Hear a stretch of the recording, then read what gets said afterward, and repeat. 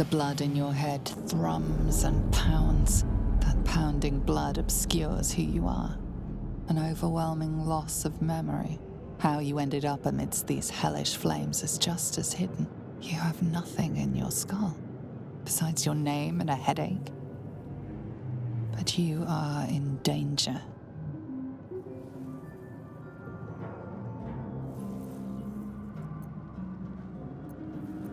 The torturer behind this cruel prank will meet your malice when you get out of here. Killing. Now that sounds like your first good idea. This is the pool that thing came from. The parasite now writhing behind your eye.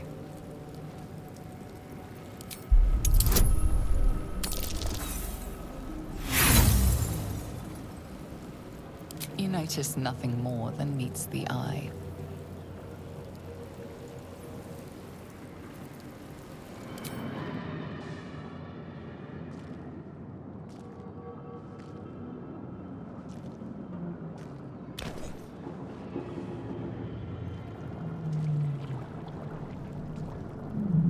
Yes, you've come to save us from this place. From this place you'll free us. The exposed brain quivers in expectation. Please. Before they return! They return.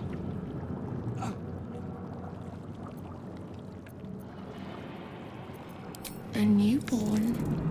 Born new from this husk. You know no creature like this. One that is more brain than person.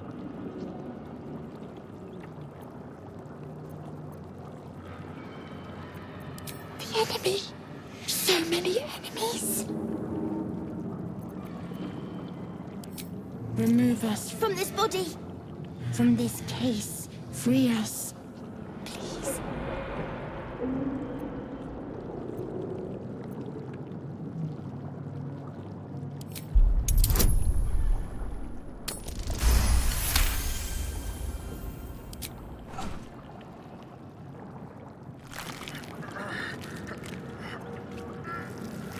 The brain lifts from the skull, but you notice an opportunity.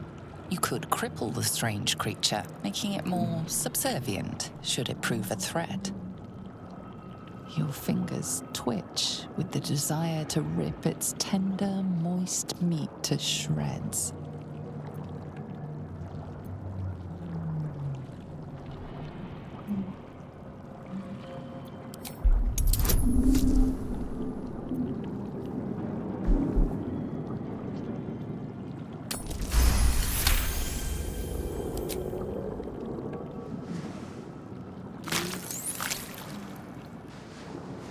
The creature seems unaware of your interference.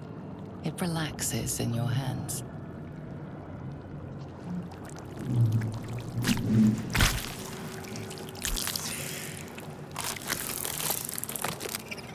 We are free. Our freedom is ours, friend. The creature pauses, listening. Something behind your eyes seizes in recognition.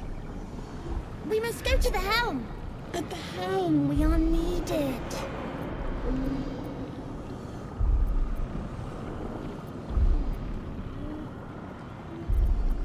To the helm we go. We are going to the helm.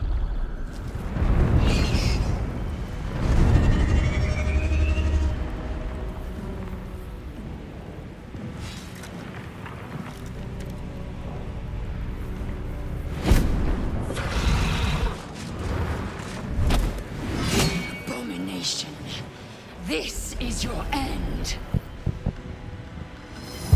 Your head throbs and your skin tingles. Visions rush past. A dragon's wing, a silver sword, and a flash of your face seen through the strange woman's eyes. Oh, my head. What is this? Skvar, you are no thrall. Vlaakith blesses me this day. Together, we might survive. We carry mind flayer parasites. Unless we escape, unless we are cleansed, our bodies and minds will be tainted and twisted. Within days, we will be Ghaik, mind flayers.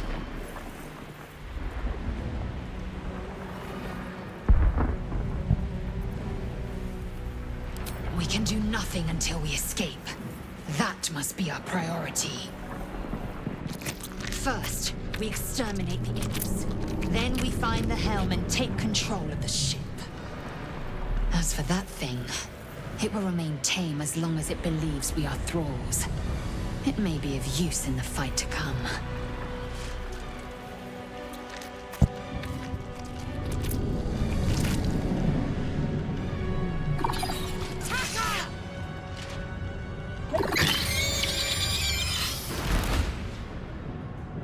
Man isn't dead, but he's totally unresponsive. You're but one step from oblivion's stupor yourself, still wading through your empty skull to think a single thought. Life flickers in his eyes, but he seems totally unaware of his surroundings. A fleeting image washes over you, an unwashed operating table, your innards without. The headache grows worse. You! Get me out of this taxi! We have no time for stragglers. The construction is too alien. Nothing looks familiar. This ship is crashing. Do you intend to die for a stranger?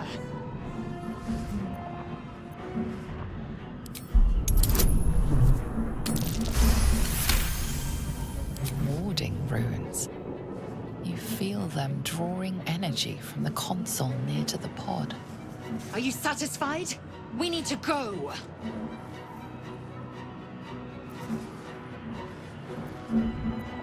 Hurry! Please! A dazed woman is trapped inside the pod. She doesn't notice you. As you place your hand on the pod, you hear something. A presence connected to the pod, commanding the person inside to change.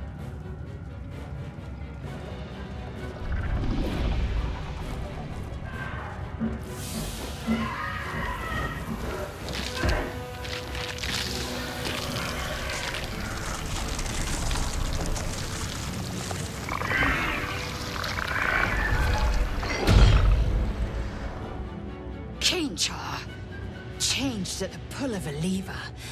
How? If we are not purified, this may be our fate. The newborn mind flayer stares at you, weak and dazed. The console appears dormant.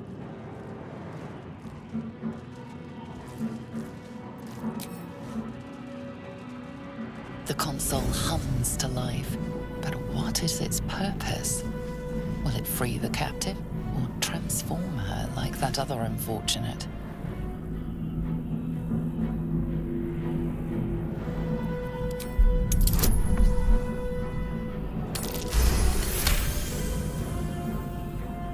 The pulsing glow and organic lines of the device make it seem more like a beating heart than a machine. This device is different from the one that caused the other captive to transform. Perhaps it will open the nearby pod.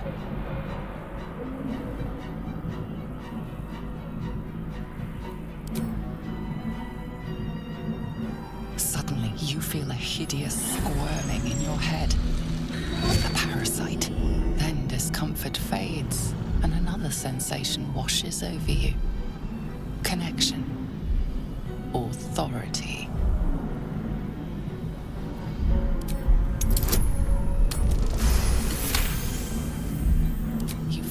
The biomechanical brain of the console process your command and yield to it. A shiver runs across your mind. You feel sated.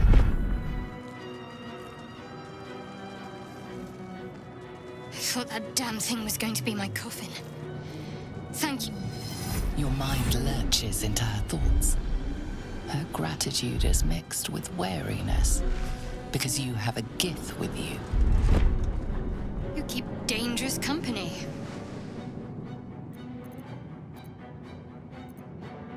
Fair point. Looks like there's plenty of fighting ahead. Let me come with you. We can get off this ship and watch each other's backs along the way. I did. It must be because of those parasites they put in us. But that'll have to wait.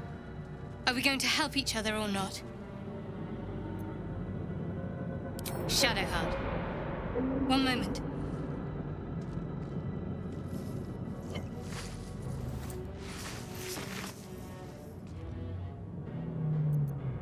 Finally. Let us make for the helm. We've wasted enough time already. She's right. Lead on. We are nearing the helm. Once inside, do as I say. Who put you in charge? I'll trust my own judgment. Yank.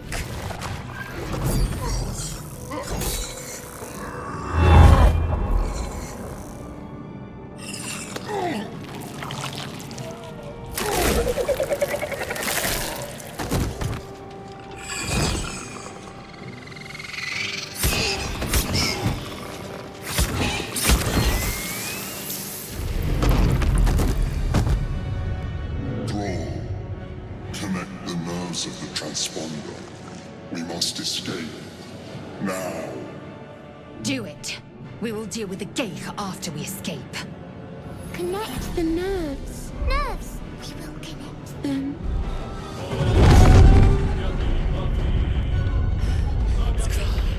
Hurry! Before they strike! The helm's alien transponder. You've made it in time.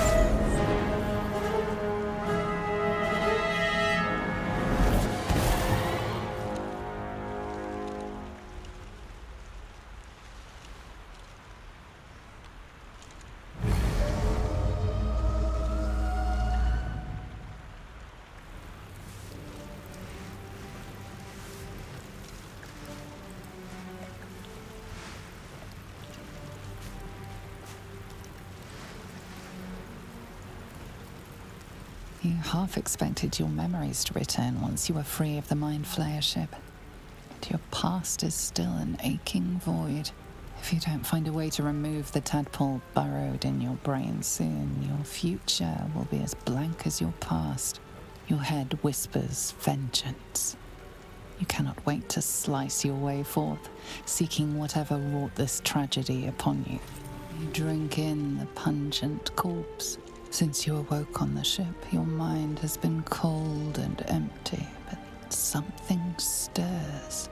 With your hands close to this body, you know nothing of why, but you find a half smile flittering across your face.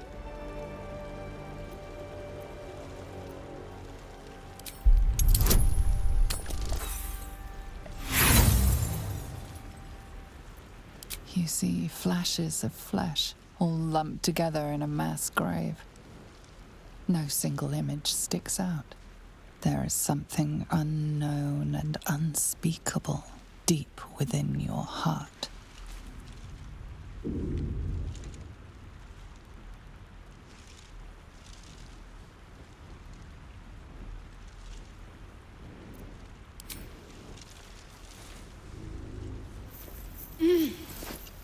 You're alive.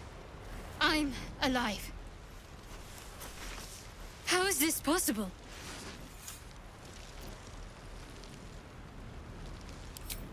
I remember the ship.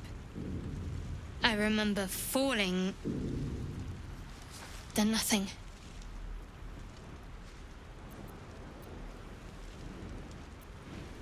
No, I don't recognize this place. But anything's an improvement on where we just came from. First things first, we need supplies, shelter, and most of all, a healer. We might have escaped, but we still have these little monsters in our heads.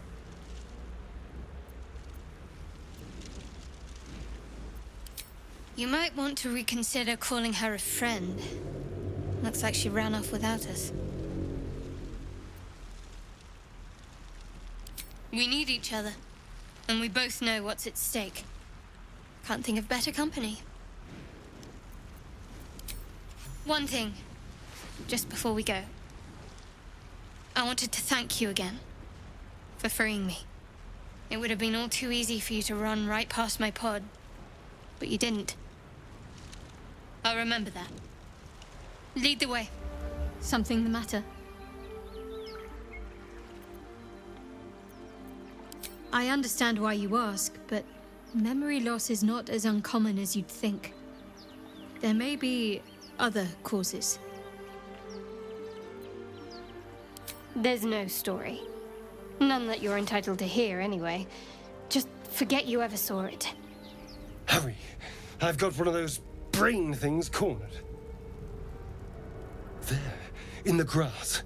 You can kill it, can't you? Like you killed the others?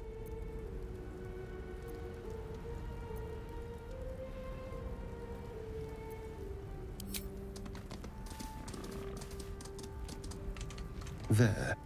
Can you see it?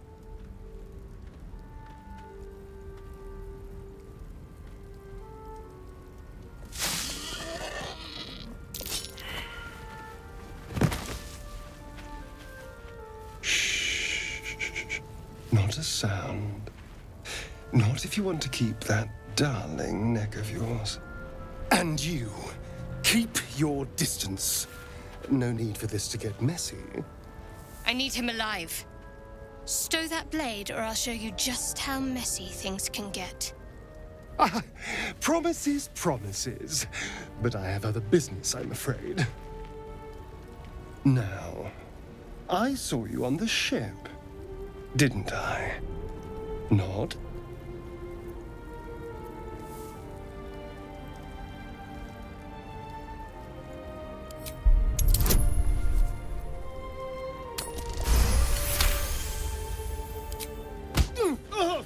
You son of a...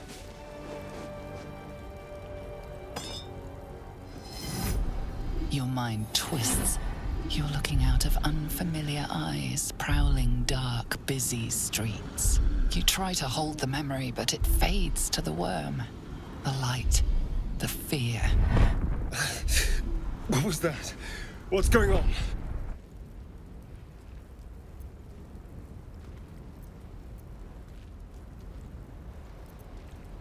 The worm.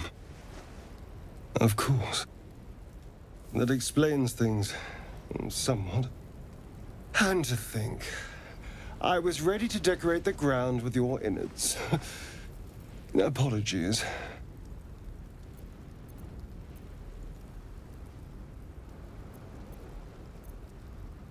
A kindred spirit. My name's Astarion. I was in Baldur's Gate when those beasts snatched me.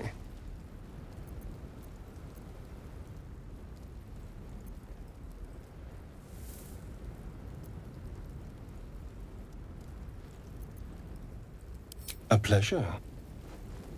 So, do you know anything about these worms?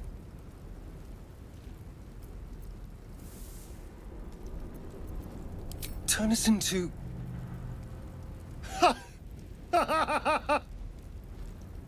Of course it'll turn me into a monster. What else did I expect? Although, it hasn't happened yet. If we can find an expert, someone that can control these things, there might still be time.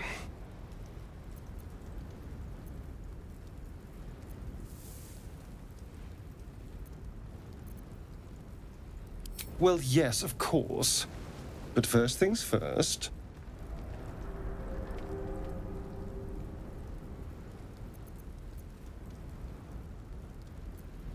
You know, I was ready to go this alone, but maybe sticking with the herd isn't such a bad idea. And you seem like a useful person to know. All right. I accept. Lead on. As he joins your side, your mind dances with thoughts of a perfect, pretty corpse. Astarion's an interesting find. Let's hope any future acquaintances don't hold a blade to your throat by way of introduction.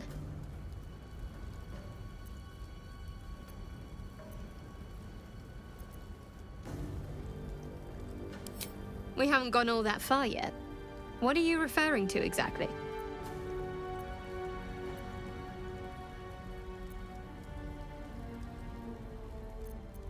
Must I? Thinking about it won't help. We know what to do, so let's do it. Find a way to rid ourselves of these things. We've no solid leads right now, though. We'd best get hunting. If you discover anything that might help us, I'm all ears. You approach the dying monster. This is the thing that abducted you. You could end its life here and now, if only you didn't feel compassion. Compassion.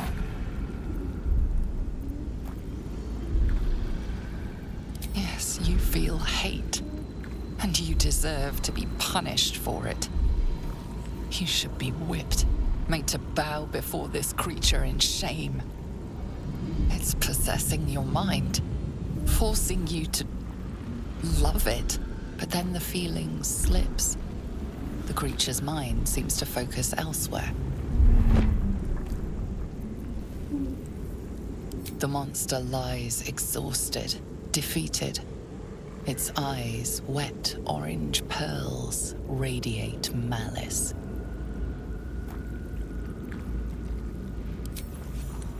You approach the sigil on the stone. Magic glitters and swirls from it erratically, as if malfunctioning. It looks slightly dangerous.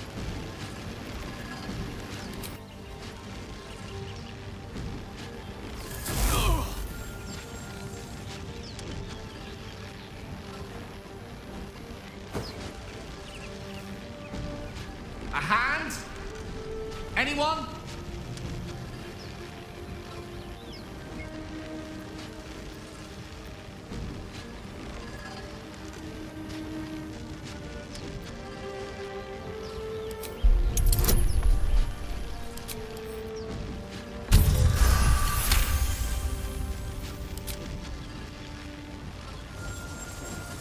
Whatever you're doing is working wonders.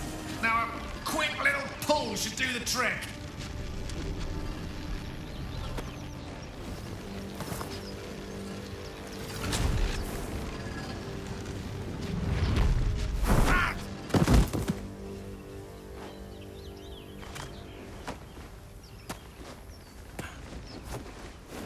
Oh. Hello. I'm Gale of Waterdeep. Apologies. I'm usually better at this.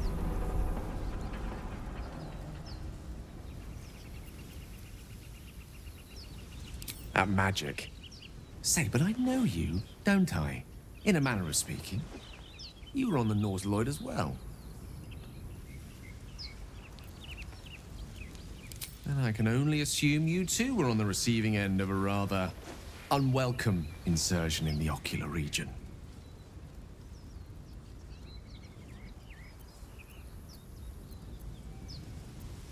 No use sugarcoating it, is there? The insertee we speak of, this parasite, are you aware that after a period of excruciating gestation, it will turn us into mind flayers? It's a process known as ceramorphosis, and let me assure you, it is to be avoided. You don't happen to be a cleric by any chance, do you? A doctor? Surgeon? Uncannily adroit with a knitting needle? You seem to know enough about our condition to realize it's beyond most clerics' skills. Most, no doubt, but I find myself hoping to be in the presence of the few. You don't happen to be one of them.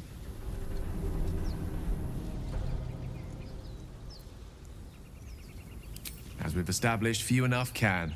It's not exactly a common affliction. We're most certainly going to need a healer, and soon, too. How about we lend each other a helping hand once more and look for a healer together? Most excellent.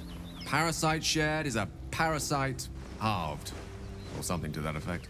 Oh, but before you think you're about to embark on a journey with most ill-mannered a man, thank you for pulling me out of that stone. It was an act of foresighted kindness, I assure you.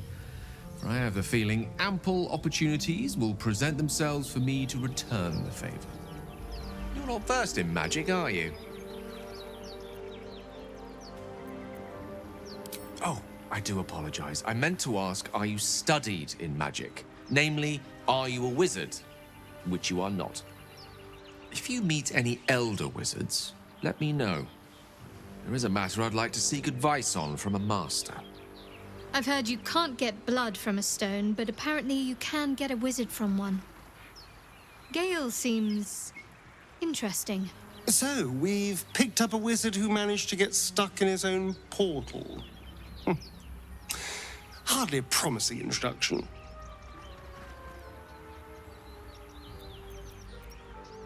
Oh, what's to tell? I'm a magistrate back in the city. It's all rather tedious. Go ahead. I'm listening. Memory loss isn't usually a symptom of ceramorphosis. If it is, they've forgotten to write it down in any text I've read on the subject. Then again, our case isn't exactly usual. Perhaps whatever's causing our tadpoles to remain in stasis has also affected your mind. If ceramorphosis takes place, all trace of your former self will be subsumed into the Mind Flayer's hive. So, to still be here, if a mite forgetful, still a win in my book.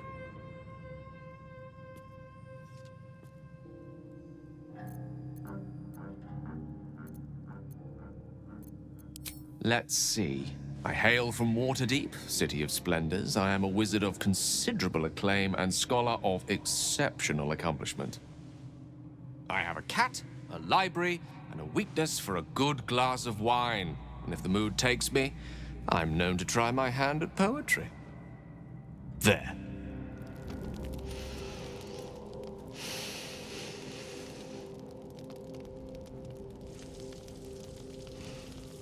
Go to hell.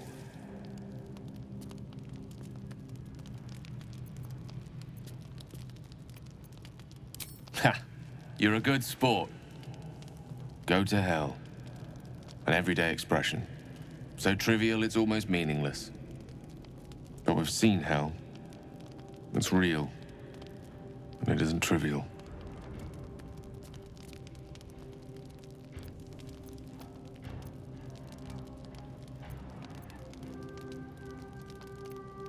Devils, dragons, mind flayers. They used to be abstracts. Pictures on a piece of paper. What a difference a day makes. Now we have tadpoles slithering through our heads like carnivorous feti. That's not abstract.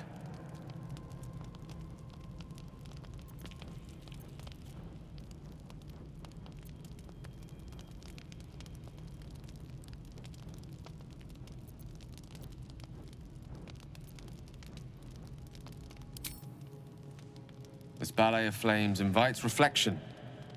But you're right. Let's be up with the lark. Find a healer before the wee one gets hungry. Your magician seems dour tonight. Must not relish the idea of sprouting tentacles. Understandable. Can't say I'm a fan either. It's just hard to join in when all of this feels so new. The night normally means bustling streets, bursting taverns. Curling up in the dirt and resting is, a little novel.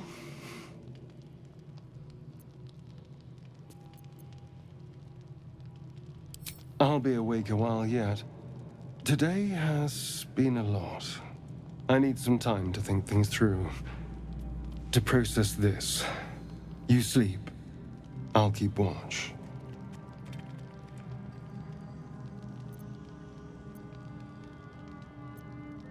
Suit yourself. Sweet dreams. Doing the rounds, are you? You'd better get some rest. What were you two talking about?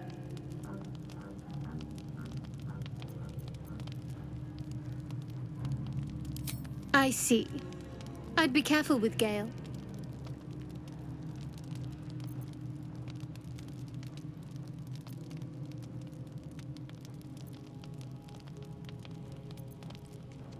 I was merely making an observation. You seem reliable. I think you know how important it is that we find someone who can cure us. Best if we focus on that.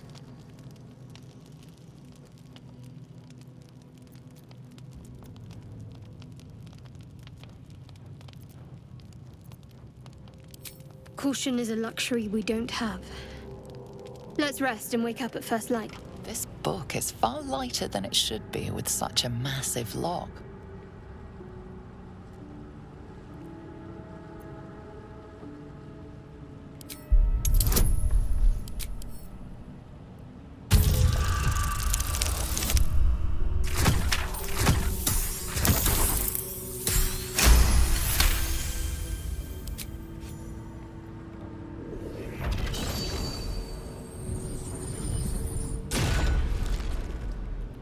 As the lock opens, weak magic pulses from the book.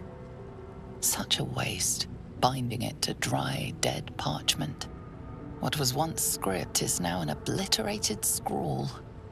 You have a sense these are names, a list. But of what?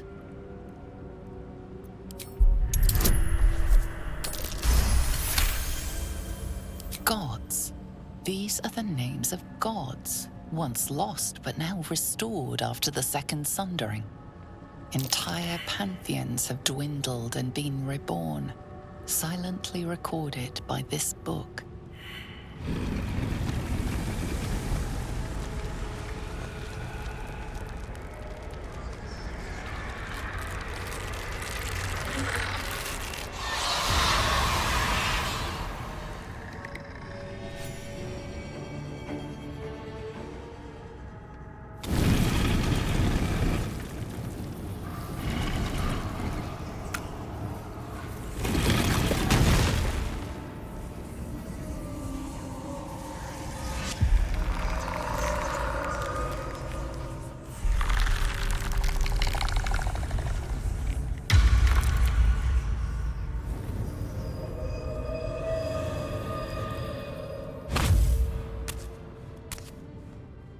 So he has spoken, and so thou standest before me, right as always.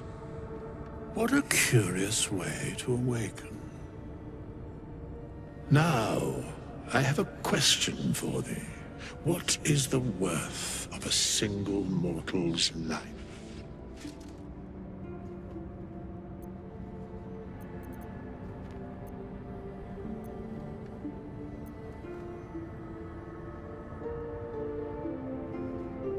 Because that would be senseless. Wilt thou answer my question? So, I ask again, what is the worth of a single mortal life?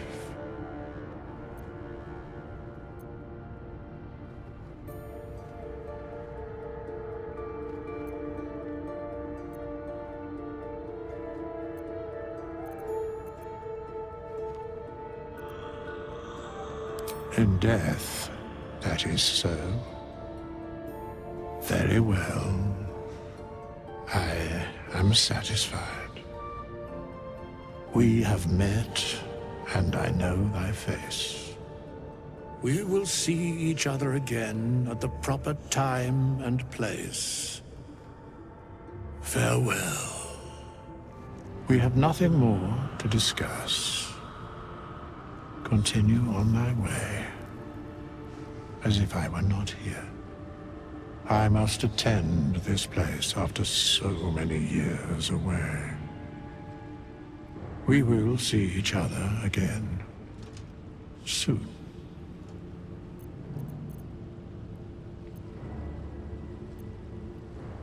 The mechanics of fate would be difficult to explain to one such as thyself. Regardless, it will occur. You're both twice as tall as me, but have half the bloody backbone! But we don't know what that thing even is. And what about the crypt? I'm telling you, it's a ship. And the crypt can wait. Mari and Barton have been trying to break in for days. Now we... Stop! Got ourselves competition already. That's our ship.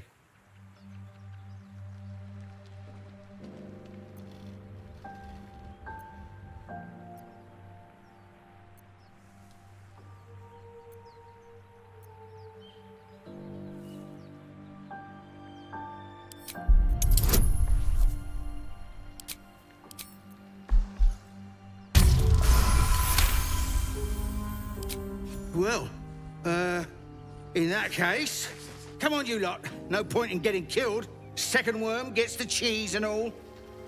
Second mouse gets the cheese, no? Nobody's getting any damn cheese! Now move it! Why do you give a look? Everything all right out there?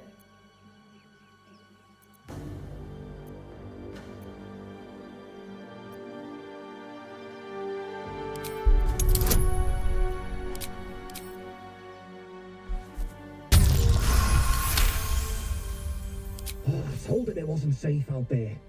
Get inside and I'll rustle up some bandages. Zoru was right. Yellow as a toad, twice as ugly. The thing's dangerous. Leave it for the goblins to kill. And if it escapes, how will you... Oh, a guest. Your skull pounds in response to the prisoner's white-hot stare. Her lips don't move, yet you hear her voice. Get rid of them.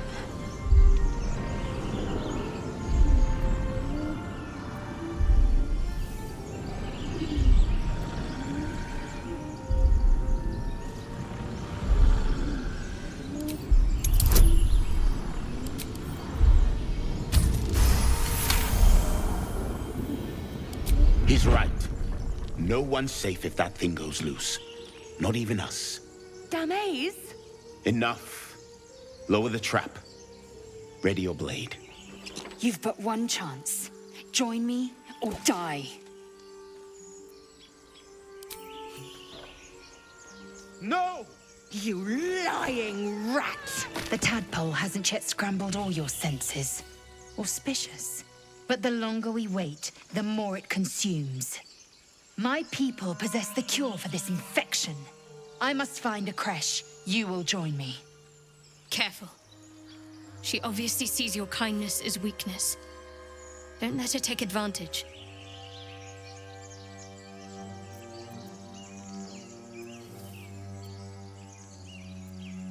It is many things. A hatchery, a training grounds, a shelter. Githyanki protocol is clear. When infected with a gay tadpole, we must report to Augustil for purification.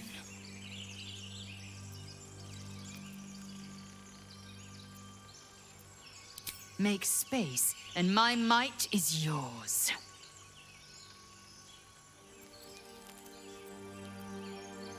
The mind is strong, but the knees, well, they are a little sore. I'll gladly put my feet up. Good. Our victory is most certain. You have made an ally from Creche. Few know such fortune. Call me Lae'zel. I'll trust your judgment, but I won't trust her. Not until I've gotten the measure of her. You've a sharp tongue, elf. Would that your mind proved its equal. Half elf. I suppose the finer details are lost on a creature like you. Come. The Horned Ones mentioned a camp. One there, this Zoru, has seen Githyanki. A Creche must be near. We will ask this Zoru where he has seen my kin. Lae'zel has a dangerous look in her eyes. Let's just hope she reserves those impulses for any common foes. I am enjoying the latest addition to our little group. Lae'zel is delightful. In a very look at me twice and I'll dismember you kind of way, of course. Chatter already, Tusky.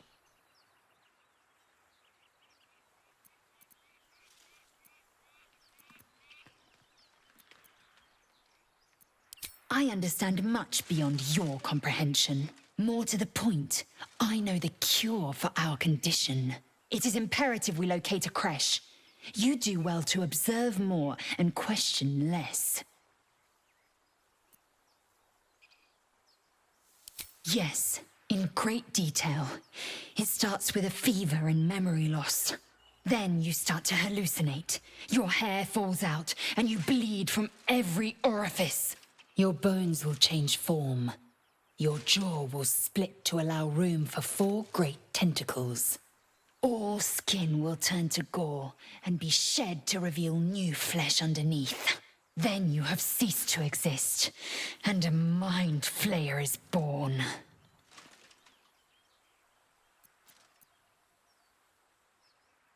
Words forged in steel. May your actions express the same metal.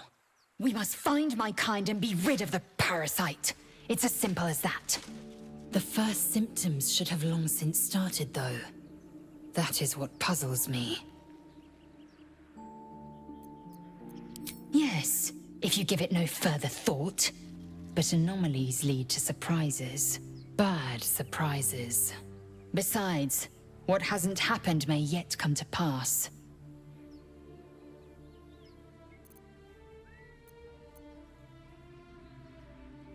Ceremorphosis takes all of you.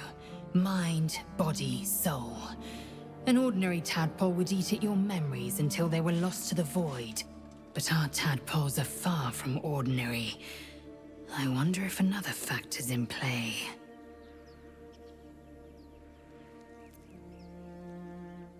I expect I am your first.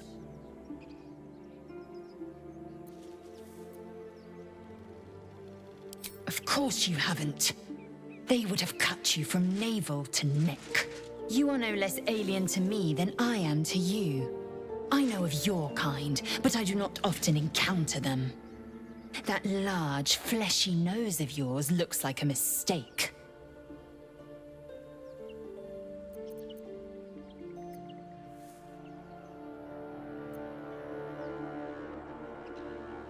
Yes. Best to keep quiet, lest any drivel leak from your lips. No matter. I do not intend to stay long in this place. A Githyanki joining our company. Not a collaboration I'd have anticipated, but a welcome one nonetheless. We meet again, as predicted. I shall be here in thy camp, for whenever thou hast need of my services.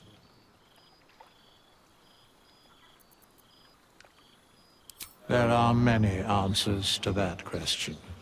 None are important. Correct. No. A mending of the threads between life and death. Should thou or any of thy compatriots perish, I will cleave soul to body once more. Because it is my calling, there is little else to explain.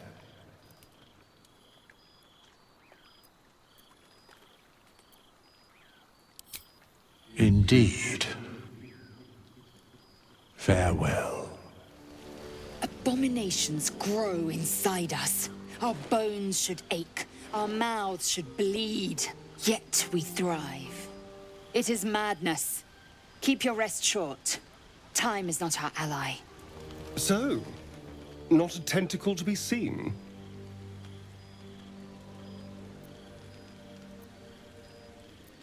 Yet. Of course, first sign of change, and I'll have to stop that pretty little heart of yours. I am open to suggestions.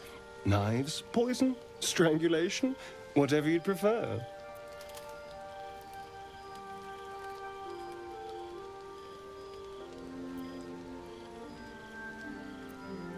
Don't be so pig-headed. I'm being practical. How much damage will you cause if you transform? How much blood can you bear to have on your hands?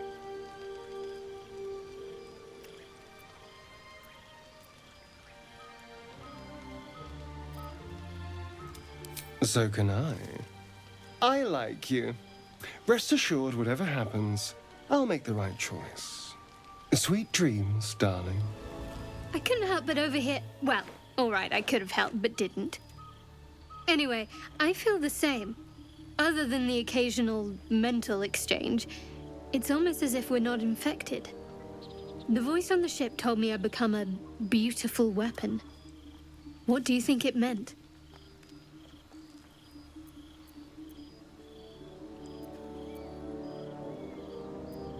Whatever they were, those plans were interrupted by the dragons. Either way, we can't take the lack of symptoms for granted. We have to find a healer. Well, I've said my piece. Get some rest.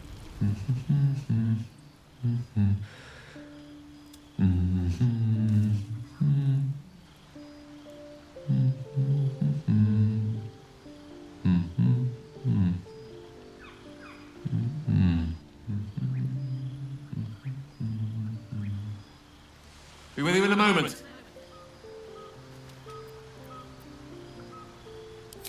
A gentleman's only as dashing as his least groomed locus. Be that as it may. Ceramorphosis. What does it make you think of?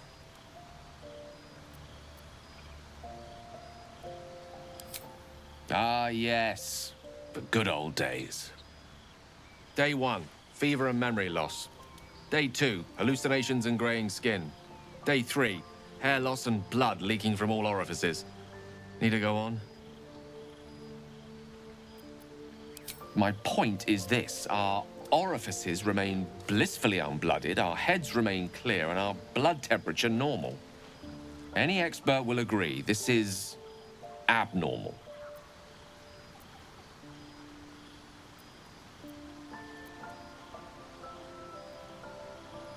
Yes, but that doesn't quite explain little old me now, does it? What is happening, or rather not happening to us, is entirely undocumented.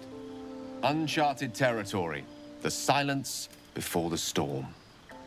Something to sleep on. We should get some rest.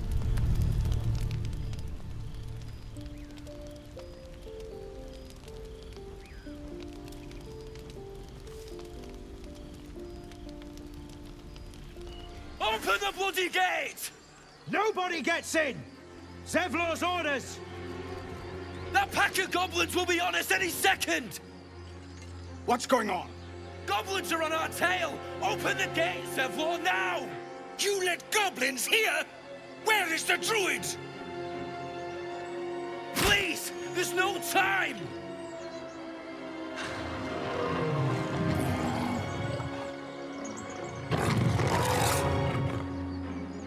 By the 9 hells! Open the gate!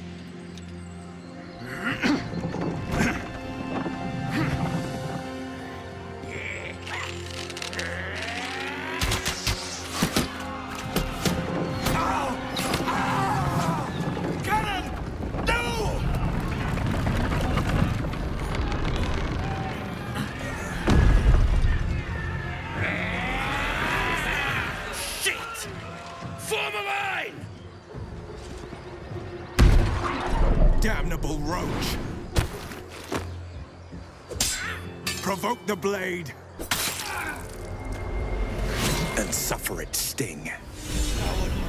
That was the last of them. Inside! All of you! More may follow! Open the gate! There are children here, you fool! We was running for our lives. You led them straight to us, and you let them take the druid too? Unbelievable!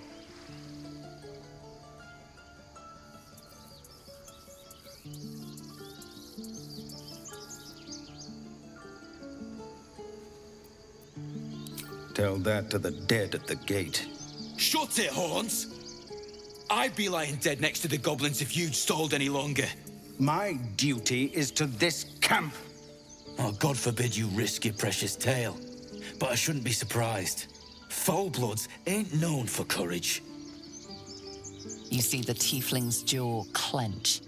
He's about to erupt.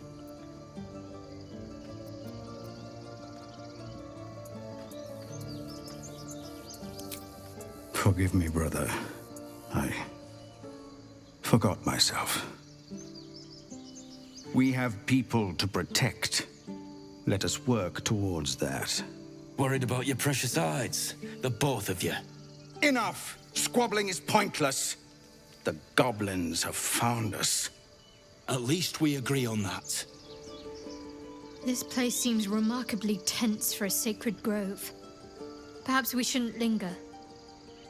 But let's at least see if there's a healer to be found, first of all. Forgive that display. Aradin's a blowhard, but that's no cause for me to join him. Thank you for your help out there. I'm Zevlor. Well met. I should warn you, visitors are no longer welcome in this grove. Whatever your business, I'd see to it quickly. The druids are forcing everyone out. This attack will only strengthen their resolve. There have been several attacks by different monsters. The druids blame us outsiders for drawing them here. Nobody's welcome anymore. They've started a ritual to cut the grove off from the world outside. We can't stay, but we'll be slaughtered if we leave. We're no fighters. Goblin got you. The druid Halsin's a renowned healer, but he didn't make it back from Aradin's expedition. If it's not too serious, you could try his apprentice Nettie. She's with the other druids in the inner grove. They've withdrawn there to prepare this damn ritual of theirs. We're refugees from Elturel. We took shelter here after gnolls attacked us on the road. We were bound for Baldur's Gate, and it was too late to turn back. Elturel had no place for tieflings after the Descent. The Descent, an infernal conspiracy that had seen the entire city of Elturel briefly dragged to the Hells.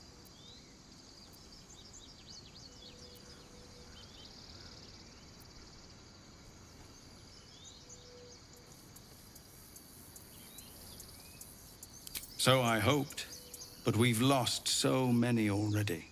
And more will die if we're forced out again. I've tried.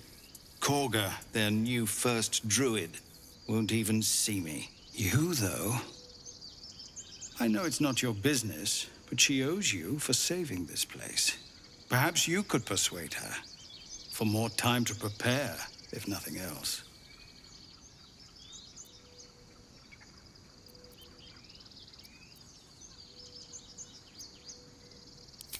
Turning your back on the needy to save your own skin? Maybe we'll get along after all. I understand. I can only thank you for the help you've already given. If you'll excuse me, I'd best get my people moving. Well, this seems like a lovely little spot. The sense of impending doom aside. That was close. Every Githyanki has held a sword by age 6 and claims their first kill by age 10. Yet these tieflings claim barely a single warrior among them. It's a wonder they've survived even this long. Refugees, adventurers, No one in years, and suddenly we're overwhelmed. Well met. And thank you for beating back those goblins. Most brave of you. Is there anything you need? Act fast if you do. The ritual will be complete before too long. I know it's drastic, but more monsters seem to terrorize this region every day. We druids will be safe. As for those that took refuge here, well, may Sylvanas guard them as they continue their travels. I don't want this to happen either, but Korga makes the decisions. I can do nothing but pray to Sylvanas in the hopes that he'll protect them. You don't know Korga. She won't listen. I'm truly sorry. Hells! We can't just leave. They're kin! I'll not gamble our lives, our futures, on people who are as good as dead. We must leave for Baldur's Gate at once. Can we all just take a moment, please? What's the point in blazing spells if we don't bloody use them? We should stay! These people aren't fighters. We can help! Or yell louder. That's fine too.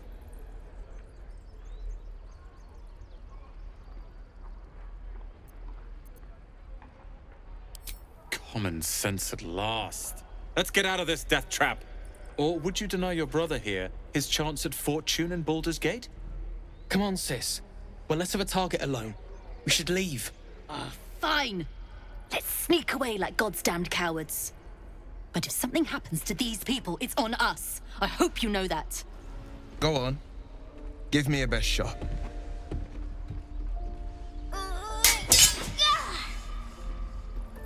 Not bad. Again.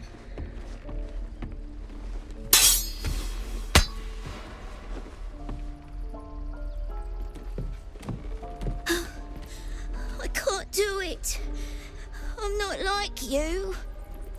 Umi, I don't need you to be like me. You just have to buy enough time to run. Come on. I believe in you. You can do this.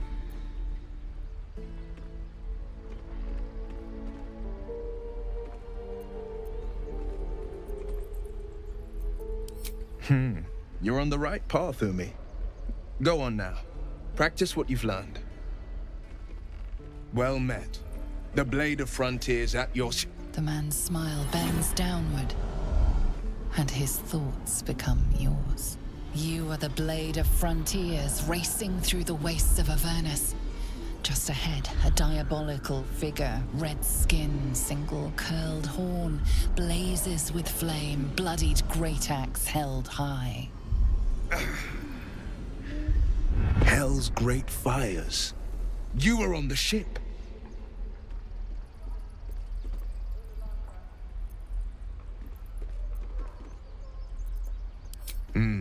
Doomed to shed our skin and become a lithid, or so the stories go.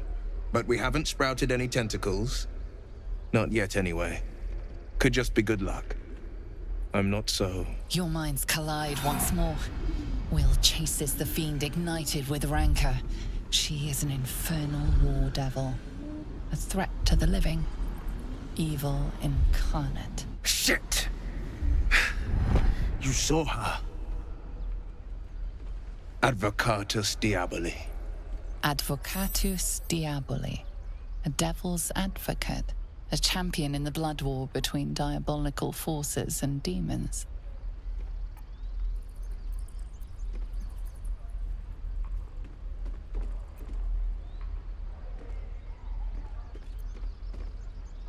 A fiend makes for poor company, unless it's been stuffed and mounted on your wall. Her name is Karlach, an archdevil soldier I swore on my good eye to kill. I tracked her through the hells to the Mindflayer ship, but the damned Illithids infected me before I could end her. She's out there now, preying on the innocent. I don't kill her, she'll leave behind nothing but a trail of corpses.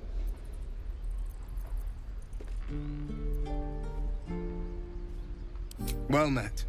And call on me if you find a fix for this affliction of ours. Might even join you once that devil's met my blade. Step, parry, strike, damn it! It's just not landing.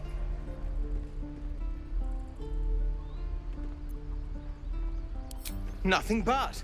Goblins in the wild, out for blood, and the druids in here looking to kick us out. Or worse. We need to be ready for a fight, but I'm useless with a sword.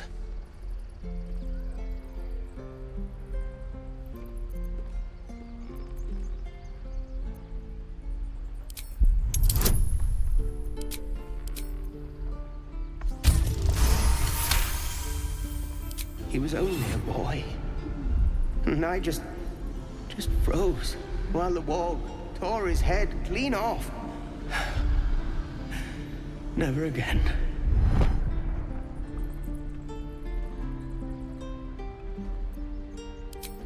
You're right. I need to clear my head.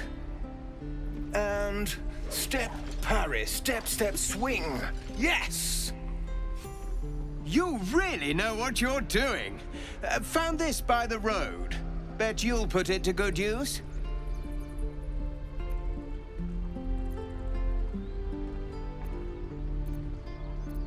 Oh, yes. I'll bite my tongue when the time comes. The Blade of Frontiers. What a thrill for the children. They're tough kids. Smart, too.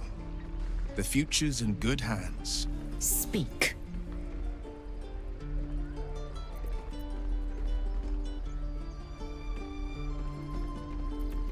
Many a good warrior savors the scent of blood in the air. There's no shame in a capricious murder now and again. Too many, though, and you waste energy and dull your weapon. My suggestion, attack with purpose and savor your kills. And if the urge proves too much, well, I'm sure we can find you a goblin or two to carve up. By Mordai's eyes, another one. My friend's blood not enough. Come to rip me open too. In Creche, a formal greeting begins with a bow. Is this monster with you?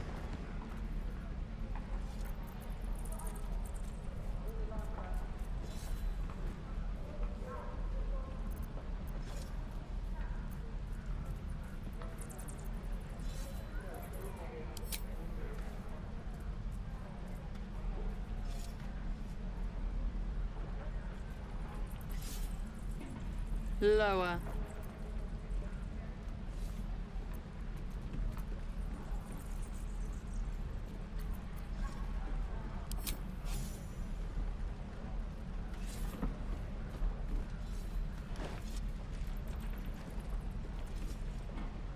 You saw another Gith. Where? On the road to Baldur's Gate, near the mountain pass. Saw us before we saw it. Jammed its blade through Yul's belly. Straight to the other side. No twisting. Kin must have been in a hurry. The map. Show me.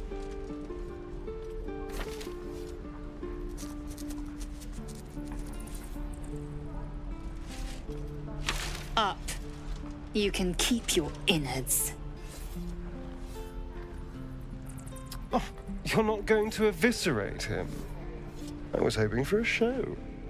Cool your blood. I'll indulge you soon enough. You ain't gonna shoot me. Your hands are shaking. Put it down.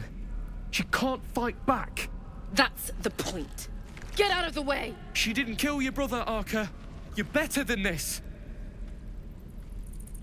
Your mind wanders. If the crossbow bolt shot through her mouth, would she taste the metal before she died?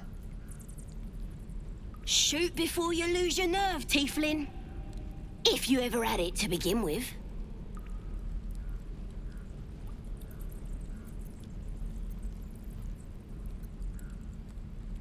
Doesn't even matter if you kill me. I'm chosen by the Absolute, I am. I'm blessed. Here it comes, you little beast. Your kind proves compliant. A useful trait. I warned you, didn't I? You ought to reconsider keeping her around before she causes real trouble.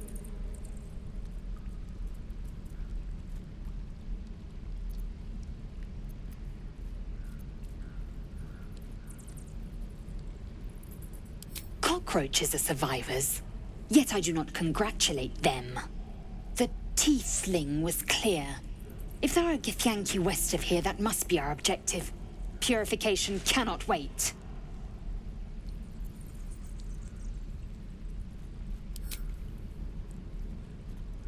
I am unfamiliar with the...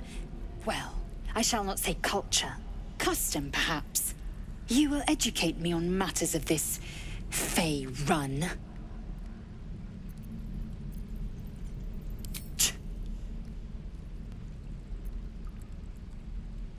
The Creche holds the Zaithisk. It will cleanse us of the parasite. By covenant, I can say no more. Please, leave us be. This isn't a good time. It's fine, Memlos. That goblin won't be the last.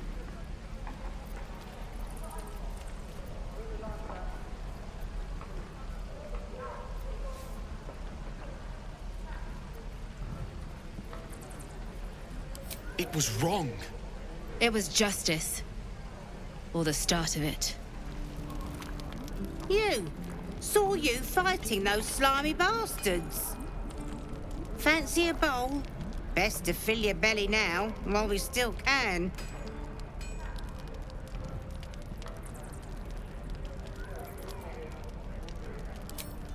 Look, it ain't much, but it might make all the difference. The only way we'll make it to Baldur's Gate is to run, and run hard. If a gnoll catches your scent, you'll need every bit of strength. Trust me. Ah, if it isn't the talk of the camp. Thank goodness you came along when you... Oh. You're twitching something fierce, love. And your eyes. You look like you don't know the meaning of the word sleep. Auntie Ethel will sort you out. I've lotions and potions galore.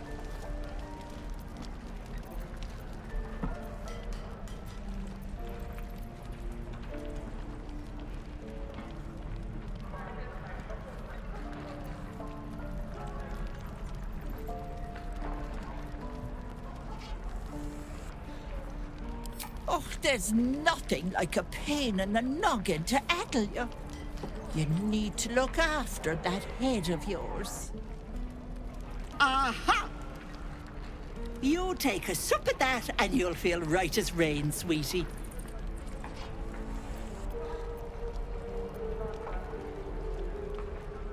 Well, that depends. What's wrong, lovey?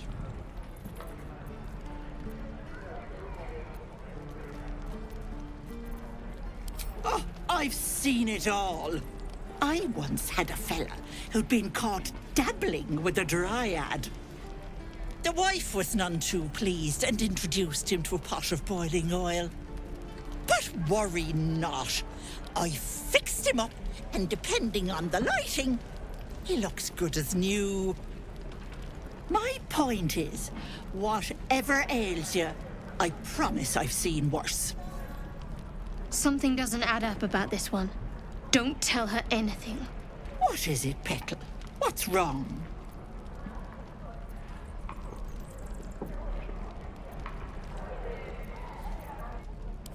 Then let old Auntie Ethel have a look at you. First things first. Tell me what's at you.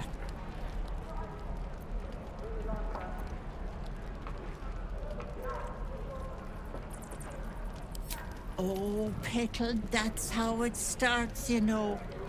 Thinking is only a step away from doing. Were you hurt recently? An accident of some sorts? That could explain things.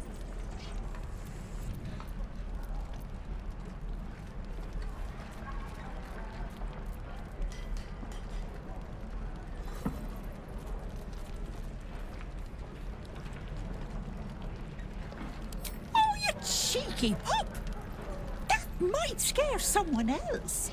But I know what naughty boys need. A bit of love and care. If I was back in my tea house, I'd make you a cuppa and tell you to put your feet up. Alas, here I can only tell you to be kind to yourself, Petal. And Encourage you to browse my bits and pieces, of course. Let me know if anything catches your eye. Myself included. If it ain't the fearless Goblin Slayer, you sure you want to be seen with me? I ain't exactly popular with this lot.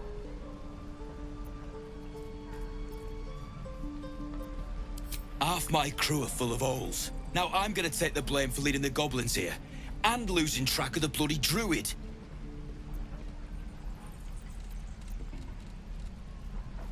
They chased us, all the way from the ruins we were poking around in. Aye. His name's Halsin. And if he's still alive, he'll be cursing the day he laid eyes on me. We've got a contract to track down some relic, and he wanted in on the job. Eyes lit up when he heard about it. Didn't work out, though. Goblins got him when we were turning tail. He's either digging latrines or boiling in a cookpot by now.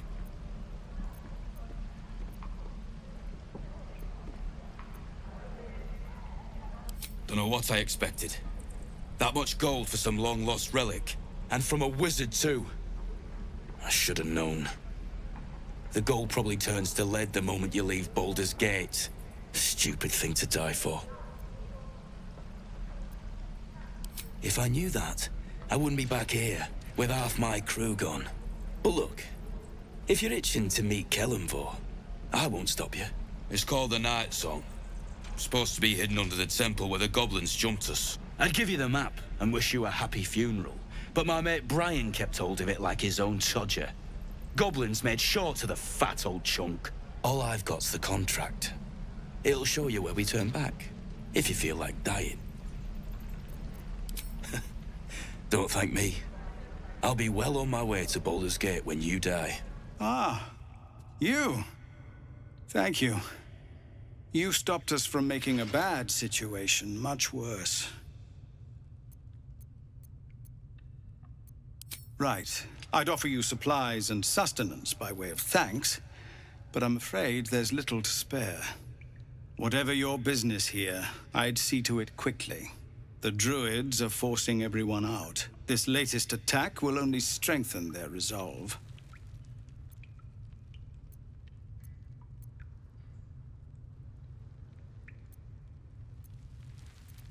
There have been several attacks by different monsters. The druids blame us outsiders for drawing them here. Nobody's welcome anymore. They've started a ritual to cut the grove off from the world outside. We can't stay, but we'll be slaughtered if we leave. We're no fighters. We're refugees from Elturel. We took shelter here after goblins and gnolls attacked us on the road. We were bound for Baldur's Gate, and it was too late to turn back. Elturel had no place for tieflings after the descent.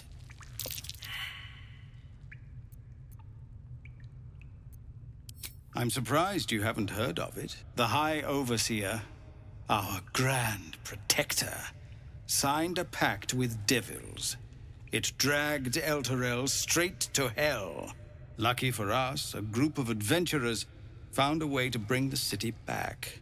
Afterwards, people looked at us and just saw devilkin. No different from the druids here, really.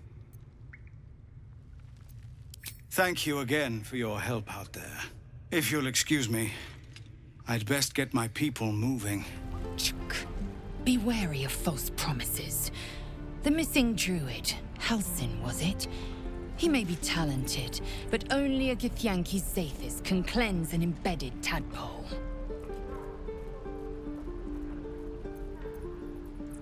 Entirely. I was as devoted to my studies as I was to my training. Each Creche contains a Zathisk purification device. So I learned from the writings in the Kalir Library. The library was a gift from Vlaakith herself, that we may gain total understanding.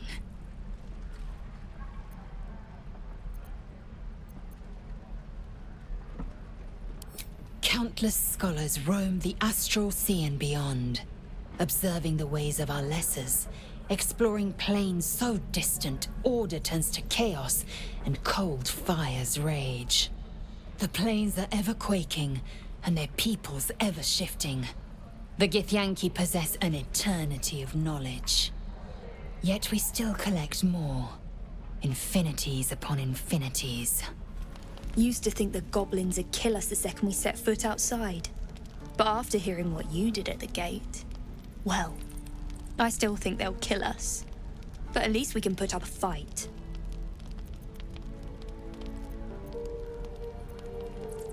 We're tougher than we look. We've survived persecution, survived Avernus. Who knows? Some of us might even make it to Baldur's Gate.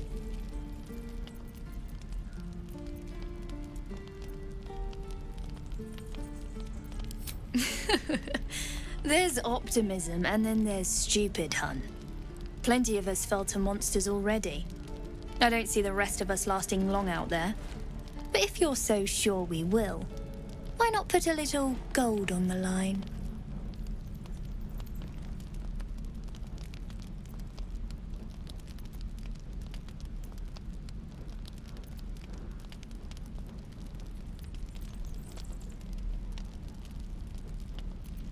No?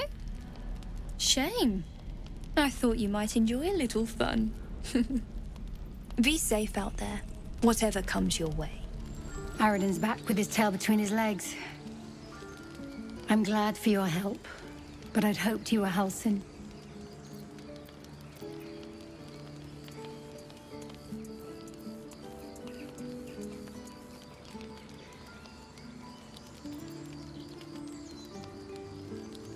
Fair enough. Didn't mean to get too friendly. If you want a healer, look to the druids.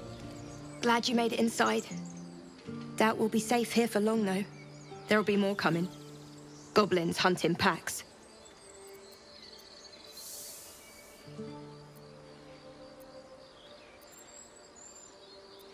Maybe, but we're not fighters. If they broke through, it'd be a massacre. The sooner we leave for Baldur's Gate, the better. If the road was clear, a 10 days walk, maybe? But while the goblins are out there, it might as well be the other side of the world. Glad you were here for those goblins. Picked one off yesterday myself. Shot her through the throat. Well, that should have killed her, but she kept gasping. Clawing at the arrow.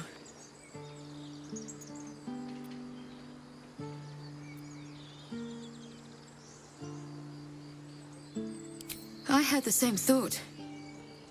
And it's just going to keep happening. Freshly turned soil shifts beneath your feet as you approach the grave.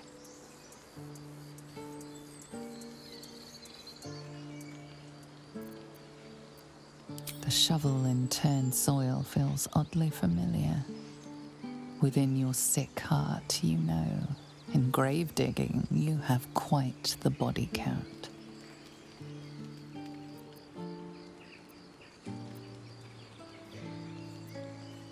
You can remember only the mangled orgy of dead flesh you've dug up, but not a single name or face. You have good timing. Never been much of a fighter, so wrestling a bugbear would have gone poorly. But you're not here for heroics, are you? Avernus's stench is all over your skin. Let me guess. Your devil mistress sent you to get her soul coin back. Too bad. I earned it, fair and square.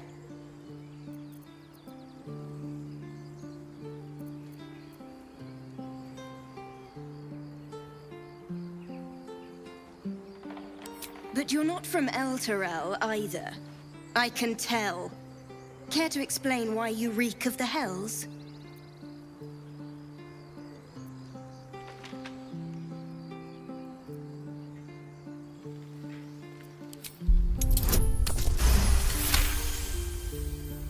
Well, that's quite the story. And I thought I was doomed. Now I feel sorry for you. Here. Take this.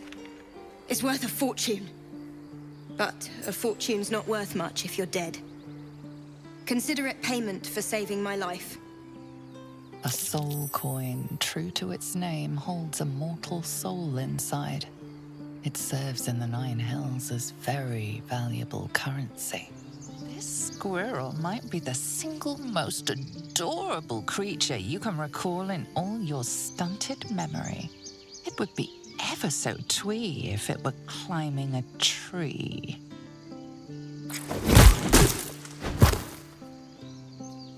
Do you always take on such terrifying foes? You stare at the body before you. You have no idea what just happened.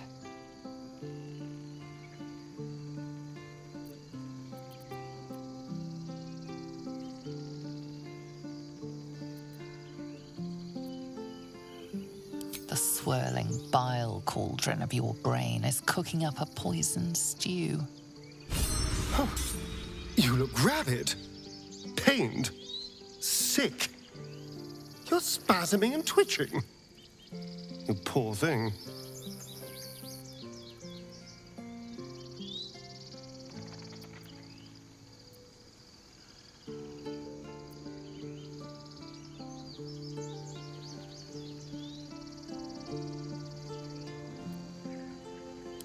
The norm is to keep dirty thoughts like that to ourselves, but do carry on.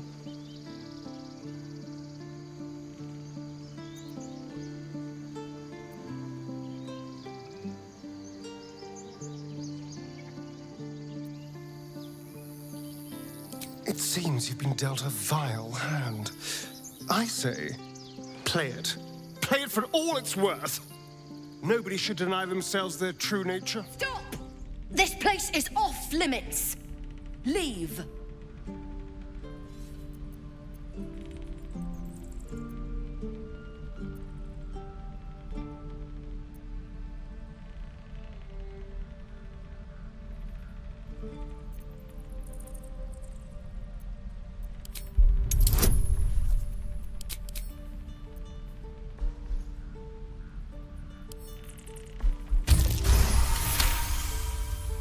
You note her grimace of pain.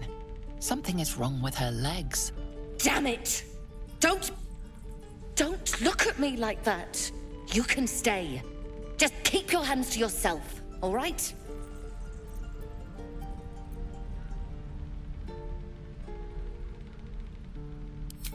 Relax. I'll be up and about once this potion... Wait. What in the nine hells happened to your face? Are you all right?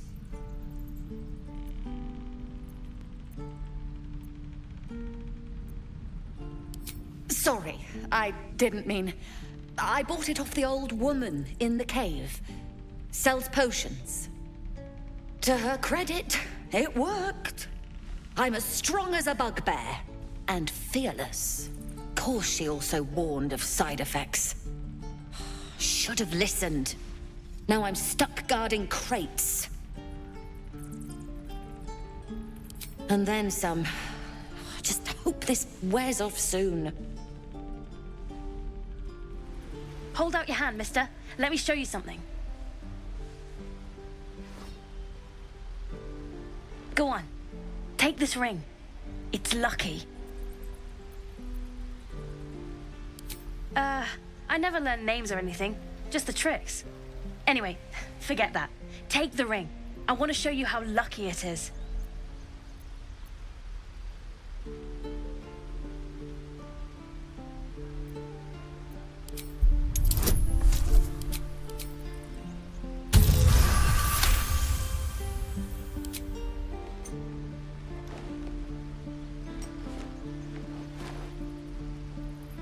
Weeping, bleeding hells!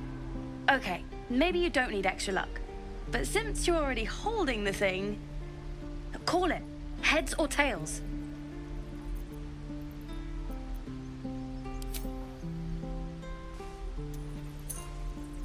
Heads it is. See? That's the kind of luck you get from one of my lucky rings. I've got more where that came from. Real cheap, too. Interested? I don't know what you mean.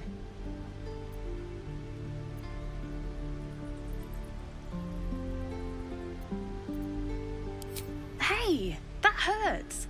I'm running an honest... Okay, what's a tinker's trash? Uh-huh. Huh. Interesting. And I promise, this isn't a tinker's trash scam. Look, I swear to you, these rings are the real deal. I promise, I'm not running a scam. Last chance. You want to look at my stuff or not?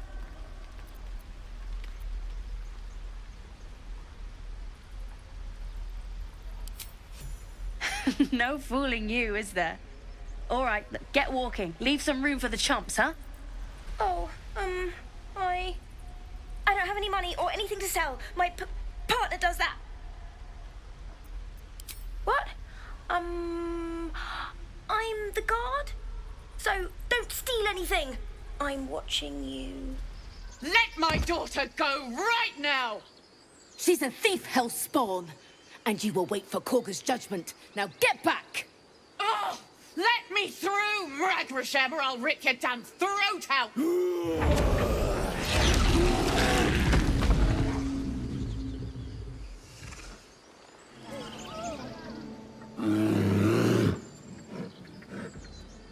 Come, Magrin. Give him a chance.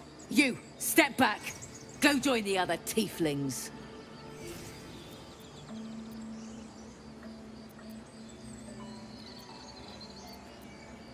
Keep back. Force my hand and I'll show you its claws.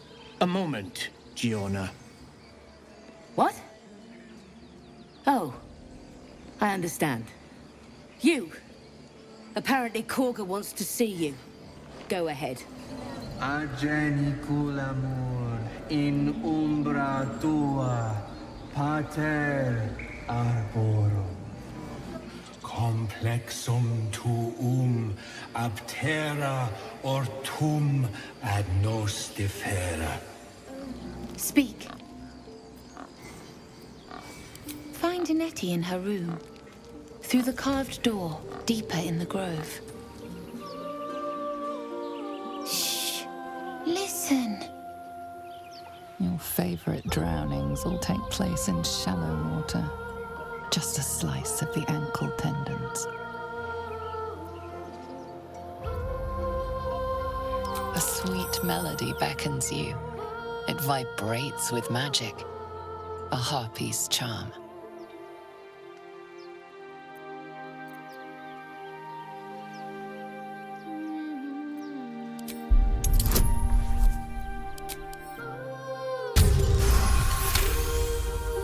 The suffocating yearning suddenly fades as the spell breaks. You are free.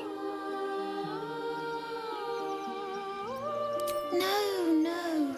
It's just a bit of water. I only want to listen. Just a little closer.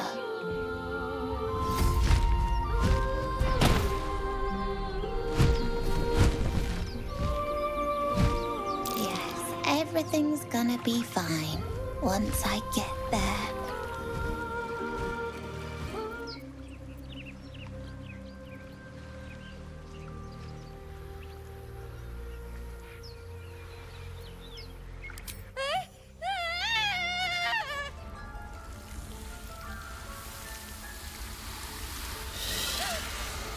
Please. I'm sorry. This is madness, Korga. She's just a... A what, Wrath? A thief? A poison? A threat? I will imprison the devil, and I will cast out the rest. A death viper. You have milked their poison before. A single drop of it could kill that child in a heartbeat.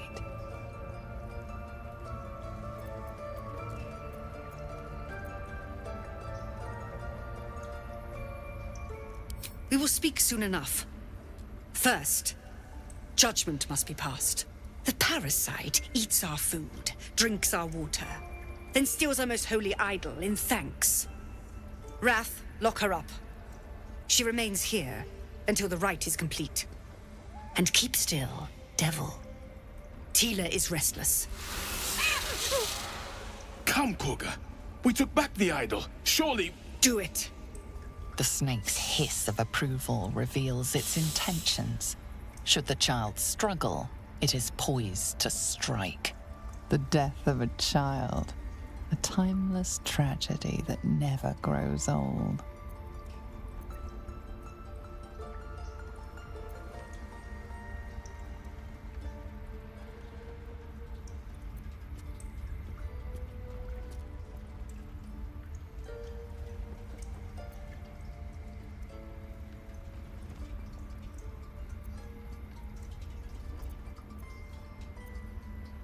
Her life matters more than satiating your dark fantasies. You focus, and they're gone. But clearly this child's life is in danger.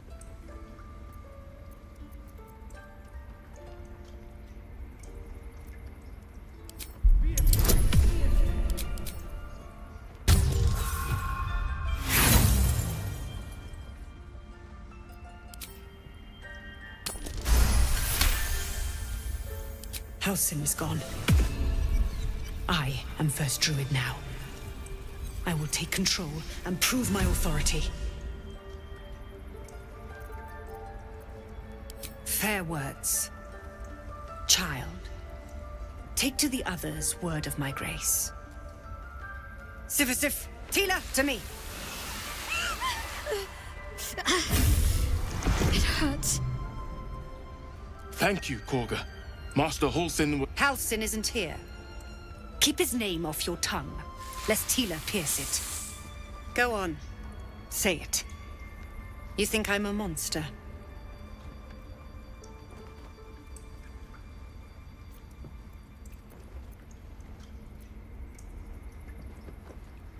First, you urge grace. Then you speak truth. To think a devil could surprise me twice over. A shame the grace period ends. The Viper's fangs have been bared. She must guard her brood. No matter. I took back the idol of Sylvanas, and the rite is resumed. We will seal the grove, free from harm, free of intruders.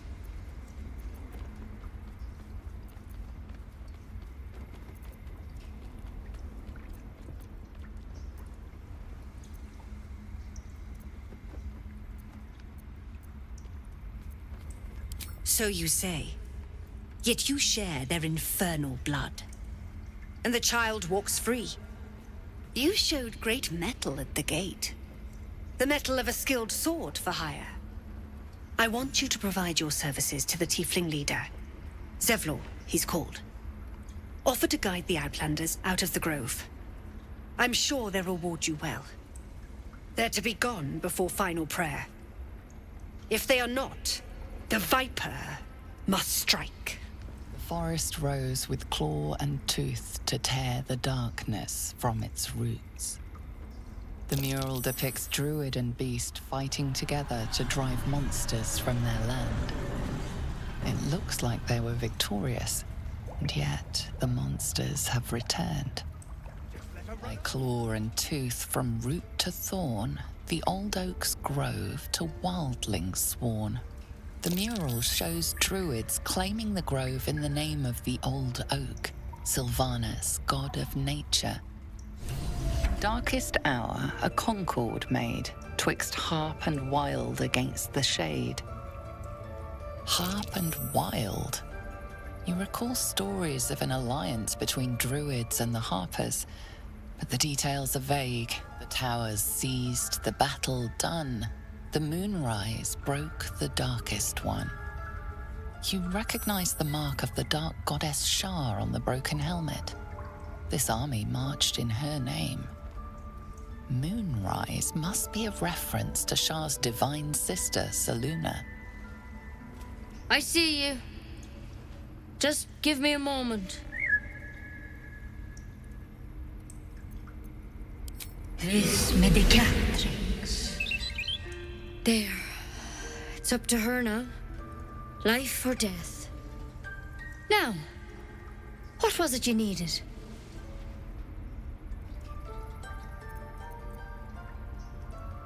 I do what I can.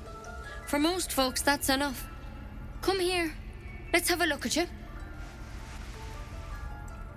You seem healthy enough. A bit tired round the eyes, maybe.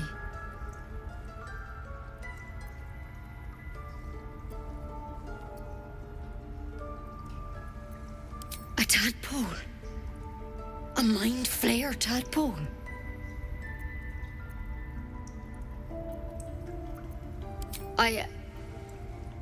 I'll do what I can. Come, follow me. I might be able to help. This one had the same problem as you. Attacked us in the woods together with some goblins. Tadpole crawled out of his head soon after.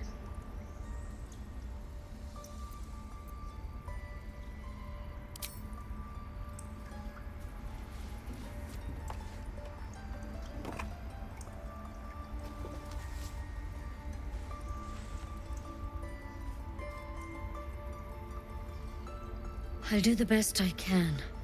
I'm no Master Halsin, mind. He'd have your tadpole out like that. Still, we have options. All right. Let's see what we can do.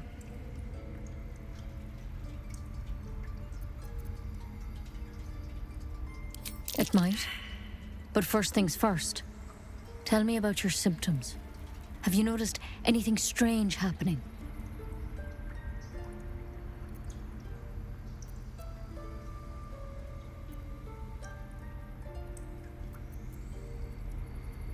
Victims can identify each other.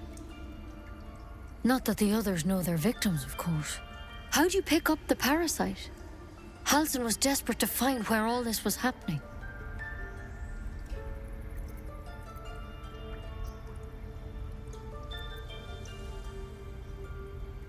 A mind flayer ship? But Master Halsin was sure. Look, you've been straight with me, so I'll be straight with you. You're dangerous. If you transform here, we're all dead. But you seem like a good soul. You deserve a chance to save yourself. This is a vial of wyvern poison. Swear to me, you'll swallow it if you feel any symptoms.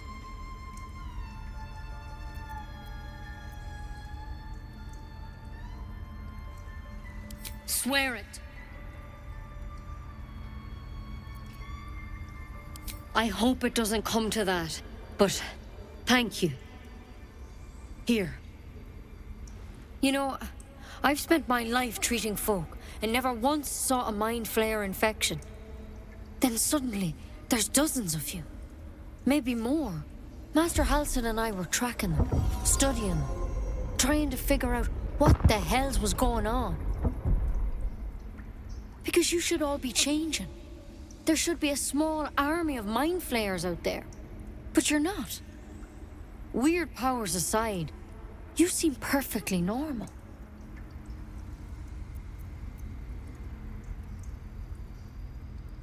For one, that thing in your head is like nothing we've ever seen from mind flayers. It's one of their worms for sure. But this one gives you powers.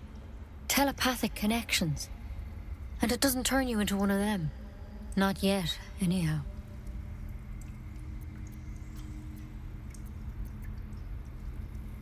Hard to say, but there's a lot we don't know. Infected, folks like you, have been converging on an old temple of Selûne, and I've no idea why. When Master Halsin heard the adventurers were heading that way, he saw a chance to get answers, joined on the spot. Whatever he found there, he didn't make it back. I think so. I hope so. I've sent birds to find him, but they can't get close without goblins trying to shoot them down. You, though, you're one of them. Technically speaking, I mean. They won't kill someone carrying their parasite. If you can find Halsin and get him out of there, we can discover what he learned. And perhaps he can save your life. How's that sound?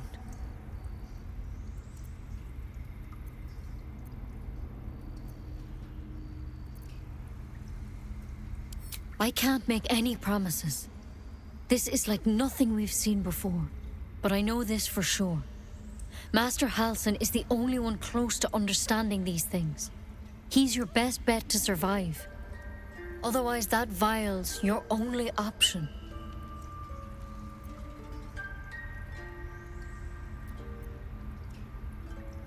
Thank you.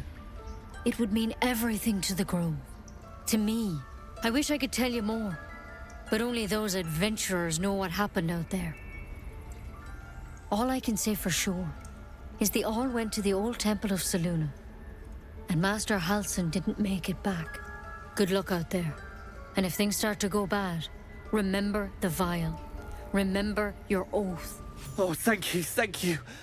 I thought I was gonna die down here.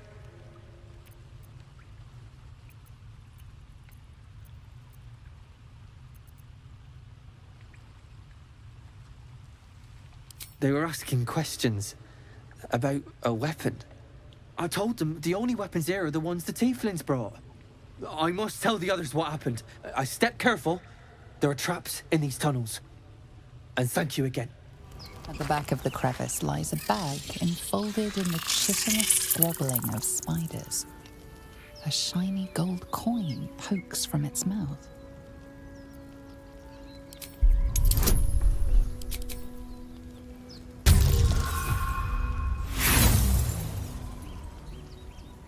The creatures clutch the pouch possessively.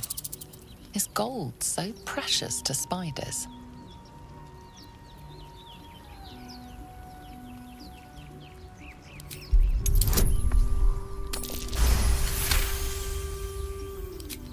The spiders scatter, and you stash the bag. Something clinks among the coins. You're a true soul. You can't die. Please, stay with us. I don't think he's conscious. Can you hear us, Ed? You, not a step closer. A strange symbol glows, marked on their flesh, and something within you stirs in response.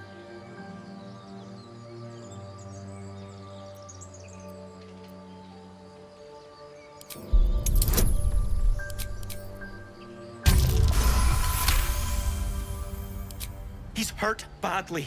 An owlbear got him deep. If there's anything you can do... I'm watching you. The injured man locks eyes with you. A familiar squirming churns in your head. Your minds intertwine.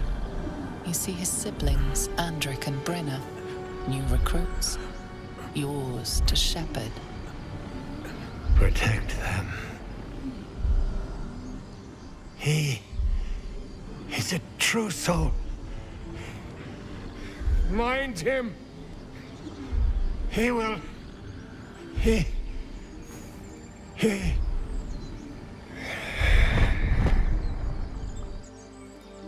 Edwin! Ed! Please! He's with the Absolute now. You're a true soul. Edwin, our brother, he was chosen. Like you. Do you have orders for us? We were reporting to Edwin.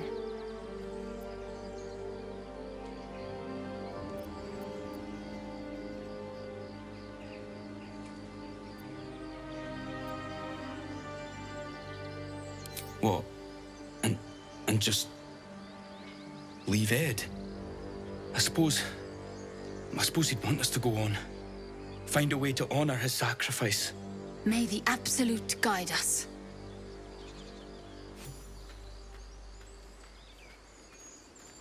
Strange power resonates within the corpse. It calls to you. Most corpses feel like toys before you, to be played with and discarded when you tire.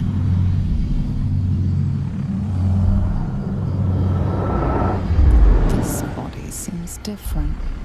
A friend calls out from the corpse, desperate to be freed. Why let its host's memories go to waste?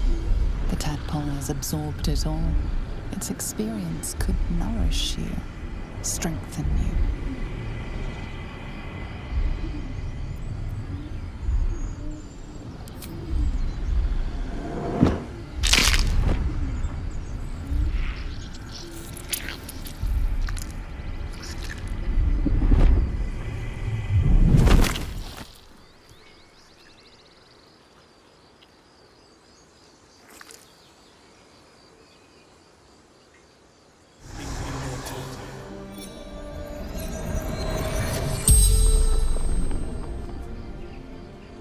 corpse regards you, lifelessly.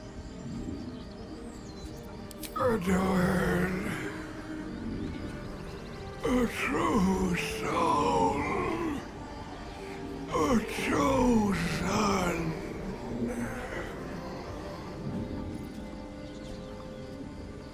The Absolute. The Almighty Goddess.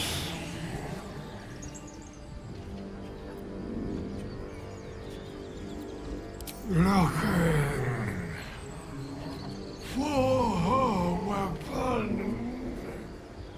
The Absolute.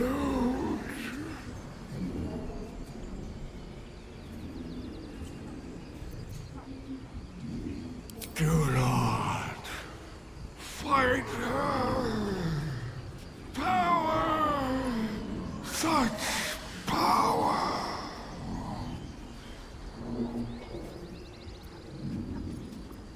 Crashed from the sky, taken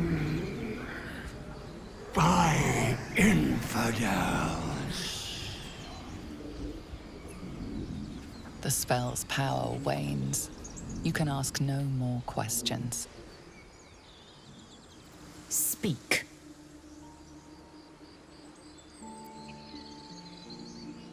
Many a good warrior savors the scent of blood in the air. There's no shame in a capricious murder now and again. Too many, though, and you waste energy and dull your weapon. My suggestion, attack with purpose and savor your kills. And if the urge proves too much, well, I'm sure we can find you a goblin or two to carve up. You feel the quake of its heavy footsteps before you see it. An owlbear, its beaked face looming out of the darkness.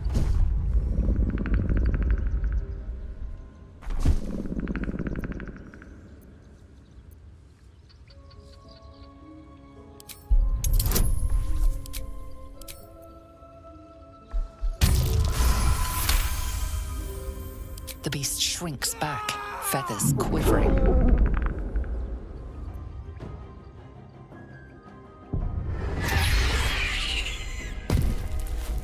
Cub looks from you to his dead mother.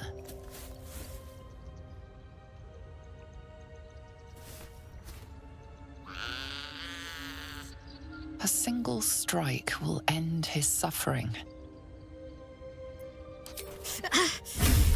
It hurts.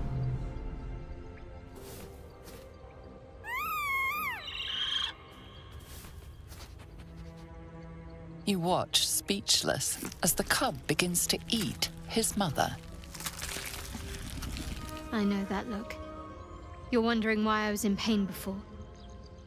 Let's just clear the air about that now. It's just an old wound that hurts me from time to time. Nothing to be concerned about. It's nothing to do with the tadpoles, at least, in case your imagination is in danger of getting away from you. It's just something I have to live with.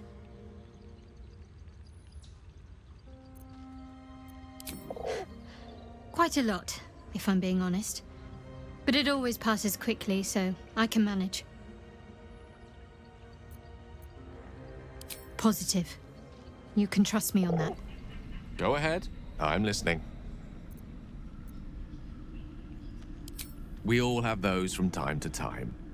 I once wished a most impure demise on a colleague of mine who bought the last remaining copy of Etheril's Enchiridion of Enchanting Easements. It's a first edition, too. As regards to your own morbid little fantasies, I'm sure they're nothing to worry about. So long as they remain fantasies. I'm so glad I found... Wait! I'm Althera, a bard from the Grove. I don't mean any harm.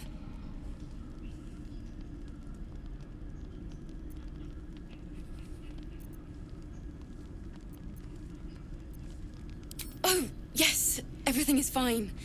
Thanks to you. That's why I'm here. When I'd heard what you'd done, it inspired me. Made me feel brave again.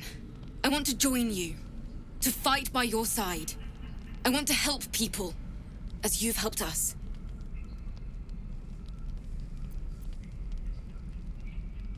True, but I'm a bard, remember? I want to do more than sing about other people's adventures. I want to make my own stories, and I can't think of anyone else I'd rather share that with.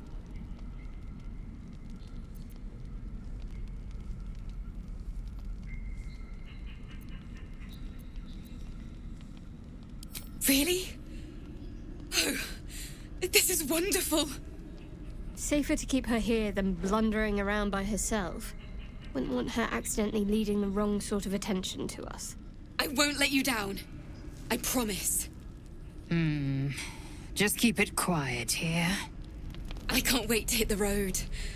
Where will we go? Neverwinter? Oh, can we go to Waterdeep?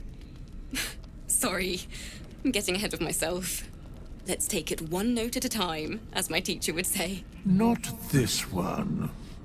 Nor this one. And this one are less worthy still.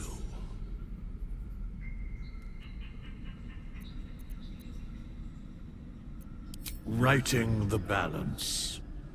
Beyond mortal realms, there doth exist an amalgamation of spirits akin to thine own, ensnared by the treacherous cult of the Absolute, felled in its name.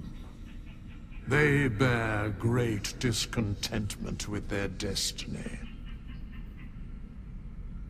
For a mere pittance of coin, I might summon the worthiest among them to lend aid to thy undertaking.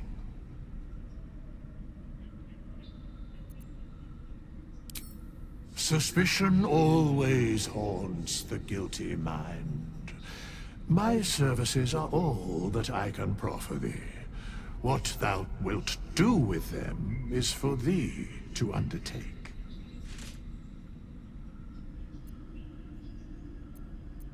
Most willingly, forsooth. Their passions doth run deep for what hath been wrought upon them. You open your eyes with a lurch, and you are not in your bed. You stand above a body which is in a state of gore nearly beyond recognition. The body of that brave girl who earnestly swore to devote her life to your cause.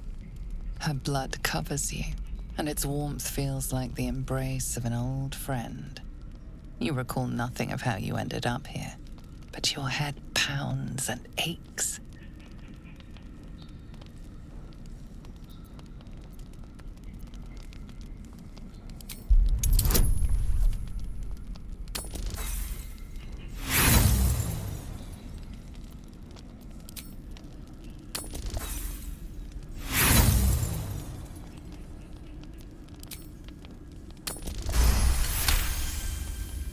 Single moment comes to you, the flash of abject terror in her eyes, blood spilling from her lips.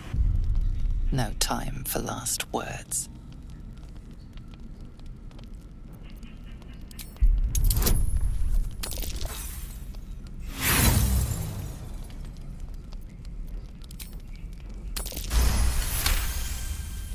There are dozens and dozens of wounds on the corpse.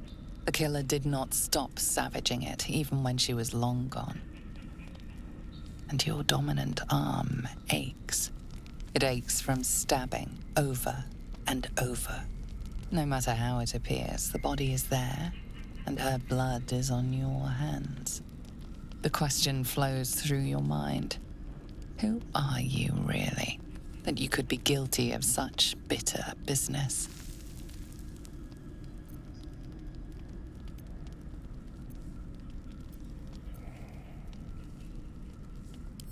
The little worm seems silent. Your companions sleep blissfully tonight. If it were the rage of a tadpole, no others seem to be affected. You don't have much time for reflection now. You need to act.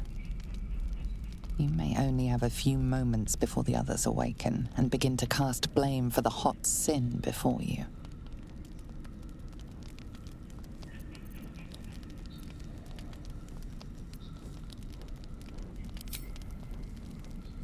Your misdeed is bright and clear as the dawning day. Another waif dead before her time. I wonder how it happened. Here's hoping the explanation is less sloppy than the kill. Now, I can't help but notice that one of us is positively drenched in blood, so... She was brutalized. The killer knifed her many times after she was dead. Was it you?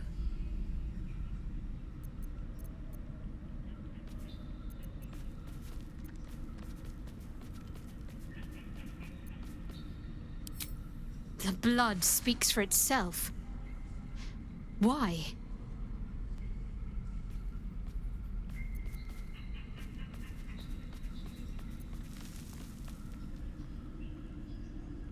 The parasite must be affecting you deeply. The worm in your head has never slept more peacefully. You know in your heart it was something deeper, hungrier.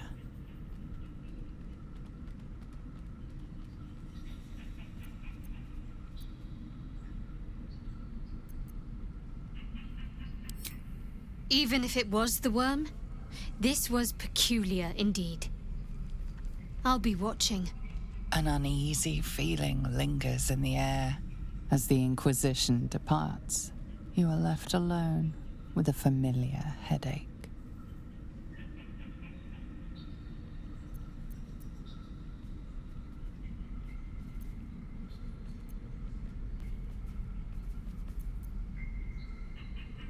Much is uncertain, but you know one thing for sure.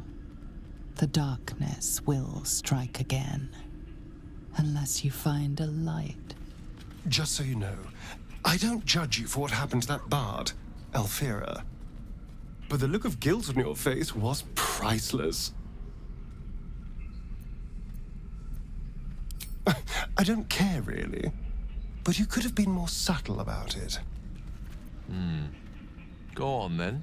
State your business with me, from a safe distance. If it's all the same to you.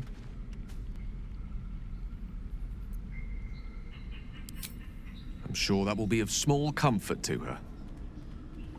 I thought this camp was supposed to be our safe haven. Not quite so when we wake up to dead tiefling bards. I may have difficulty sleeping for a while.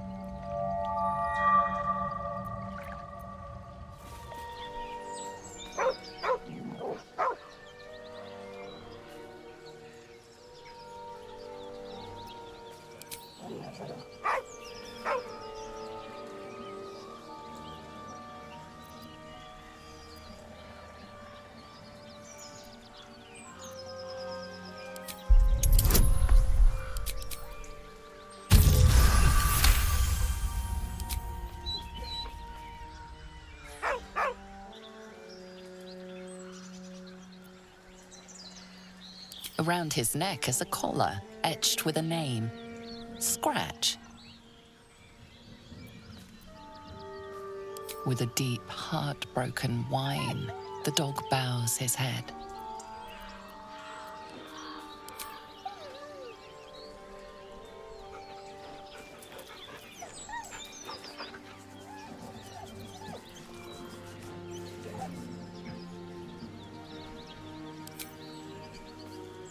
He whines, but remains rooted by the corpse's side.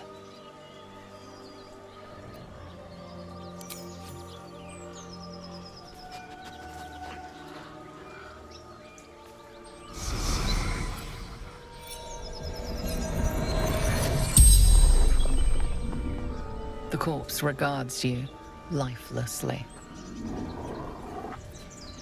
Gonwick.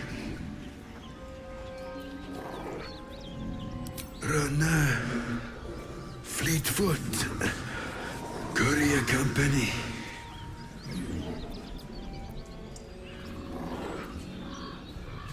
Letters. Delivery to Baldur's Gate.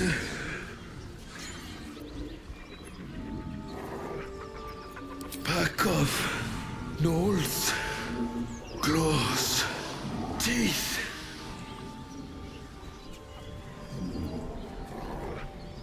From trail. The spell's power wanes. You can ask no more questions. The pig's dead, my friend. Staring at it won't bring it back. Come on. We'll never fix these brainworms if we stop and gawk at every piece of carrion you find.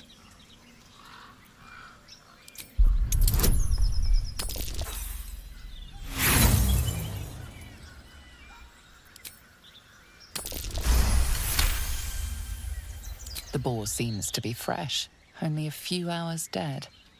Examining the corpse, you see 2 small puncture wounds in its neck. And is it dead enough for you?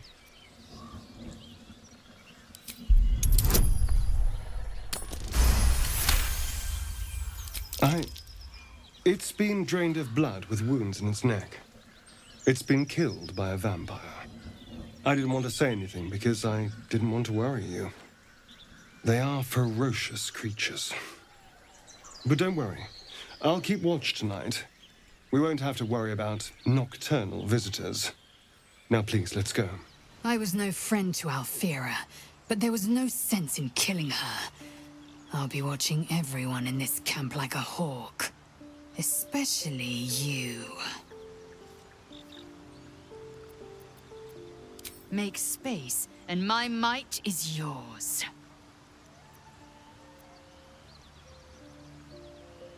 Well chosen. Well, boys. Looks like we got ourselves a trespasser. Don't bother running. My archer's got decent aim and plenty of arrows. As the symbol glows, power courses through you. Authority.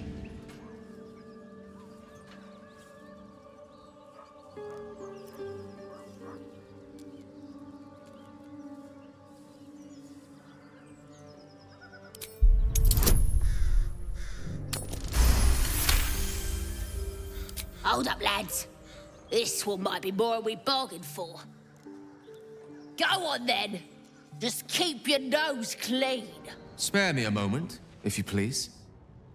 I've something important to discuss with you. We've been traveling together for a while now, and it's just about time that I shared something with you. It's a rather personal matter that I'd have preferred to keep quiet, but needs must when the devil drives. I have no choice but to speak. You see, I have this condition. Very different from the parasite we share, but just as deadly.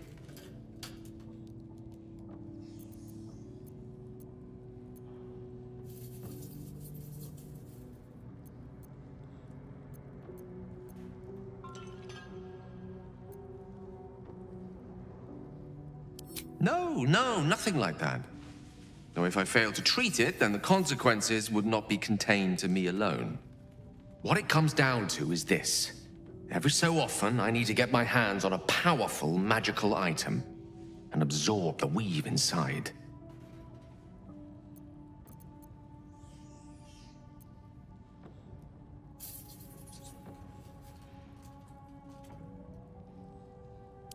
Oh, staffs, tomes, cowls. The form doesn't matter, so long as it's brimming with weave. It's been days since I last consumed an artifact, since before we were abducted. It is time, and by that I mean it's imperative that I find and consume strands of weave at the earliest possible juncture.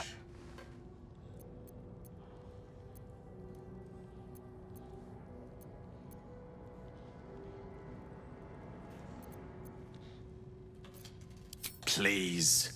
I've better things to do with my time than hoodwink gullible adventurers out of their trinkets. I know that what I ask may seem unreasonable, but I promise I only make such a request because it is so incredibly important. Please, trust me. Your help could be the difference between life and death.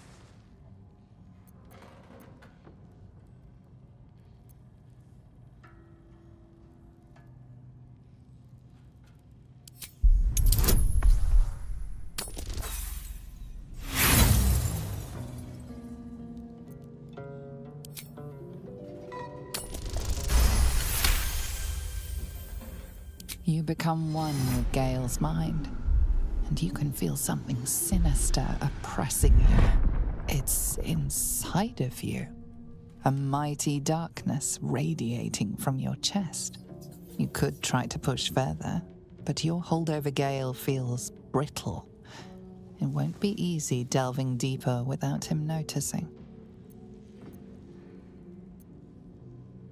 So, do you agree? As luck would have it, you're already primed to give me exactly what I need.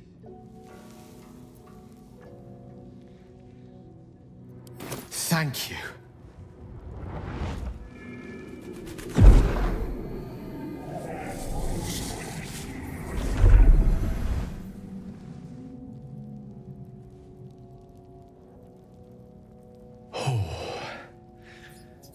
That hit the spot. I can feel it work. The magic, it's like a lullaby that sings to sleep the demon inside. A metaphorical demon, I haste to point out, but no less dangerous. And no less bound to wake up again to continue its ravages. Such is the nature of all monsters.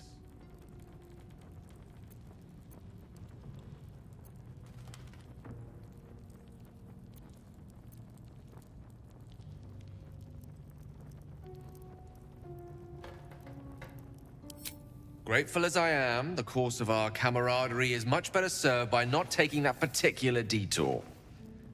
Not just yet.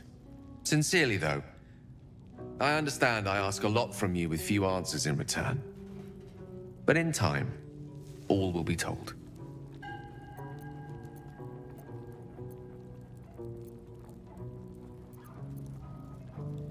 My lord, I bow to your boundless kindness. So, Gale just... Nevertheless, as quirks go, that's a new one for me. I'd join you, but things are looking a tad crowded. You'll need to make room for me. Wonderful. I was beginning to feel a little left out. I've known people who are hungry for power, but Gale takes it a bit too literally for my liking. I wonder how he does it. Why he does it. I'm sure all will be revealed in time, but I don't like it. A waste of perfectly good treasure. Oh, shit-pilling toe-rag! Never summon shovel, never feed shovel, now call shovel! You recognize the tiny fiend, a quasit. Wicked creatures, often used as familiars. Wait! You smell funny. Like fire and iron. Like a dragon.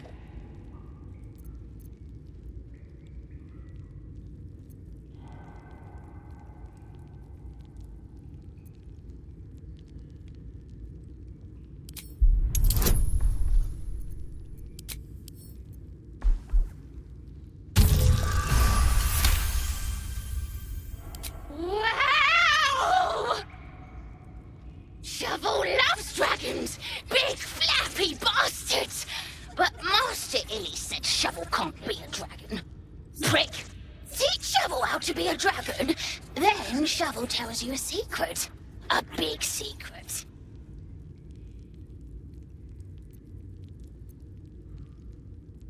Like this.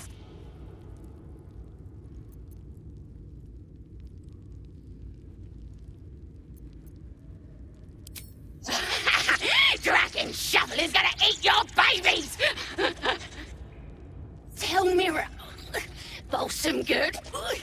For wounds. Oh.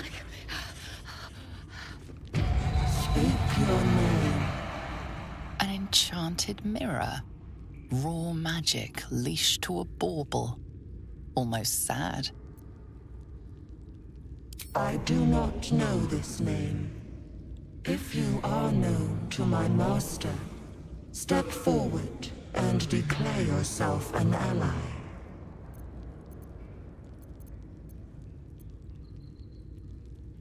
Only a true ally of Ilintoth may pass.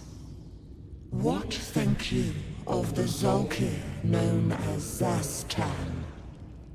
You remember stories of Zastam, a powerful lich in Thay who made deals with dark gods.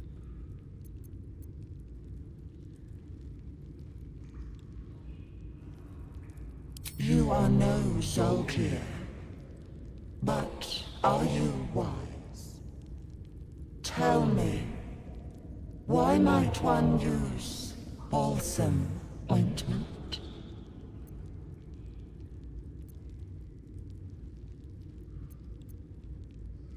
Acceptable, finally. If you could see anything in me, what would it be?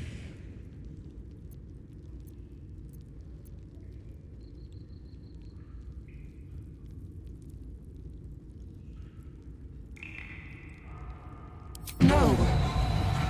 This is my purpose. I know nothing else, but you cared to ask. No others ever did. Thank you. Be welcome. See? Tell you truth, Beefy! Trust me. Always. Always! The book is locked tight with no visible keyhole, only an oval recess in the cover's mouth.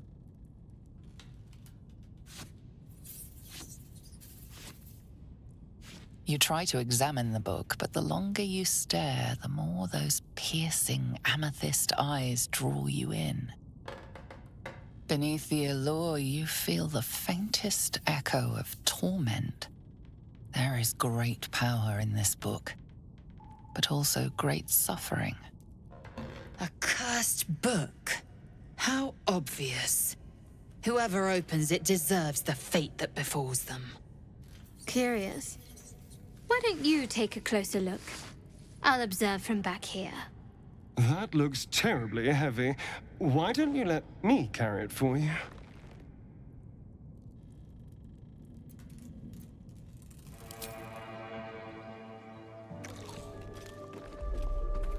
Tastes like chicken. No chicken. Tastes like fish. Gentlemen, contain yourselves. This quarrel sours our feast. Besides, tastes like pork. And what surprise is this? Brothers, look here. I have eyed yet another tiefling prize. Fortune favors our bellies. Stranger, be you friend or food. The mark is her measure. Show us the brand of the absolute.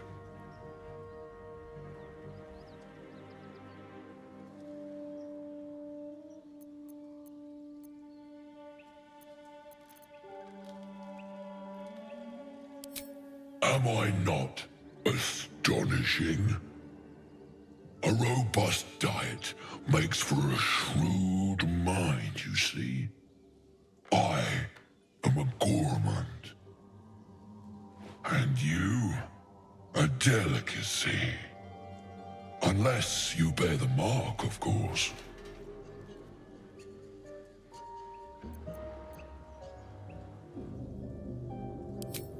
She scampered in from the east, calling for Yule, a pet, no doubt. The green earth bless us. She bore no mark, those horns. Such cartilaginous crunch. Let's see the mark, lest I give in to my cravings.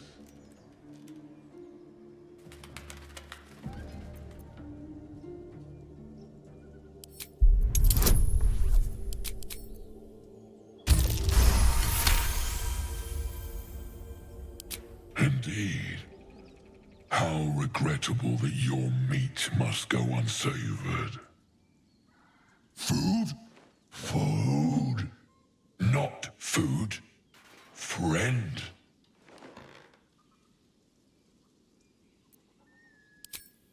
I've no use for the Absolute, or any god. I follow two masters only.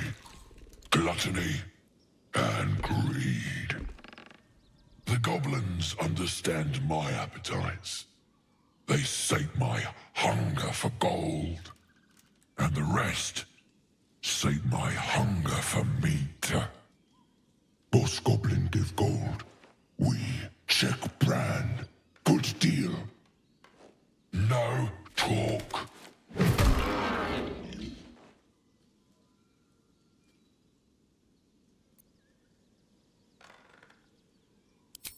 I am, by all accounts, a student of higher commerce and extortion. Make me an offer. Tempt me.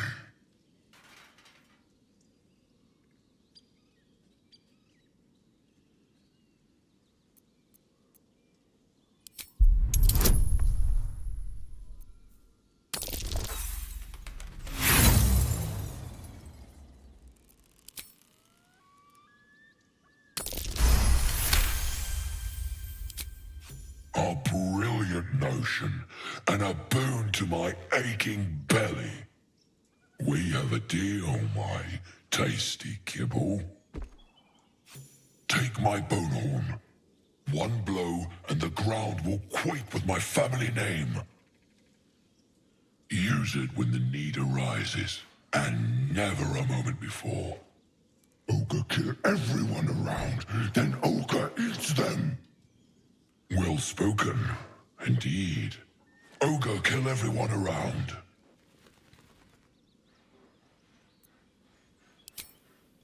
We follow the scents of blood and gold to all lands fertile, friend. And this land proves particularly fruitful. We will keep close. When you are ready, sound the horn.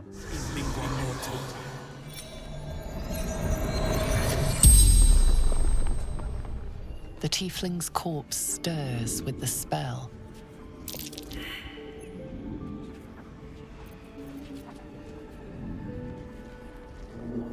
Strange warriors. Gold skin. Silver blades.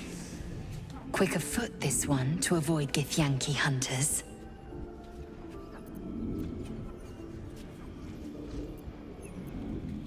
Mountains. Road. Gate.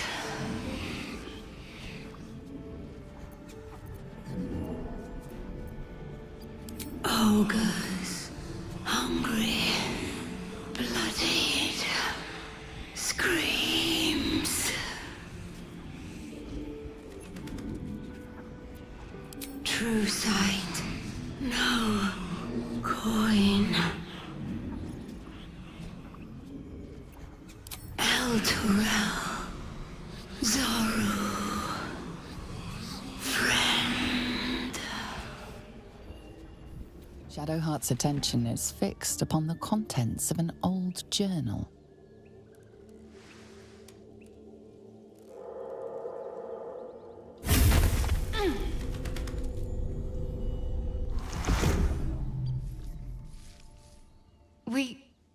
We should keep moving. Nothing. The trick of the light.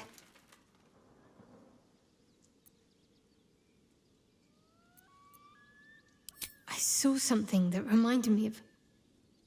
Well, it's private. But then I felt something rise within me, like my blood was on fire. Then it passed. Let's just move along. Time's a rare currency for both of us. Look what we got here! Another little birdie wanting to fly! Stop this thing! Flap those wings some more, and I'll feed you a worm. And you! Hope you got a stomach for heights!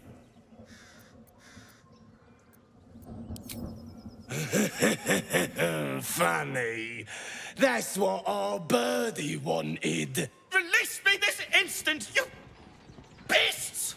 Unless you want to join him up there, You best pay the toll. Tough it up! As the symbol glows, power courses through you. Authority.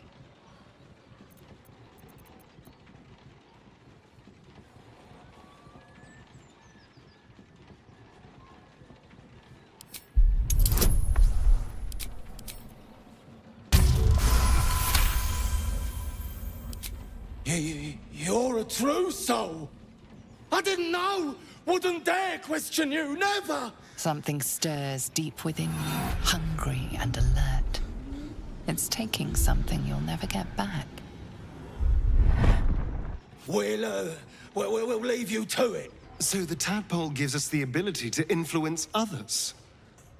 Ignore it. Deny it.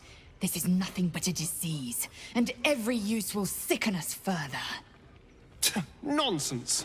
Any power freely given is a power well received, and this is a valuable power indeed.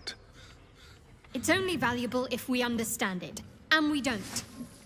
Not yet, at least. My point exactly. I'm so glad you agree. Gale is positively voracious.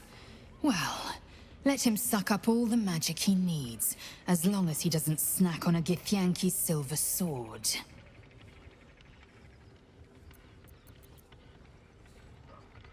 I'll tell you what I think anyway. I won't miss Alfira, but I won't stand for chaos. Govern your hunger before it governs you. Something the matter?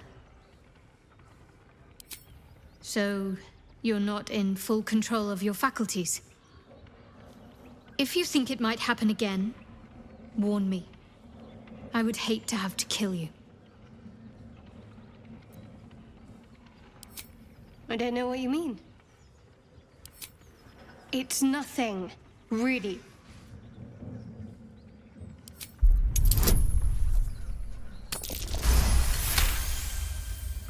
You're not going to let this go, are you? You might wish you had. I worship Shah, the Mistress of the Night.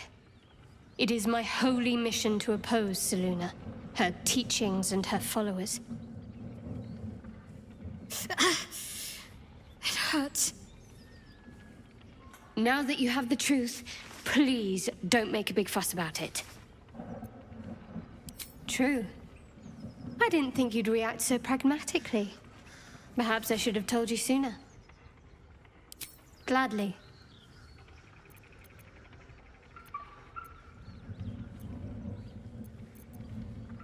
The wound on my hand. It never quite heals. And sometimes it causes terrible pain to rip through me. It's my burden, though, from Lady Shah. I can feel her influence somehow. It's less difficult than you might imagine, when you can't remember life without it. Pain is sacred to followers of Lady Shah. Pain will give way to loss, and then to the peace of her eternal darkness. You can tolerate a great deal of suffering so long as it has meaning. I cannot say. Not with what I can recall. But even then, it would not be for me to question her will. Lady Shah has her reasons.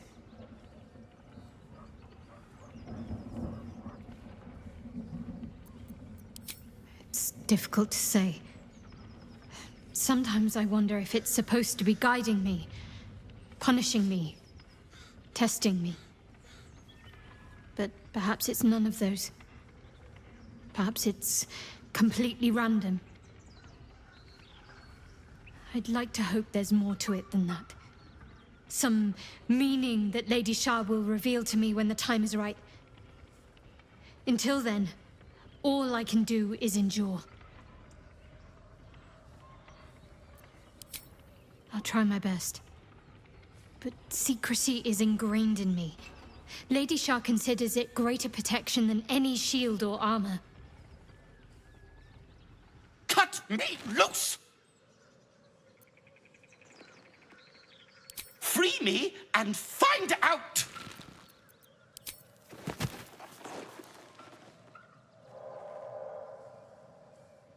Ugh. Bag of Camara. Those pestilent thugs. Well, get on with it. You saved me, now you'll extort me. That's how this works, yes?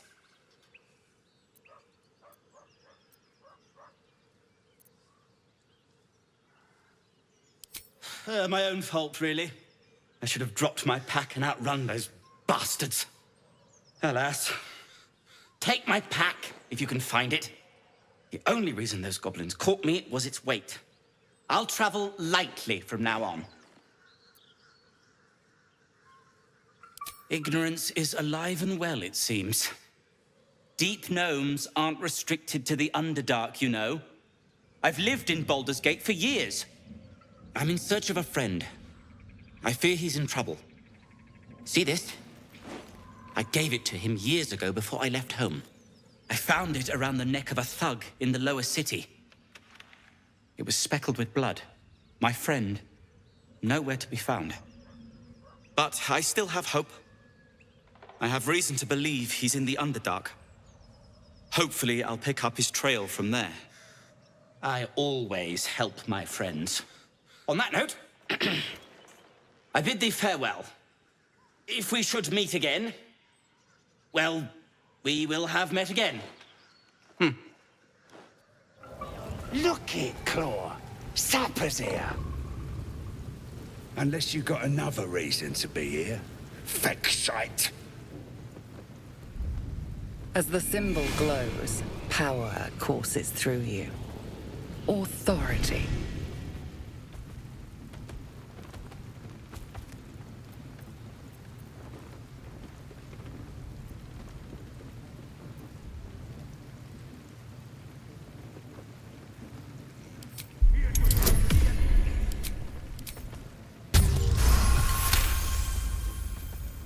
This better not be Minthara's messenger.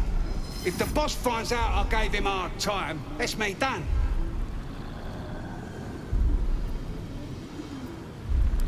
Oh, right. Beg pardon. Gotta give all the visitors the old squinty eye, you know. Go on in and have a drink for me, eh? Who? If he ain't one of us, and if he's here, he's down in the pits. The pits? He couldn't be somewhere pleasant sounding, could he? Better still be alive. Save the druid if you must. If we spill goblin blood on the way, all the better. Depends who you are. We're celebrating a raid. No better time in camp than this. Get yourself a bit of fun before it dries up. Ripped the guts out of Joaquin's rest, we did. Inns are good for gutting. Lads even captured some Duke. Worth celebrating, that is. Rip you for your giblets. Got thick giblets. One on. Touch me, and I'll bleed you out. And the Knoll gnawed her arm clean off. So much for the flaming fist, eh? You ain't here? We sacked Joaquin's rest and left it to burn. Drow flinging magic, Knoll snapping off heads. Inn's nothing but a pile of ash by now. Glorious. Bunch of prisoners got towed to Moonrise. City snobs mostly. But the Flaming Fist? Pile of smoking corpses. You ain't know the broken road? Nah. I'll tell you real slow-like, so you don't miss it. North. Looking at a future true soul, you are. Boss Ragslin says I'm next in line. Tribe?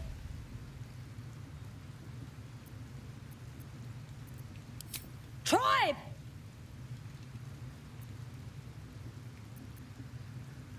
Tribe!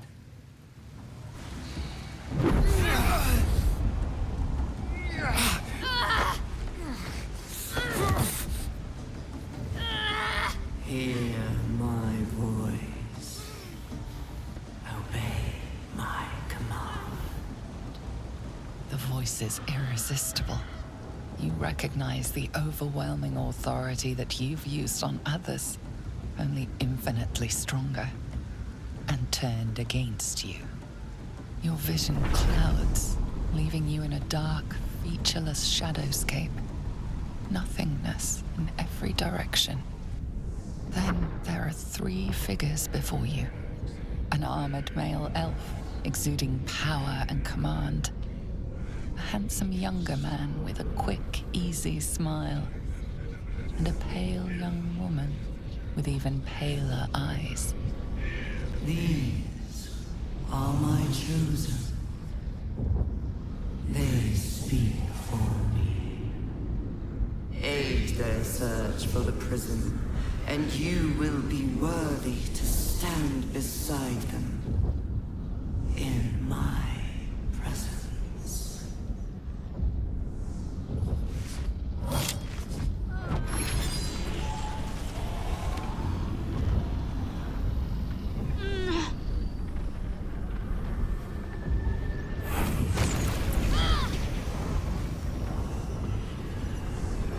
You feel energy pulsing from the artifact, lifting the pain from you, pushing the voice away.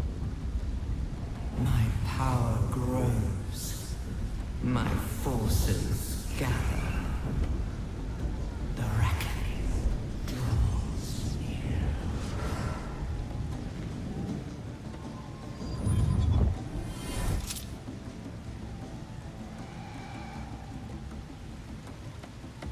Don't give me that look.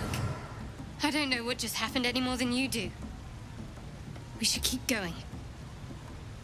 The voice is gone, muted by this Gith relic. Why does a half-elf carry it?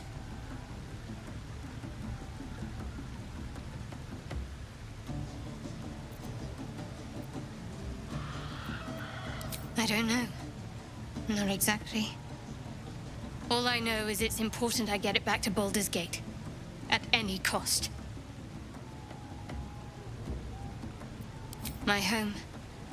The cloister of Shah followers. Hidden in the city. A group of us was sent to retrieve the artifact. Now I'm the only one left. I can't afford to fail.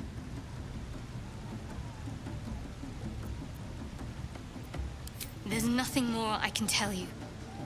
All I remember is that I have to get back to my contact in the city. I know those symbols. Githyanki runes. Ancient as Vlaakith herself. You stole that from my people. Yes. And a lot of my people died in the process. I won't fail them. Not after what I saw your kind do to them. A powerful artifact indeed, to have caught the attention of so many. Not least the Absolute itself. The 3 figures in the vision, the Chosen, are searching for it. With the cultists' aid, it will not be long before they find it. Before they find you. You have evaded them so far, thanks, it seems, to the artifact itself. But how long can such protection last? Shadowheart has made her position clear. She will see that it is taken to its destination. At any cost. No doubt the Githyanki will seek to reclaim that which is theirs. But you still do not know what it even is. For now. But any crimes against my kin will be answered for in time. I just saved you. Keep that in mind next time you want to air your grievances.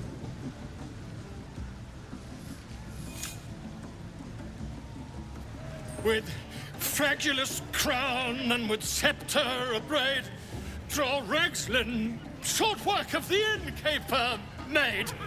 The inn burnt to ash. The captives were many. Goblin kind had reduced them to cowering filtheny.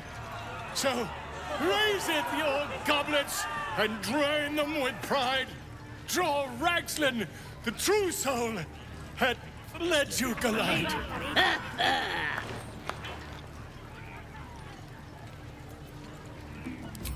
You! Move on! Do as she says. Now. Now, where was I? Huh? Wait a tick. That a friend of yours? Oh, certainly not. What are you doing?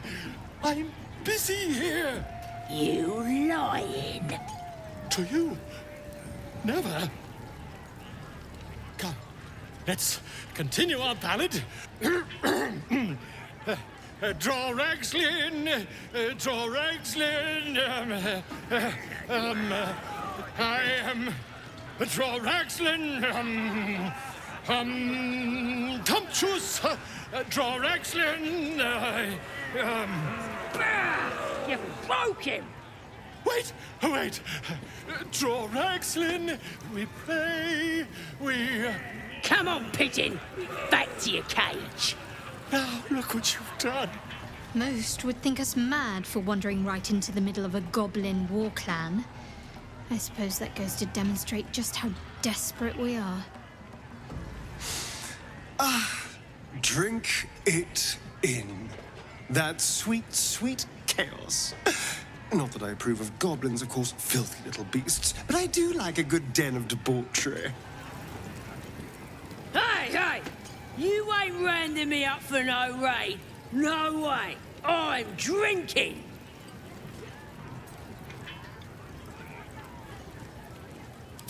Yeah! Here's to the absolute.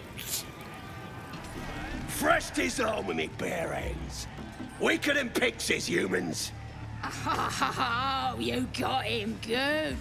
And who are you? Another pest? Think you rule the world just because you got a scary face? Ha! As the symbol glows, power courses through you.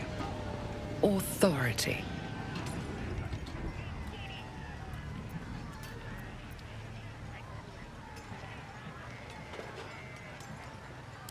Well, not us. Things are changing. We got the absolute on our side now. You better learn your place. Go on. Kiss my foot. Or I'll kick your head in, on face. End him or leave him. But don't you dare grovel to this slug.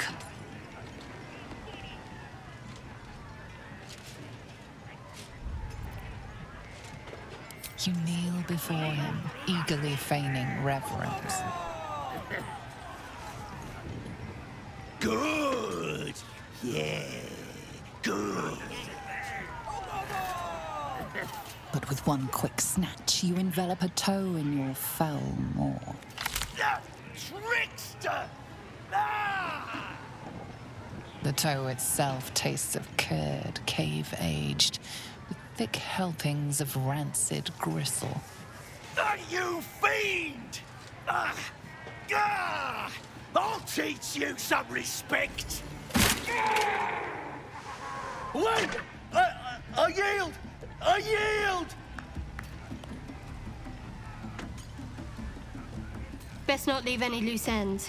This one might reward mercy with backstabbing.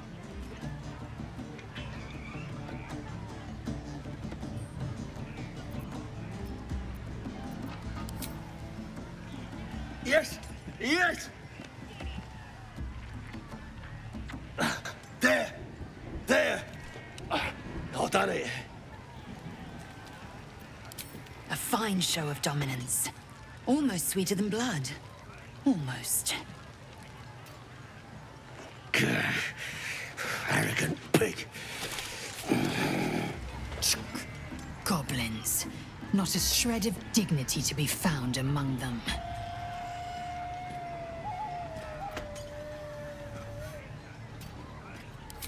I have a confession. I was too hasty to judge you. I thought you witless, gutless, unimpressively bland.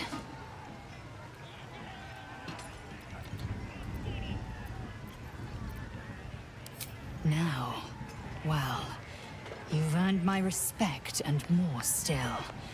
You've proven your wits. You are efficient and dominant, in and out of battle. You've proven your courage. I swear you would tear the horns off one dragon to plunge into another. And you're hardly bland.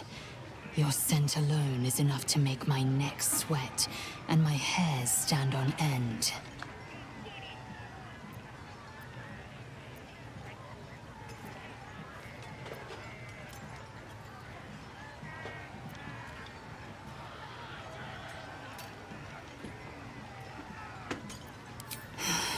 Isn't it obvious? I want to taste you. Perhaps tonight, perhaps later, but I want it all the same. Do you?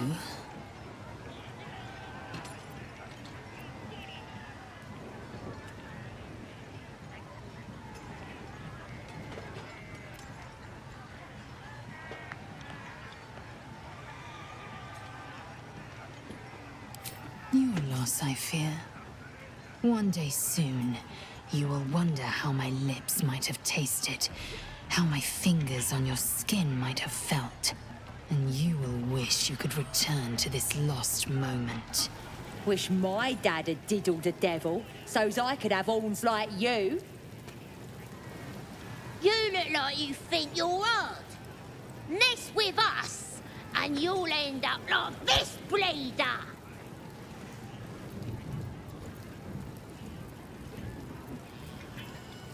Oh, you're real tough, bullying a kid.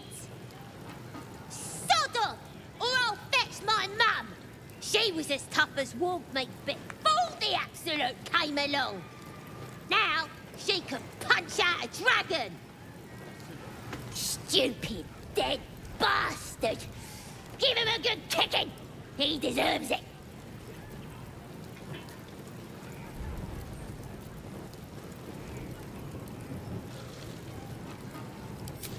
He killed my mum and dad! Made a bloody orphan of me. It's as good a reason as any, I suppose.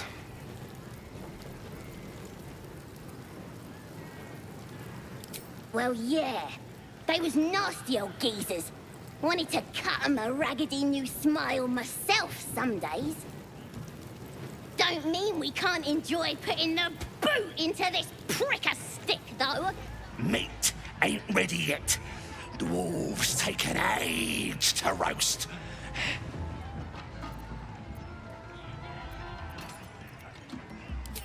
Prefer human meat myself. Juicier.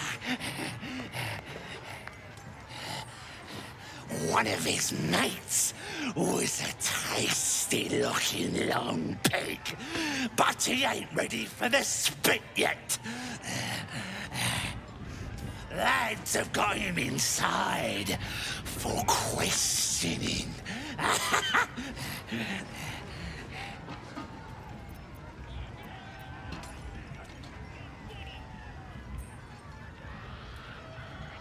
Nah, druids are all beardy and woodsy, ain't they? This lot were a scabby gang of tomb robbers. Had a big old war bear with them, though. Took 5 of our meanest lashes to chain it up. We'll beat the fight out of it and make it one of our own.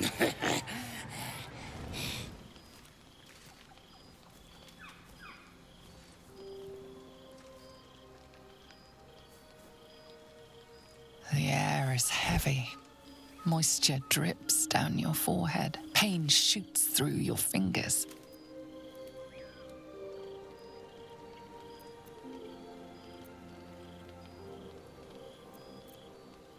The ache builds as you squeeze your hands together. Were your fingers always so thick? Your skin always so sticky?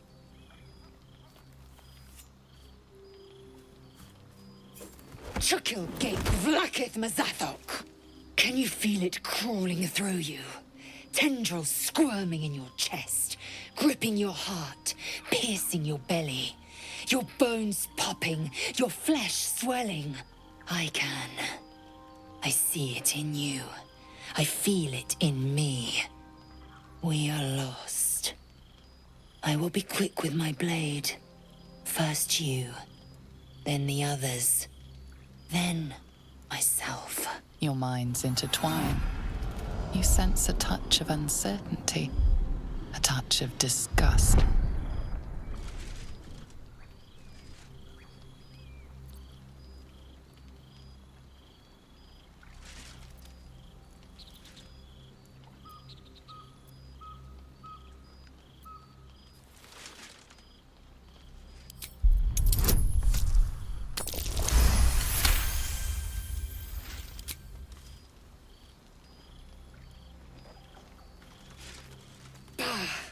I cannot trust my own mind. So it seems I must trust yours. I will wait. But know this. I am watching. If the sickness does not pass come dawn, I will end us all.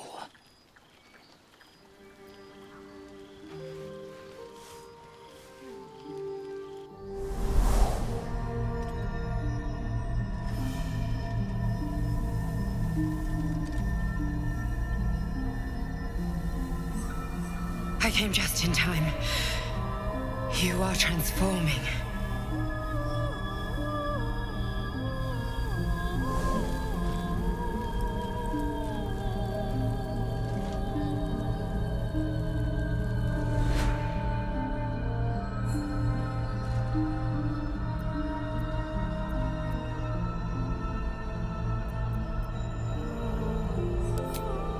Yes, you have. I saved you before.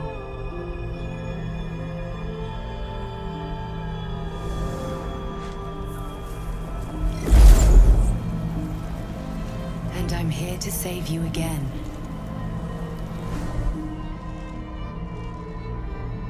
Don't worry.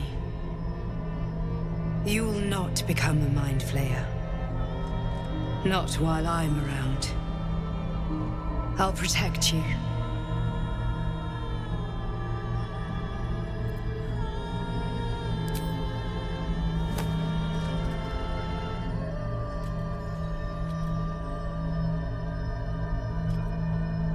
We haven't much time, so listen closely. There is great potential within you. It comes from that parasite. Your instinct is to resist the power it gives, but you must accept it, nurture it. I will keep it from consuming you, but for the sake of both of us, you must learn to wield it.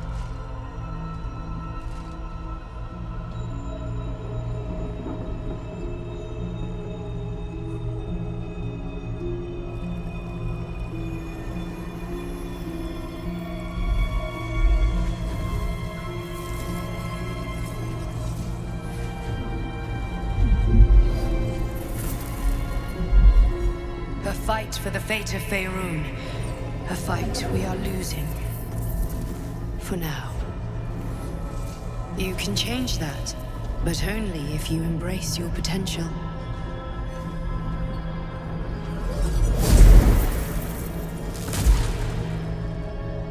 I have to go. The enemy is closing in. I will be back.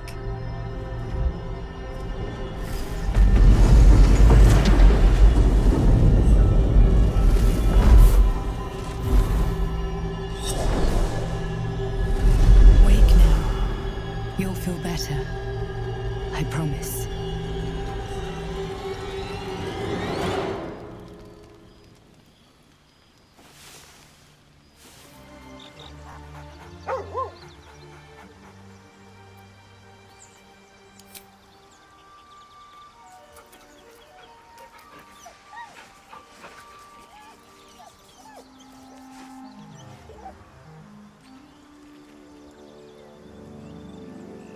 Did you have any strange dreams of late? Vivid ones? Damn. I was hoping my imagination had gotten the better of me. But this must be something more. This dream companion wanted me to use the tadpole, use its power. Whoever it was claimed to be an ally, but I don't know. It seems like we can't escape this mess, in the waking world or otherwise.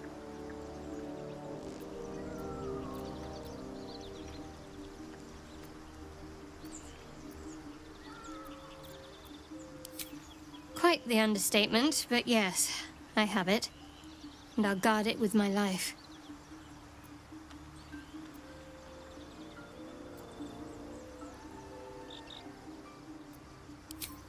Then so be it. I did my duty. As for the artifact, it's powerful, and has a mind of its own sometimes. You'd better hope you're up to bearing it. Don't forget what it was like when you heard the voice. It'll only get worse if you don't have the artifact to protect you. It's called faith. Duty. It doesn't have to add up to me as long as I serve. I'm part of a bigger plan. One that will be revealed in time.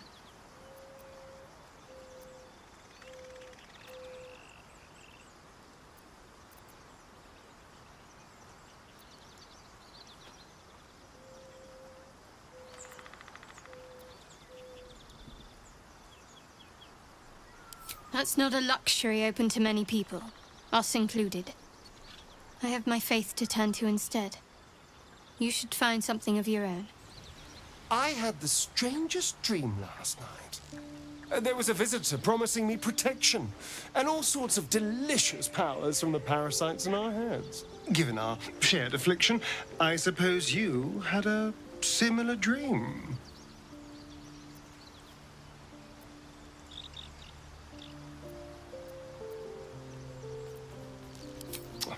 No need to be shy.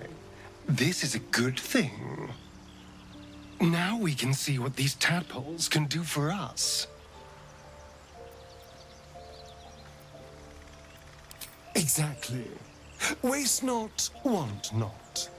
Even when it comes to mind flayer parasites. Now, was there anything else? Glick. I had a dream. As we all did, I suspect. Someone came to me and promised to protect me, while claiming that the parasite could empower me. The parasite has taken root, it would seem. Every word, every promise, it is gate deception.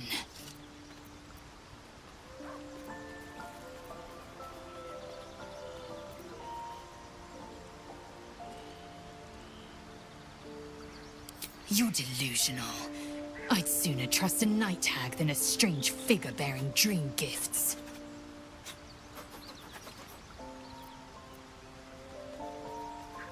If you must know, Vlaakith requires everything of her children. I can't count how many bruises I've inflicted. Can't measure how much blood I've drawn in the Undying Queen's name. I know only blood red and death black. My mind is silver, and my body steel. I am what I must be, say what I must be, to survive every beast I face and every wound I bear. My apologies. Not quite myself just yet. I had the strangest dream last night. A visitor came to me. A vision of unparalleled beauty and power. She told me she was watching over me, protecting me, and that our tadpoles could prove beneficial if we embrace what powers they have to offer. An uncanny apparition. Not entirely sure what to make of it.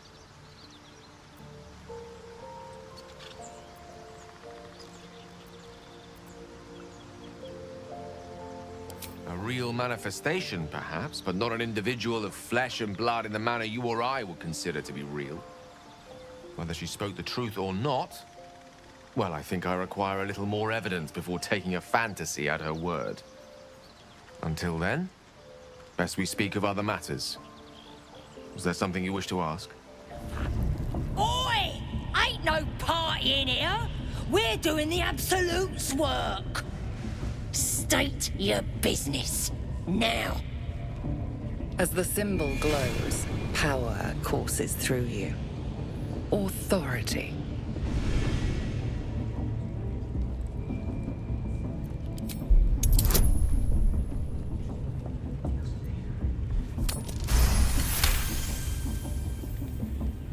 Something stirs deep within you, hungry and alert.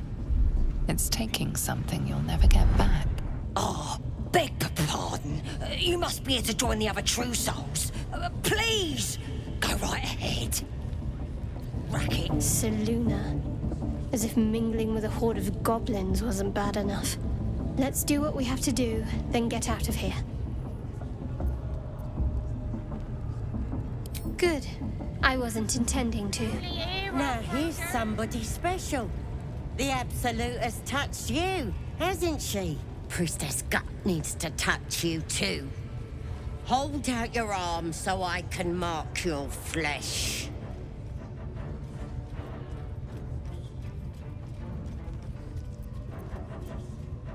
Maybe you don't need it. After all, you're special, ain't you?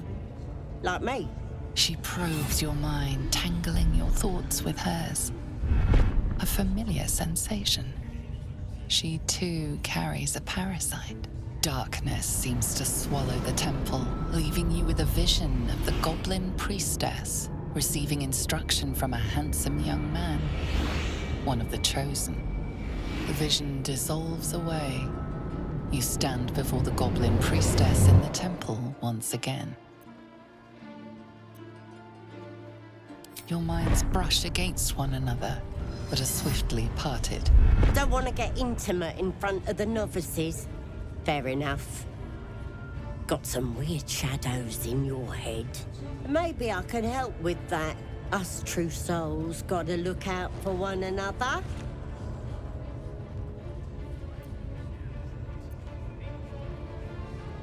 You've come to the right place. With the Absolute's will, I can fix anything. Let's deal with this in my chapel. It's private. Don't want this lot interfering with true soul business. Lady of Sorrows, guide us. Did you want something?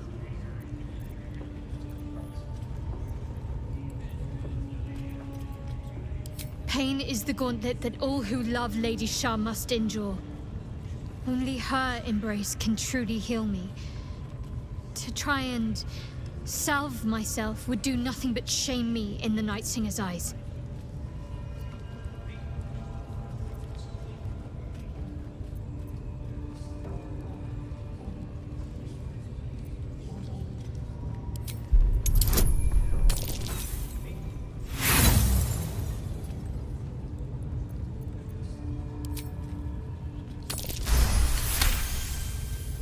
Perhaps you're right.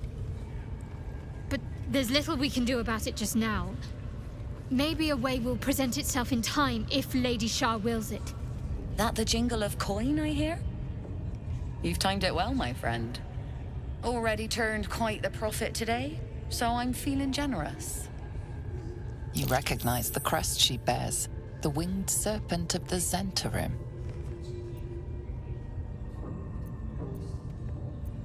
Half right, sharp eyes.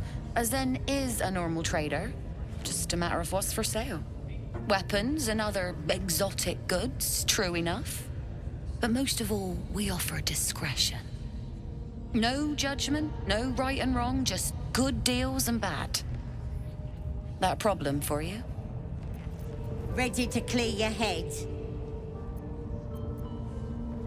Whatever the Absolute tells me to. Don't worry, she loves you.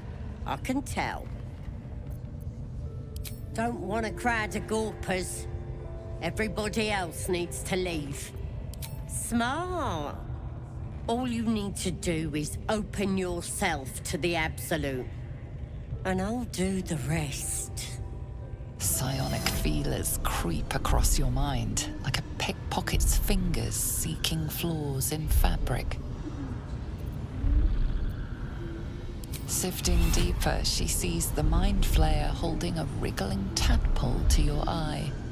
And then the vision lurches, and you are looking through her eyes as a tadpole squirms into her skull.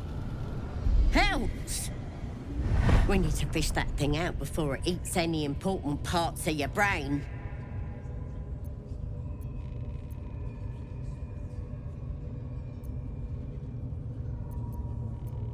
No. It's messing with your brain. You're seeing things, probably hearing voices too, yeah? Don't you worry. I've got everything I need to fix you. Might get a bit messy, though. You won't regret this. Being a true soul, you know the Absolute don't like to touch nothing unclean. So drink this. It'll purify ya. You recognize telltale flecks of werejackal blood. It's a potion of sleep. I ain't deceiving nobody. I'm trying to help.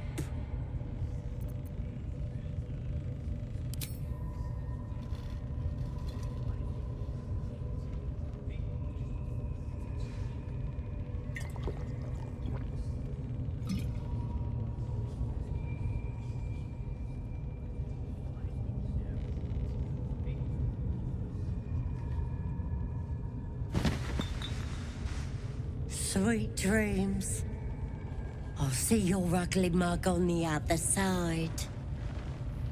Wakey, wakey.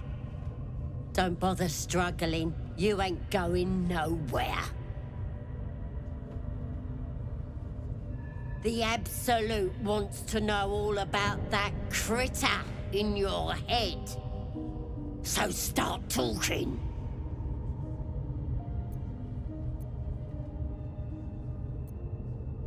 Liar! We've both seen the monster that put it there, and I know what happens next.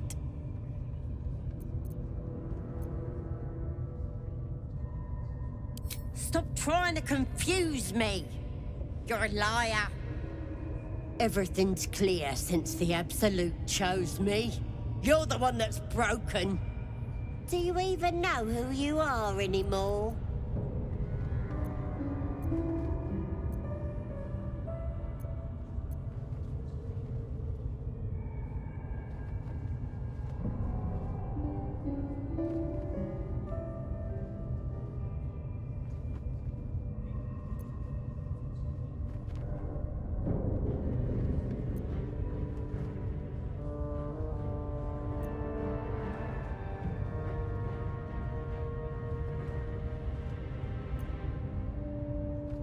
Maybe that's what the creature wants you to think.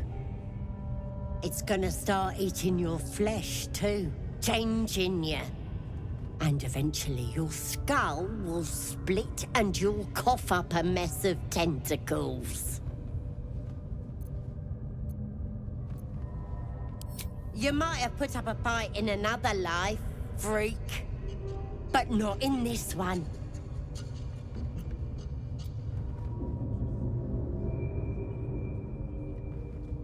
Not likely. You're forgetting one thing. I've got the Absolute to protect me. But you're on your own. Nothing more than a skin suit for that monster inside you. You're gonna be my new pet. A ferocious squiddy.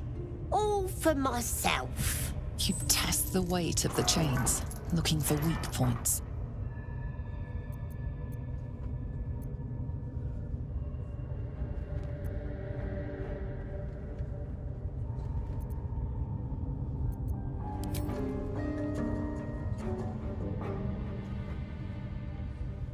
Open your papers, freak.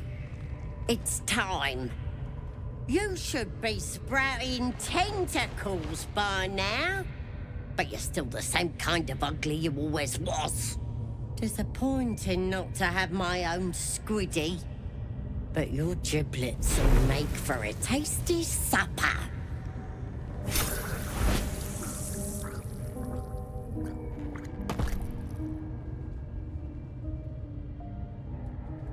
Sorry. I may have left that a little late. No lasting damage, I hope?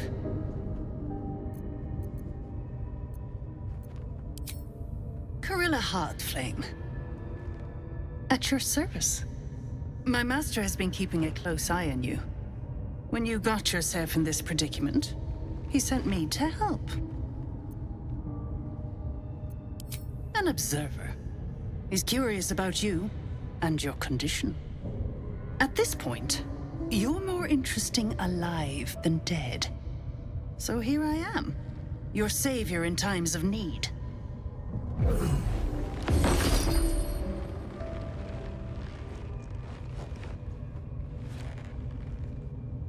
Be a little more careful. That skin's valuable, and we won't always be watching.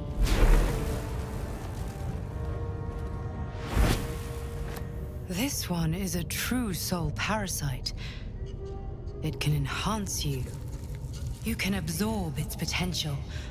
Open your mind to it. You already know how.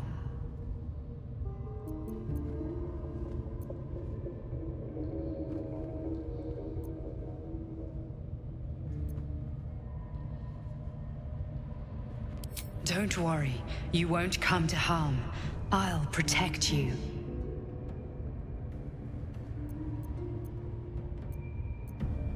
You are not ready. That's all right. But try to overcome this resistance sooner rather than later. It will make things much easier for you. Another outsider come to see the boss? Mind your manners now, or he'll throw you in the pit. The eye's glassy black surface reflects your gaze. As you gaze deeper, you feel a focus, an intent.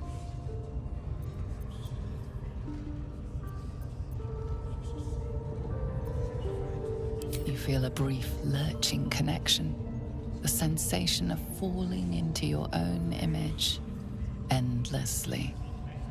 Confusion, alarm. Then the presence withdraws, leaving a dull black mirror once more. You see that eye what's it floating about? Best hope it don't take a fancy to ya. Unless you like playing hide and seek when you're trying to take a damp.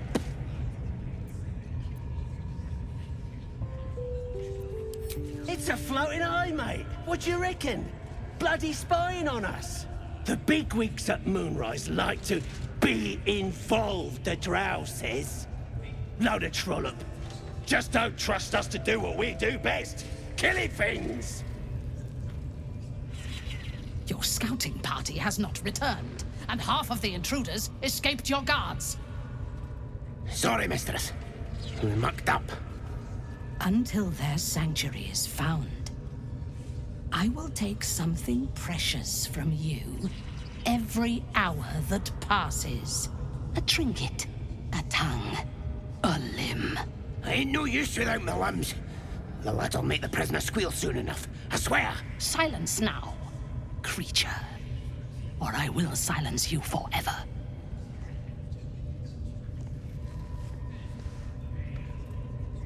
As she turns to you, her thoughts mingle with yours. A cold hand caressing your brain. The chamber melts away to reveal a dark, endless nowhere. In it, you see a vision. The drow listens as a pale-eyed young woman whispers in her ear. One of those the voice spoke of. One of the chosen. The vision fades away. A true soul? Praise be. Are you here to join my hunt?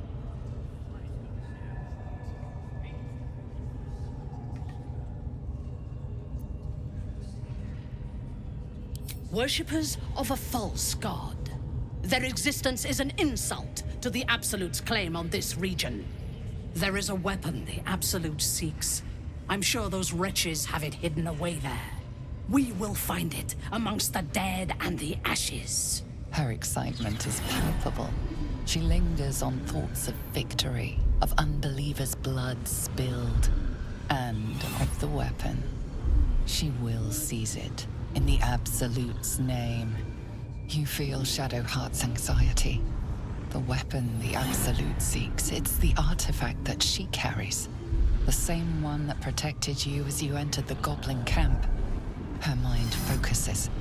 The cultists cannot discover that the weapon they seek is within their grasp. The thief, whimpering in our dungeon, tried to flee to their sanctuary. We will continue to remove parts of him until he tells us exactly where it is. He's been resilient, but he'll talk. She is seeking the grove you visited. Already you feel her mind closing around yours.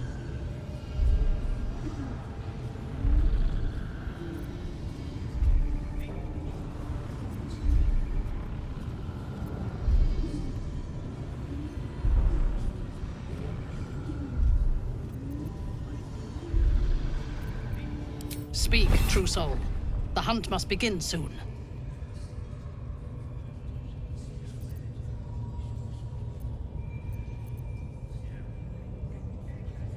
You are sure?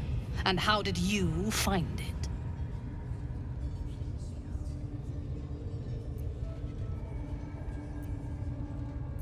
Excellent. Now, show it to me. Be my eyes. Her mind enters yours, a splinter of ice piercing your memories. Tiefling faces flicker into view as she attempts to learn the grove's location.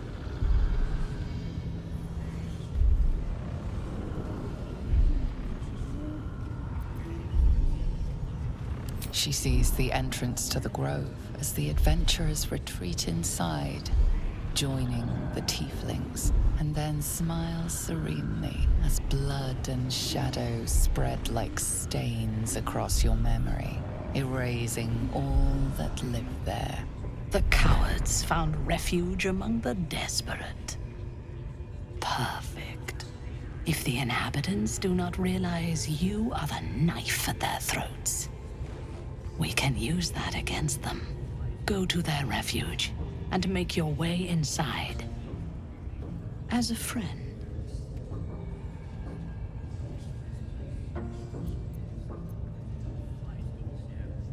Exquisite. The Absolute chose well when she chose you. I will gather a raiding party and move into position. You will open the gates from the inside when the time is right to strike. We will cleanse the place of infidels and burn it to the ground in the Absolute's name. And then we will be the first among her favorites. The masterful painting she depicts of the massacre awakens you hungrily.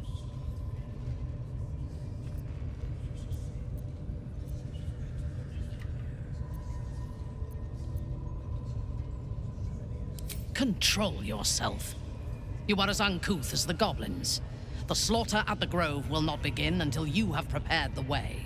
You must make your way inside. Once I am in position, on your signal, we break them. And when they are dead, the Absolute will reward your faith. As will I. For the Absolute. Don't go bothering my pigeon. It's mine.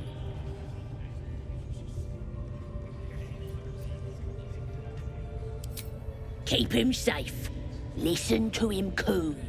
Till I gets hungry or some such. What's it to ya?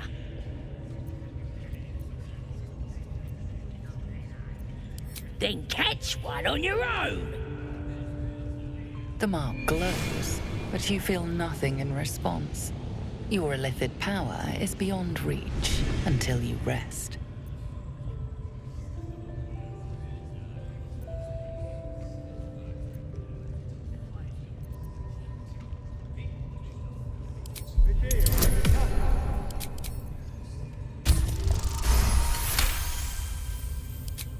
This Ranger better not go yapping about my pigeon.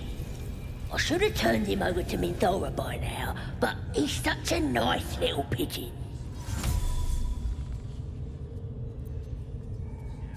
What? I ain't. Minthara don't give a cake what you think. Bah, just take him if you care so much. See if he'll sing for the likes of you, though. Bloody think. Here's the key. Pigeon's all yours. Ah, my friend, we can speak freely. I'm in no hurry to take my turn on that spit out front. Perhaps you'd be so kind as to unlock this cage? Curiosity, my friend. It didn't benefit the cat, but it's the foundation of my career. Though I admit I've hit something of an impasse. Please, unlock my cell.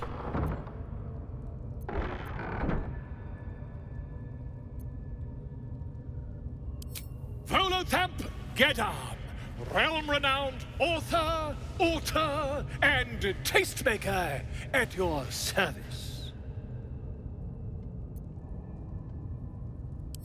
Bless you, my friend. I'll wait nicely, but please don't tarry. Aha! I knew I could count on you, my friend. We mustn't tarry, but I'd hate for our friendship to end here. Please, won't you meet me once we've both slipped the goblin yoke?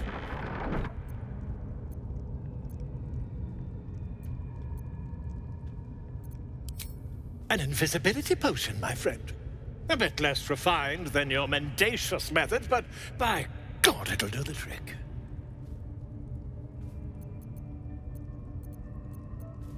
Why, by design, my friend. How better to learn the ways of a people than to live among them? I dare say the experiment has proven most fruitful, too. I'll be happy to share my findings once we've found somewhere safe to parley. Smashing! Soon, my friend. Soon we can share a flagon of something liquid and a tale of daring do. I'll slip away when the coast is clear. See you soon, my friend. I simply can't wait to pick your brain!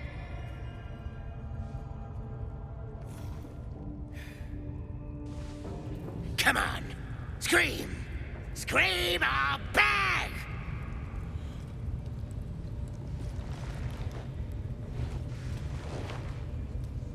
Come to see your friend, have ya? Come and join him if you like. Say will take over. His work is sloppy. He'll kill the prisoner too quickly.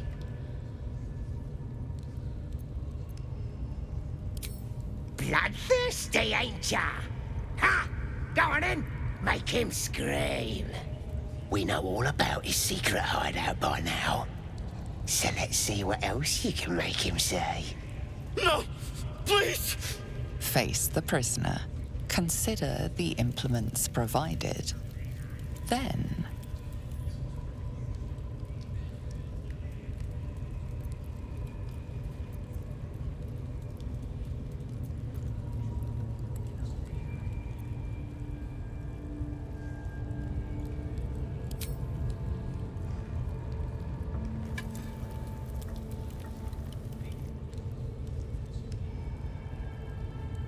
the stench of charred flesh wafts over you. Stop! Please! Stop this! I don't know why, but you are really good at this. You never want this perfect moment to come to an end.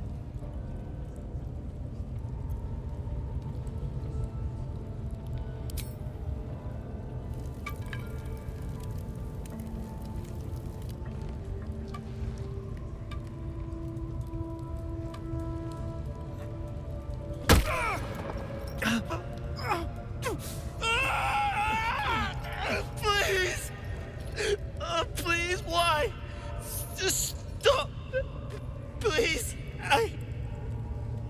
Look at him. You got him good. And you yourself. You're a nasty piece of work. Well, party's over. No fun kicking a beaten dog. Let's go. Please, please. Let me out. There's no reason for this.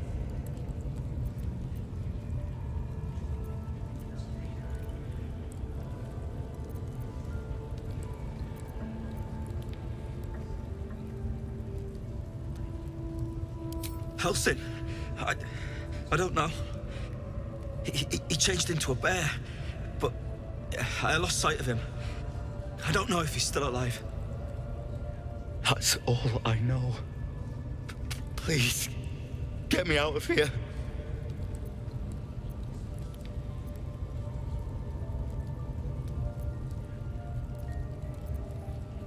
Somewhere underneath the temple, there's a hidden passage. Brian had instructions, but the goblins got him. They said they'd eat him. Please, please, these shackles. I don't want to die. Thank you. Thank you so much.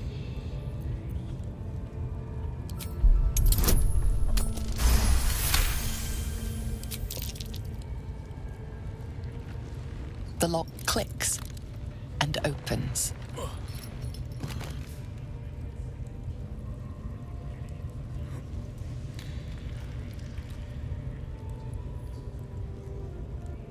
Thank you. I better go before they catch us. I should be able to make it to the Grove on my own. They need to know they're in danger.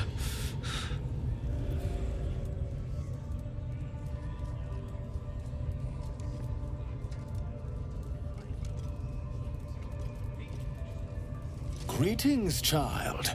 I've met few aside from goblins here. You recognize the Scourge. This man is a follower of Leviatha, goddess of pain. Ah, are you also here to assist with the prisoner?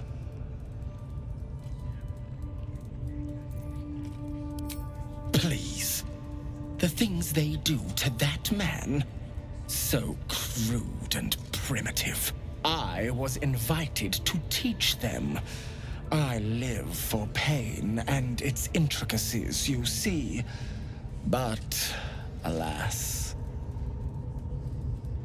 Pain without purpose is a terrible thing. Wouldn't you agree?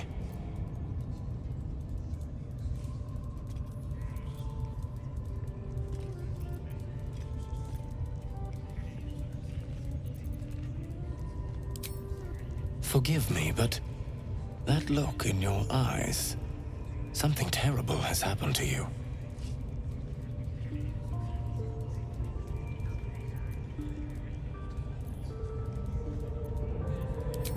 Because I see those same eyes when I look in the mirror, dear one. We've all suffered in these dark times. It is little wonder you bear scars of pain and anguish. Please, let me alleviate this pain.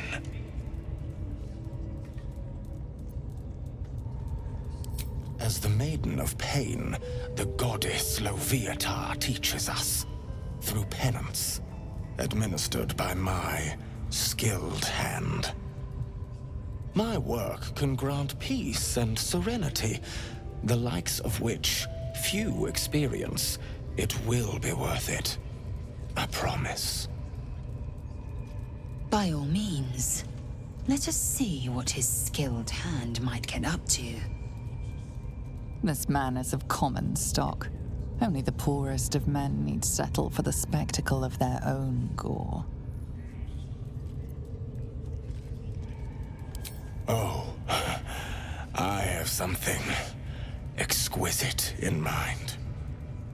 Both Leviatha and I are interested in how you handle pain, dear one.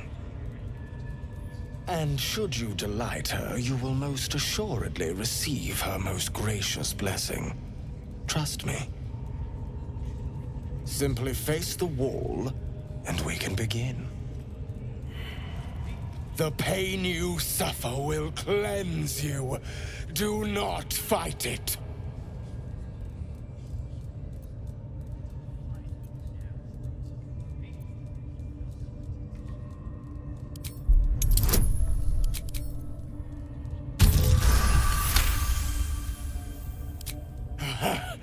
You want more? As you wish, dear one. Would you have joined up with him if you'd known he'd be indulging in this sort of thing, Astarion? I mean, I had my hopes. Wonderful! Just wonderful!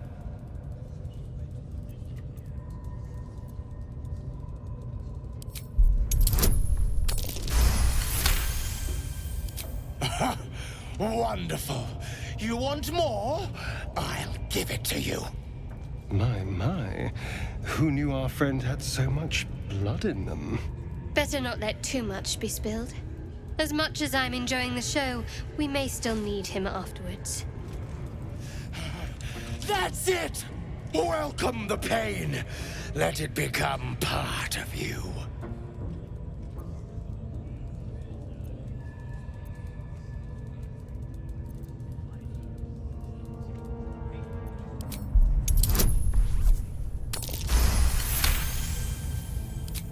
Your voice sounds so sweet, dear one. Keep going. Don't wear him out entirely, priest. I might have use for him yet. Sweet child, you bore the pain like a true believer. I could feel Loviatar's pleasure with every sting of my scourge. I am proud to have served you this penance.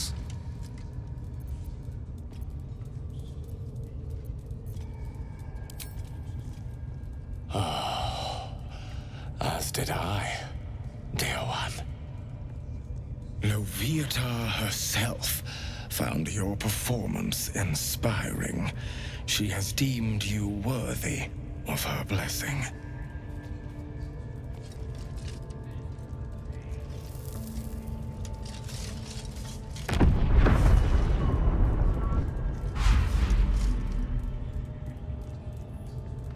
And on a personal note, thank you. That was positively divine. Perhaps. Shah's blessings upon you.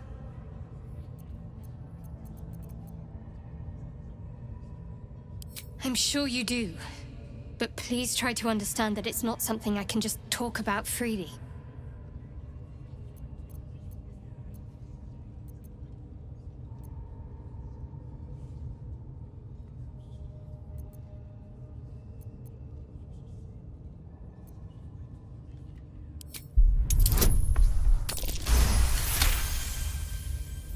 Very well.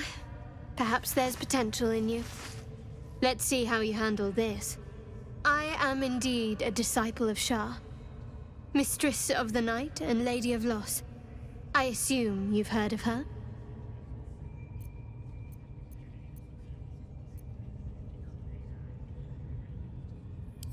Well, if that troubles you, perhaps you should fetch the bailiff to arrest me.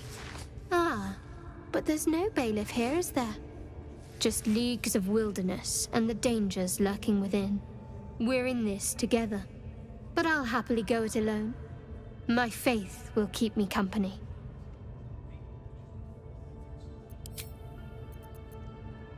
You already know my biggest secrets. What more can you ask?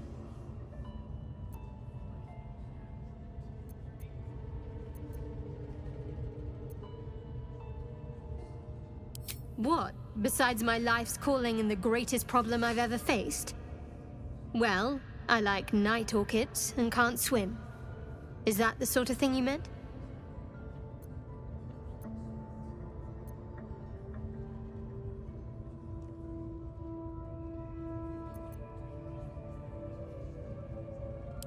It's a deal.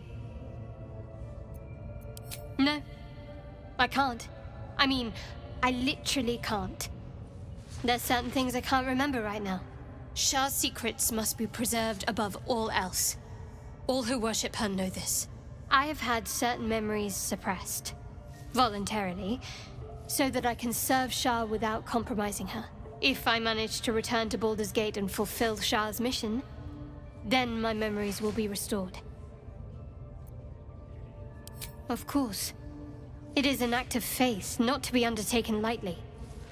Shah will reward me when I succeed. See? It squealed! Hit it again! Keep your hands steady, 3.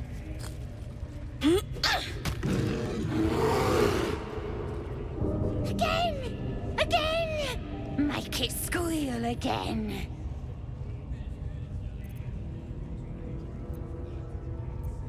It's staying right here.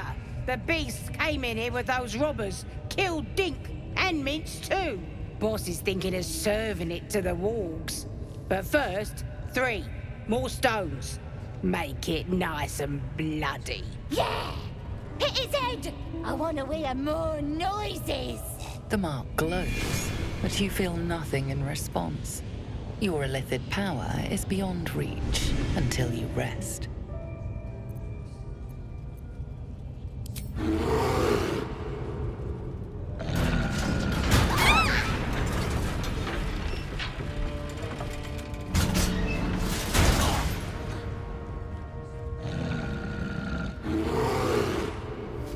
Pardon the viscera. One should cherish all of nature's bounty, but goblin guts are quite far down the list. You aided a bear without knowing if it would savage you. A true friend of nature. Or perhaps a lunatic. Either way, I owe thanks. I am the druid Halsin.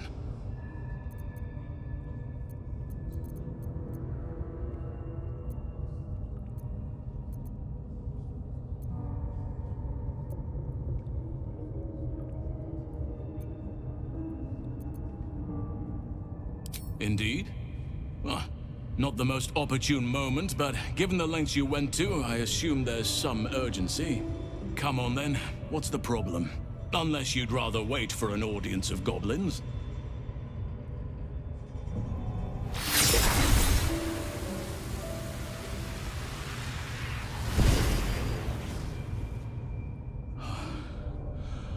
Oak Father preserve you, child.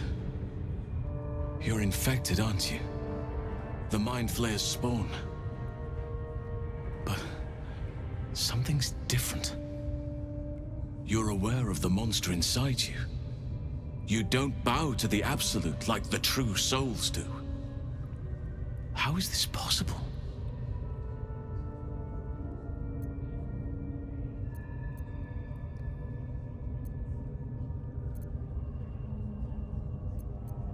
You weren't speaking lightly when you said you needed help. Let me tell you what I know. I've been studying these parasites for a while now. Ever since I discovered these so-called true souls are infected with them.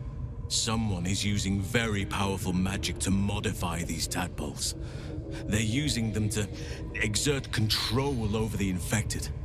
I'm sorry to say, I can't undo that magic, which means I can't cure you. But that doesn't mean I can't help. I didn't find what I came here for, the way to remove the tadpoles, but I found the next best thing. I found out where they come from. That must be where these enchantments are placed on them. And it's where you'll find your cure.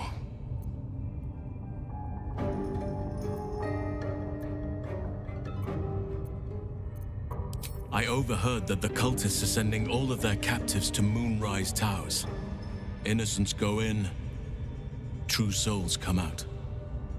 Given that all of these true souls are infected, it has to be the source for this magic. If you want to find a cure, you must head there and discover how the tadpoles are being manipulated.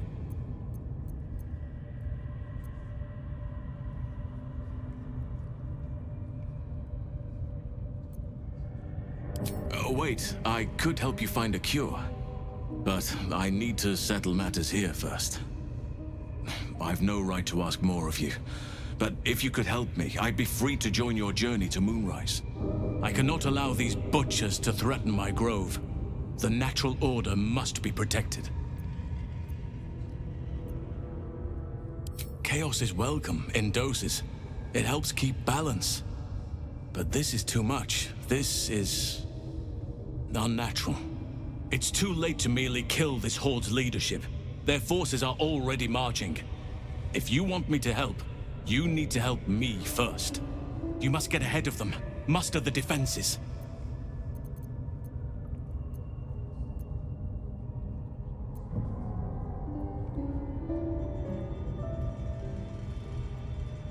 Death is nature's final slumber. It awaits us all. Do not punish yourself over those lost, or give in to despair. Not while there are folk still in need of your help.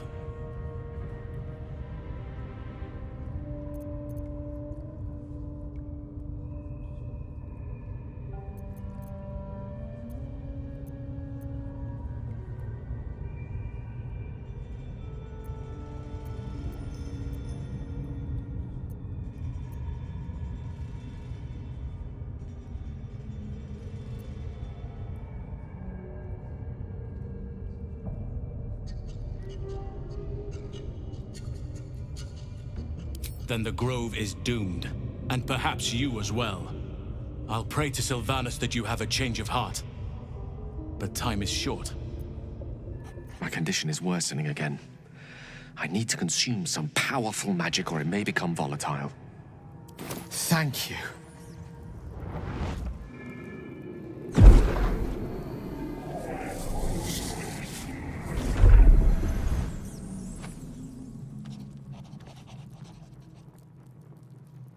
It is a strange experience.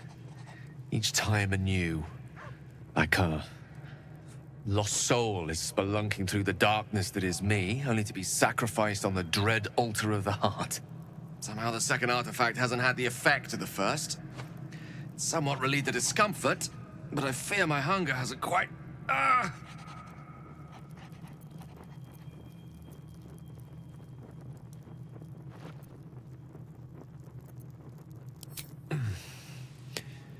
The magic isn't having the effect it should have. It's not like the last time, like a rainstorm that quells a forest fire. It merely drizzles. The embers still sizzle, the fire remains undefeated. I'm not certain what's going on, but nothing good. Please, I need to think. I need to retrace my steps to a glade of calm and think. Thank you for the artifact. A great deal of trouble it was, too. A great deal of trouble indeed. Well, hello. What can I do for you? Who knows? Drow? Mind flayers? Death? Hopefully not ours. But maybe answers. If we can convince the right people to talk.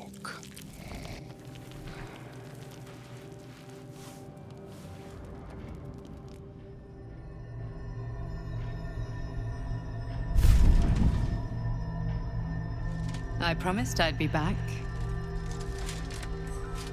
Don't worry. I have things under control.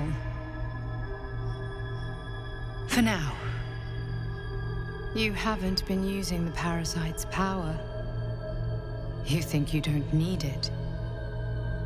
But things haven't gone as you expected. You hoped a druid as powerful as Halsin might be able to remove your tadpole. But he couldn't.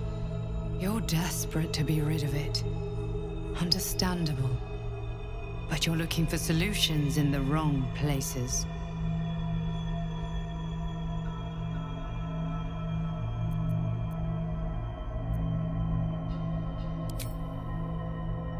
Yes. Halsin is correct. Your parasite is unusual. It is wrapped in magic that prevents its removal.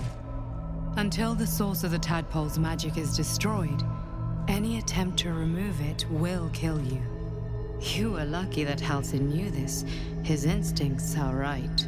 The parasites are merely a symptom of a greater sickness in Faerun.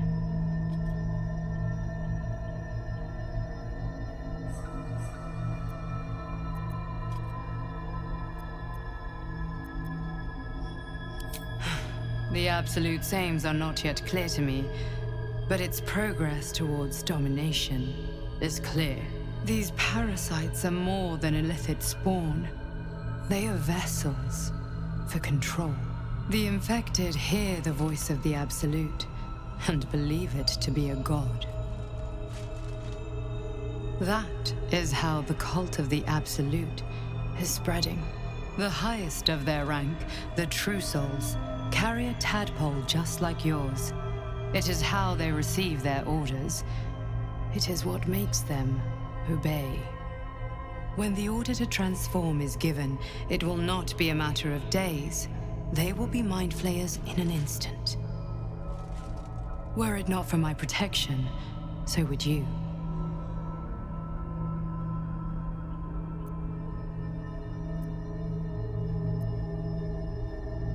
I have powers of my own. Unique powers. But know that we are alike. Just like you, I was infected with a Mind Flayer parasite. Just like you, I seek to be free of it. I've been trying to escape from this evil for a long time. Once, I almost succeeded. Now, through you, I've been given a new chance. You can go where I cannot, And I can protect you from that evil. If we work together, we may turn this around. Hells. They need me. I have to go.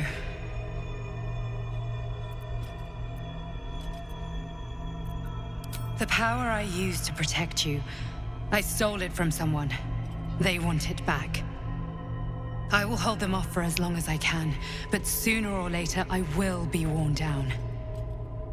You must discover the source of the magic that controls the parasites before that happens.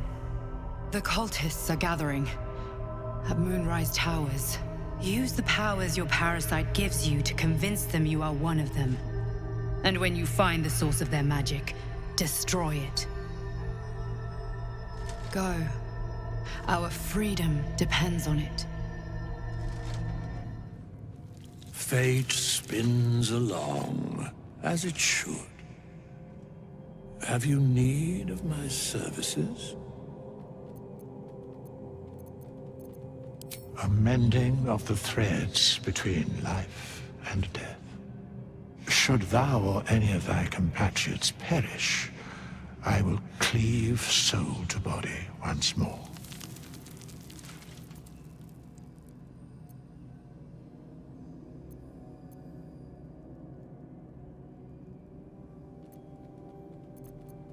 Because it is my calling. There is little else to explain. I've been dreaming of our enigmatic visitor again. She told me our purpose was to take on this cult of the Absolute, to infiltrate its ranks and bring it down from the inside. She even offered me greater powers, the result of some manipulation of the tadpole's psionic abilities. Given the magnitude of what we're up against, I see no harm in considering the benefit this offer might afford us. Could be the only way to reach this source in one piece.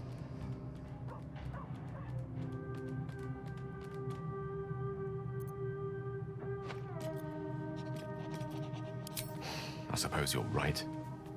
We still see only a part of the picture, however much our visitor claims to show the full vista of options at our disposal. I can't deny my curiosity, but, as you say, no harm in delaying it, for now at least.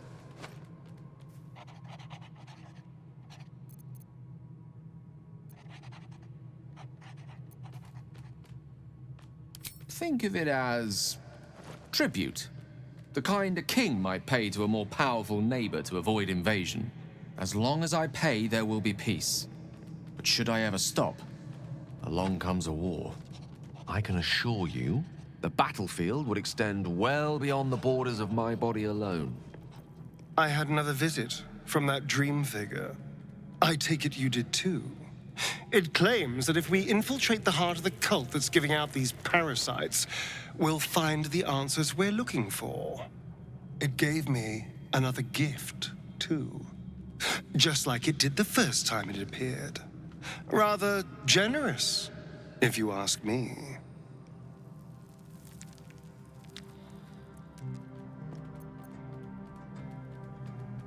And while we're at it, we can see how many more of these little worms we can harvest.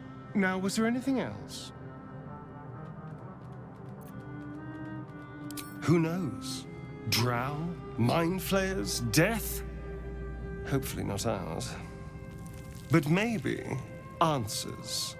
If we can convince the right people to talk. I had another dream. Which, I suppose, means you did as well. Whoever's reaching out to us truly does seem opposed to the Absolute, but wants us to embrace the tadpole.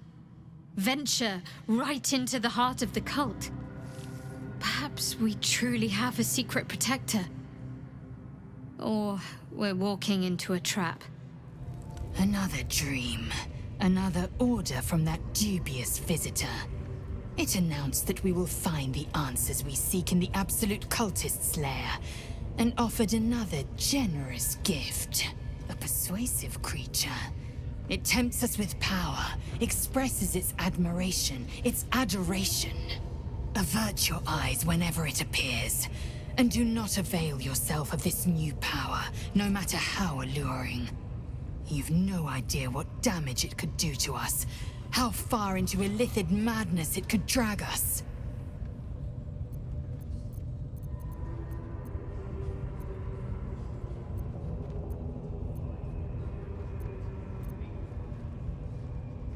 Yes, the one truth that fell out of its cankered lips. There will come a battle, but it will be won with swords, not mind games born of brainworms.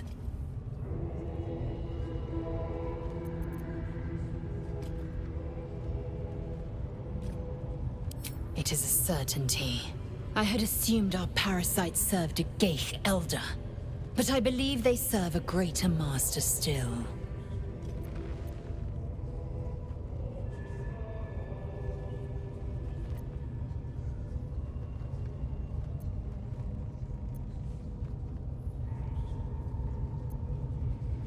Perhaps. Absolute may be a mere pseudonym behind which this master hides. Whatever this voice, whomever this master, it dominates dreams and unites minds. There's something I want to talk to you about. Something important. I could have died in that pod, back on the Nautiloid. You could have died, spending precious moments trying to free me, but you did it anyway. I owe you my life.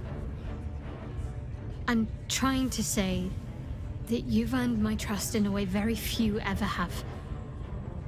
I want that to mean something. I want you to know more about me, at least from what I can remember. As long as I've prayed to Lady Shah, I've wished to serve her as a Dark Justiciar.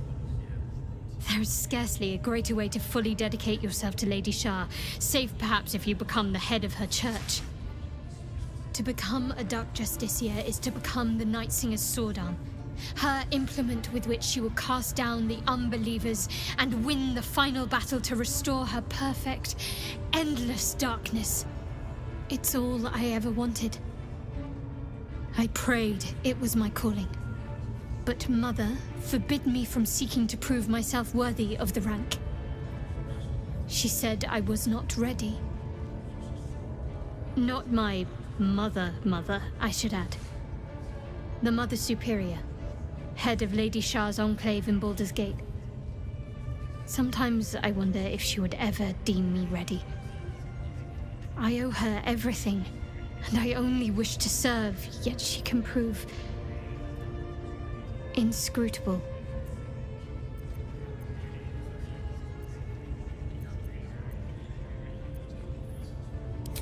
Thank you. I had a feeling you'd be understanding. Sugan al Sukok, Otashokek Dos! I command you, corpse. Speak. Reveal truth to the Absolute! By Vlaakith's blade, a Geich. Nothing. Must be reading it wrong. Sugan al Sukok! The hobgoblin turns to you, and the parasite squirms in your skull. You taste the ale on his tongue, and the bile in his soul. The visions cloud your inner eye for a brief moment once again. You see the hobgoblin bowing before the armored elf you'd glimpsed before. The elf speaks of the hunt for a great weapon, and the rewards that will go to whoever finds it. The hobgoblin's eyes gleam hungrily. If it isn't a true soul devil. He doesn't speak his next words, yet they still rattle your skull from within. You ever talk to a dead squid? Now's your chance.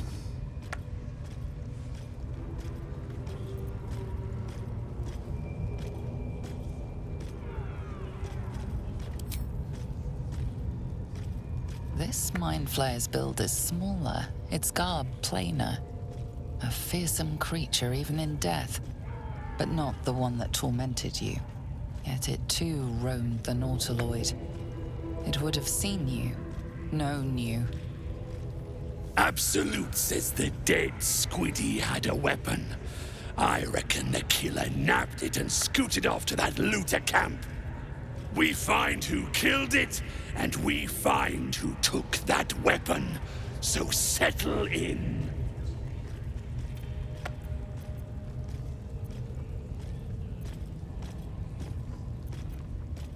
Your skull sizzles with Ragslin's displeasure. His mouth is still, but you hear his demand. I speak for the Absolute, and I say, you stay.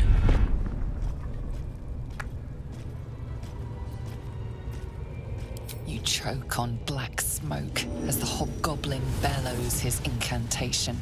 I command you, corpse, speak and say sooth. Lucan ok, al koldek, shulko kank.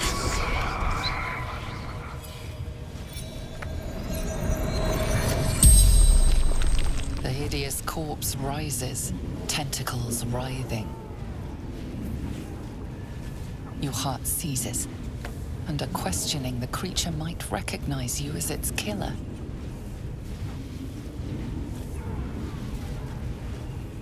Talk to me, freak. Who killed you? The creature responds, not in words, but memories. You see a clawed hand open a holding pod, devoid of flesh, only darkness. Damn it! That tells me nothing! The memory fades, and the corpse awaits the next question.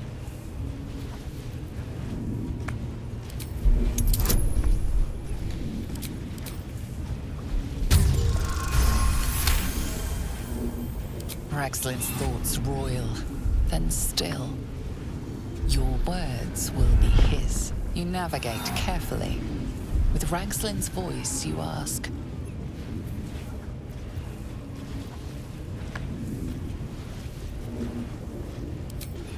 What were you doing in Faerun? Again, visions flow through you. A swarm of Githyanki dragon riders, silver blades held high, control panels melting, flesh pods spilled open. Get on the hunt. They know something. Suspicion floods Ragslin's mind. Your brain howls as you force a final query into his throat.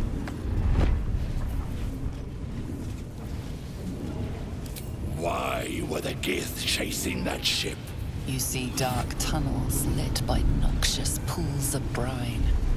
The darkness spreads through the earth. The sky splits open and Nautiloids pour out of a void that consumes the stars. What in the... The corpse collapses, silent once more. No, no! I'm not done! Riddles, all of it, and nothing to show for the trouble but rotting squid meat. No answers, no killer, and no damned weapon. That damned Drow was right. Can't let her get all the glory. The raid started already. Let's hope she's in trouble and needs help. You, get to the grove. Help the Drow Minthara kill the lot. Well, don't just stand there. Move!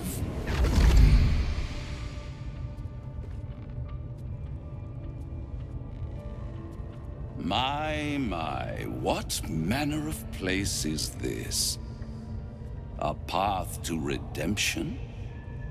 Or a road to damnation? Hard to say, for your journey is just beginning. What would suit the occasion? The words to a lullaby, perhaps? The mouse smiled brightly. It outfoxed the cat. Then down came the claw.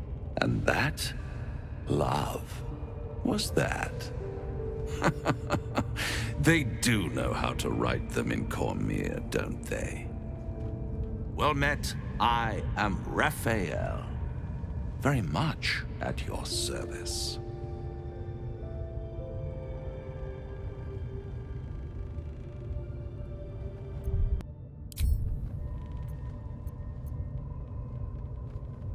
Charmed, I'm sure, in more ways than one.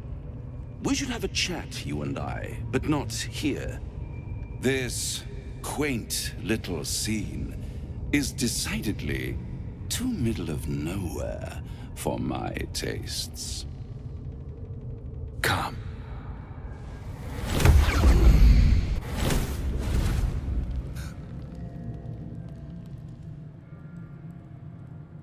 There, middle of somewhere.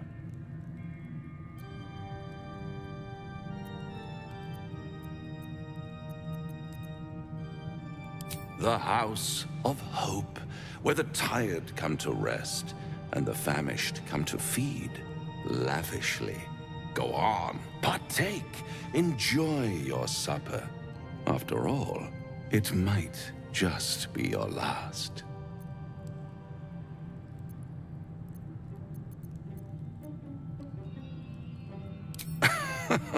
Are you not entertained?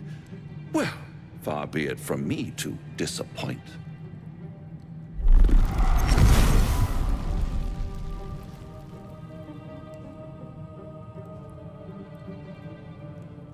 What's better than a devil you don't know?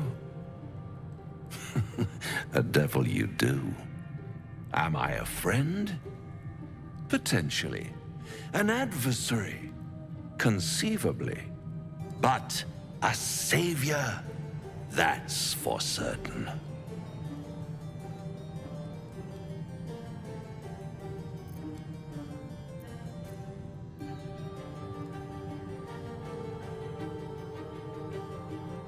Oh, a mere trifle. How dear is one's soul, really? A rhetorical question, of course, but let me venture an answer. It's worth very little with a tadpole in your head.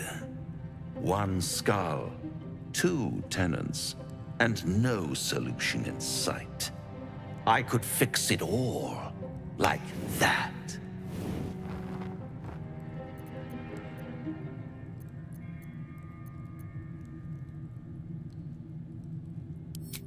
Take all the time you need, but make up your mind before you're counting down with tentacles. Try to cure yourself, shop around, beg, borrow, and steal. Exhaust every possibility until none are left. And when hope has been whittled down to the very marrow of despair, that's when you'll come knocking on my door. Hope. Such a tease.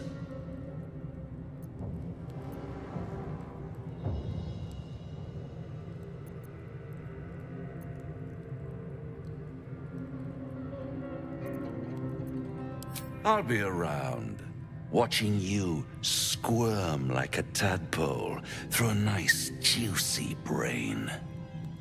All those pretty little symptoms, sundering skin, dissolving guts, they haven't manifested yet, have they?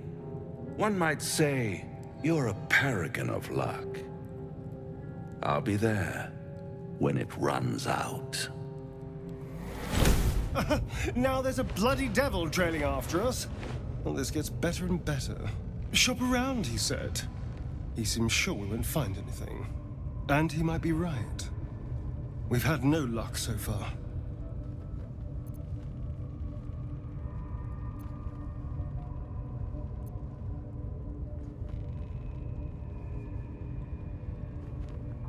I'm not about to throw my soul away. He's playing with us.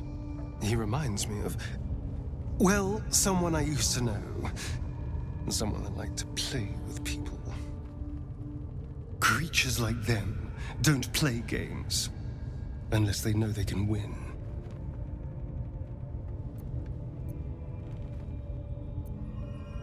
Maybe. But he's not the only one spinning a web for us. This is no ordinary Mind Flayer parasite. Who tampered with it, and why? What do they have planned for us? And why are we important enough that a devil comes knocking on our door? If we find those answers, we might have a chance. Bloody hells. Literally. Just when I think I've got a grasp on our dilemma, a devil shows up. No matter. We've dealt with every other oddity thrown at us lately. We can handle this one too. Now, as for this Raphael, he knows our secret. He claims he can help. What do you make of him?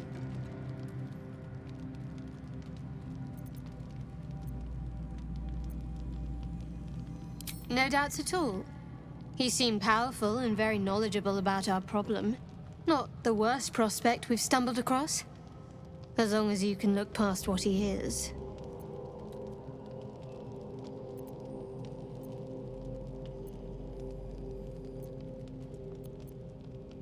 Good. That's what I wanted to hear. He's clever. My order uses the same tactic when dealing with enemies of Shah. You don't need a scourge or a rack to break people. Fear and self-doubt is sufficient. When actual pain comes, the victim's already done the heavy lifting for their torturer. There were no right answers with that devil. He was toying with his food. Us.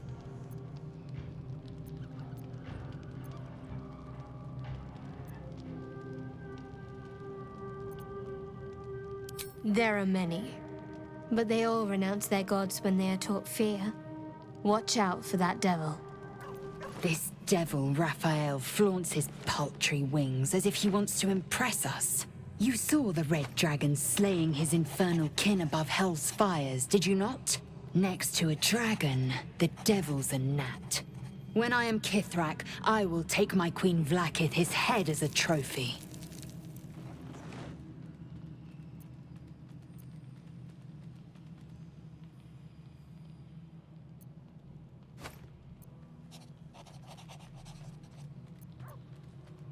I will sit astride one. It is only a matter of time. I will ride a red dragon. I will wield the silver sword, and I will conquer every layer of hell, should my queen command it. The Geich are my kind's mortal enemy.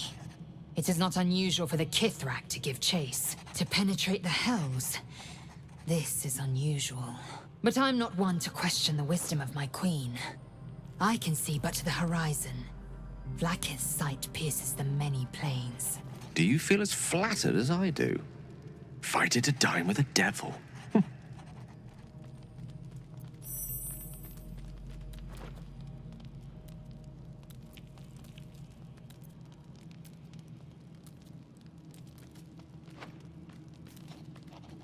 Don't let his bluster fool you. All that talk of desperation merely illustrates his own. I think he wants something from us, badly. And in that knowledge lies our opportunity.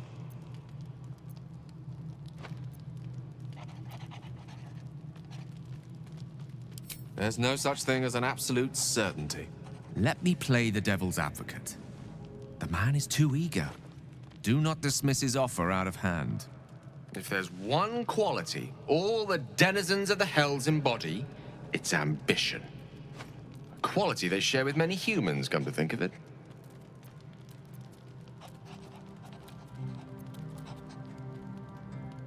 Admittedly, it's an area in which I have a modicum of expertise, and based on the evidence before us, it's hard to imagine any other motivation.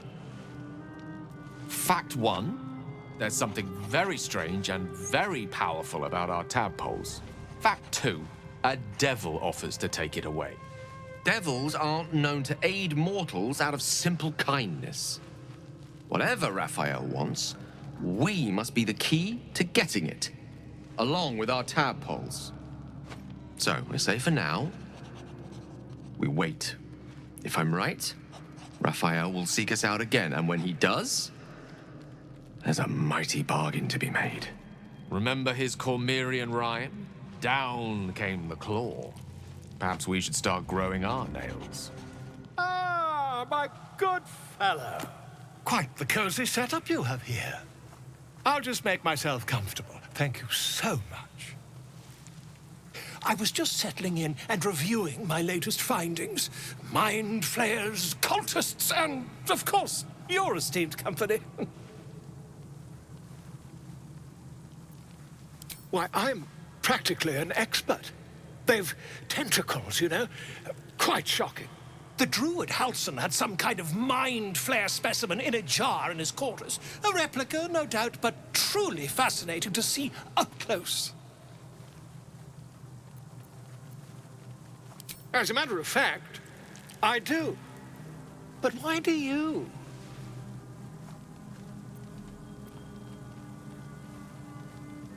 That's quite impossible. You'd have undergone ceramorphosis by now.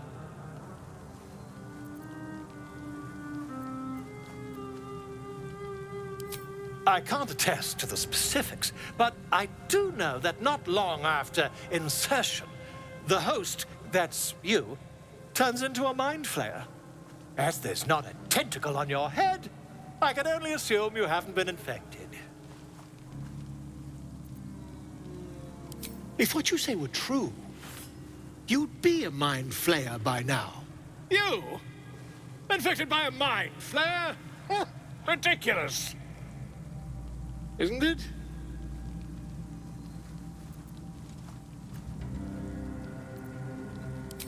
Perhaps that's for the best. I'd be irresponsible not to debunk such a strange claim.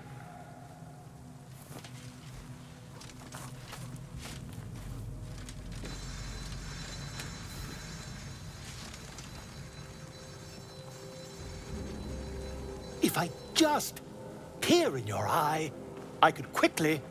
Oh, my dear, sweet gods!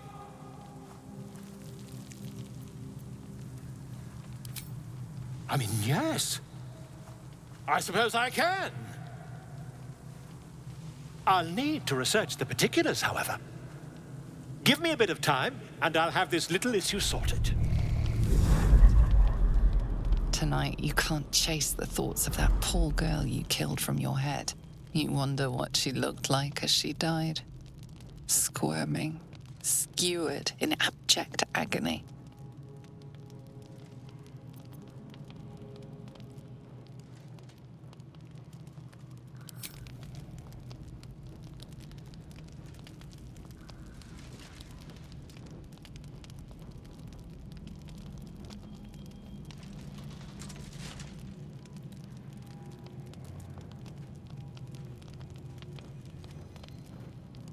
Your body barely complies. You feel such rushes from your thoughts of the dead woman. Why did she die? The mystery gnaws at your pounding heart. Me lord, jubilant day! I have found your vile self at last! Sceleritas fell. Your loyal and ever-adoring butler. I followed you, my dear rotted master. We have been parted so tragically long.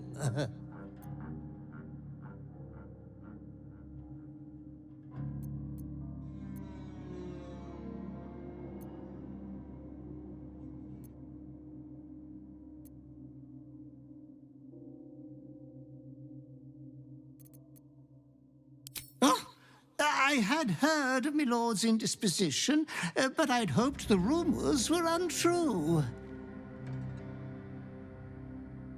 No matter. We will get you back to committing 5 villainous acts before breakfast in no time.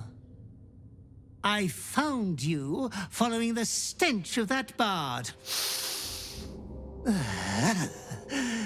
She reeked across the coast like a piece of dog muck on the road.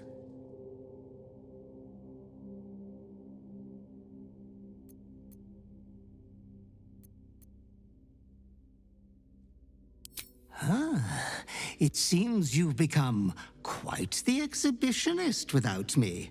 I can only congratulate you on your indecency. Anyways, I come once again bearing a part of your dreadful inheritance.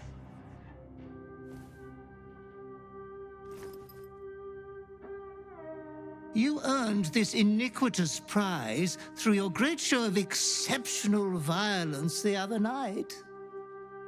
I'm sure Master will be better soon. A fellow of your fine breeding is never down for long. I cannot wait until your next act of shameless barbarity.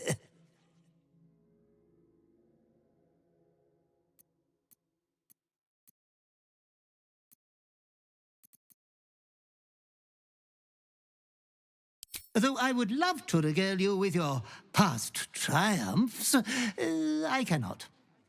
I am forbidden to interfere. Our betters will not allow it. Be true to yourself, my lord. There's something I've been wanting to share with you, if now's a good time.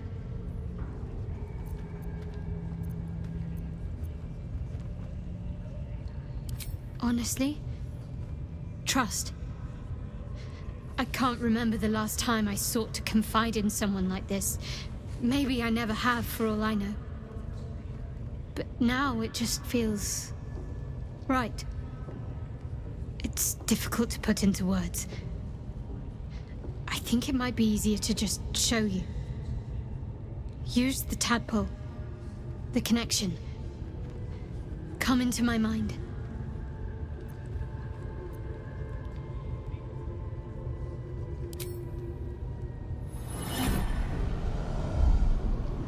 I don't remember how it started, only how it ended. I was fleeing.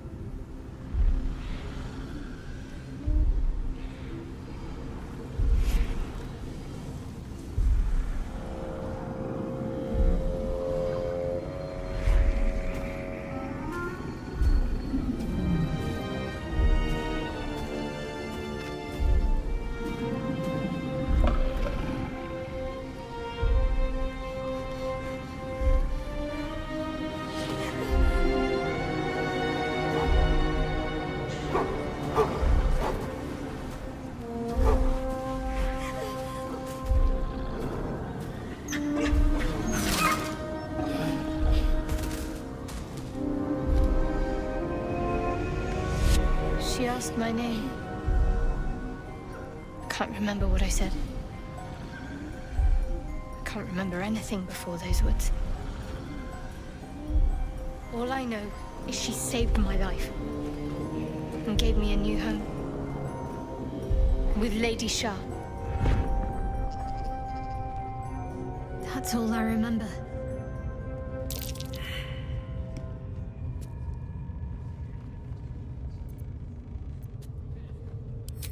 Lady Shah.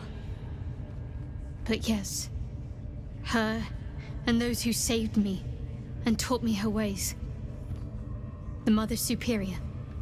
She made me who I am. At least as best as I can remember. She taught me, trained me, punished me when I failed her, which was often. Perhaps I was. She sent me on this mission, after all. Wait! Bows down! Gods above! We took you for a goblin! Get up here! I want that gate sealed before they arrive. And we need to talk! You know, if that parasite isn't to your taste, I'd be happy to consume it in your stead. I don't relish the thought, but if you're going to just leave it sitting in your pack, well, one of us should try it.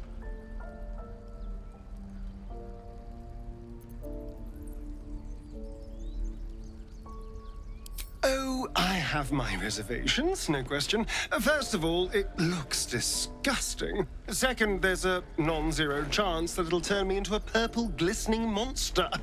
But if it doesn't, who knows what kind of power we could unlock? And power is always worth a little risk. Excellent. I'll have a rummage around and help myself in my own good time. Thank you. Your generosity is appreciated. Please, have you seen Donnie anywhere? Young boy, doesn't talk. We need to get him into the cave before the goblins come.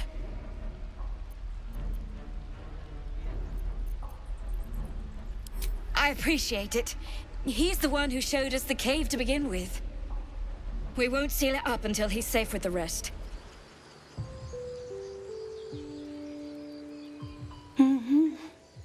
Go away! There's nothing in here for you! For any of you!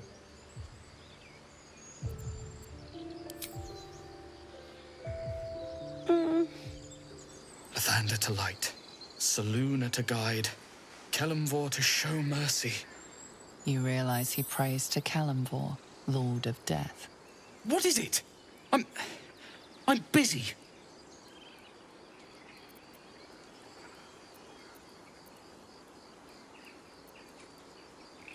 Well, seems like I'll be facing him before long. All of us will. I knew I smelled the stink of cowardice.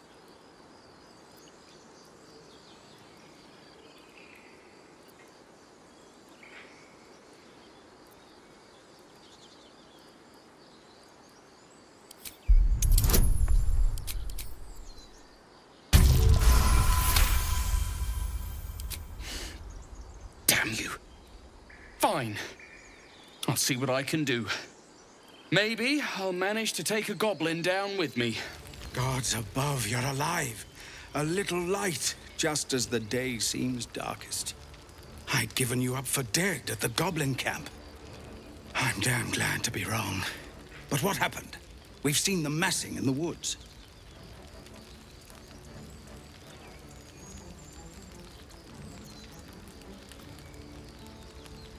Truly. Hells, I didn't expect it. We were almost ready to leave. Well, there's nothing for it now. A fight it will have to be.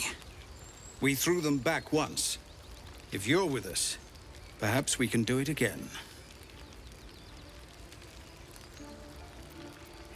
Huh. What I have is no choice. We need to thin their numbers quickly if we're to survive. Every ounce of oil that we could spare has been buried out in front of the gate. We'll blow the horn to draw them in, and pray our fire arrows strike true. Your courage is catching, it seems. Or perhaps I've finally lost my reason. Make what preparations you deem necessary, and then sound the horn. Let's have this done. Gods, I feel sick. We're not ready for this.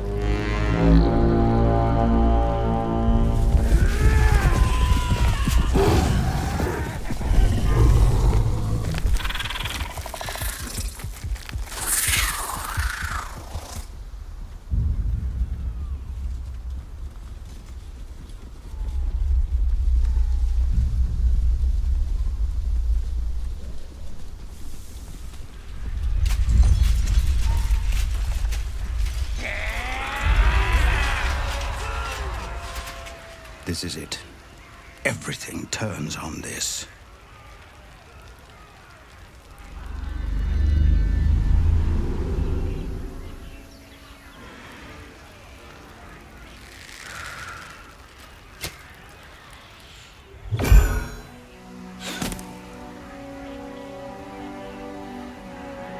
Get that damn gate closed! I know that you are all afraid. But I also know that you have been fighting your whole lives.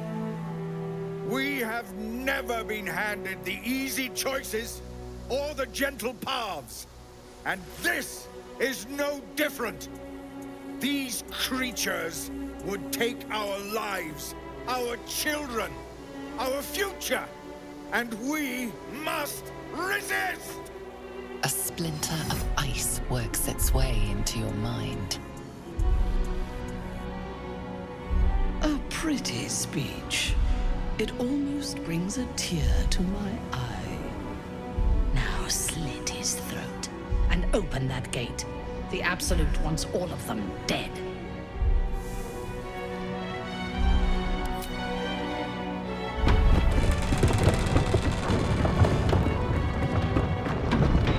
What are you doing? They'll kill us all! Hells. You're siding with them against your own people?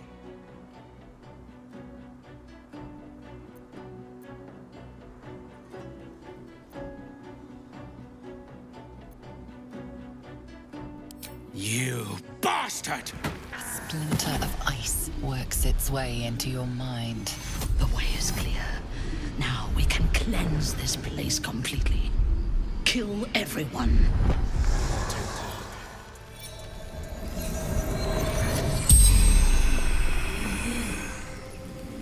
You. Zevlor, Hell Rider, but cast out. Finish the plan. Go where they belong. Plenty to have, none to tell. Elturel, city on the river. Terrible times. Dragged to the hells. They blamed us. Fools. The spell's power wanes. You can ask no more questions. Warrior, stay. The Absolute will be pleased. But there is more to be done. This place is home to druids. Root them out and kill them.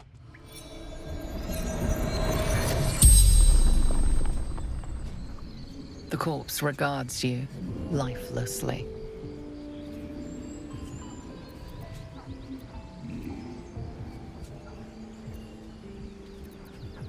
Emerald Enclave.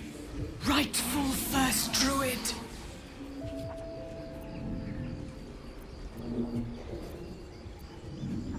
Born to the circle. Belonged to the circle.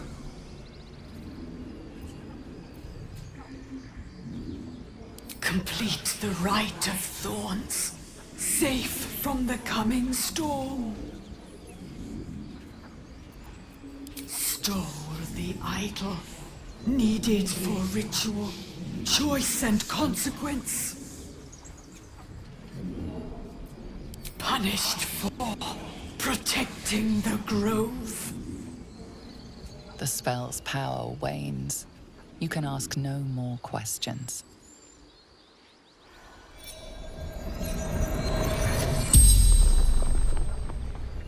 The corpse regards you lifelessly. Try to protect our grove. Beneath, locked by runes. Wolf rune, wrath. Praise the Absolute. She will reward us well for this exquisite carnage.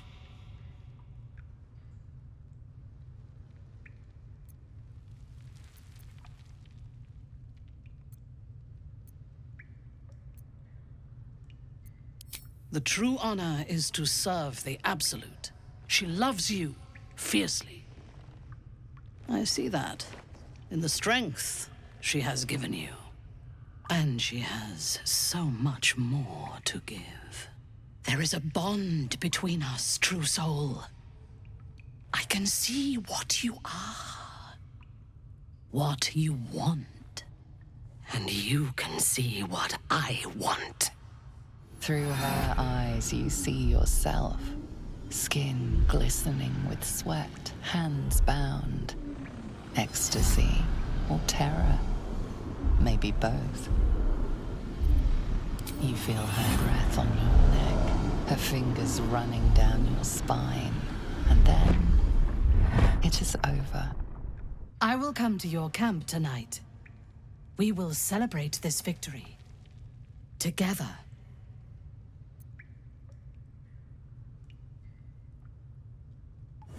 As you approach your camp, the raucous celebrations have already begun. Volo has fallen into the Goblin's clutches again, and appears to be chronicling your misdeeds. The Goblins praise the Absolute, but their celebrations also honor their leaders, Minthara and you. You fought well, and so did these creatures, thanks to our leadership. When you tire of their company, come to me. Tonight, you are mine. Well, hello. Welcome to my humble party. What's your poison? Red? White? Ah, a good, full-bodied choice. So, what are we drinking to? Other than a pile of corpses.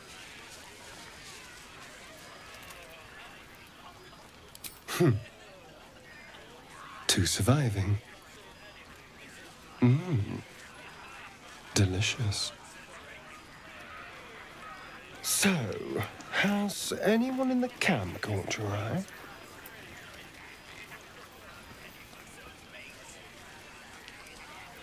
By the hells. Sex, my dear. A night of passion. Oh, there's no better way to unwind after a long day of killing.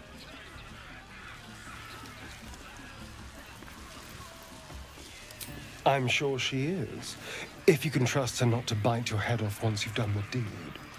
Whatever makes you happy, I suppose. As long as you don't come scratching at my door. I have seen the Githyanki tear a screaming Neogi's legs from its belly to fashion into blades. Yet they could not match your nerve today. It was enough to drive me to madness. I smell their blood on you still. I smell your moisture. How torturous for us both that I'll never get a taste. Oh, but do enjoy yourself this night. I intend to myself. Never thought I'd be following a tiefling in a battle, and against your own kind. Guess you do have some devil's blood in there, don't ya? Never seen a true soul in action before. I'd follow you to the hells and back. Once we're rested, we should carve our way right to Baldur's Gate. Whole world needs to know what we did here. You smoked them all out like it was nothing, true soul. Imagine what a disciple could do. What a glorious celebration. Hip deep in gore. The goblins stole good wine. It goes straight to the head.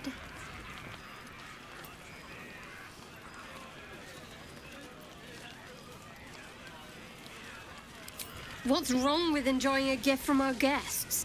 Maybe, if I down enough of this swill, it'll pickle the worm in my skull.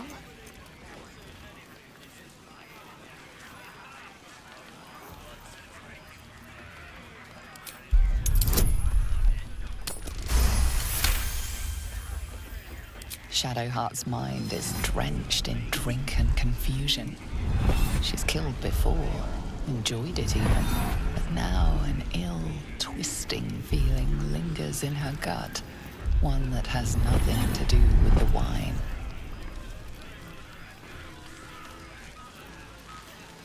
Guilty? Ridiculous. What's that to be guilty for? I serve the Lady of Loss. We strip those tieflings of hope itself. Just let me enjoy a drink in peace.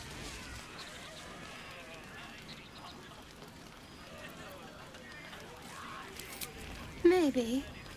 but I know better than to share my bed drunk. Unless you meant to raise my spirits by other means.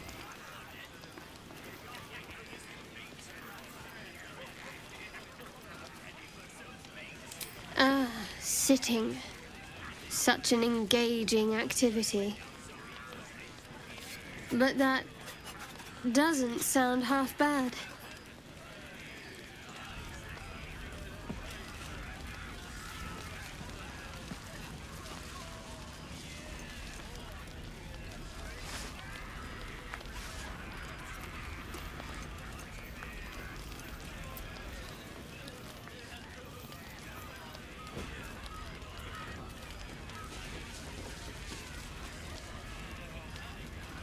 True soul, sir. A present straight from the battlefield. As the symbol glows, power courses through you. Authority. Had to cut off the stiff's fingers to get it.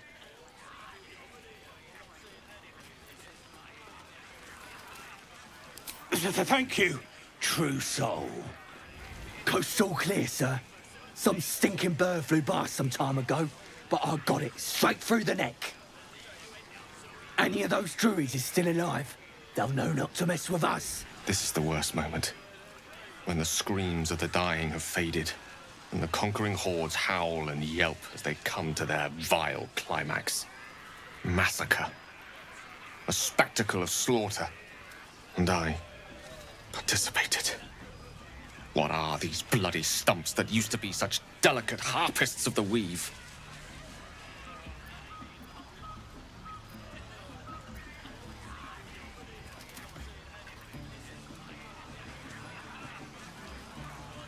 No. Two shadows are darkening my soul. The shadow within and the shadow without. You. You led me down this path.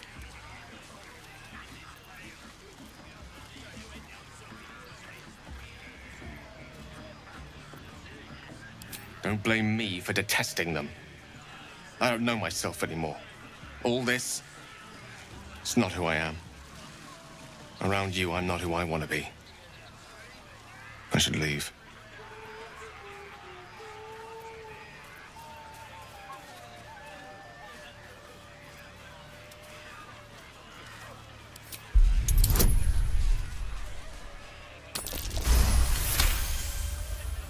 God damn you. You're right. Few things are more powerful than the will to live. But carnage such as this. The shadow within is spreading like poison, corrupting kindness and compassion. Perhaps you'll understand me better when you know the truth of my condition. You will. But not until then. Now please, I prefer to be alone with my regrets. Enjoy these vile revelries if that's your inclination. Certainly isn't mine. Ah, the guest of honor arrives. I've been observing the festivities from a sensible distance.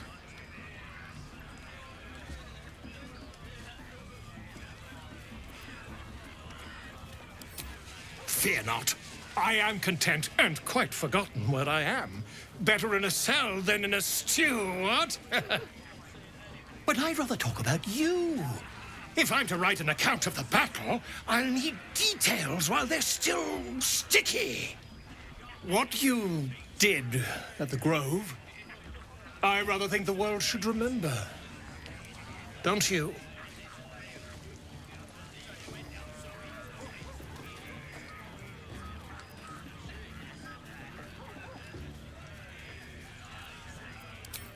I have no doubt. But such grand deeds as yours often require interpretation. The Grove, for example. The unenlightened might see your actions there as no more than aimless slaughter. I know you had a purpose, though I'll grant that I'm quite in the dark as to what it was. Might you elaborate?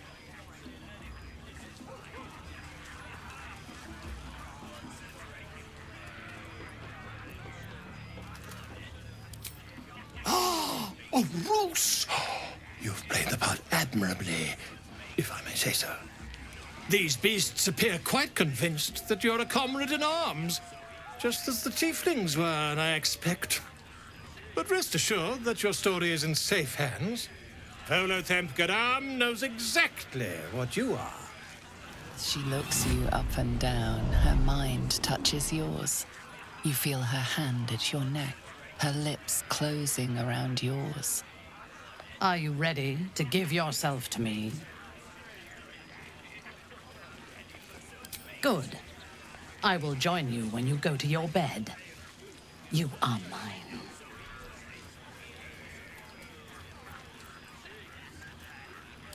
Wait until morning, true soul. All will be revealed. You are here. Good. Come with me.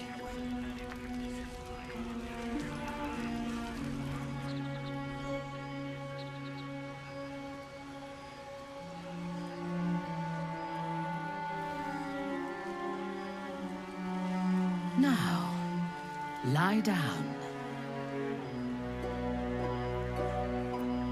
An image of her naked body against yours flashes into your mind. Do not speak. Just do as I say.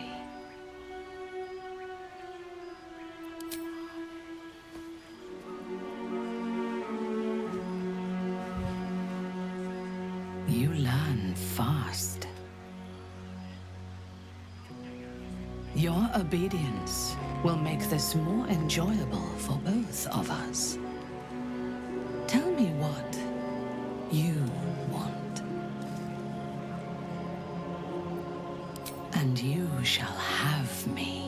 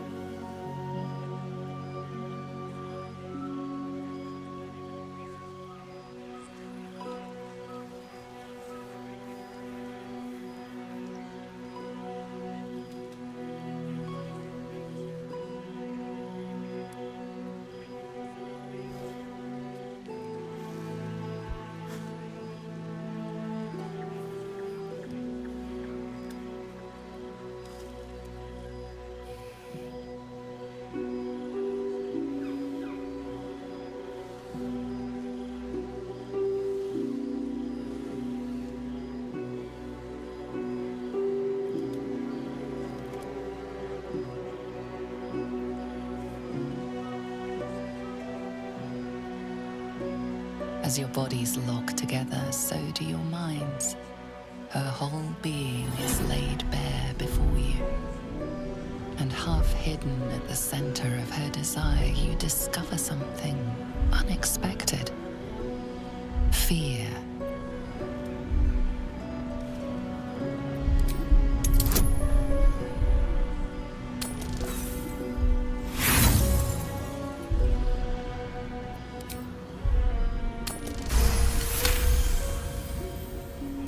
She flinches as layers of her psyche peel back, revealing the scars of a life spent anticipating a knife in the back.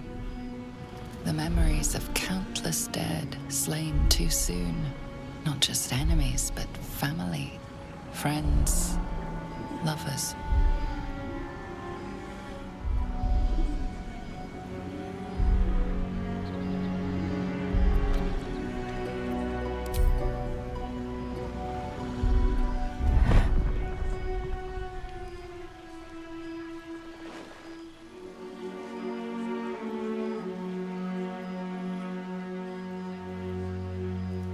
I would have you by my side in Mensa Berensen when our work on the surface is done.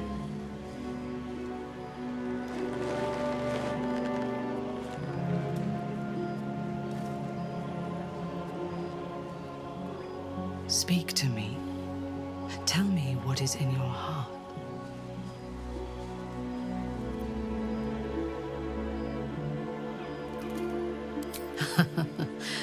As did I. During the battle, my mind raced, my blood burned. I was righteous. But tonight, I only heard your breath and your voice. The Absolute was silent. And, strange to say, that brought me comfort. How is that possible? The artifact pulses softly, sending out a warning. It is afraid.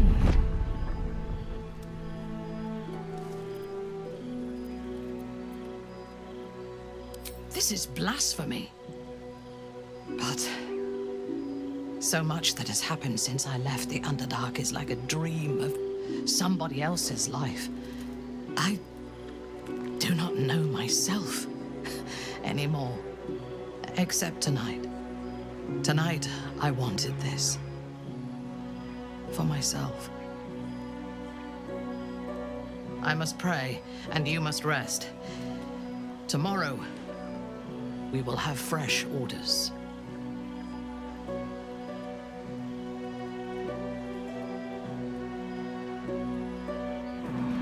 In your dream, you stand over yourself as you sleep. A knife in your hand, murder in your heart. You are ready to strike, to end your own life, but then a shock runs through your mind. This is no dream.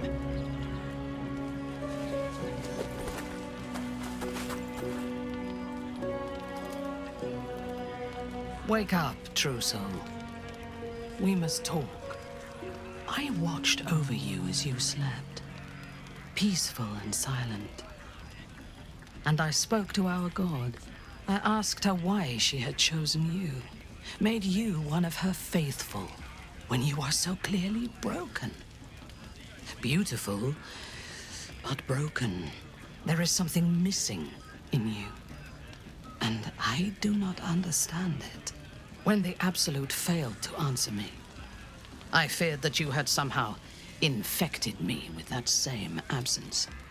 And so I decided that you must die. But then, a miracle happened. As I took out my blade, her voice returned to me, and she told me what I must do to purge myself of doubt.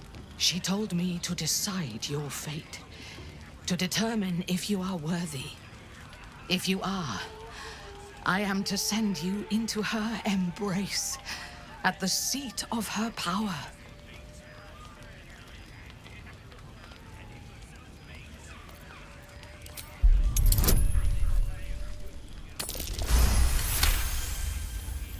In time, I believe we may be together. Travel to Moonrise. We will meet again there, at the heart of the Absolute's power.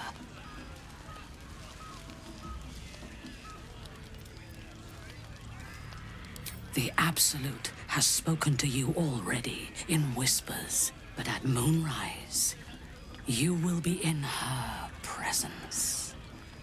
She will test you. If you fail, you will break.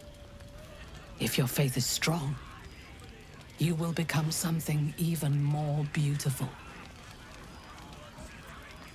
With difficulty, but I can help. The land around Moonrise is cursed.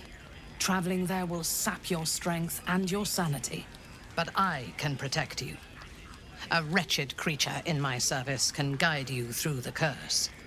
This harp will summon him. Play it when you are in the shadows, and he will come to you, and know that you are a friend. He was a drow once.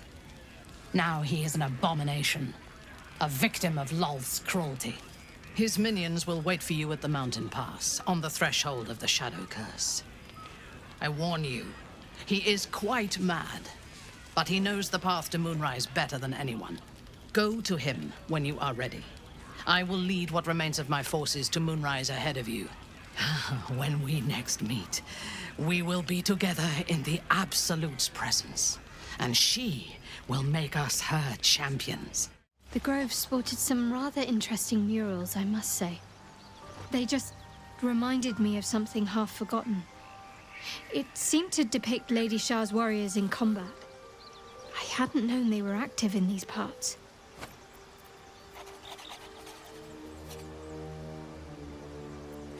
Not formidable enough to win the battle, it seems, but still, worthy of my respect. They looked like dark justiciars, an elite force among Lady Shah's ranks. Only the very finest proved themselves worthy of the title.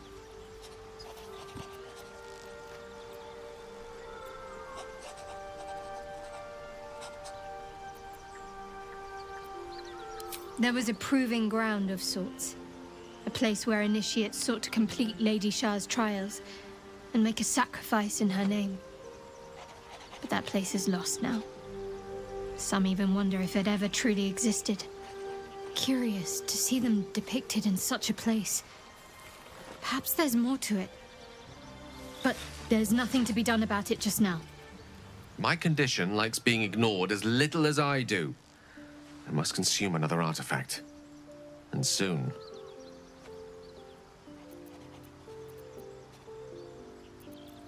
Thank you.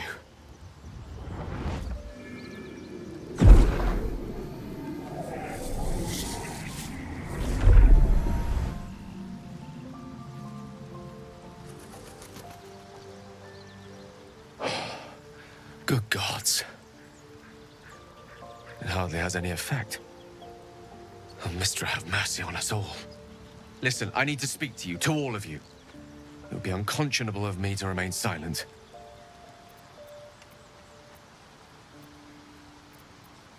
I might just be about to remedy that. You have to know who I was. You have to know who I really am. What I am is a walking shadow of the promise I once held. I'm what one might call a wizard prodigy, who from an early age could not only control the weave, but compose it, much like a musician or a poet. Such was my skill that it earned me the attention of the mother of magic herself, the Lady of Mysteries, the goddess Mystra. She revealed herself to me and she became my teacher. In time, she became my muse, and later even my lover.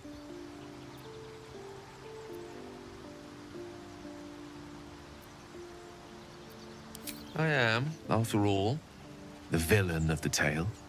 We enjoyed each other's company. Body, mind, and soul. But even so, I desired more. You see, no matter how powerful a wizard we mortals can become, we never scratch more than the surface of the weave. Mystra keeps us in check. There are boundaries she doesn't let us cross, yet every time I was with her, I stood on the precipice, gazing into the wonders that lay beyond. I sought to cross her boundaries.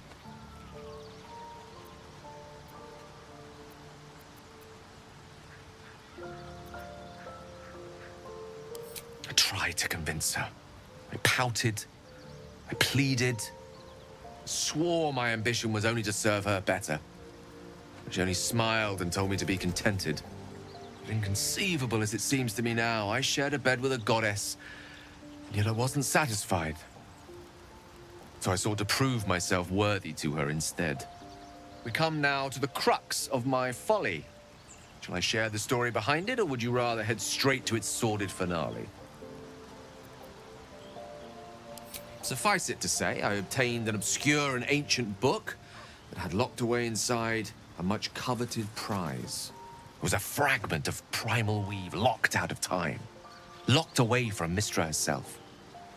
What if, I thought, what if, after all this time, I could return this lost part of herself to the goddess?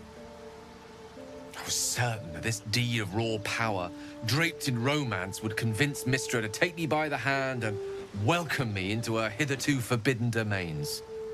I was mistaken. I obtained the fabled book and took it into my study. As for what happened next... Here. Place your hand over my heart. Let me show you.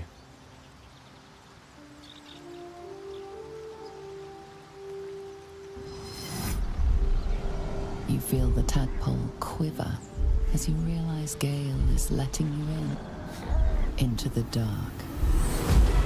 You see through Gale's eyes, staring down the corridors of a dread memory. A book, bound, and suddenly opened.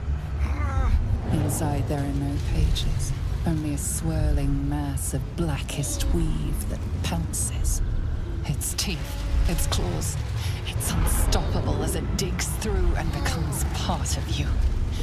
And gods, is it ever hungry.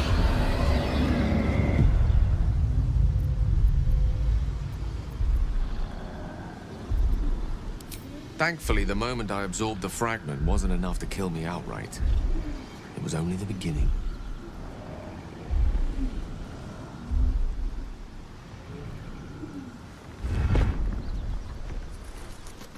This Netherese blight, this orb, for lack of a better word, is balled up inside my chest. And it needs to be fed. As long as I absorb traces of the weave from potent enough sources, it remains quiet. Were it ever to fully destabilize, however.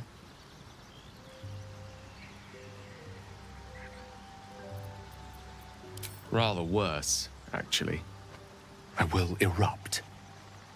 I don't know the exact magnitude of the eruption, but given my studies of Netherese magic, I'd say even a fragment as small as the one I carry, it'd level a city the size of Waterdeep.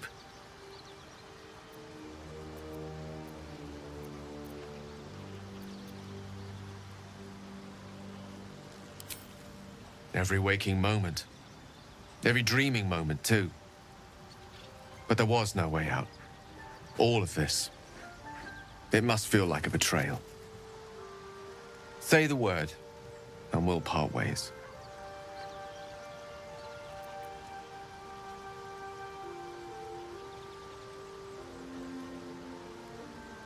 That is a great relief. Oh, a great relief indeed. You truly are a soul that steals my own. From all my new rallied heart, I thank you. I thank you all. I understand if you stand against me. I'm humbled if you stand with me.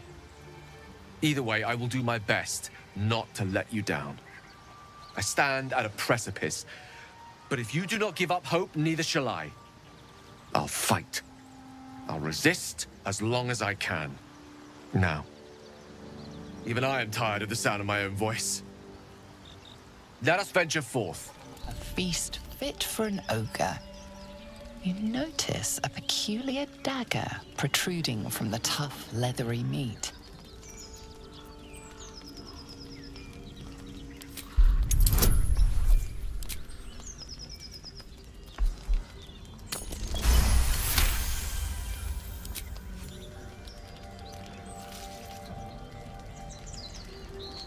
Your cautious method pays off. The dagger glides smoothly out of the mystery meat. There you are. Good. I know what you did. All those people in the Druid's Grove. You slaughtered them to a man. Did it make you feel important, huh? Did it make you feel big?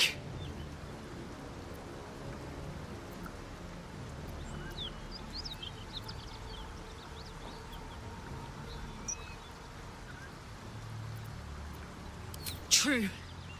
I don't need you to speak. There's nothing you can say for yourself anyway.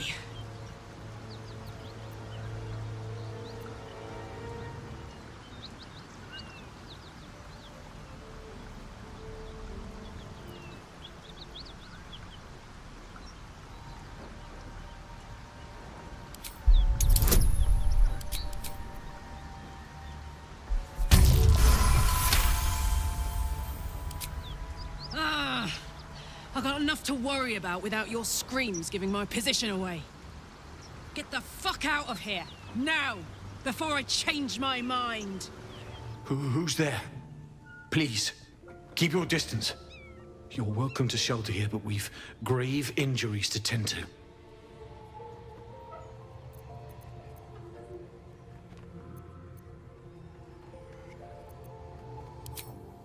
A toll house, once upon a time. Now a house of respite for those of us burned by a devil. We are paladins of Tyr, Lord of Justice. He sent us after an infernal being, straight out of the Nine Hells, hiding in the form of a one-horned tiefling. You recognize the description. The burning tiefling you met by the river. She slaughtered countless refugees fleeing the Absolute. Yesterday, she butchered an entire family without mercy. We were lucky to survive our encounter with her.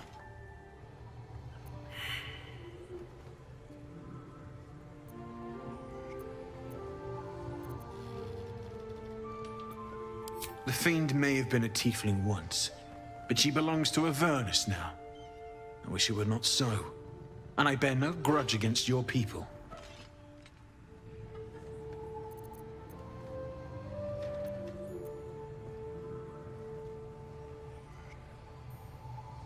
I understand, but if you see the Fiend, be on your guard. She's dangerous. Need any supplies? We've fewer mouths to feed now. The Lord of Justice sent us after a devil haunting this area. We squared off against her. We lost. Talk to Anders if you want the details. I don't have it in me to recount the horror. Perhaps you've decided to chase down the Fiend after all.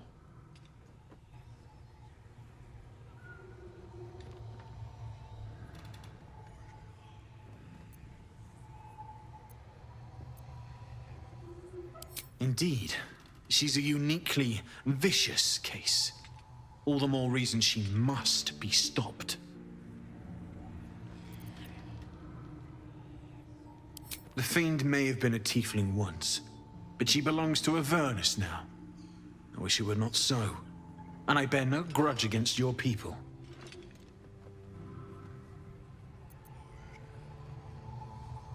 She ran toward the river when she saw we were merely wounded, not dead. Down the hill from here. She must pay for her crimes. If you capture her, you will have served Tyr where we could not. This is the Sword of Justice, blessed by Tyr. I've wielded it since I swore my oath. It's all I have, but it's yours if you stop her. Bring me her head, and Tyr will consider her crimes repaid.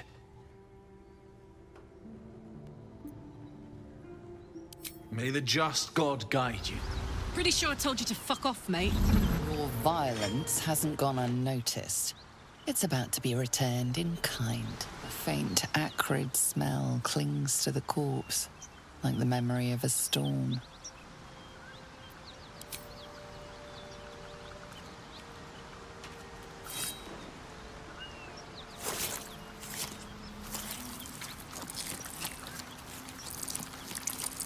The head comes free with a sickening crunch.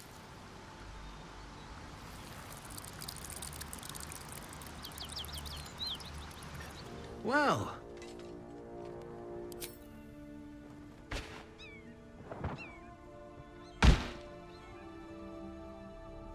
Thank you. As promised, here is my blade. Blessed by Tyr. It's sacred. The most valuable thing I've ever held. I hope it serves you as well as it served me. You're that true soul that's been chumming around with Minthara, aren't ya?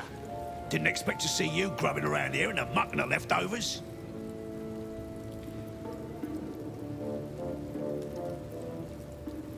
On their way to Moonrise with her ladyship. They left me here to make sure we ain't left nothing valuable behind. There is, lots, but I've got scavenger's rights, so it's all mine. Unless you're willing to trade for it. To think, Gale's had this devastating all within himself the entire time, and only just mentioned it. Who'd keep a secret like that from his friends? You can't trust anyone these days. So Gale's been walking around this whole time with some sort of magic bomb in his chest. I'm not normally one to begrudge someone their secrets, but that's something I should know.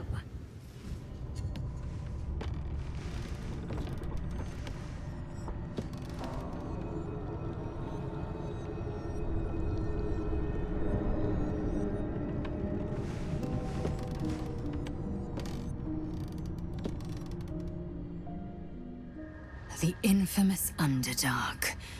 Don't worry of the dangers you can see. Worry of the dangers you can't.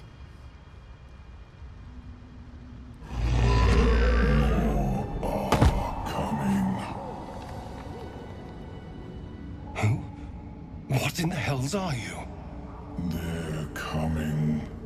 They're coming.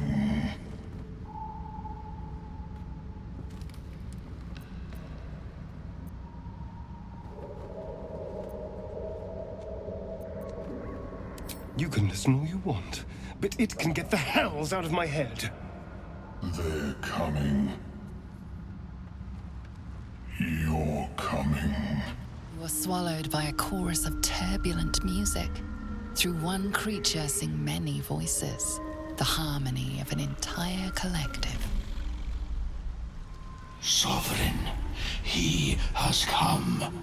He is here. The choir fades. A single melody rises above the others, brassy and commanding. I am sovereign. You see a vision. Your lifeless body wrapped in fungal tendrils. The Sovereign is threatening you. State your purpose.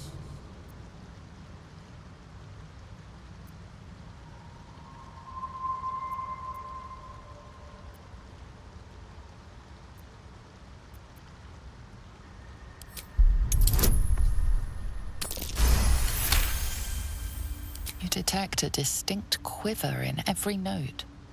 These creatures have experienced recent tragedy.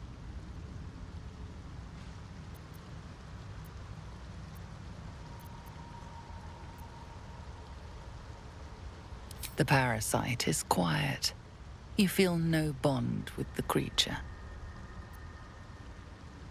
Fungal roots weave through your mind, seeking your true intent. Then the Sovereign drones a new melody, cautious but welcoming. Descend to me. Let us speak in flesh. The persistent music coaxes you forward. The Sovereign expects you. The Underdark, as if we didn't face enough dangers back up on the surface. Fungus and mold glaze the servant's face and body. Through music and vision, the Sovereign reveals its origins. You see a frothing Duergar, axe drawn, crazed by bloodlust, bearing down on a young Myconid. A frightened Myconid circle conjures mildewed vines. They encircle and transform the Duergar. It now belongs to the circle. It will obey the Sovereign. Fungus and mold glaze the grotesque creature's face and body. A voice drifts into your mind as you gaze upon the misshapen servant. Leave this one. Come to me. We must speak. The Sovereign's thick fingers stroke the corpse at its feet. A droning melody greets you as the creature turns its gaze to you. Flesh talker. I show you a memory. Watch and listen. A violent vision grips you. Duergar, dark dwarves chopping Myconid remains. They broke our peace. They killed our young. The Sovereign's song slows to the pace of a dirge. It is still in mourning. We laid waste to many, but intruders remain. Lakewood. The Sovereign's song halts as it measures your worth. I sense your resolve. You will find Duergar invaders near Lake's edge. Cleanse the rot. Destroy them. I admit, I like this one's approach. A little genocidal, but effective.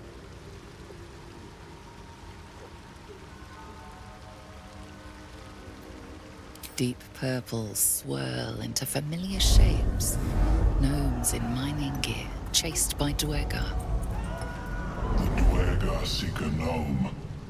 It is a guest.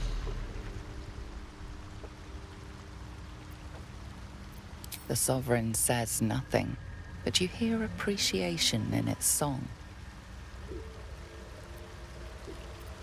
We breathe life into our enemy's flesh. The dead make a fine host for my growing children. If I die down here, destroy my corpse. Don't worry. I wouldn't hesitate.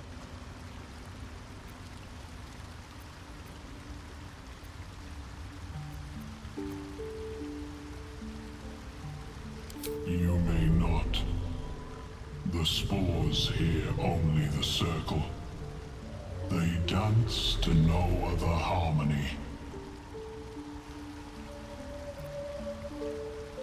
The Sovereign gifts you one more vision. A wall of vines parting to reveal glowing light. Riches of magic and mind. Cleanse the rot, and they are yours. You do the circle a service. We will await word. Don't. Her condition is familiar. Poison, derived from a wild weed common to the Underdark. She'll need an antidote soon, most likely held by the poisoner.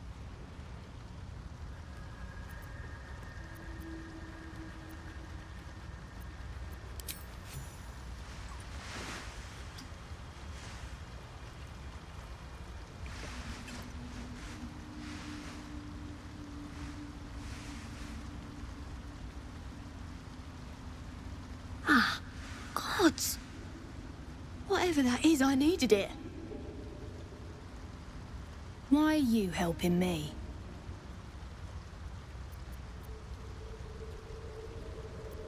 Down here? Tends to be. But I'm nearly good to get on my feet. I thank you for your help, but I gotta get moving. Oh, Carl's garters. Oh, I don't have time for this. My kin need me. Maybe not, but you are. I need you to rescue my kin. We can pay. We're Ironhand Clan, best artificers in Baldur's Gate. We were on an expedition down here when the Dweger snatched us up. I got away, but not the others. The Greys have them digging out some old ruin across the lake.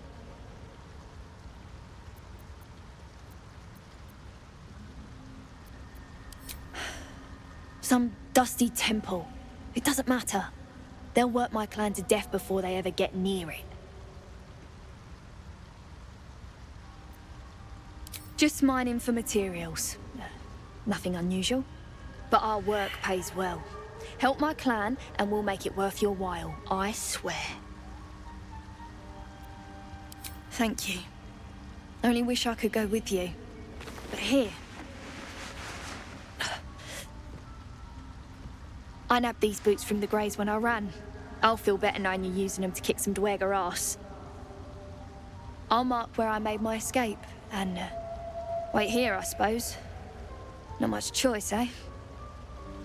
You know, I've been thinking, and I think there's something I should tell you. Nothing big or terrible, just a small little detail about me that hasn't come up naturally.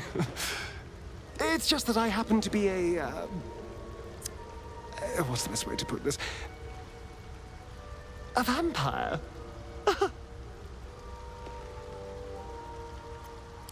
Right. Well, glad we got that out the way. So, was there anything else? It's simple. Just find a vampire that will drink your blood and turn you into a vampire spawn. Their obedient puppet. In theory, the next step is to drink their blood. Once you've done that, you're free and a true vampire. People think the biggest threat to a vampire is a cleric with a stake. It's not. The biggest threat to a vampire is another vampire. They're scheming, paranoid, power-hungry beasts. So why would any vampire give up control over a spawn to create a competitor? Trust me, it doesn't happen. Ah, a visitor. You're a welcome sight. But let us observe the customs of the locals. The scholar's brow tenses. His voice spills into your skull, the spores connecting mind to mind. Blurg, proud member of the Society of Brilliance, at your service.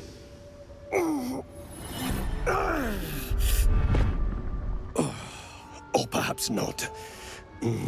Your mind is far more complex than that of the fungi.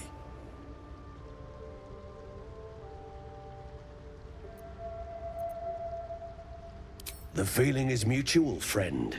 I have only passing familiarity with the surface races. But I found that there is as much to learn from an individual as there is from a community. So it is with the Myconids. They live in harmonious unity, but each has a unique personality.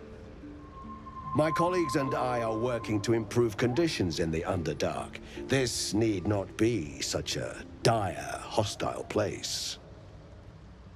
It's curious to find a surface dweller here. What has brought you down so deep?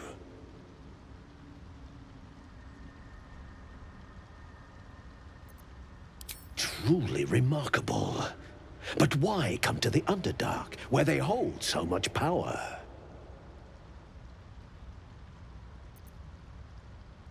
You were infected by an illithid tadpole? It's a miracle you're still intact. You must be worried sick, but have no fear. I have a friend who may be able to assist. Omelium! I hope this is important, Blurg. My Zerkwood samples need constant attention. It is. This adventurer has an illithid tadpole inside his head, but he hasn't turned. No ceremorphosis. That's impossible, but intriguing. Are you looking to have it extracted? Gale, your head will make a fine trophy for my queen. Please hold. I understand your rage against my kin. One of my brethren forced a tadpole into your eye. Or ear, perhaps? But I assure you, I stand with the Society of Brilliance, not the colonies of my people.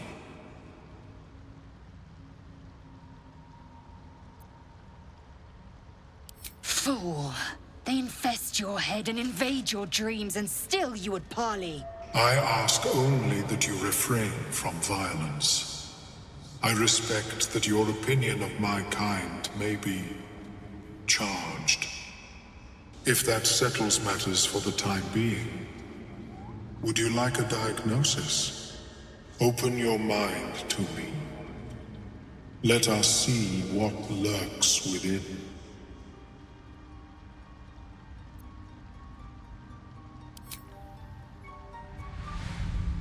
As the Meloam's mind pierces yours, the tadpole pulses with power. It feels 10 times its size. Alive, awake, almost smug. This is most unusual. The incubation period should be complete, as should your transformation. But the larva is infused with strange magic. It appears to be in some form of stasis. No, it appears to be shielded from physical and magical influence. Moreover, the cranium has undergone severe trauma. It is a miracle the brain functions at all. Extraction would risk much.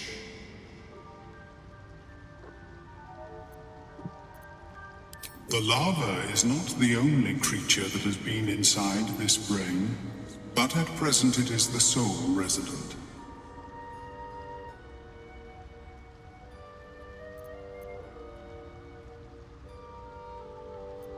Unfortunately, beyond the assessment of my own kind, I cannot speculate what has passed through your cerebrum. But not to worry. Should you transform, I will happily perform a new examination.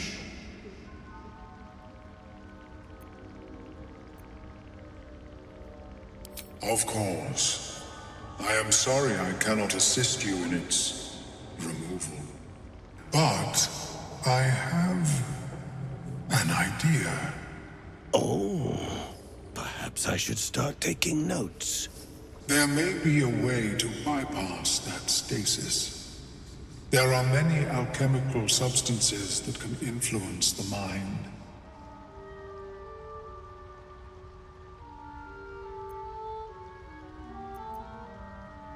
I do not intend to shatter its protection. I need only bypass the interference that prevents me from communicating with the lava.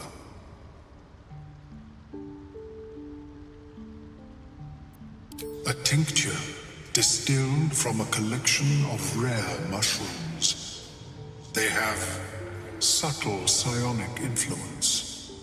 I would require a fresh ton of madness and Timisk spores. But be warned, in their natural state, both of these mushrooms can be quite dangerous. Timisks cause confusion in those that approach them. The tongue is self-explanatory. The Underdark, of course, although they are quite rare, and their discovery perilous. I imagine Lenore would have them in her possession. She served Mistra as a cleric.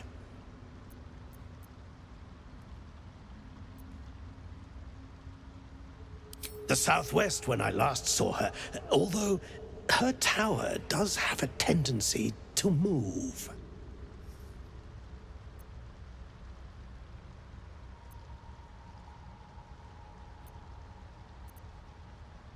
She is quite fond of her garden. Lenore has always been a lonely sort. Nature was her only companion.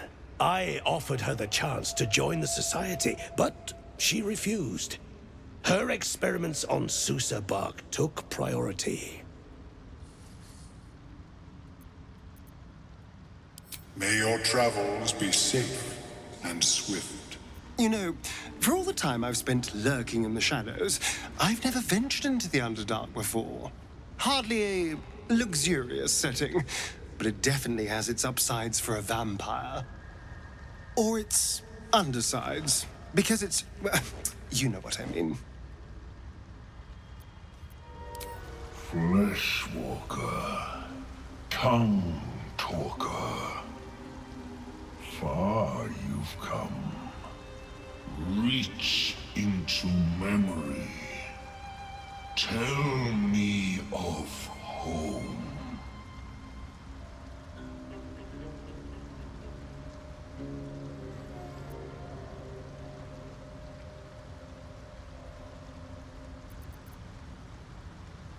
It shudders, twisted by your brutal honesty. It reveals its own home in reply.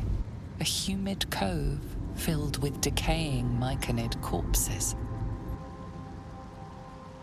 Dwegar destroyed my people. I am a sovereign with no circle. This circle does not welcome me. But I have heard the song. You mean to cleanse the Dwegar rot. I mean to join you.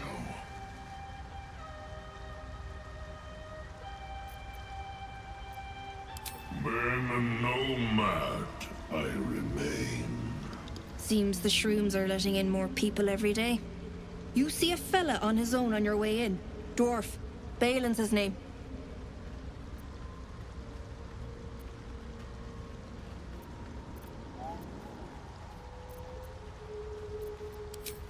called Blue Tunic, dumb as a stick.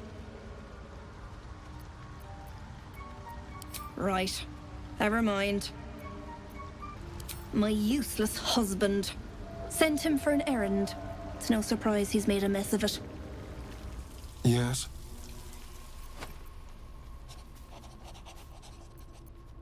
Why do you insist on exhuming the past? I was a slave. A vampire spawn. Kept by the Tsar family. Perhaps I still am. I was never able to resist their commands. But now, I've been conveniently lost. They won't ever control me again. You carry a Githyanki relic. I will have an explanation. Or your head. Walk away. Now.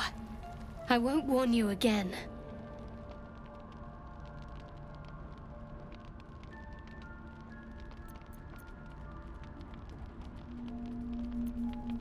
Lae'zel thinks I have something important to her people. She's deluded, clear. Lies. She carries an heirloom of my people. I must know why.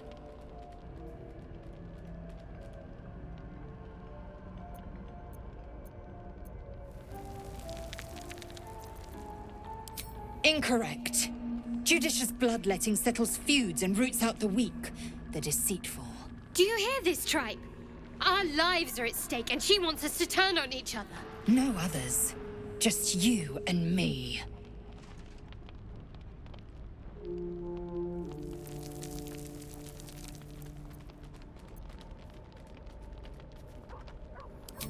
The bad blood must be purged. A jewel, come first light. You mean I'd get to prove you wrong and thrash you? I love it. Get some rest, Lae'zel. You'll need it.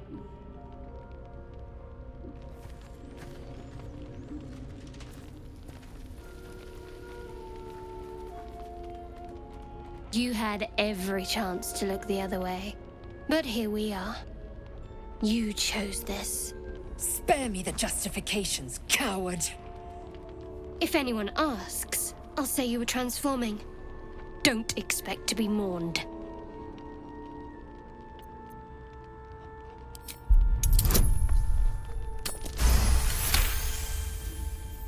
She's a liability. It's the artifact we need, not her. Let me up, and I'll show you.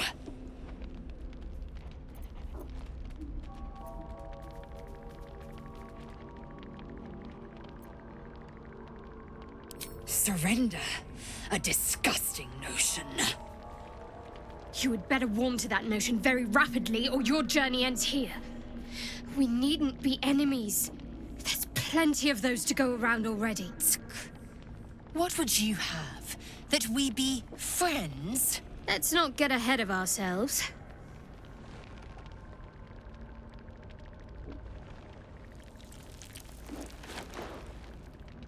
But imagine what we might achieve if we channeled some of that hostility back at our real foes, instead of each other.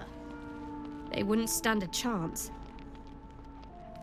Speak. It is over where I am concerned.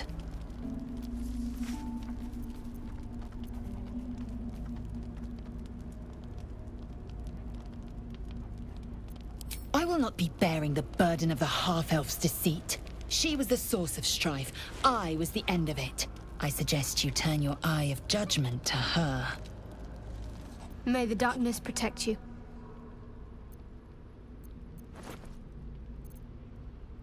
We aren't dear friends now, if that's what you're asking. But I trust we can all sleep a little more soundly in camp now.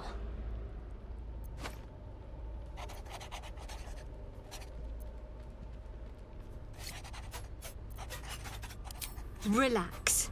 We'll kiss and make up on our own time. Someone prodding at a newly opened wound doesn't help matters. Oh, I really thought Shadowheart and Lae'zel might fight to the death over that artifact. A pity. It would have made for a fine night's entertainment. I'll say one thing for our troop. We're not short on drama. I'm glad Shadowheart and Lae'zel settled their differences peacefully. Eventually.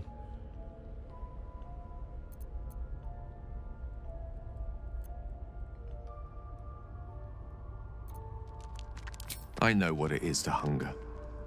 And I know what it takes to keep that hunger under control. He's done that so far, despite his condition. So long as he sates his appetite elsewhere, I'm happy to give him the benefit of the doubt. Looking into the hole, you see only darkness. It's impossible to tell how deep it goes by sight alone.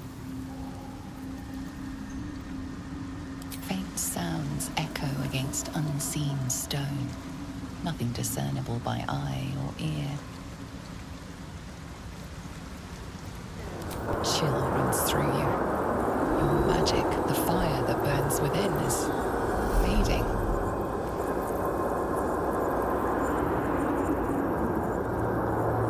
Your magic erupts, violent and powerful. It is snuffed out by the Susa flower, vanishing like embers in the wind. What's the matter? I could swear this plant's got you flush.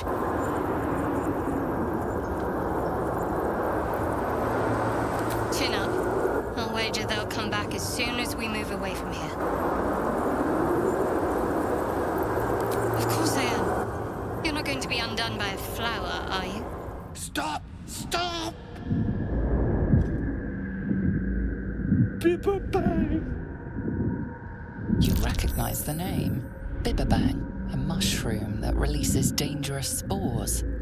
Highly flammable.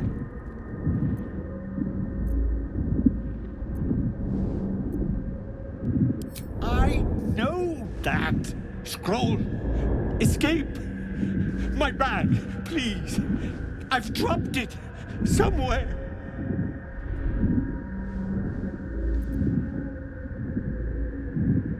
Thank you. Thank you. You choke down the acrid mushroom. A memory embraces your unlovable carcass. You see a grand collection. Shelves of jarred, floating, pickled organs neatly labeled. Taxidermied beasts and men, elegantly displayed from your killings. A study no doubt arranged neatly by your gentleman's gentle goblin. As you and your butler perform a vivisection, Sceleritas's claws slips, calipers cutting the aorta of the living, screaming victim.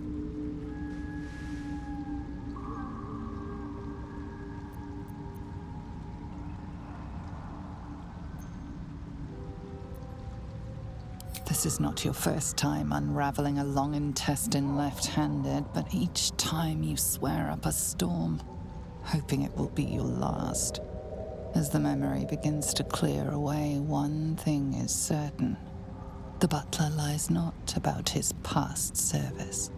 Well?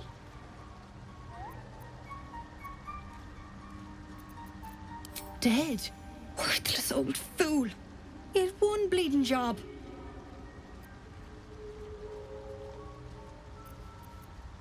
Love. Never heard of it. Balin was a rotten old bastard. Treated me like an old shoe for 70 years before his mind started to go. Softened him up. Made him realize how much he needed me. Losing his mind was the only good he ever did by me. I'll find my way out. No point hanging around this den of misery. What? Now Balin's dead, I've got to get myself moving. Empty-handed and all. Collecting noble stock. Valuable mushroom. We've a shop in Baldur's Gate. The locals go mad for it. Nearly nothing it can't cure. Blindness, poison, hair loss. I thought you'd help me. I thought we'd help each other. Instead, you chose this. The Grove stood for generations. It was our link to Sylvanas. Now it's nothing but blood and ashes. Thanks to you. Tell me, was it worth it?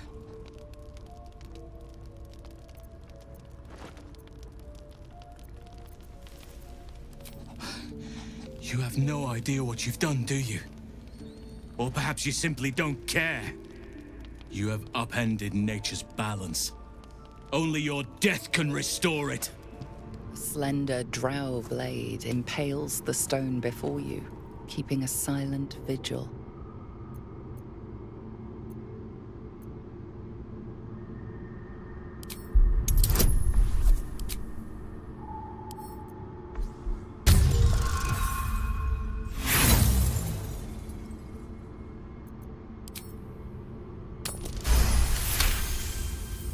This blade was a warrior's sacrifice to Elistray.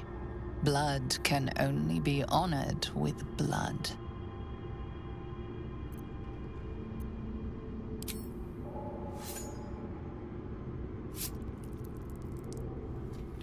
The drow script inscribed on the blade flickers and glows. It rises from the stone, hanging in the air in silent offering.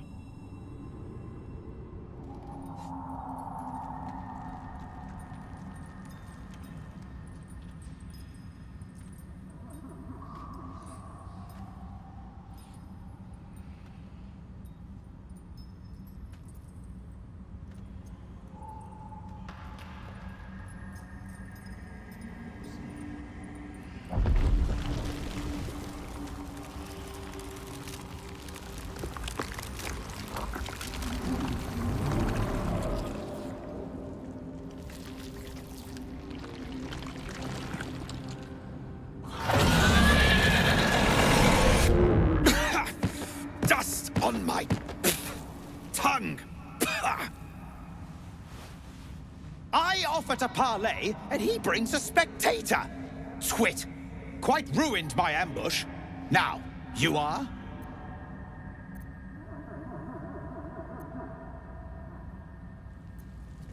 We simply haven't time for all of my titles. I am Dawn, third son of House Bartol, first rank evoker, and initiate of Graven Hollows. Oh. Oh, no, no, my dear dark gods below, no! A memory shard. A container onto which brief mental impressions are projected and stored for years at a time.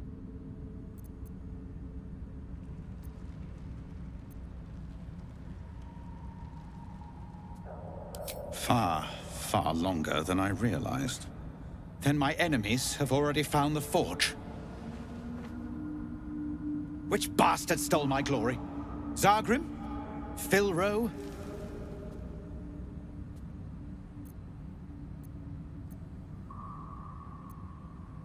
Impossible. My rivals would have stopped at nothing. Unless... Huh.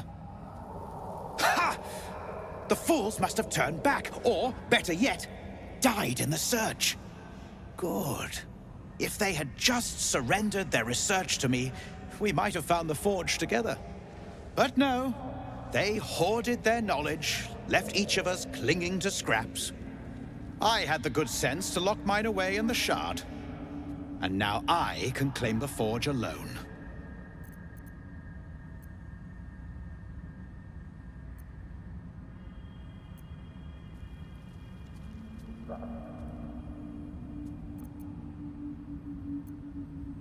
Does it? Then I'll be sure to give my telling a little polish for the history books. I have plenty of time now that I'm the only one hunting for the forge. Or almost the only one. You proved your power in freeing me. But I need no more rivals. Try to take this as a compliment, yes? The crystal shines only faintly. A memory shard, the wizard had called it.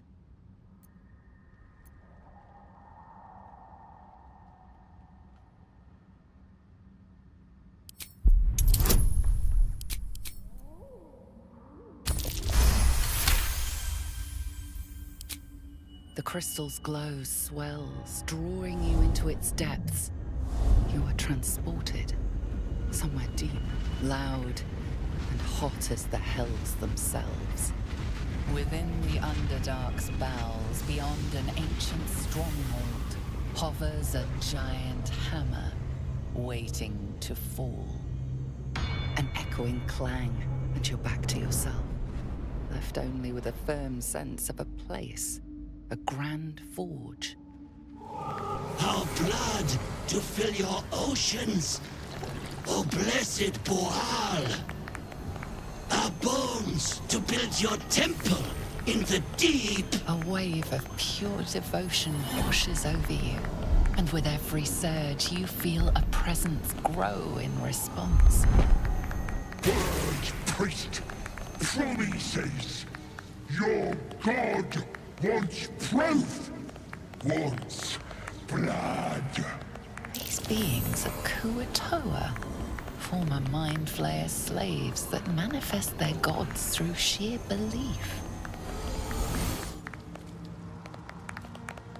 You, our Lord of Murder, demands sacrifice.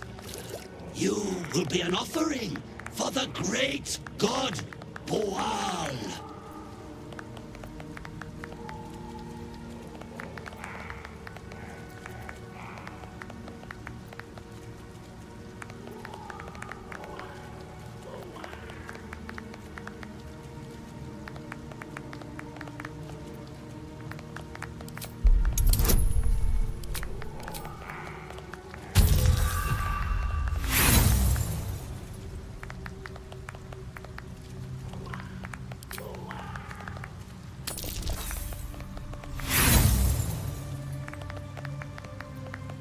Well, priest! Bhaal wants a sacrifice! Bhaal wants blood!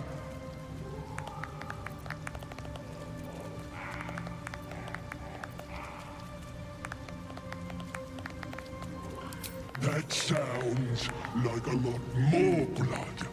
A lot more mess. Good. Go then, Chosen. Tell the surface wall Bhaal is coming. And so you don't forget. Here, this blade is my tongue. And I want a taste of every life you take. Mad guilt swills in your swooning sick body. Today you became the tart of a false god, and your evil pride revolts.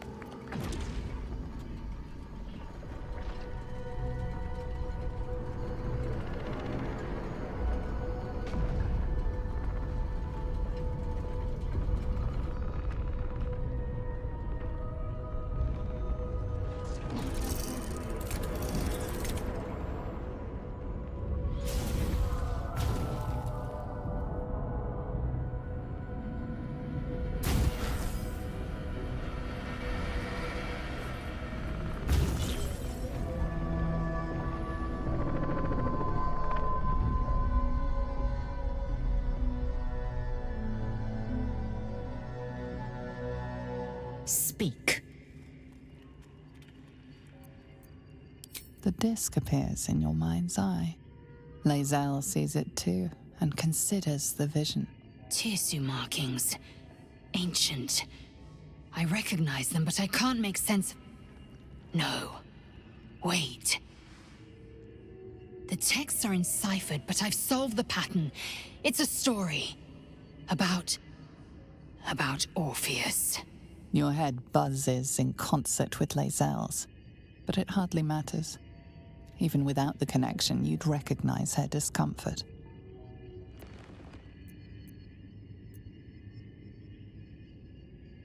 This text is heresy. I can hardly bear to read it, let alone speak it.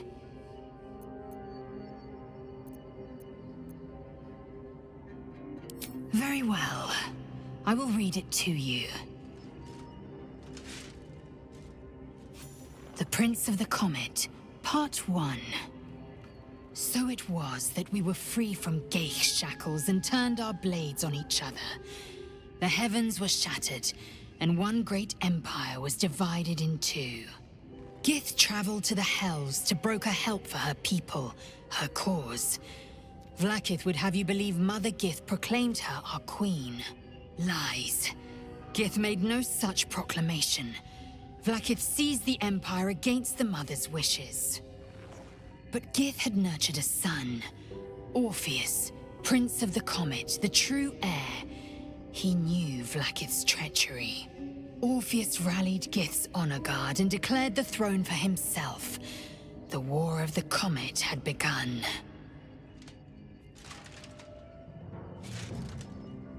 Disregard this drivel. Gith declared Vlaakith Queen of the Empire, and her own son defied her. Orpheus would have ceded control to the Geich.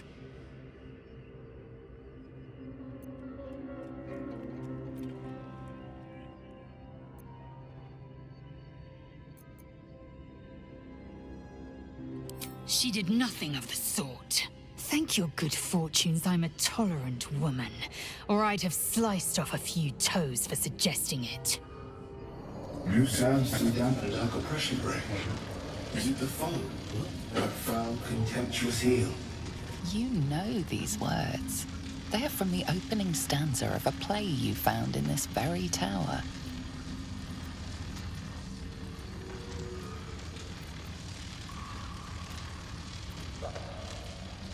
Come out of love for me, not love for blood and steel. Come on as if you feel, my lord, my liege.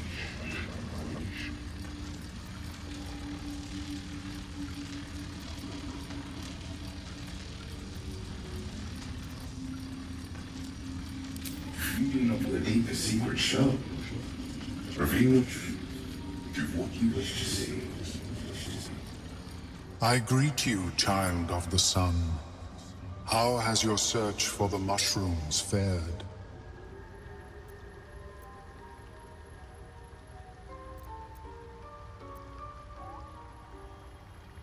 These are fine specimens. It will only take me a moment to brew them to proper potency.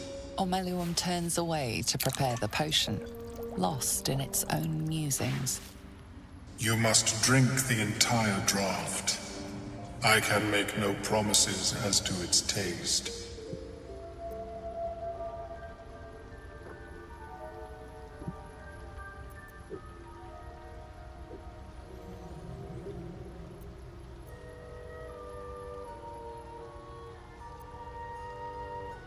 It will lower the psionic defenses around the lava.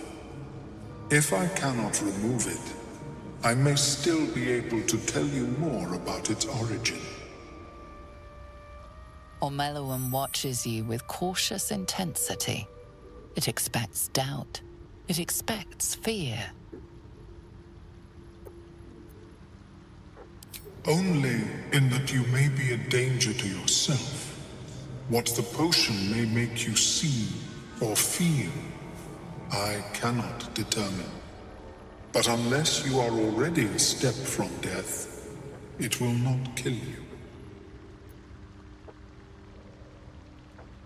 The potion is disgusting beyond description.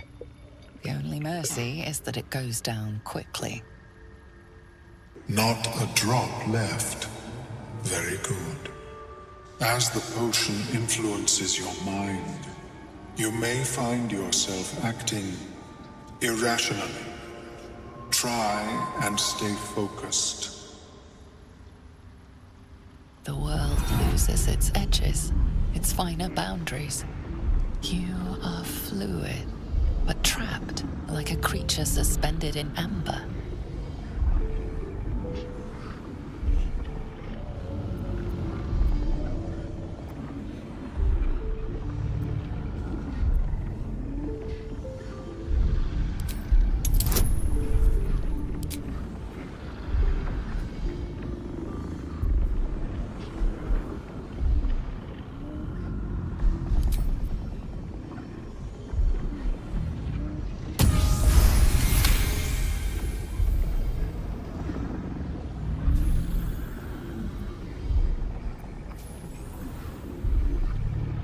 Sparks and colors dance around Omeluum, but you stay steady and staring ahead.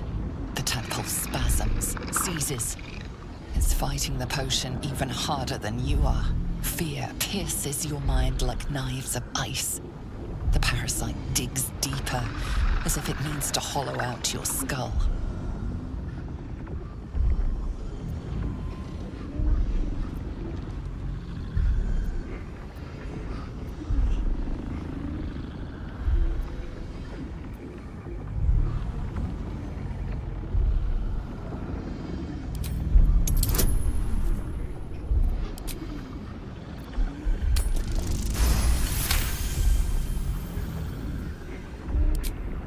The cold blades lose their edge. You are stalwart, turning that tide of fear against itself. The parasite swells with power. More power than you have ever felt before. It surges and twists, lashing out against that which would dare to intrude. The parasite in your mind quiets, pleased with itself. Omeluum, are you well? That lava is like nothing I have ever observed before. Its power is unsettling. Such an outcome was not in my calculations. There is more to this being than mere stasis.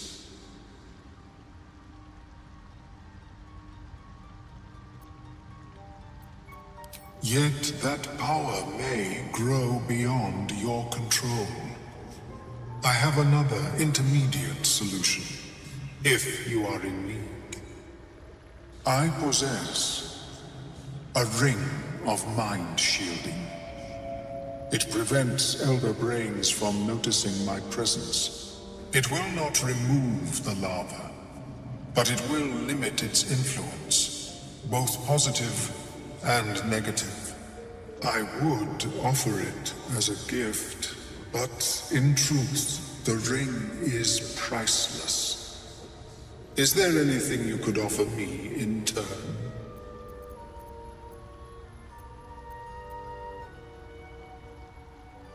A bold strategy. It is not many that can defeat their own minds. If you require it on another occasion, merely ask. How can I help?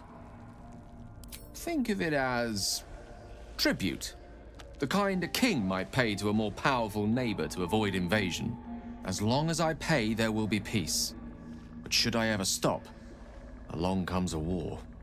I can assure you, the battlefield would extend well beyond the borders of my body alone. An eruption the size of Waterdeep, I think my exact words were. If it should ever come to that, if I ever know I am no longer able to stop it, I will do anything I can to ensure no one but me pays for my mistakes. I will find the remotest place on the surface of Faerun, or perhaps far below in the depths of the Underdark. I will await that death, alone. I promise I will not betray your trust. You kept me by your side despite the menace that I am. If worst comes to worst, I will be long gone before the curtain falls. What? Gek! Got someone sneaking up on us! What's this? Got ourselves an infiltrator. You move pretty quietly. Not quietly enough for my liking, though. Noise gets you eaten down here. Reckon I'll hush you before something hungry comes along. His gnarled fist grips an axe.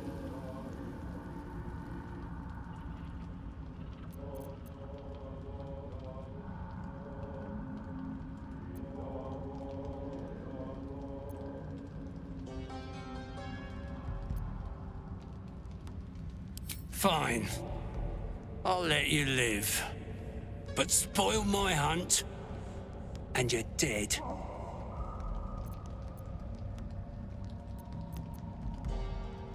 Told you. Hunting. Slave ran away. Took Sergeant Thrin's boots. Gotta kill the slave and fetch back the leather. Or the bosses in Moonrise will have Thrin's hide.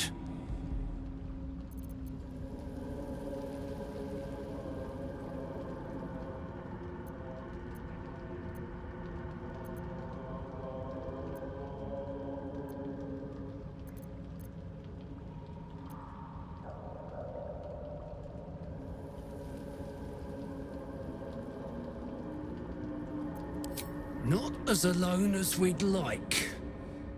Slave's got herself some protection. Hiding up there in a myconid circle. Can't get past those rot flowers. They get in your head, make you see things. Half my squad jumped off a cliff, laughing. I'll wait here. She'll make a run for it eventually. Then I'll get her.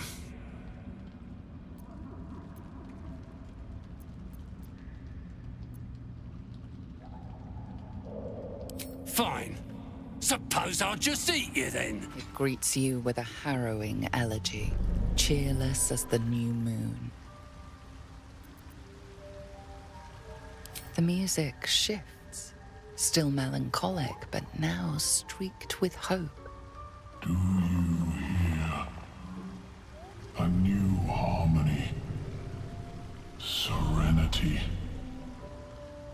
I name you Peace Bringer.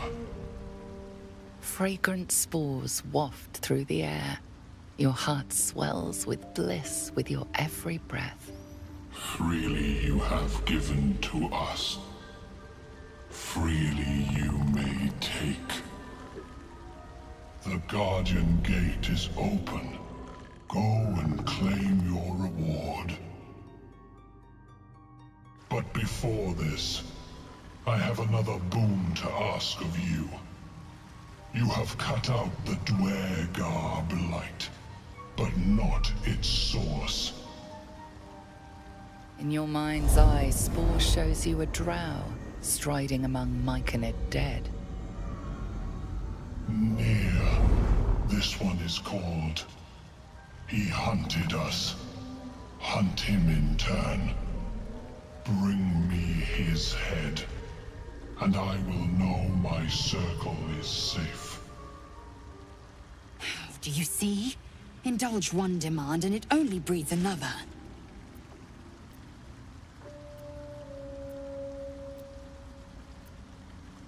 I ask a boon, and will give one in return. The drow lurks in the ruins beyond the lake. Bring him death, and return. I'm coming along, just not fast enough. Any word on my people?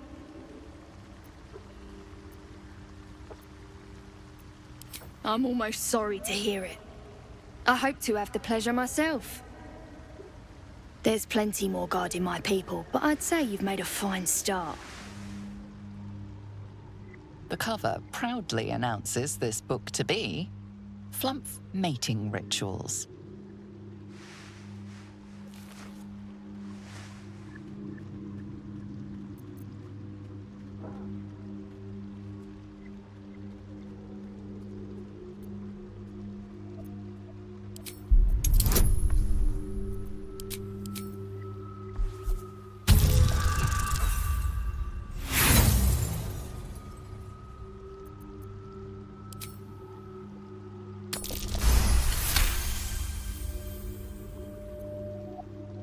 Underdark fauna is a topic much written on, but this title has never appeared in any collection you've seen.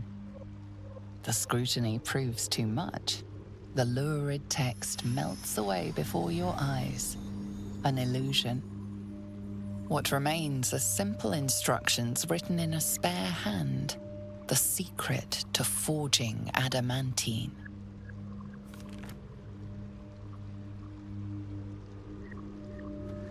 The rot still spreads. Let me join you, so I may cleanse it.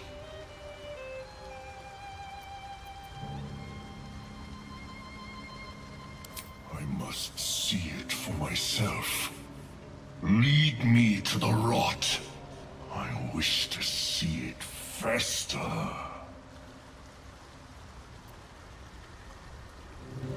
Remain in the Underdark, and I will follow. We cleanse the rot together. The tumor is excised. The Dwerga are dead. Here I break ground. From the dark will a mighty circle rise. My song will fill the grotto. Death Doer. The grotto may sustain but one sovereign. In the age of Glut, there may be no spore. Eliminate the other sovereign.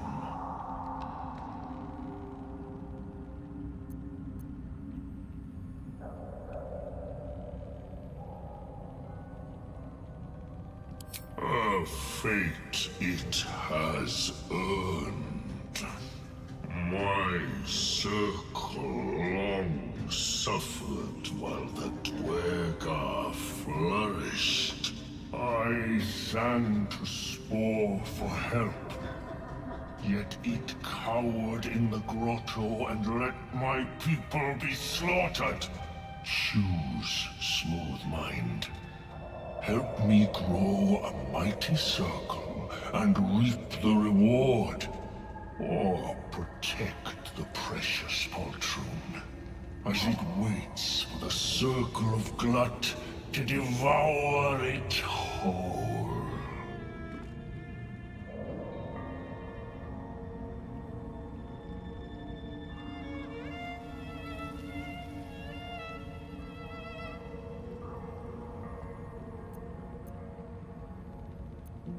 A tune of division, yours to sing.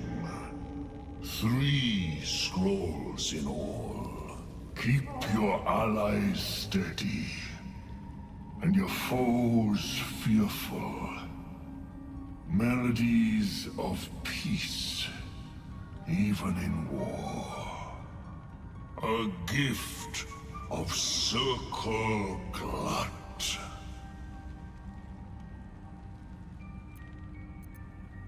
Come then, bring me to Spore and I will sing its doom.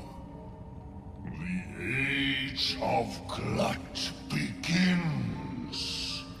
Peacebringer, be at home.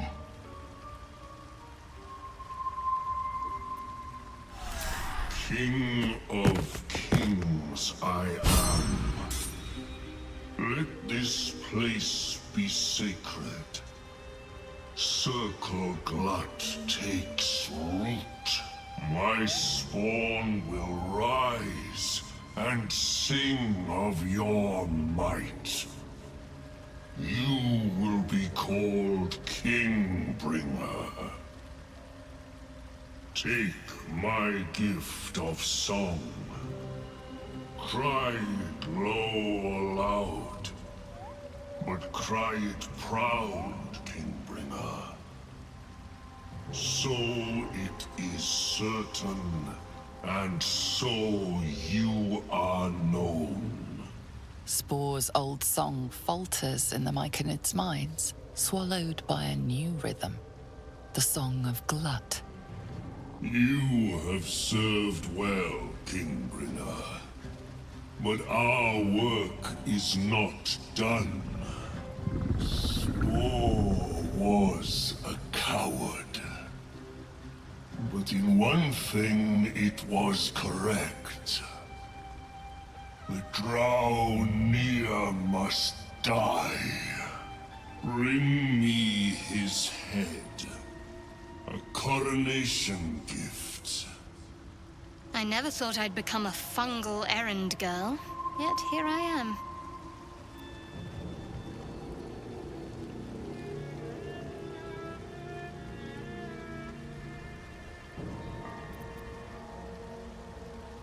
It is the circle that thirsts, and Glut must slake. Go, cross the lake and kill the drow. A vessel wobbles on the lake's murky waters.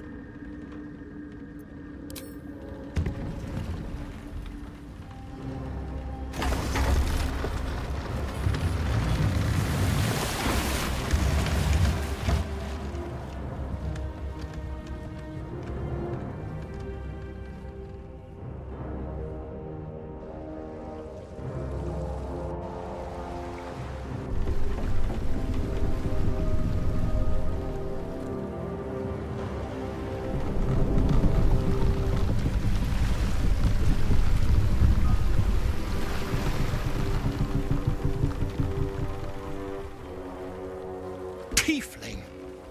What are you doing on Gek's raft?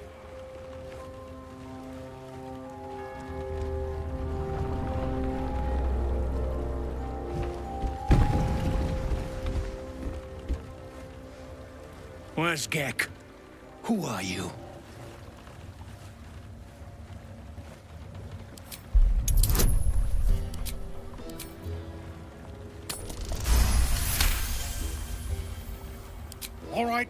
All right.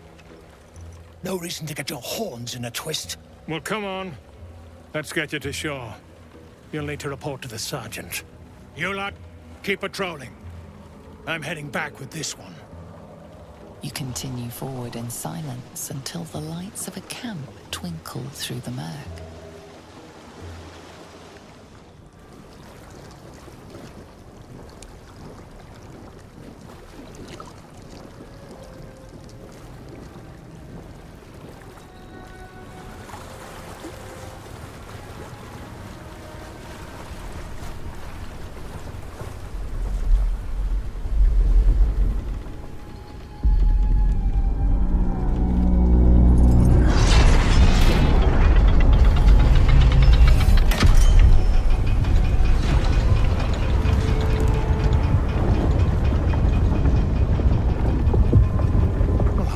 Sideways. We've got a welcoming party.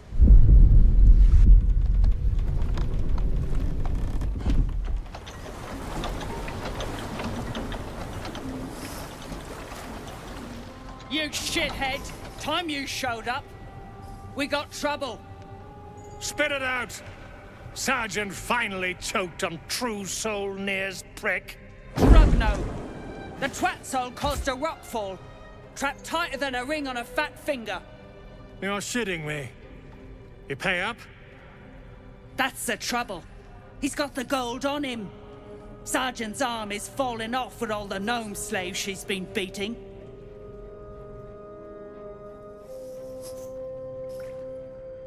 Who's the hoon, Grayman? Another slave for the dig?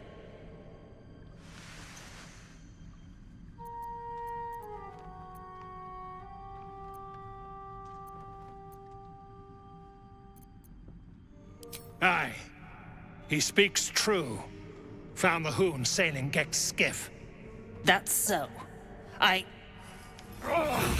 You feel the slightest of stirrings in your head. The Duergar is not infected, yet your minds resonate. I'll be. You're one of them cult freaks. Felt the tingle. Your twat soul chum owes us a load of coin. You want through? Make a donation.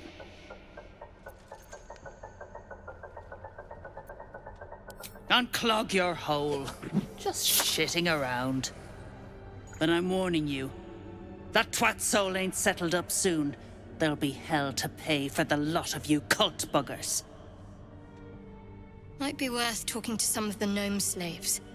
Before they're worked to death, that is.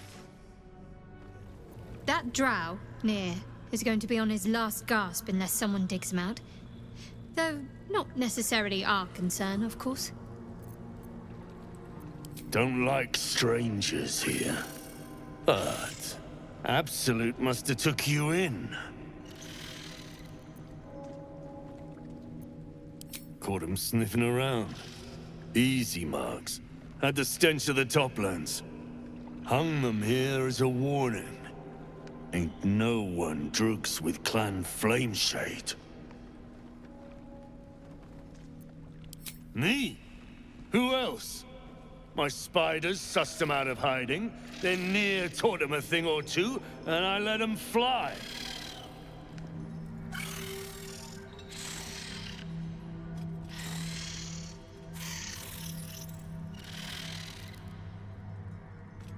These spiders aren't wild.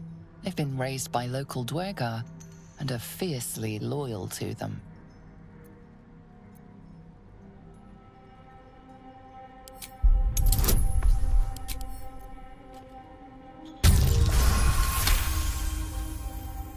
They appear to be in conflict, the larger spider versus the other three.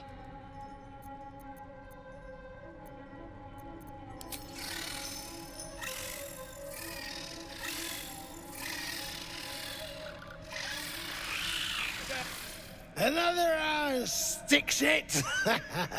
Piss pot. You flirt. Now jump to it. Or it's up to the lift and straight to the shadows. If I was that slave, I'd be tempted to add a dash of something poisonous to their drinks. True soul, yeah? Tell the sergeant we won't move a pebble. Hold out your hands, Hoon. You heard the man. Let's see him.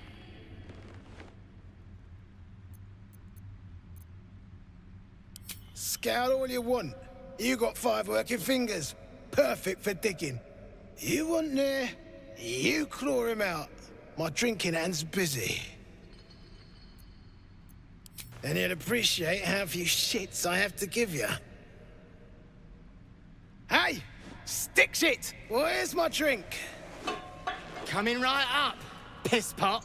Stick shit talks like smug, and he wrecked that shroom village. And then shagged it. Here's to smug, nasty prick. Boys, shit! You did it! What now? Shit. Up there. Forget it. I hear the land's cursed clear to moonrise.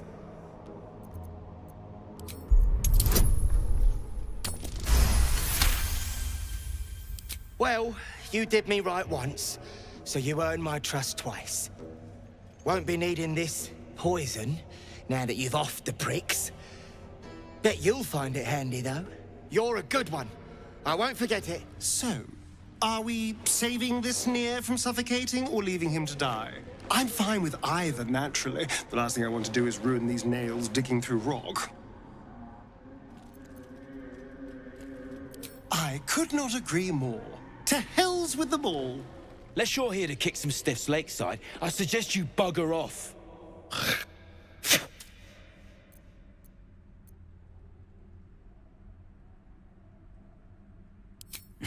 You gotta be kidding. These trash don't have nothing on them but rocks. Rocks.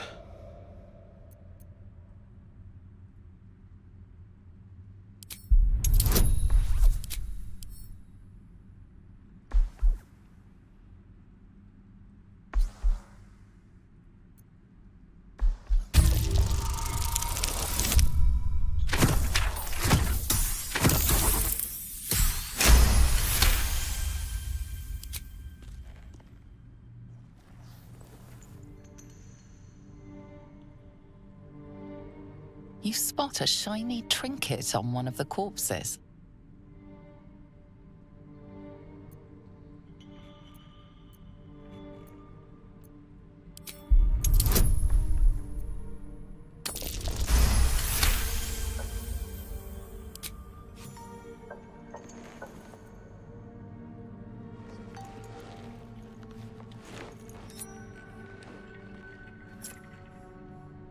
Quit sniffing around. You're starting to get on my nerves. Nerves? How peculiar. Smooth face, cobbled edges. They're a sign. They must be. A sun dweller in these parts. Look here, my topside friend. I need fresh eyes, and I doubt I'll find fresher.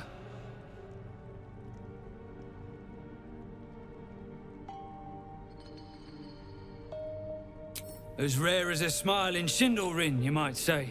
But I've no skill for slaving. I prefer chisel to cane. But these learned eyes reach their limits, and so I must humbly request yours.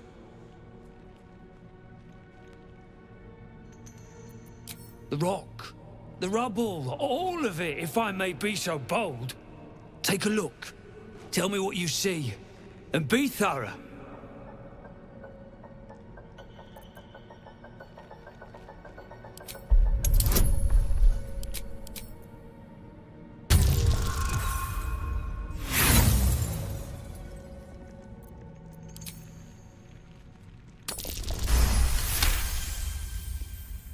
The statue's meandering curves and golden edges stand out against the weathered masonry behind it.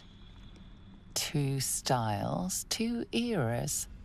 The statue was carved from newer stone and erected by latecomers to this ancient fortress. Anything standing out?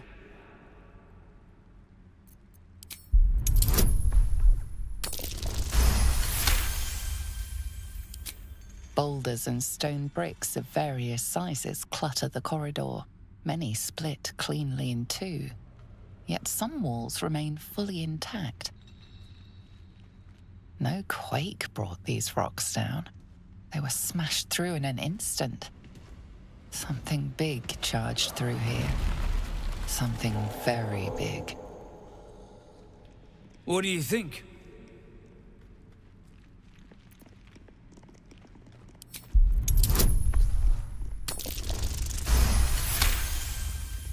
Several glassy stones stand out in the debris. Their borders are coated with tiny yellow crystals. The hottest of flames smoothed the stone and left sulfuric crystals behind. The fires of the hells have touched Grymforge. Incredible. An entire history risen from dirt and debris. Picture it. An ancient city, hewn from the stone by disciples of Shah, later abandoned. Untold centuries later, a new tribe revives it. Fresh walls, fresh sculptures, until a great hell beast charges through, toppling the walls and crushing the people. That explains the infernal plate I found. Perhaps you might have use of it.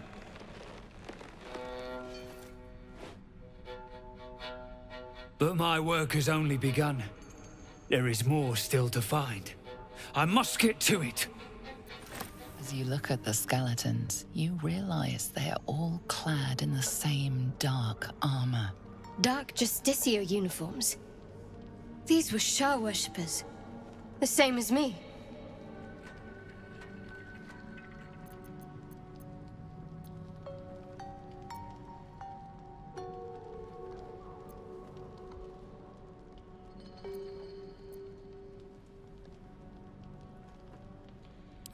Powerful enough to take her own revenge, I'm sure. No need for us to get involved. Friends in a right, Ball-Egg. That rubble ain't budging, no matter how hard she whips them gnomes. Neera's gonna be pissed. What you want, anyway? Here to yap or looking to buy? Dry land means fresh stock. Bugger off! You're distracting the slaves! They run, you're dead! What now?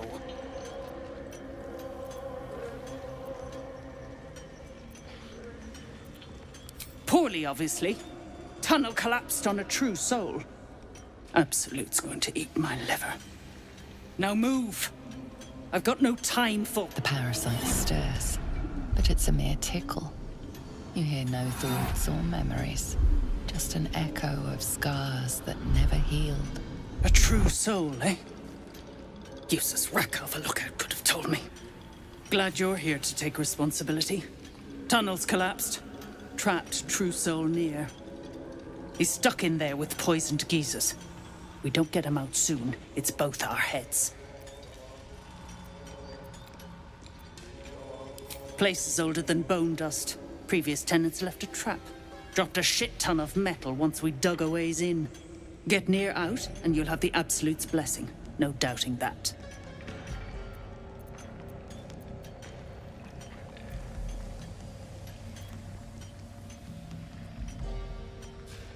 Thought you would. True souls don't abandon their own. Seen her run with a barrel under her arm. Just a small one, but enough to blow the drow out. Someone should grab it. Slaves are never gonna manage with pickaxes. Can't go chasing maybes. The sergeant's our ticket in. Oh, would you look at that, Kerr? Someone's having a listen. A shiver runs through you. Your mind is awash with ancient resentments. True soul, no less. What do you think, Kerr? Should we take Nir's debt off him?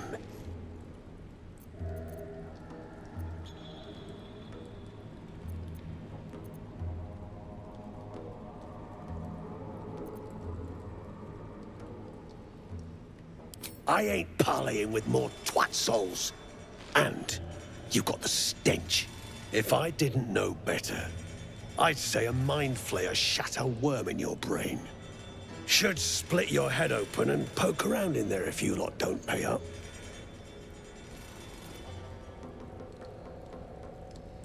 You don't need to ask twice. Your blade ready, Kerr. Drop it, Britvar. You chop this one, and Neo won't pay a damn copper. Fine. Spill what you want, true soul, before I choke on your stench.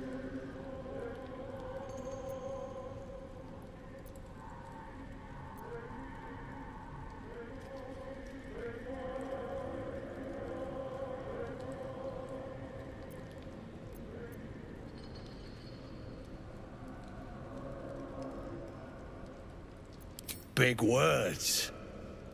Let's see you back them up. You stare into the eye.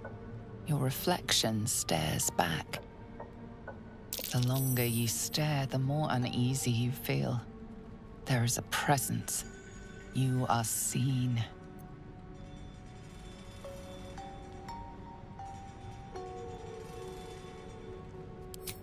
Your consciousness surges into the orb. First, there is blackness. Then a pair of unblinking red eyes. Pain grips your skull as the eyes stare into you. Then, look away. The connection is broken. Oh, it's you. The mascot of my ill fortunes. Much as I'd love to chat, I'm not allowed social breaks.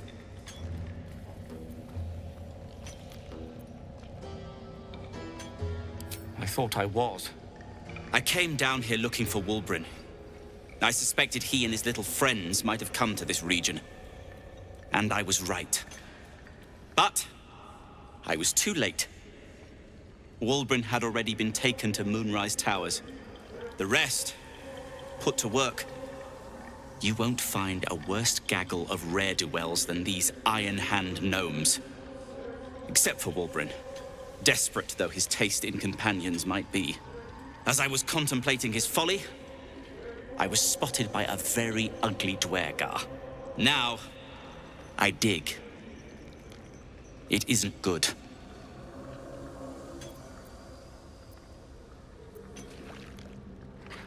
I thought they'd be easy to outwit. I had an entire plan. Unfortunately, it didn't account for an army of mad Underdark cultists. Nor did I account for some captives to be trapped in with the drow after the cave-in. Too many permutations. Quite the headache.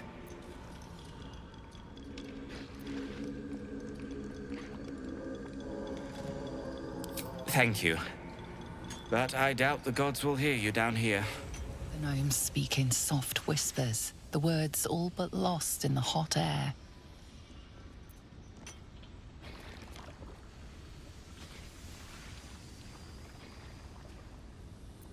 Langbug, hush. We're being watched. We're working as we can, sir. Very hard indeed.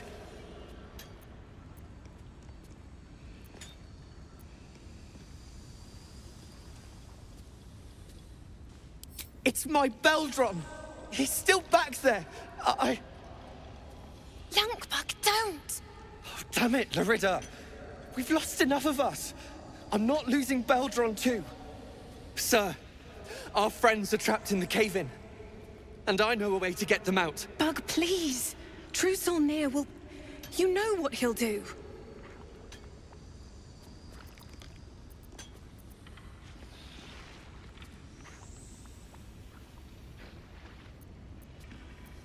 A few days back, there was a scene. Our friend Philomene, she's a sapper, set off a blast and ran off. We set a spot for hiding if someone found trouble. I'll mark your map. If Philomene made it, you'll find her there. She'll have the stuff to blow that tunnel wide open and get Beldron and the rest out.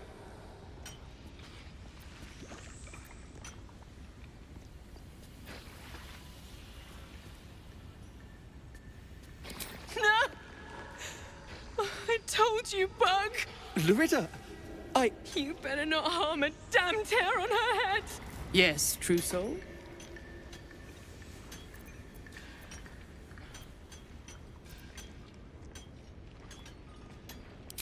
That's so. Set it near the rubble and ignite it. That'll blow the drow out. Hold it! I swear to Iron Hand. One more step and it blow us to chunks! An ashen scent fills the air. The barrel is filled with smoke powder, but the scent is acrid, as if contaminated somehow. Or much, much more concentrated. The gnome's well and truly mad. Shut your mouth, Hoon, or I'll shut you down.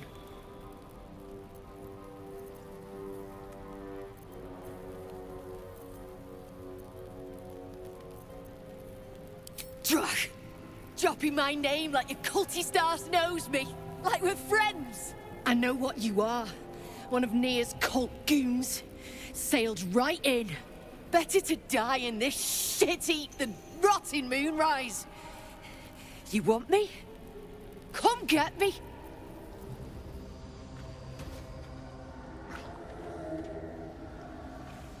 Finally. Worthless slaves. Your incompetence has been my ruin.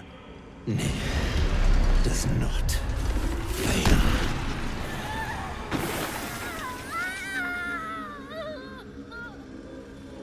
Beldron! No!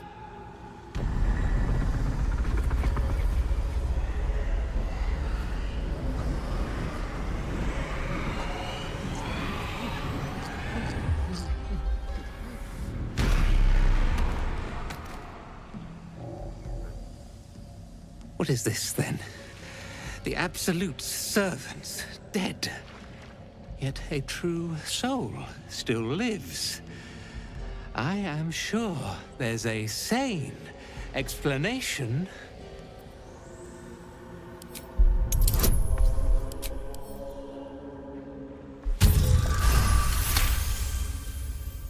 The outsider did me a favor. The Dwergar were trouble from the start.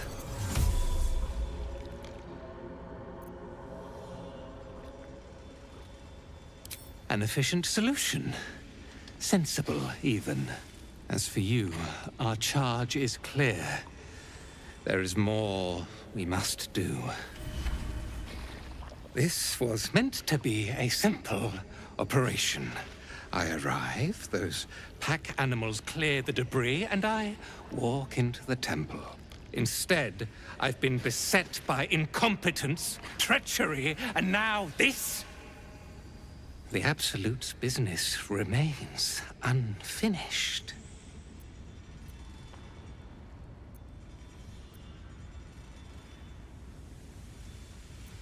Important business. My orders come from General Thorn himself. I need you to deliver a message to him. Tell the General that I did what I could, but that the route through Grymforge is impassable.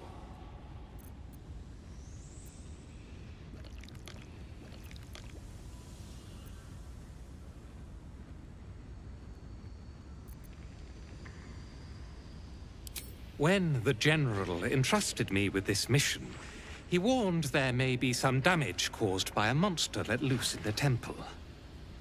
He never mentioned this.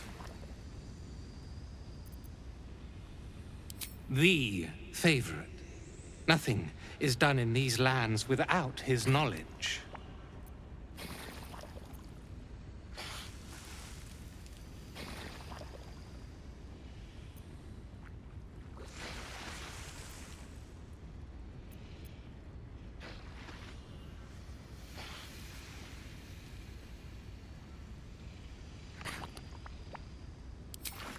The General resides at Moonrise Towers, but you cannot simply travel there. The land surrounding the towers is blighted by a deadly curse.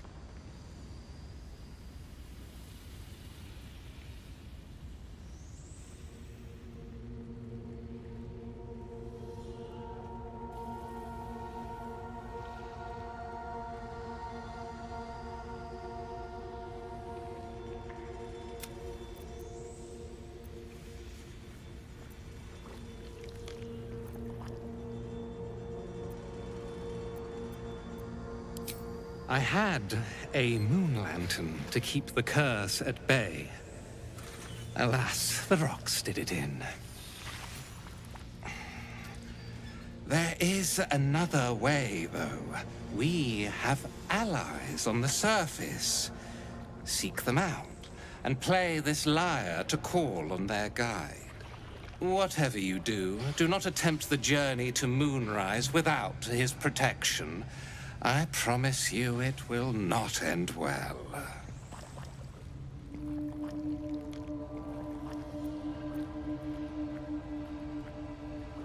Minthara? I'm surprised she hasn't got herself killed on one of her reckless raids. You would be wiser to align yourself with me than her. Few earn the General's favor. I am sure to be among them.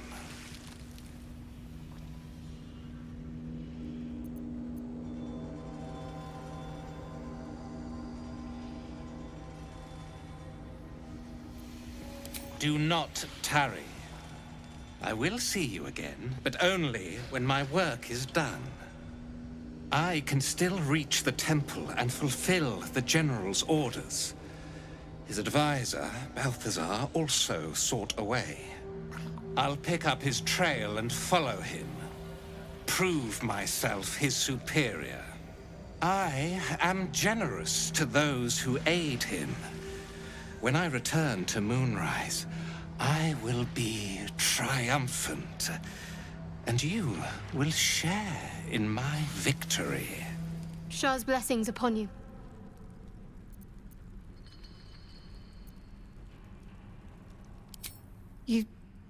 You thought of me. Thank you. It's beautiful. I'll find a place of honor for it in camp. Nobody's ever given me anything before. What do I owe you in return?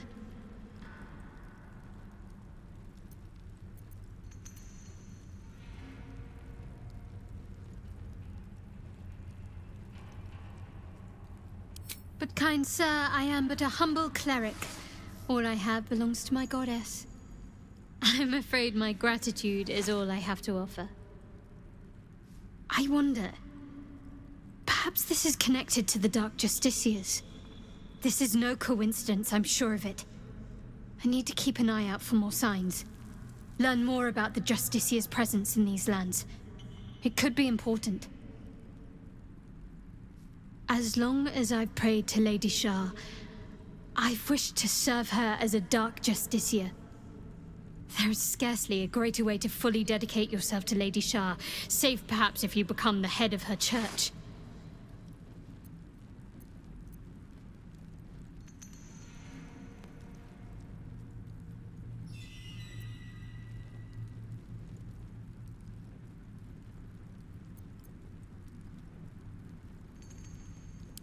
Thank you.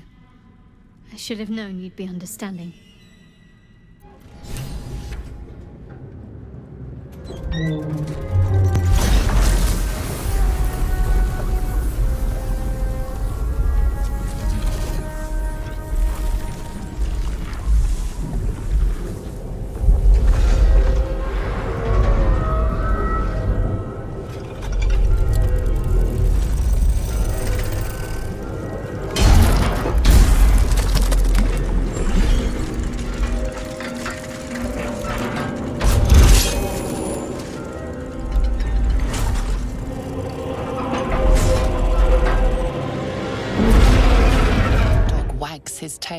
a small bag clenched between his teeth.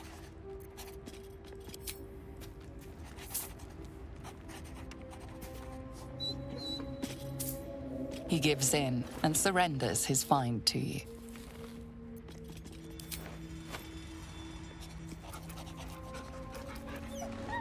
Scratch's tongue lolls out happily, his tail wagging even faster.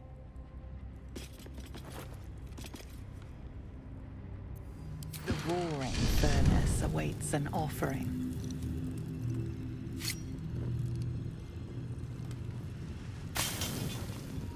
A candy-sweet scent wafts forth.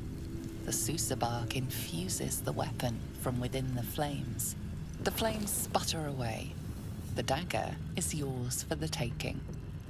Apart from an overgrowth of moss, the well looks unremarkable.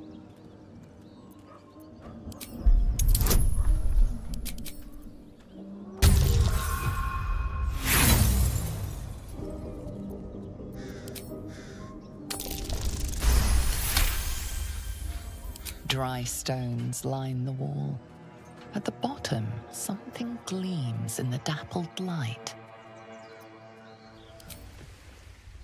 The book is locked tight with no visible keyhole, only an oval recess in the cover's mouth.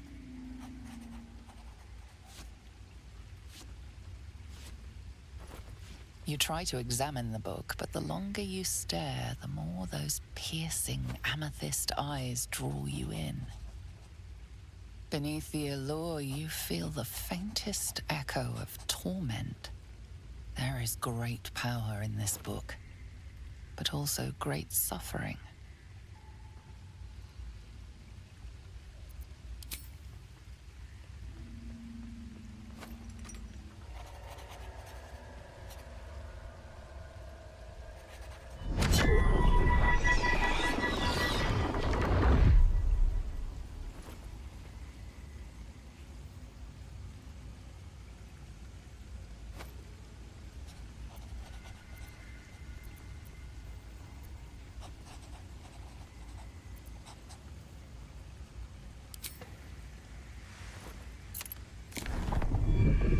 Pull is irresistible. You feel changed, bettered for having opened it. Suddenly you are capable of anything. Felling mountains, darkening suns, conversing with the dead. So much promised. But what is sought in return? Glyphs shift gently before your eyes. Words slip into your mind, onto your lips, forming words you don't understand. And something is trying to reply.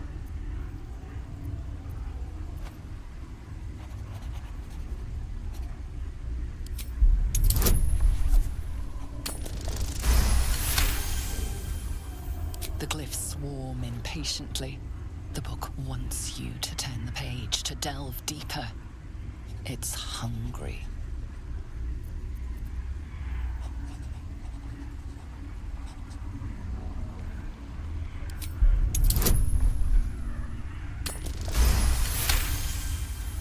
The glyphs seem to burn your inner eye, outraged at your denial. Within the pages, you feel a feral thrashing. Living magic, driven mad by what it was used for. Necromancy. The magical energies of all living things were stolen, corrupted, and sealed in this vile book. It wants someone to share in its insanity.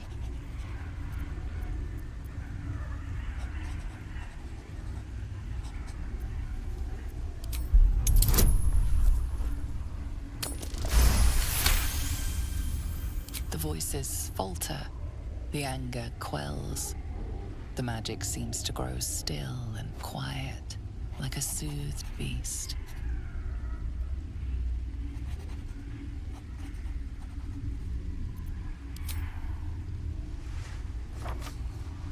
Nothing. Just old parchment covered in arcane symbols. The magic sleeps.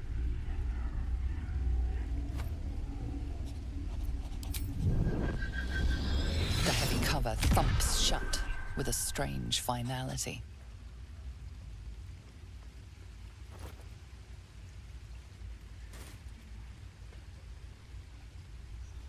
By the gods, you're a sweet sight. Are any of my crew still alive out there? This whole journey's been one grim sight after another. Gnolls, goblins, drow. Risen Road's more dangerous than ever. You're the first friendly face we've seen since Eltergard.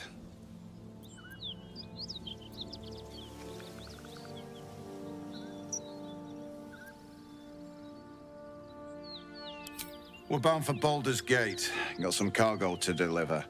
But we've a stop to make along the way.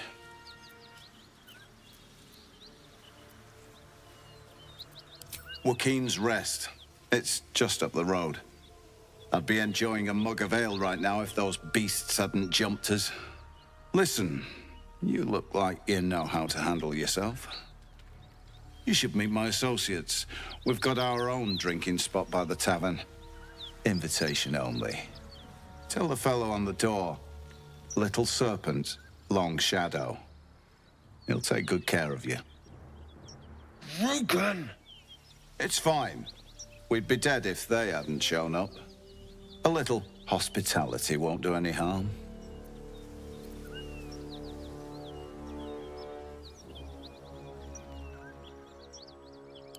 Damn it.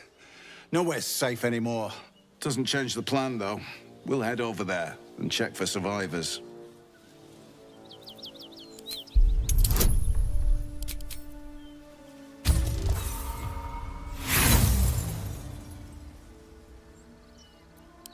Stop picking through my brain!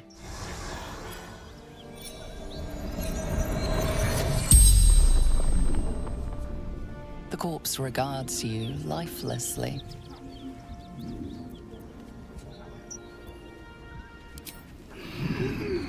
Tavern. The interim hideout.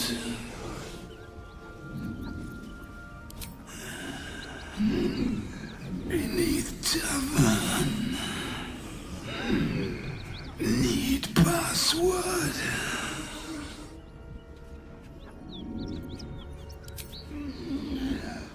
Rogan. The interim agent. Some killer. Looked a lot like you.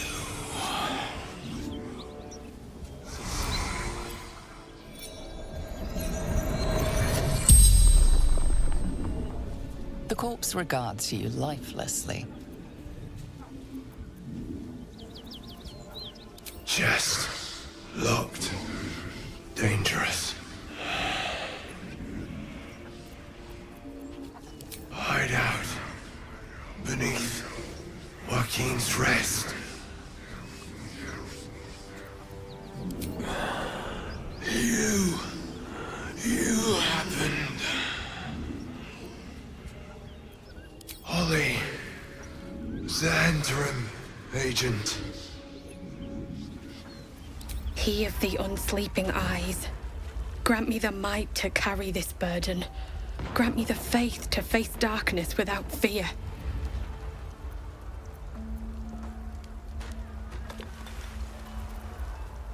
A massacre. Drow and goblins slaughtered the lot. Please, just leave me be.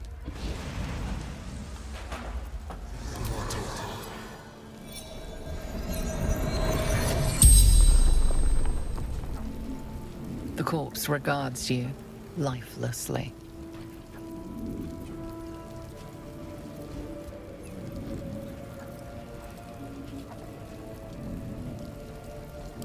Raid.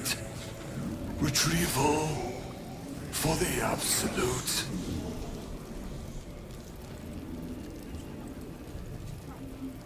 Take to Moonrise Towers. The corpse remains silent. It does not know. Archer. Roof. Should have seen. Theron. The spell's power. Grand Duke Ravengard could be inside. Don't just stand there. Push!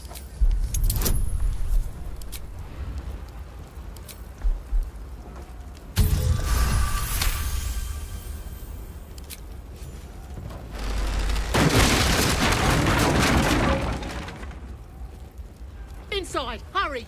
We don't have much time. Come. I'm afraid proper thanks must wait. Fresh air. At last. Your boldness is a blessing. I'm in your debt. Counselor, are you all right? Takes more than mere fire to break me, Eva. Now listen close, Fist. Duty calls. Drow have taken Grand Duke Alder Ravengard westward, if my eyes and ears can be believed.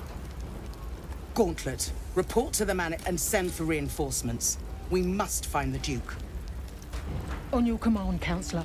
The rest of you, count the dead. Take word of their sacrifice to this city. And you, I must ask again for your aid. Please, rescue Ravengard from his drow captors. The Council will reward you for your effort. May I trust you'll see it through?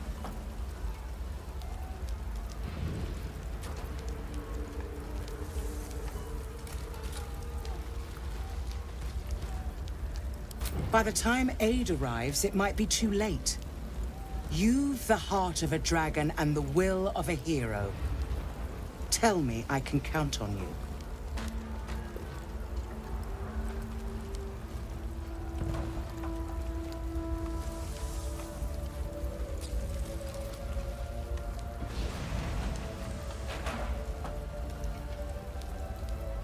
Moonrise Towers, along the old road. That place is cursed. Few could survive there, unless darker forces are at work. This was no random attack. The Grand Duke was their target.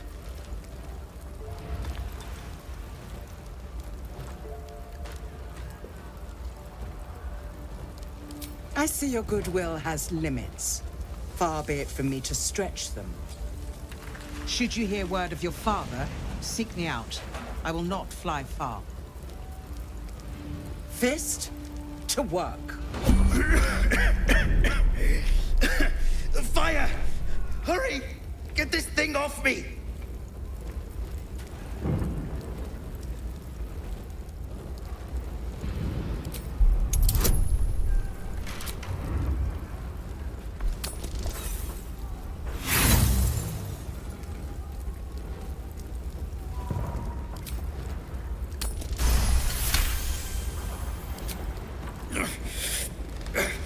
Almost.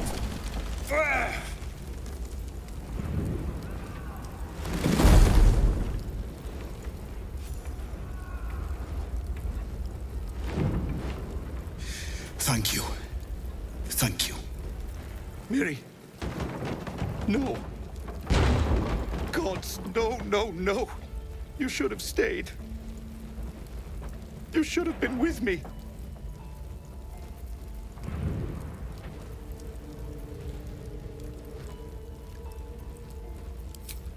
I was in our room.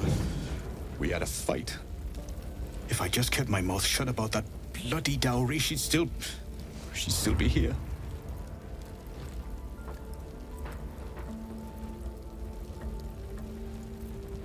It's for a sister's wedding.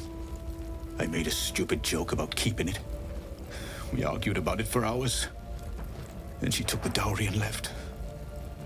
She said I'd never see her again. She was right. How is this a blessing? You should have let me burn. You spot a man crouching between the shelves, just as he spots you.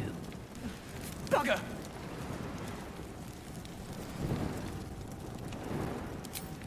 Oh, Helm's orbs. I thought you were Flaming Fist. Well, down you go then. They'll be on us soon, so if you're looking to trade, you'd best be quick.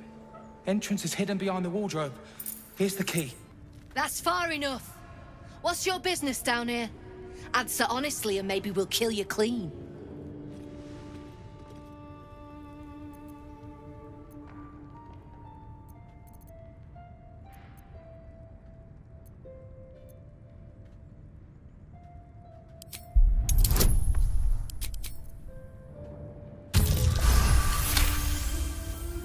Trade with what? Your life was ours the moment you walked in here, but maybe I'll let you buy it back. I have a job needs doing. We've disarmed the traps, come down. Not many can talk their way into a Zhentarim outpost. I could use someone with your skills. Interested in a job?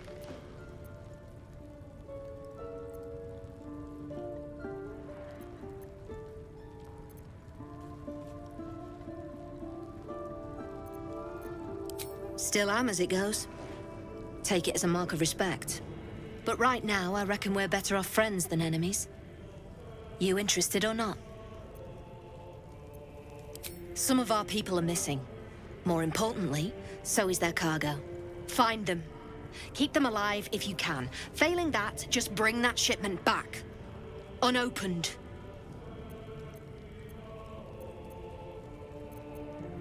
God damn it! What about the shipment?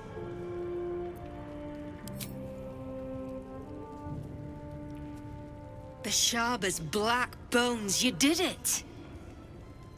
And still sealed. You're a goddamn wonder. Here's your coin. Actual professionals are rare. You ever want more work? Come and see me in the gate. Our trader can show you some of our more exotic items now. But don't delay. This place is likely to be rubble soon. Someone kidnapped a duke, right on our bloody doorstep. The Flaming Fist will need someone to blame. I don't plan on it being us. The dark smells wrong. Not night dark. Wheaten dark. I suppose you've noticed I'm not terribly fond of wolves. I've always been terrified of them. Ever since I was a child. I showed you my memory of when I was lost in the woods. It can hardly come as a surprise. The Mother Superior wasn't above using it against me. If I disobeyed, sometimes instead of a whipping, she'd threaten to drag me to a wolf den. Never failed to bring me back in line. Why is it always the bad memories I can still recall? In any case, I'll be keen to avoid them. You can tell that to the next one we cross paths with, then. Provided it doesn't tear your throat out first. Well, don't you cut a fine figure? Want your portrait done? If you have the gold, my pet artist will make you a most heroical likeness.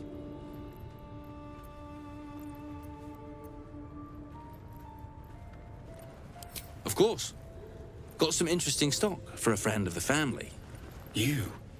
The way you handled Xeris. You're not one of her thugs. You need to buy me.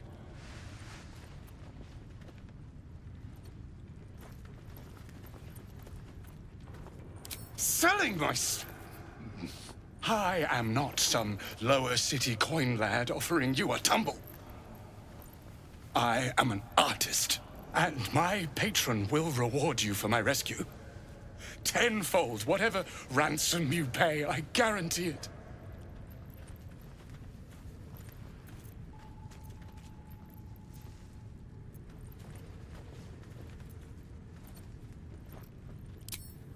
And when my corpse is being picked at by dogs, I suppose it won't be your problem then either. I took you for a better sort than these. Leave me to my chains, then. Have you spoken to Bren? He'll let me go free?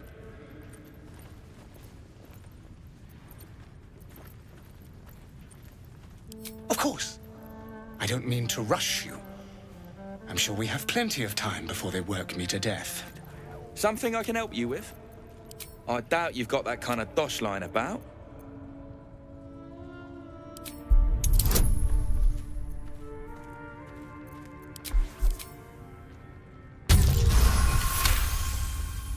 All right, mate, all right. Joaquin's clip coins. There's no need to get arsey.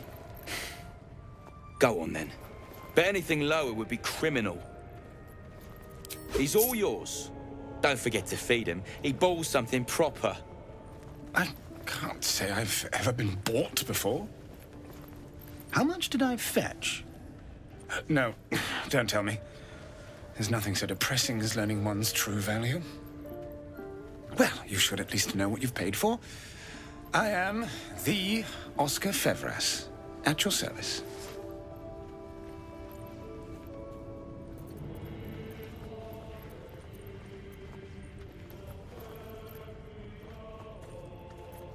A genuine pleasure.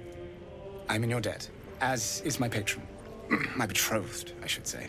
Assuming Lady Janeth still wishes to marry me after our little, falling out. You recall a recent scandal. A patriarch of Baldur's Gate who wished to marry a commoner. I did not run away. A date was never set. There were complications. Before my fame, my patron, there was another woman. One I planned to spend my life with. But when Lady Janeth offered me a future, well, it felt only right to mention my past. Right, but unwise. I was forced to retreat into the countryside, to paint and to clear my head, to choose, I suppose. Indeed. One to split the very soul. But I dare not dwell on it any longer, lest I weep. And we have your reward to consider, once I have made my way safely back to the city. Say, I don't suppose you could spare some coin, could you? Ease the discomforts of the road some.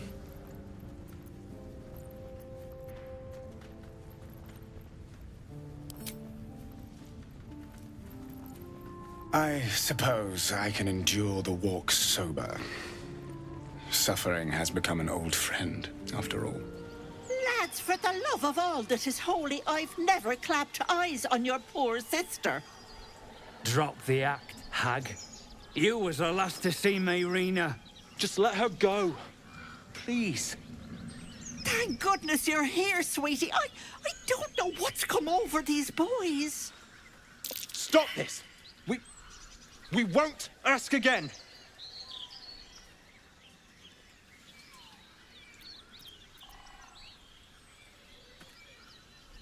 Careful! Don't trust a word out of her mouth. Our sister went to the hag, and we ain't seen her since. Hand over heart, I don't know their sister. I will gladly help you all look for her, though. Enough. Where is she?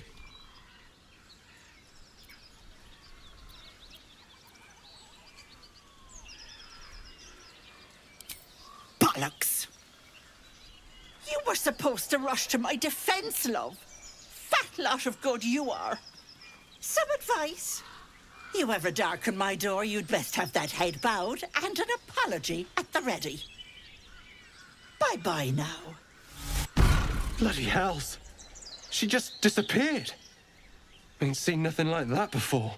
She could shoot fireworks out of her backside for all I care. The hag has Rena. Thank you. We'll need it. To hell's with that. We don't need luck or bloody help. Now come on. We've a hag to kill. A chill runs up your spine. You feel like you're being watched.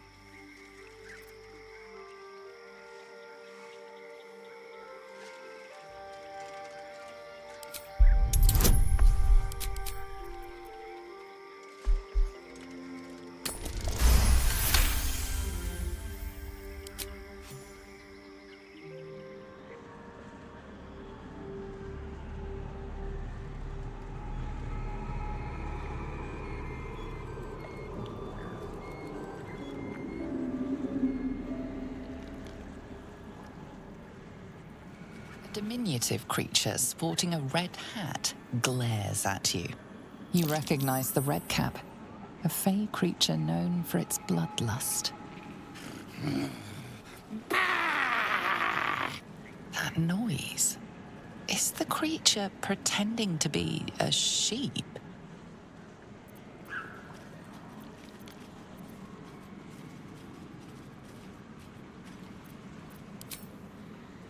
You seize me?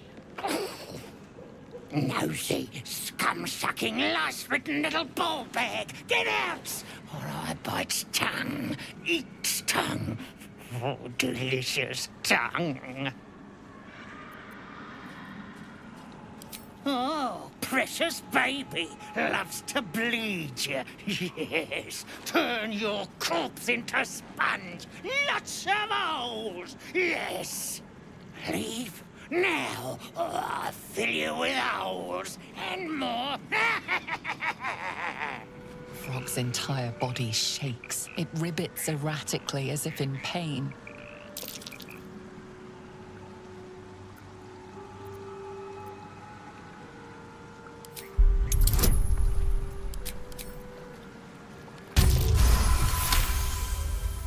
It shies away, croaking a warning, eyes wide in terror.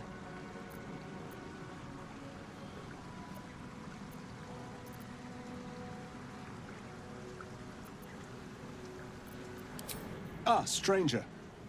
Forgive the aroma. You catch a waft of something foul, metallic, and sickly sweet. Powdered iron vine. An old hunter's trick. Most monsters will think twice before making a meal of me. You're a monster hunter. I'm surprised. I thought all Gur were vagrant cutthroats.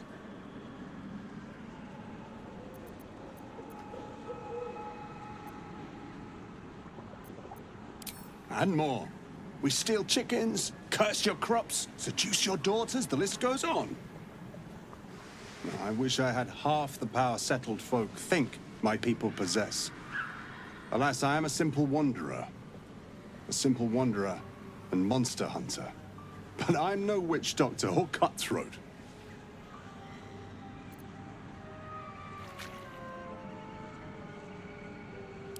True. And I have no proof to offer but my word. If you wish it, our paths need not cross again. I'm hunting a vampire spawn. And it's a little too bright for you to be my prey. His name is Astarion, but I fear he's gone to ground. I hope the hag of these lands can help me flush him out, if I can afford her blood price.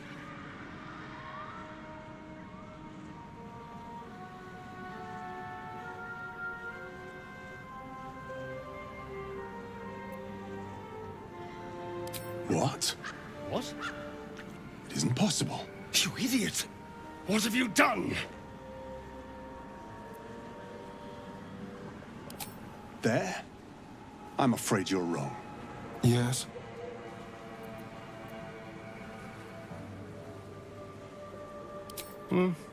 Not anymore. Which is all that matters, really.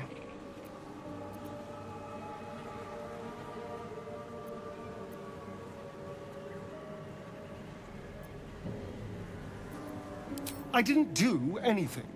I was kidnapped, just like you. It seems Cazador wants me back.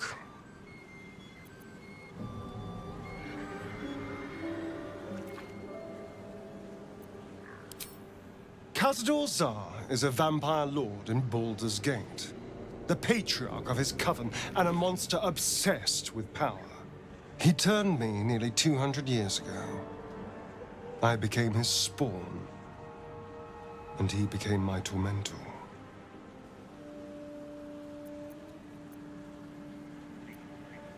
It was him, I'm sure. Only he would know to send the Gur after me. It was a group of Gur that attacked me that night in Baldur's Gate. I would have died had Cazador not appeared and saved me.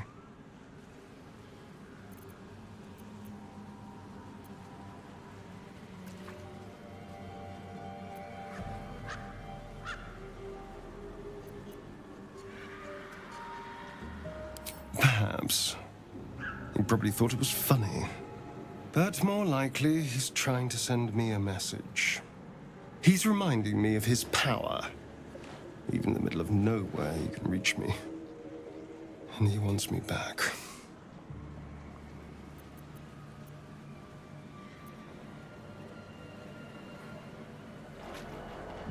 Concerned? Do you know the power Vampire Lord possesses? He can change shape, turn into mist, call walls to do his bidding, shrug off blows like they're nothing. He could walk into our camp tonight and kill you with his bare hands. And you'd be lucky if death was the worst thing that happened to you.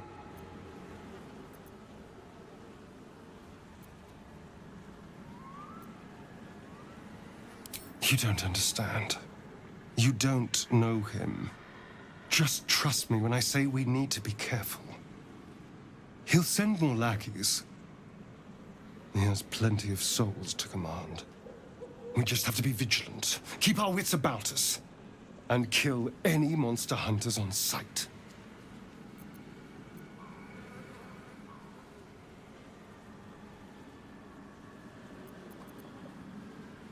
I won't lie. It's tempting. If I keep the tadpole, I risk transforming into a grotesque monster. If I lose the tadpole, Cazador has control of me, body and soul, and I return to the shadows. It's grim either way. So why not sell what's left of my soul to a devil? Better he has it than Cazador.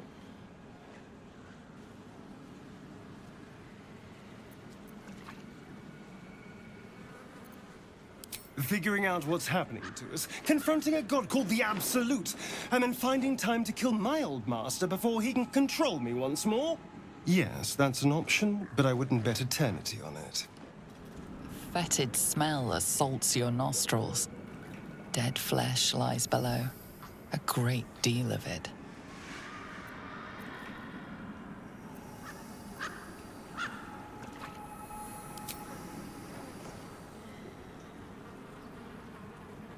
The warm rush of power flows through you. You feel stronger, faster, better. I don't want a crumb left on that plate, girl. Auntie Ethel, please. One more bite and this pie is gonna come back up to say hello. Don't make me get the wooden spoon. You're eating for two, so get to it. If it isn't the cheekiest pup of them all. You'd best have one hells of an apology for me, young man.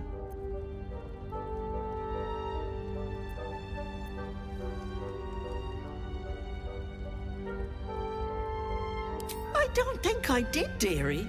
And frankly, you're thick for saying so. You know, I was gonna give you a swift kick up the arse and show you the door. But I think you and I could have a bit of fun together. Gods grant me patience. Eat up, Mayrina. I won't say it again.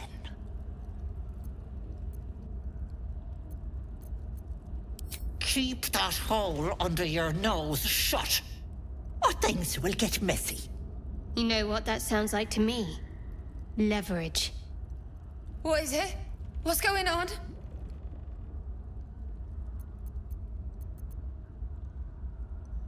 You just have one of those faces, Mayrina. So bland and forgettable. Smart move, sweetness. Now, I can tell you're in dire need of help, Petal. That wriggler swimming in your brain juice is a bit of an inconvenience, isn't it? Because you stink. And I know the stench of Mind Flayer anywhere. I can tell you're almost done cooking. You know, you could turn just like that. What do you say? Want me to take care of the little bugger?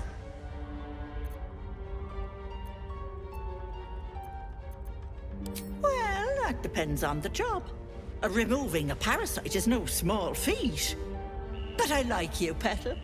So I'll only ask for something small. One of your pretty little peepers. I'll pluck it from your head, kiss it for luck, then back in it goes. Won't take but a moment. That is my price. Nothing more, nothing less.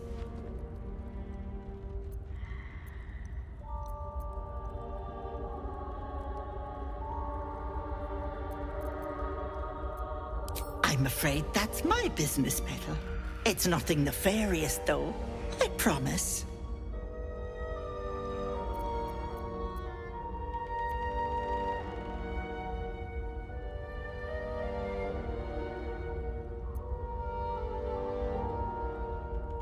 Ethel, can I please? Quiet, you've had enough pampering.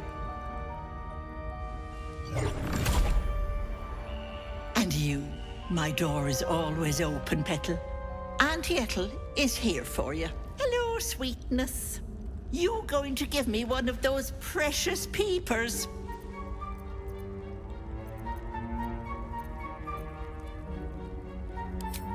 Ta-ta, Petal. Come see Auntie soon. I suppose you want to hear about Cazador.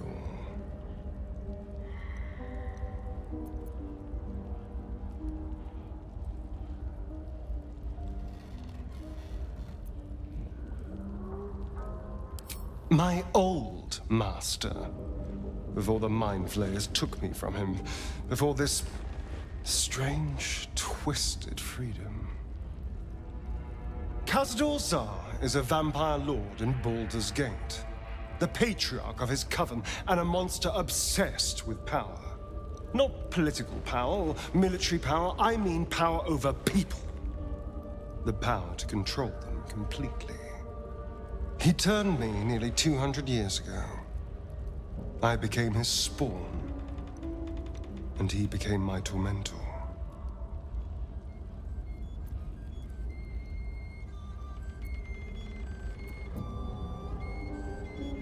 A vampire's spawn is less than a slave. They're a puppet. We have no choice but to obey our master's commands. They speak, and our bodies react. It's all part of the deal. Sometimes he'd order us to submit to torture. Sometimes he'd have us torture ourselves. Whatever his weather-vane mood settled on.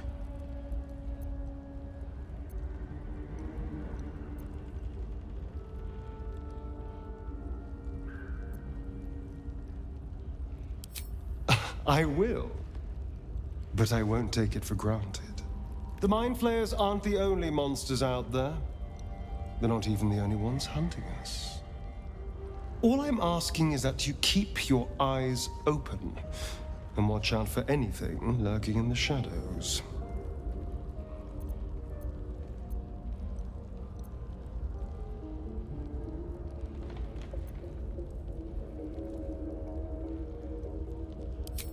What more could I ask? Now, is that all?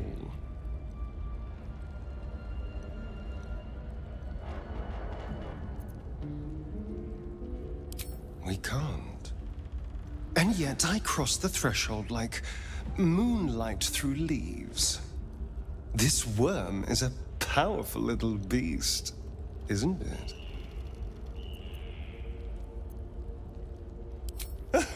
What's not to enjoy? I can walk in sunlight, trespass upon any home, manipulate minds. I'm the most powerful vampire in the realms. Granted, the looming doom is an issue, but why not enjoy the benefits while we can? You are as thick as they come, sweetness. This is my personal playhouse, and you don't have an invite. Get out!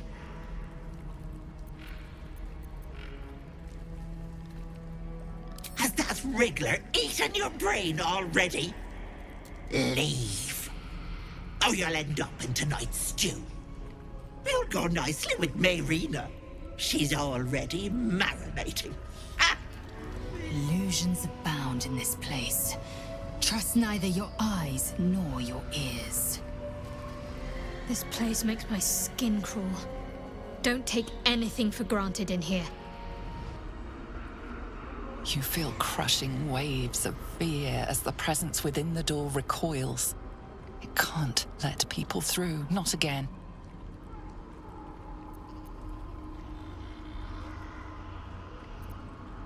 You see the gallery, its walls lined with the hag's victims. their bodies and minds twisted beyond ruin. Flee, you feel it cry. A scene appears in your mind. 2 paladins and a cleric marching through the door, shrouded in the glow of the divine. Weapons brandished, they charge into the hag's lair. Screams of terror pierce the air. You let them in? Naughty. That's a decade for each. You're mine for 30 more years, Petal. They are left as scabs of life, while she spits on the beauty their death would sow.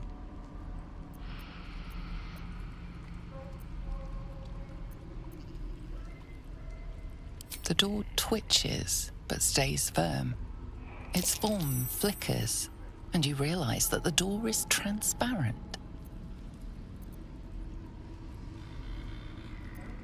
You see the hag, eyes bright with glee, as she sets fire to the door. With a jerk, you're pulled from the vision. The presence within shrinks, begging you not to run through it. No, no! Don't look! Mustn't look, mustn't see!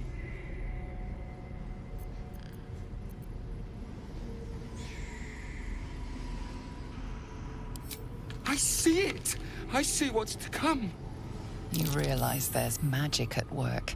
Some type of spell. An illusion. Me. Dead. Dead!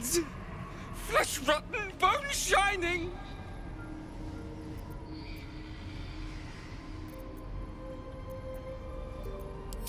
Skull splitting, knife twisting, gut spilling! All future. All bad. All... Gods, don't hurt me! Oh, please, please, please, please, please!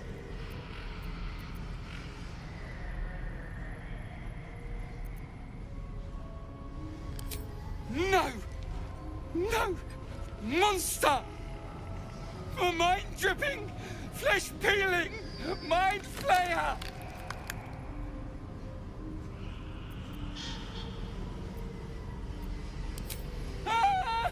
No! I'm sorry! I've been in more unsettling places than this, but not many.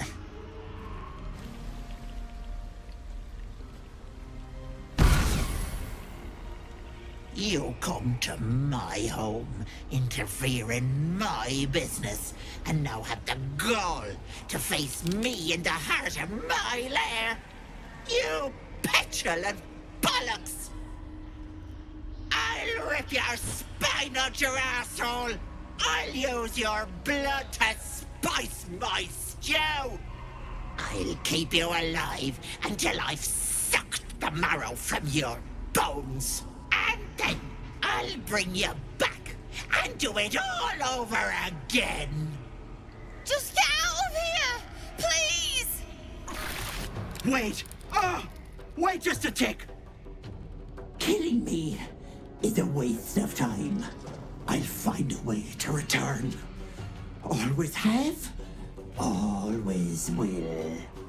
But it's unpleasant. So how about we be civilized about this, I have something you want.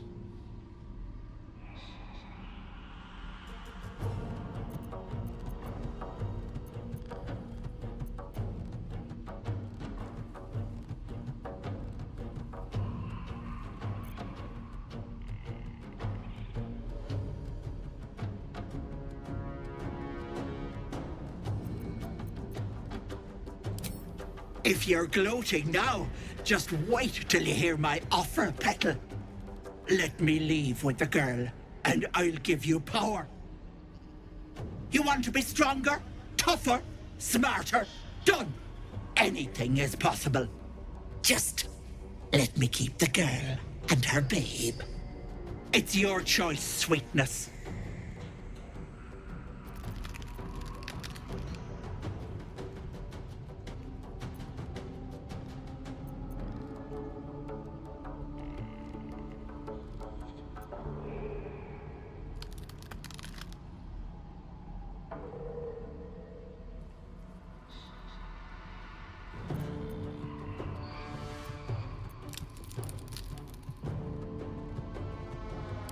wise choice.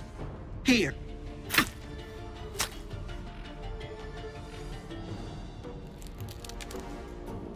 What? What about me? Deal's on, girl. And you're not leaving my side till you deliver.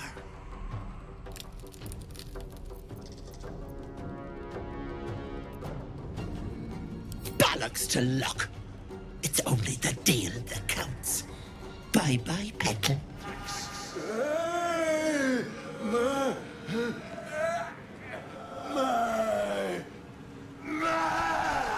Looking at something?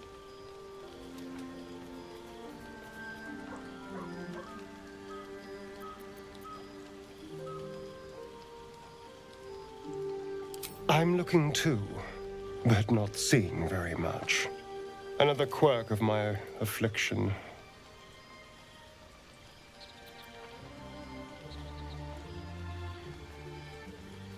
To you, maybe.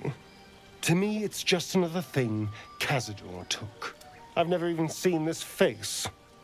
Not since it grew fangs and my eyes turned red.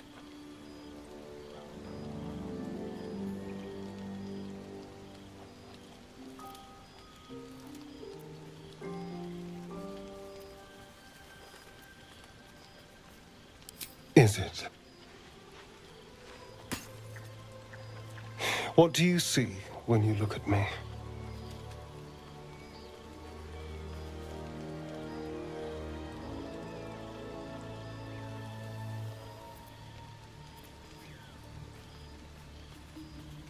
Oh, go on.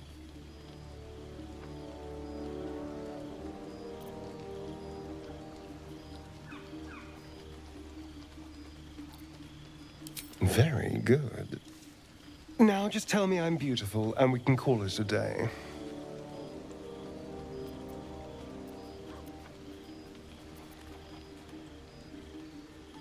How dare you? I thought we had something special. Still, you're nice too.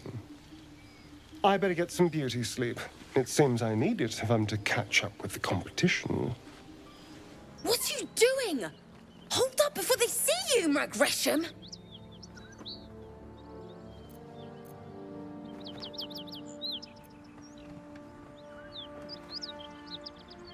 Spare me.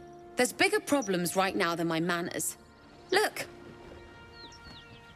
That lot are swarming all over the bridge. I don't know what they want, but it can't be good. I'm going to find another way around. You ought to do the same. Unless you're looking for a fight, that is. Nobody. Just another harassing fool trying to stay alive. There's plenty of us around. Drop your weapons! I'll feed your innards to the ants before I do that, Istik. This is your last chance! No, look up. That was your last chance, Istik. Now burn!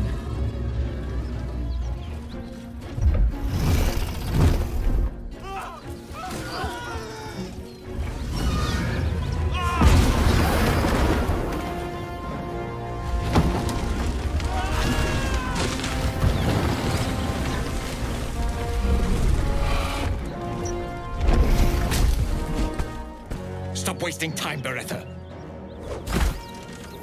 You're not here to play with the locals. Of course, Kithrak.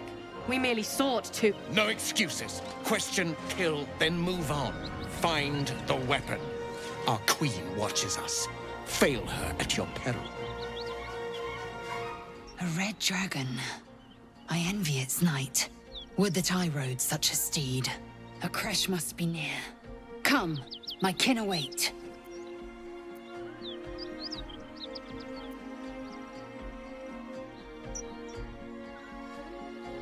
The dragons serve Githyanki. I'll see it does you no harm. Follow me. We are close to the cure we seek. Ryder, my time is short. Lead me to... Shh. Such a familiar tone. Were I not merciful, I would slice the skin clean from your meat. Yet you are not bleeding. For I am nothing if not merciful. Your name, child.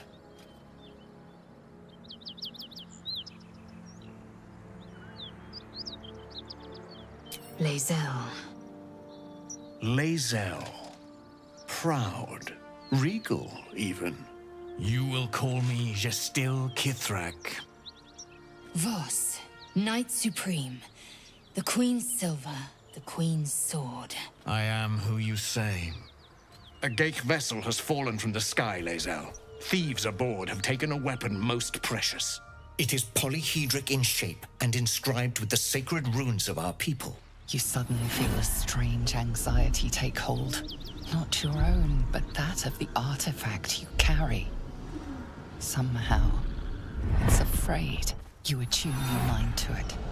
The artifact does not want to fall into the Gith Raiders' hands any more than it does the Absolute followers. Take word to your Creche. You are to join our search. Speak up, child. Affirm your mandate.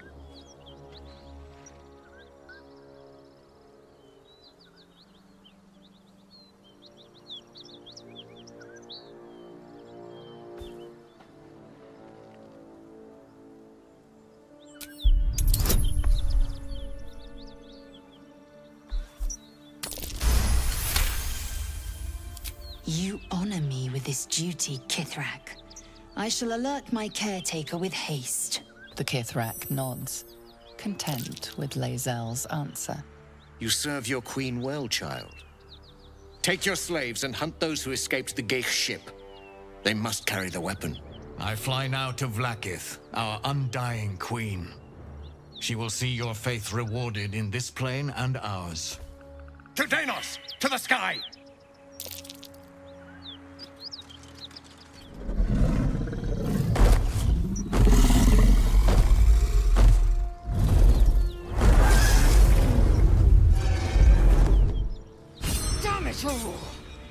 You did well to intervene, vexed as I am to admit it. The Gestil Kithrak would have flayed our skin and left our carcasses to burn in the sun. All for the sake of the artifact that we carry. The Creche is near, this much we know. We follow the path forward and into the valley. No one, not even the ignoble Gestil Kithrak, will keep me from my purification. It seems the Githyanki are keen to reclaim the artifact I carry. I can't afford that to happen. In fact, none of us can. That thing is shielding us somehow. I don't want to know what happens if we lose it.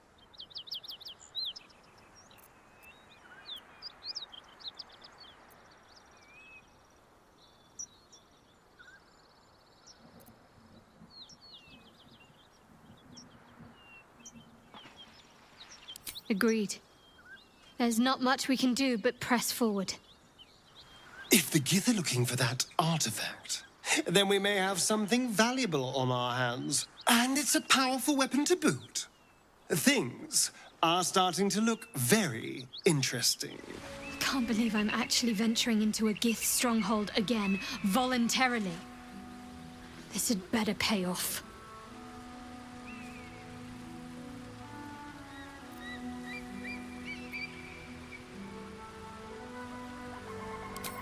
True. We're acting out of desperation. Let's just be careful.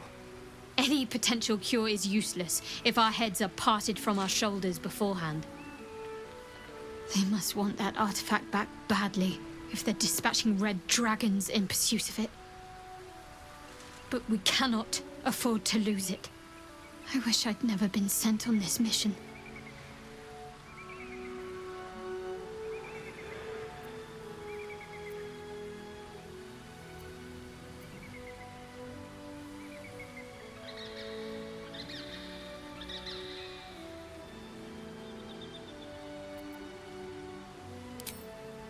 You'll have to live with that curiosity for now, I'm afraid.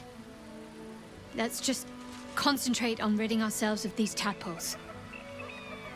All will be revealed in due time, I hope.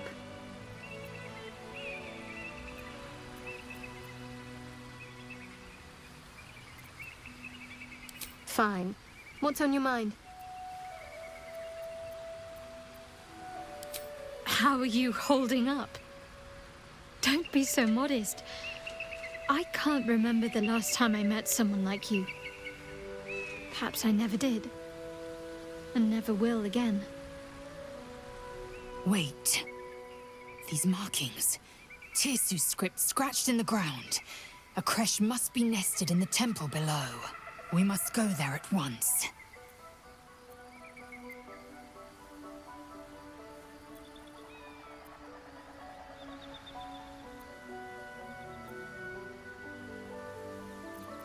Githyanki writing. Every word a wheel, every letter a spoke. The most powerful texts are engraved in slate. Some so ancient, only the most erudite Gish can read them.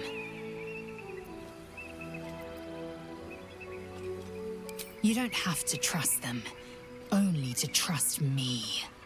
I have not failed you yet, and I have no intentions of it now.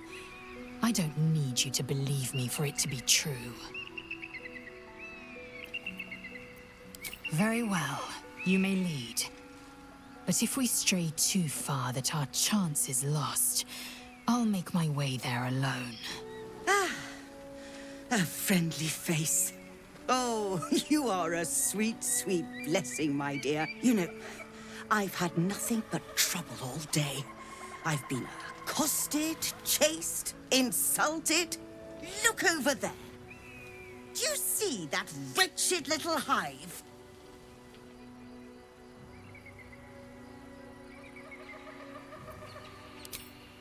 All business? Very well. I can respect that. Inside that temple is a Gith Creche. The Githyanki established it in what remained after they slaughtered all of the monks.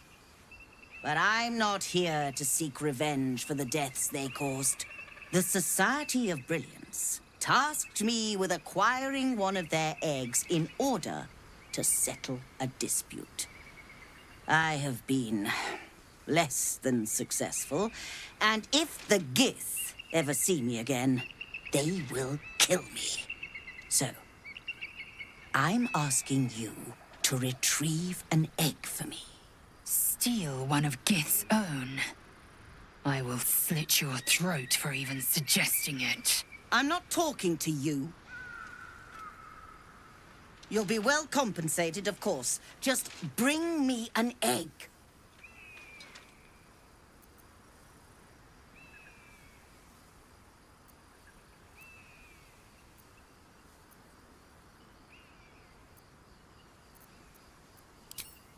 Oh, you wonder... Hold on. It looks different to what I expected. Are you sure that's a Gith egg?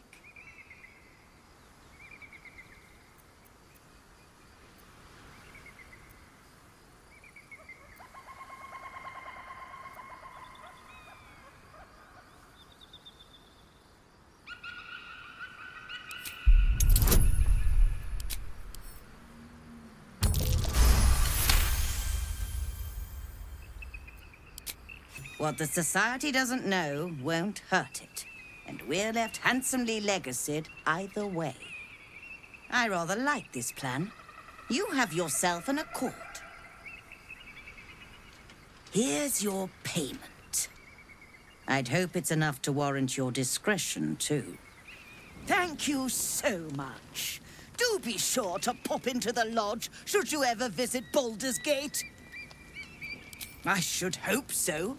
When adventure calls, I am always thoroughly prepared. Take a look. That's enough. On your feet.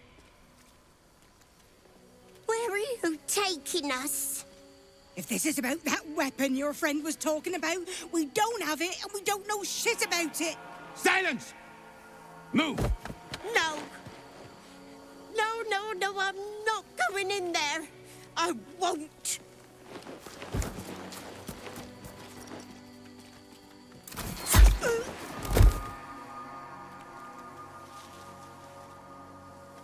Anyone want to join her? As I thought. Through the doors. Now! Forward, carefully. These cultists have the Creche on high alert.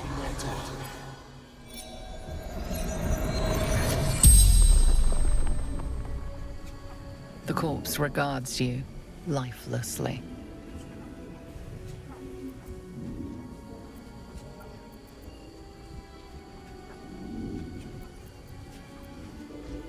Scared. Heard bad things. Githyanki. Torture.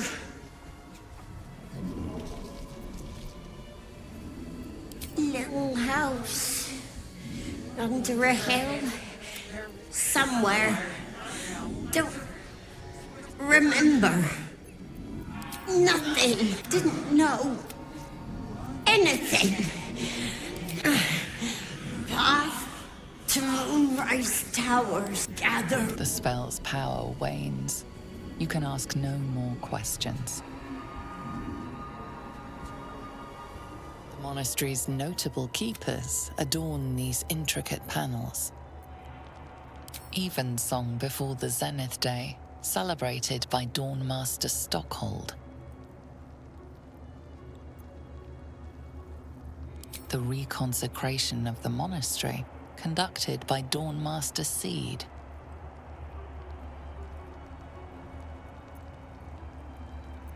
Dawnmaster Welkin Glory beckons forth the rising sun. Dawnmaster Vasaid wielding... The rest of the inscription and picture has...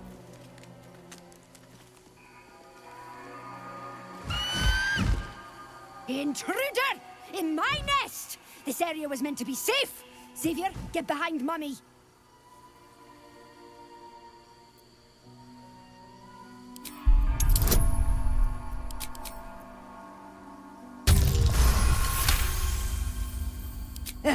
Fine. Xavier! Xavier! Don't talk to it! It might have germs. You can pass, but you're not to talk to me. Gross. Sentries to arms! Istik, state your purpose quickly. Stand down, Gish. Is it not Vlaakith's command to welcome her faithful? I expected no visitors, faithful or otherwise. Why have you come?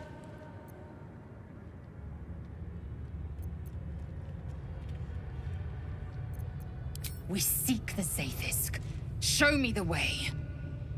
You are infected. A Gake Thrall is something to eradicate, not reason with. The faithful may be purified. This is Vlaakith's protocol. Fine. Let the Gustil carry out your fate. Report to the infirmary at once. And step carefully. Creche like watches you. This place is... enlightening. My own Creche, Kalair, is remote and sunless, cloaked in the silence of wild space. My Savage would find this one altogether too genial. If this place is as inviting as other aspects of Githyanki culture, we'll be in for an interesting time to say the least. Honestly, I don't love walking into a den of killer Gith warriors. Especially not with the you-know-what still wriggling in our heads. The Gith probably think decapitation is a perfectly reasonable cure. Kachoki! We are training to fight Gake. You think they will hesitate? They won't need to if we keep killing each other for them. It's stupid. Orphe... Silence! It seems your childish prattling is attracting an audience. You fight again. This time, daggers only. And to the death, as instructed. Who wants to challenge this sniveling Istark?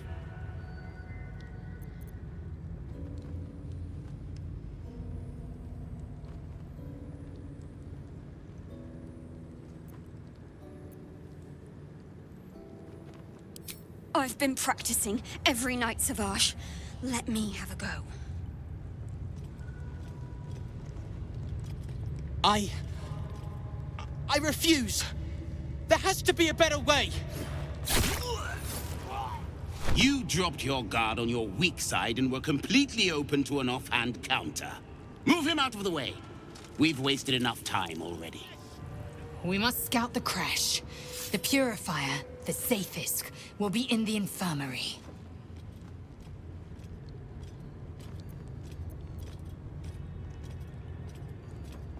My own Savage would never have threatened a youngling. A waste of time and energy. The pupils themselves culled the weak from their ranks. I myself felled 4 of my own classmates once Kalir had 100 times circled Tyrell.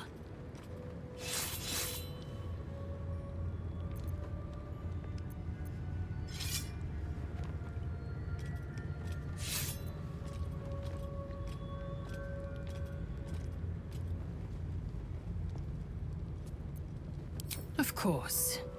My people have no use for cowards.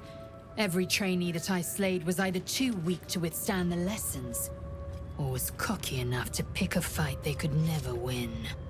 They underestimated me, so they paid the price. The Githyanki are only as powerful as their weakest warrior. Jaquith de Venzir, the termination of the frail, strengthens us. Did you enjoy our little demonstration? A mere taste of the power Vlaakith commands.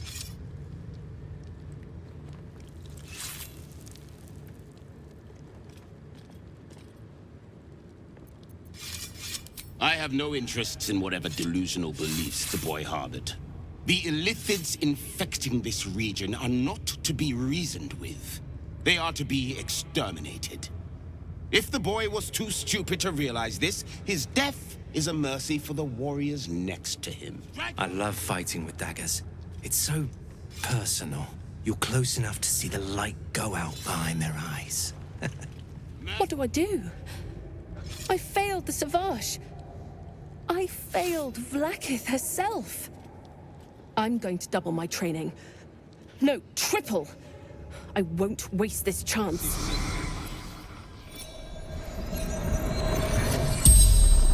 The corpse regards you lifelessly. Tired of killing Orpheus. Better way.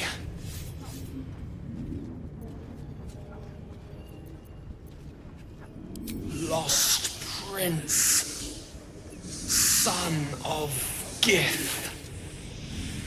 Forbidden.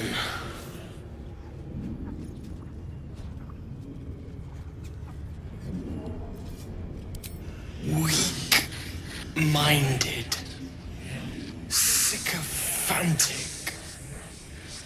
Cruel. Everything I tried not to be.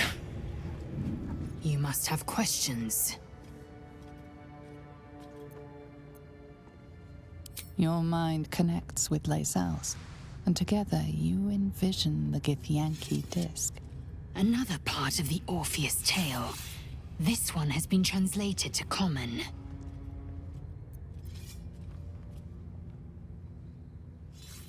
Fine. The Prince of the Comet, Part 2. The Prince of the Comet, Orpheus himself, led his honor guard into battle. Their red dragons bellowed with righteous anger, and the heavens erupted. The glorious prince cried to all who could hear him, "Praise be to my mother Gith, the queen of the one sky, sacrificed to the hells by the renegade Vlaakith." But the true heir, the Prince of the Comet, could not overcome Vlaakith's knights and their ill-gotten worms. Mighty Voss, Gestil Kithrak, lit the astral sky aflame. When the ash had cleared, beloved Orpheus was gone. True heir, glorious prince, there's no greater crime than to exalt the pretender called Orpheus. This imposing portrait depicts a powerful Githyanki warrior, undeniably regal in her mien. Vlaakith herself. She is both the sun that blinds us and the void that contains us. Praise be. In the corner of the painting is a small symbol you can't quite place.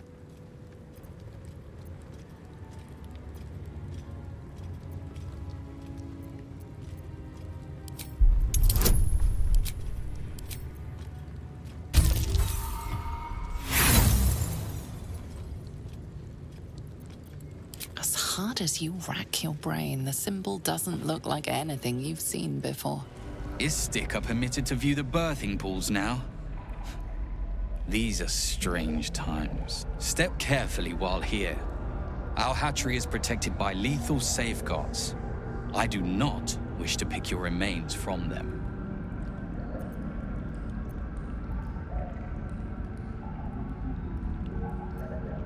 Most are hatched. Only one remains, monitored by Varsh Koku, the caretaker of our young. You may speak to the Varsh if you wish, but stay away from the egg. There will be no second warning. You must have questions.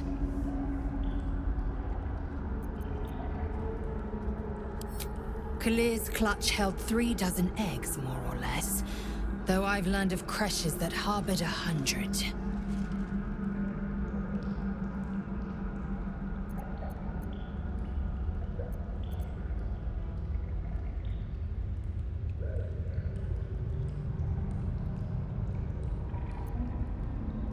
Shukiani. Githyanki chosen by Vlaakith herself to bear young. The Queen assigns when and where they must lay, and how many eggs they must bear. The Shukiani pass their eggs in the material plane. In the astral, time barely passes. It is a meticulous process, carefully timed so that the eggs hatch at once.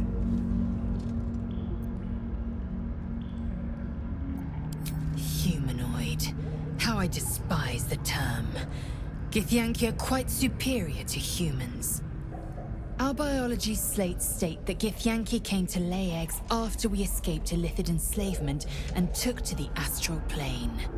It's an asexual process, a favorable change by any estimation. Hideous to imagine a life where I couldn't partake in the pleasures of sex without the looming threat of bearing children. You can tell Kithrak Therazin that my position has not changed. The egg requires more time. Furthermore... I was not expecting an istik. What brings you to my hatchery?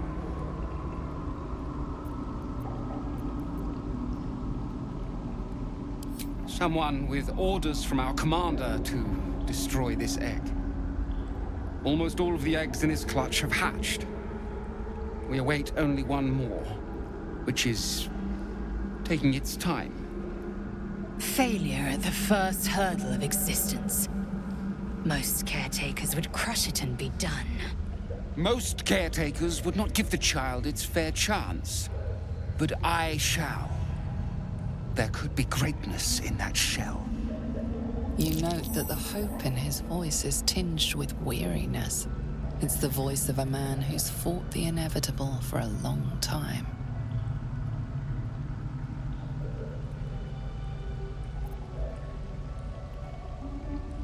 Kithrak Therazin will give orders to destroy it. She will say it's a weakling. I'll give it a while longer. And if it doesn't hatch, it will have proven her right.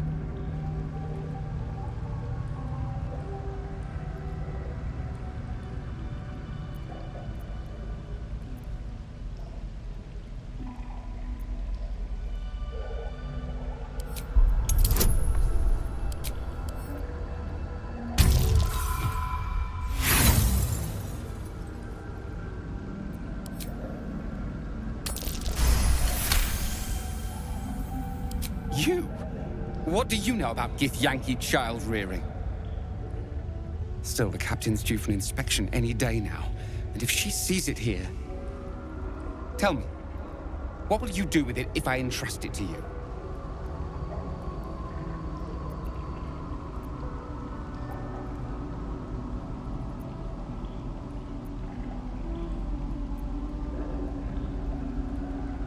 That's what I feared. Still, I'm sure its nature will pervade, even if raised among lesser species. I can no longer ignore that Kithrak Thurizen's patience has its limits. Very well. Here. Take these. They will aid your approach to the egg. Fine Githyanki egg. At least on the outside. You can see a vague outline of something within it.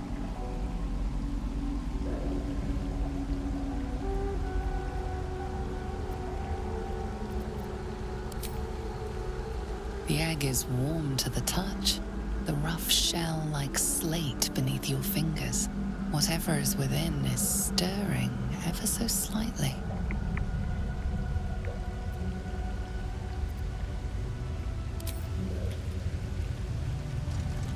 An unhatched Githyanki egg should be the burden of a Vash, not a warrior, whether ascended or otherwise.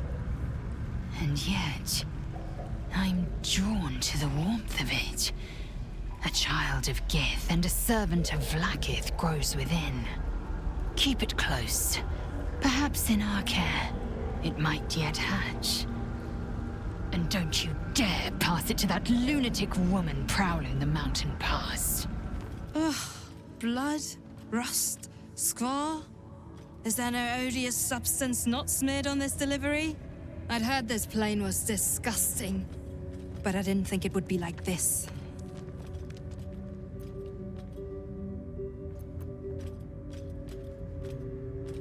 Fine, but your paraphernalia had better be pristine. Vertical incision from pineal eye to end of notochord. Intestinal coloration consistent with samples 231 to 259. Do you have a question? Or are you just going to stand there gawking? I am a child of Gith, not discarded rat flesh. Am I not due your respect? Perhaps. Perhaps not. Let the Istik with you speak, and I will decide what respect you're owed.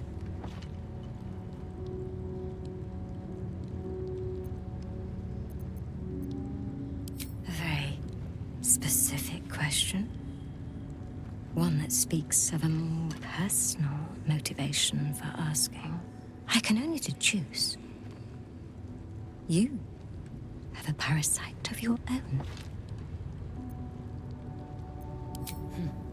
You must be desperate to seek my aid. Tell me, how long have you been infected? Fascinating. So you're conscious of your infection, but showing no signs of cerebral impairment. Either your tadpole is special, or you are. We must find out which. Go to the Zaithisk. I will ensure you're cured.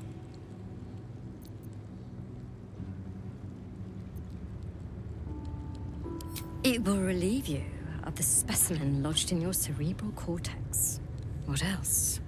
It will be worth it, I assure you. Even Githyanki rarely experiences Zaithisk. You are very lucky, Istik.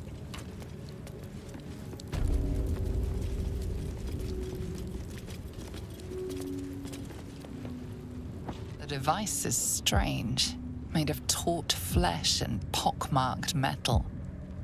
It waits for something. The Zaithisk. Vlaakith's purity distilled. My duty. My right.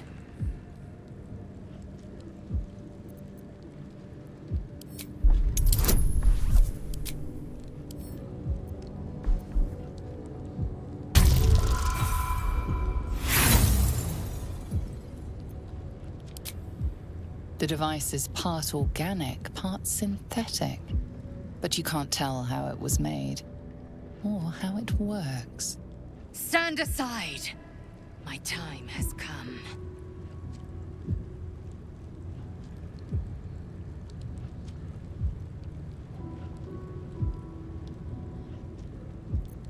I will not. I gave you my might. You will respect my charge.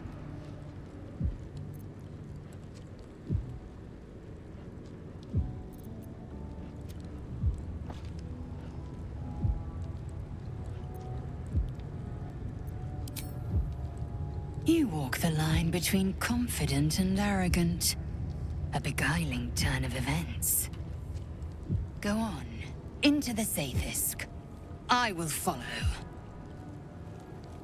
The Zaithisk. This unnatural device offers your best chance of purification. You feel your parasite stir. Do not fear. My experience in operating this machine is unparalleled. There is nothing on any plane stronger than a Zaithisk for curing unwanted afflictions.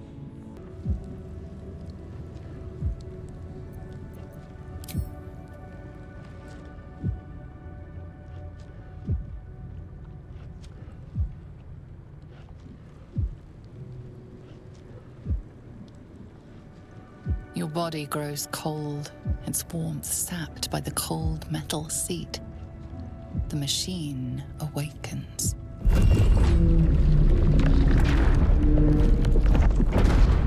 You must focus on the parasite at all times. The Zaithisk will do the rest. Layers of magic weave themselves tightly around your head. The tadpole squirms and contracts. It's trying to hide. Your skull groans and bends under the pressure. Then, agony.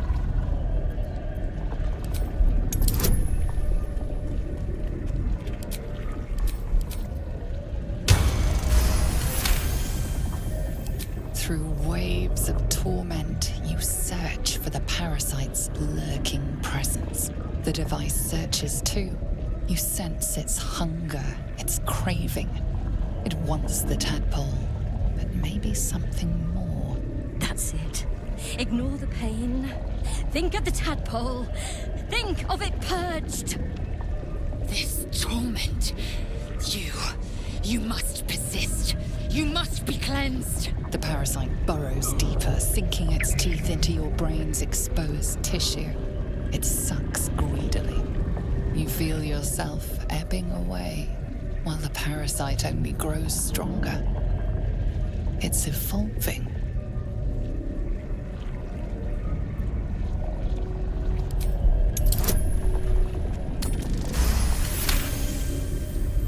That's it. You're almost there. The Zaithisk never fails.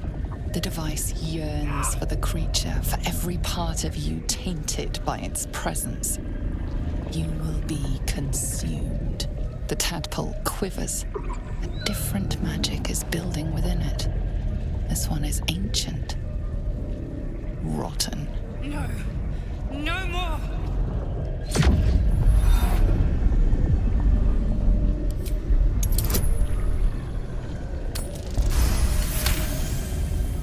You pour yourself into the tadpole's putrid magic. Its strength multiplied. It unleashes on the machine. The two forces fuse violently together, your brain their conduit. Your body and mind drift apart. You are being undone. Enough!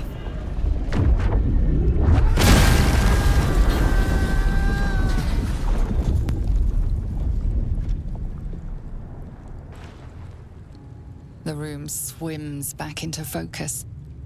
Your mind is intact, yet unfamiliar. Inside it, the tadpole lives on, and you feel different. No! No! The Zaithisk! What have you done? My life's work gone, and yet you live. And so does your parasite. Her voice cuts with a fanatical edge, an obsession bordering on mania. If there's a chance the parasite lives, she wants it. It saved you. And it destroyed a Zaithisk. Then its power is even more unique than I thought. I must examine it. Since the Zaithisk did not extract it, we must resort to more traditional means. Wait here. I will gather my tools. Skvar! The Zaithisk. It might have killed you. I felt your torment. The Gustil tampered with it.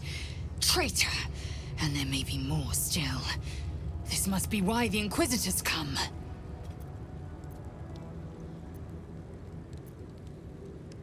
Vlaakith does not abandon Githyanki. The Zaithis was tampered with. There is no other explanation. Now hurry. We must go to the Chirai and inform him of the Doctor's sedition. So, the Githyanki have no cure for our condition. Unless you count death as a cure. I won't pretend to be surprised. I'm not surprised that the Gith's insane device didn't remove our tadpoles. I'm just disappointed.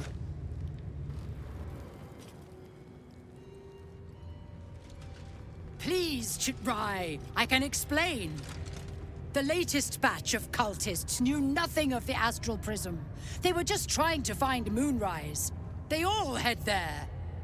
My Gish have drafted plans to assault the tower. They are ready to fight, Chirai. We could sift the missing artifact from the tower's ashes if you would give us... Quiet. Find the astral prism, Therazin. My patience falters. Yes, Chirai. You heard him! Go! Do as she says. She remains your Kithrak. For now.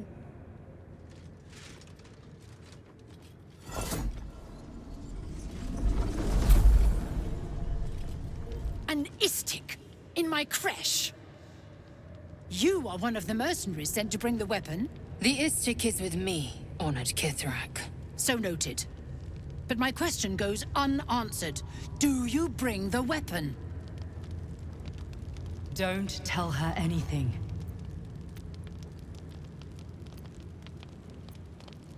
He speaks the truth, Kithrak. A Sharlak? Among us? Whom would you accuse?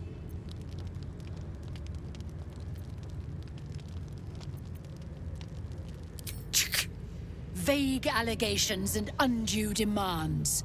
A poor introduction for an unproven Istik.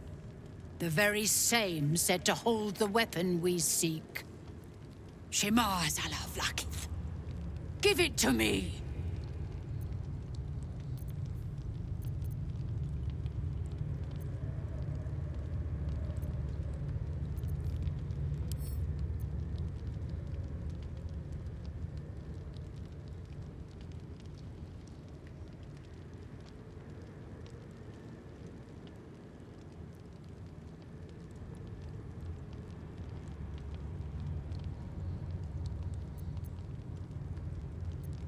No? Then I will take it from your corpse! Who would be... Oh, it is you. Make haste. We have business to conduct. To the Inquisitor at the Creche. The Zaithisk's failure must be reported. My Arden spoke of one of our kin that escaped a crashing Ghaik slave vessel. Chirai. Vlaakith's justice in flesh. You have accomplished much, child. I am pleased to finally meet you.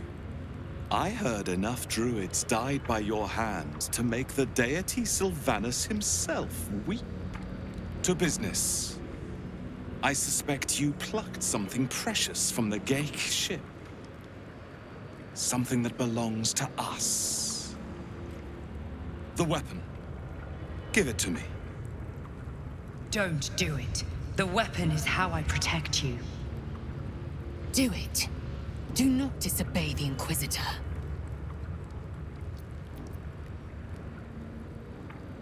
Indeed.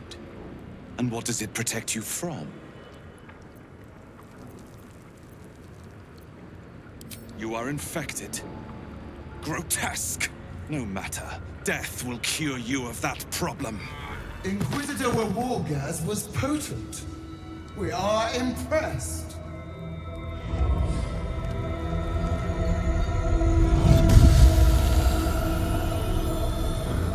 My queen. Skathzai. You are permitted to look upon me. You are invited to kneel. The Deathless Queen has spoken. You will obey.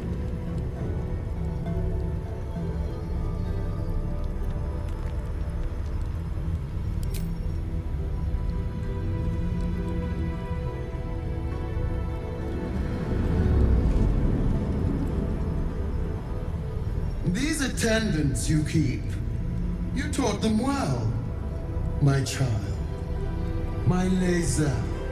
Shma Zalav Lakith. You know me. Erlon of Kalir speaks most highly, as did Alchaya before. You seek purity. I may yet grant it.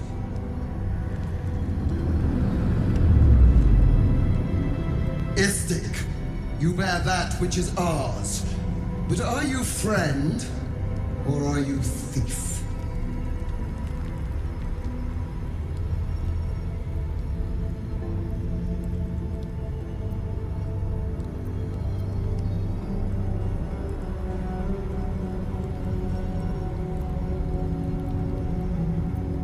No!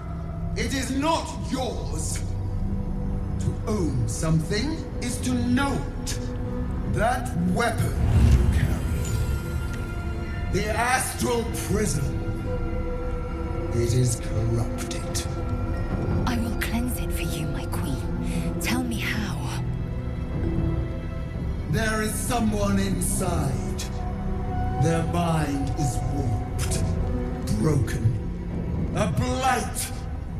They are an agent of the Grand Design, sent to sabotage the Astral Prism. Our last defense against the return of the Illithid Empire. As long as they live, the prison is compromised. Kill them! Do this, and I will cleanse you and your allies. Do this, and ascend! Ascension. My queen. An honor gained. A burden borne. You must accept. Refuse, and you will know my fury.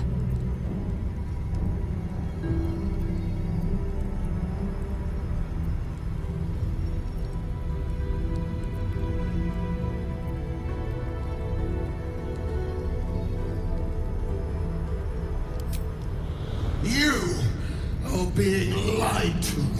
I will be obeyed! Skvar! Do not defy my queen!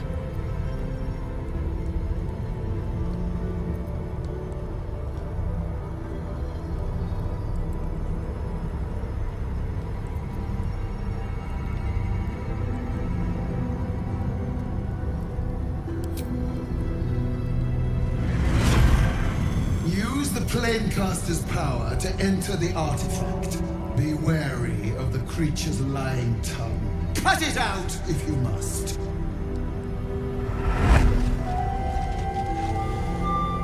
You will not leave this room until it is done. Shma Zalav Lakith. We will not waste a second. Lakith has spoken. Do not leave this room except to enter the prism. Turn your back on me, and you will feel my blade against it. Well, this is exciting. It's not every day you get to speak to a god queen, much less be bossed around by one. My orders were to keep the artifact safe, not pry into it. But I'd be lying if I said I wasn't curious as to what exactly it's hiding. The Undying Queen has spoken. Insert the artifact into the Creche's Planecaster. We will kill the threat inside, and I will have Lakith's eternal regard. She will cleanse me. She will ascend me.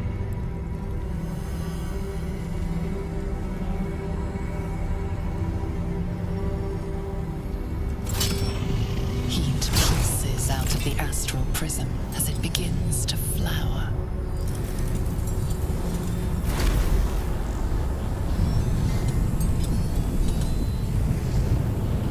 Your mind burns hot with excitement.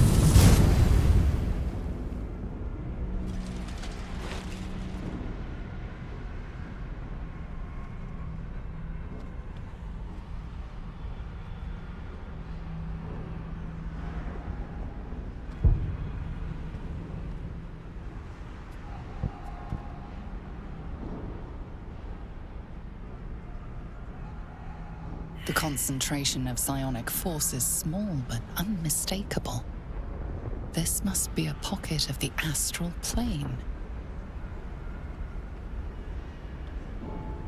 Boundless. Timeless. Like every dream that ever was stitched together. It is home.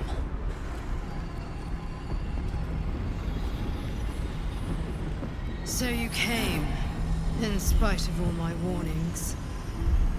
Disappointing. Come, we will talk in private. Just the two of us.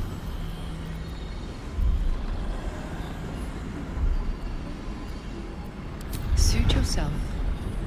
But only the leader of your group is coming in.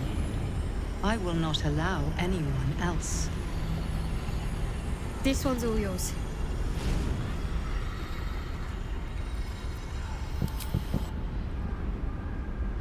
I may have made a mistake, trusting you. I told you to stay away from the Githyanki. But you just couldn't help yourself. Could you?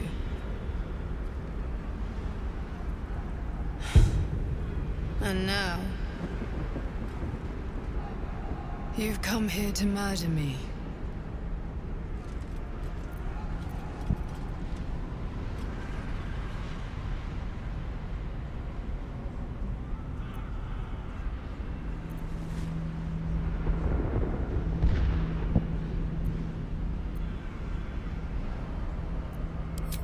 You misunderstand. The Zaith'isk was going to kill you. I couldn't let that happen. It is the very least of Queen Blackith's deceptions.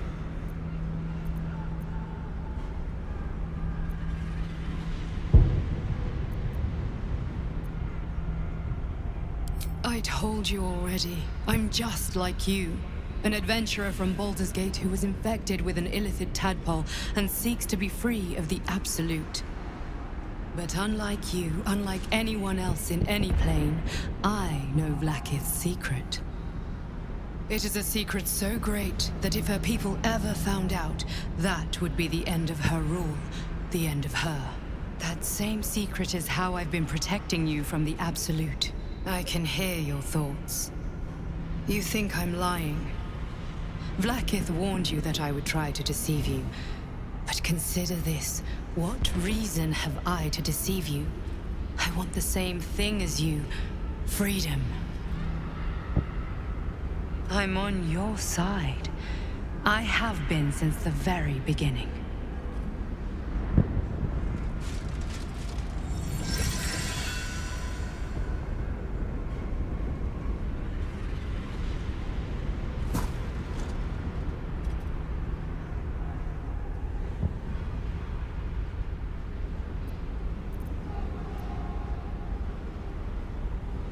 It seems I was right to put my faith in you after all. Thank you. Blackith will be furious, to make no mention of your Githyanki companion. The Lich Queen fears nothing more than the loss of her empire. The knowledge I have of her deception will bring that about.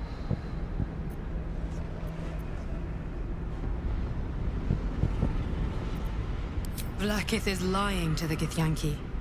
They believe she knows how their beloved mother Gith defeated the Mind Flayer Empire. But she does not.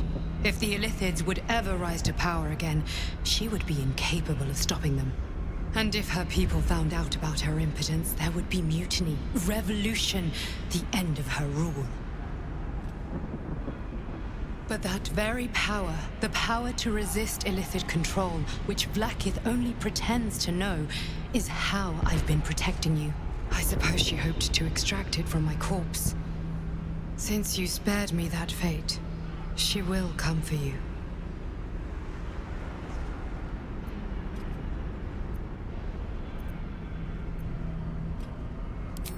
A logical question, but you're not ready for the answer.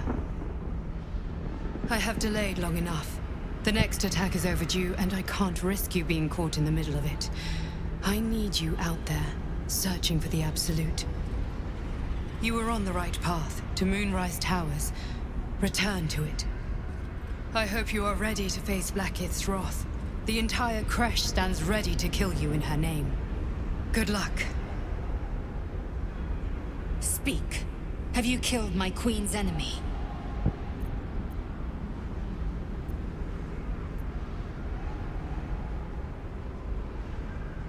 Blackith does not lie to her faithful. Open your mind. Show me. Your mind tingles. Lae'zel seeks entrance.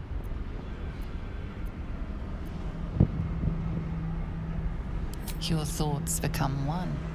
She sees the truth of your confrontation in an instant. Blackith Tafkinazin. I see only madness. Blackith bears the full might of Tunarath's arms, and the covenant of the Great Mother Gith. Skvar! We are leaving this place, now. Blackith. Blackith! I have wielded your fury as a blade, roared your wrath as a dragon. You promised ascension. Yet I crawl among my own people, low as an asp's belly. Skageth! I followed your path. What good? This heart of stone, for it to be shattered. She tests me. A trial of faith. Kalir prepared me. Only the heaviest souls soar to the astral. Yes. Yes. I might gain Blackith's favor yet.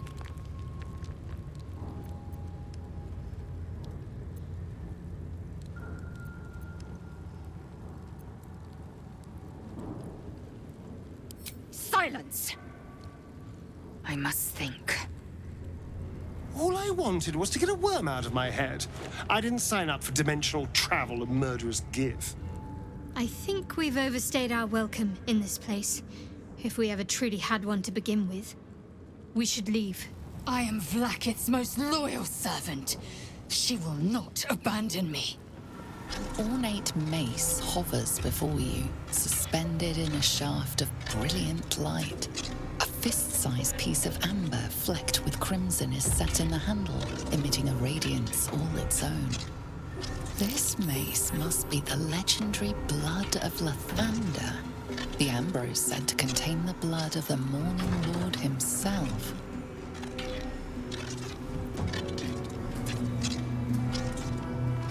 The glow around the mace sparkles with beautiful disaster. You recall all the measures meant to keep you from reaching this place. The brutal aches in your body yearn to take it, though you sense it will spell misfortune.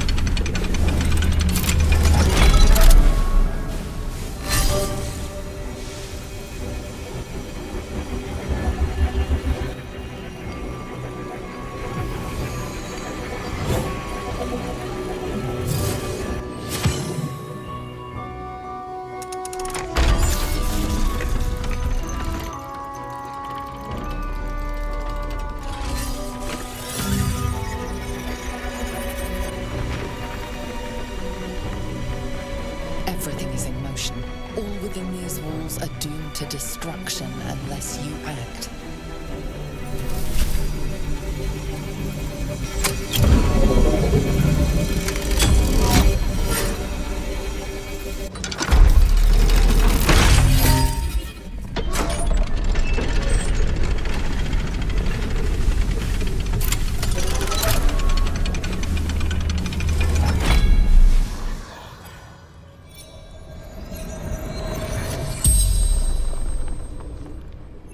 The corpse regards you, lifelessly.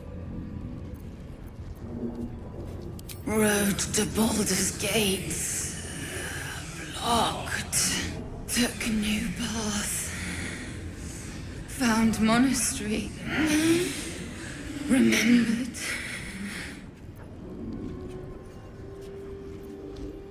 A rhyme.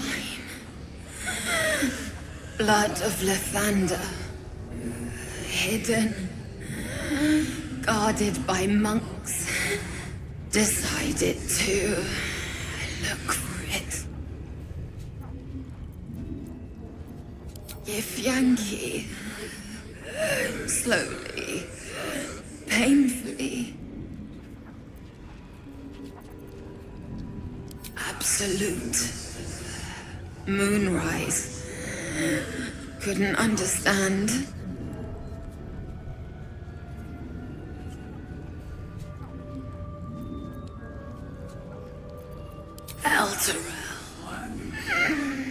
Near Maiden's Bridge.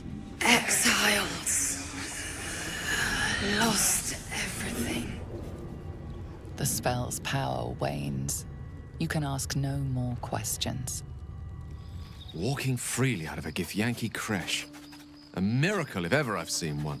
And trust me, I've seen quite a few. The sooner we get out of this Gith warren, the better. I suppose not many can boast that they've been to a Githyanki creche and survived. Perhaps that's a good omen for our chances going forward, if you're feeling optimistic.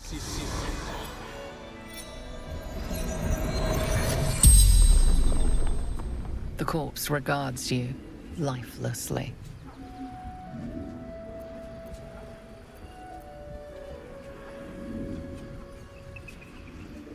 Following orders of General Thorm.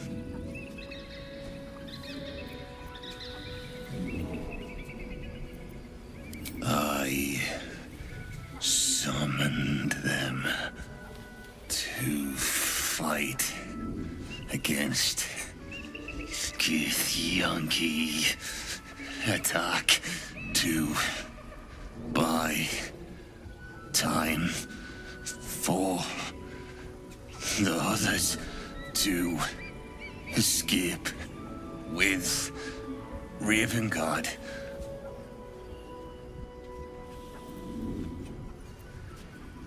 Stumbled upon them.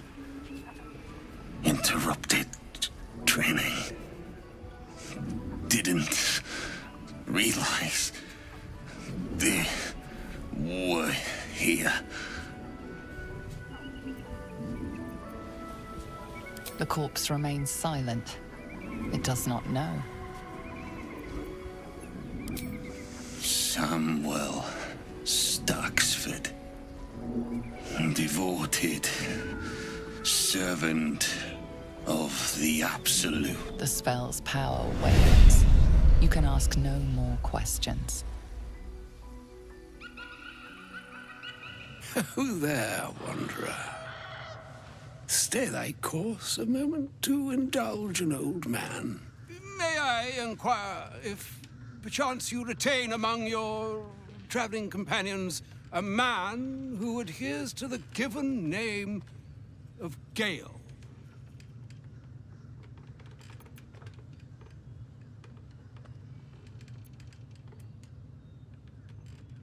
Should it be the nature of our acquaintance that interests you, well, you may safely classify Gale and I as friends. Should it be the nature of your present interlocutor that you desire to drag from the dark and unknown, I shall be glad to aid in your quest for illumination and identify myself as Elminster.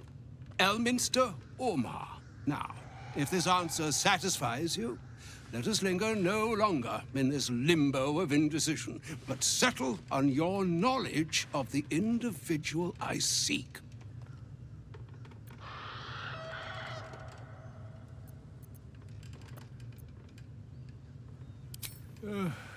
Ever a man of leisure. Would it pain you greatly to assist me along the little voyage I intend to undertake to this aforementioned camp?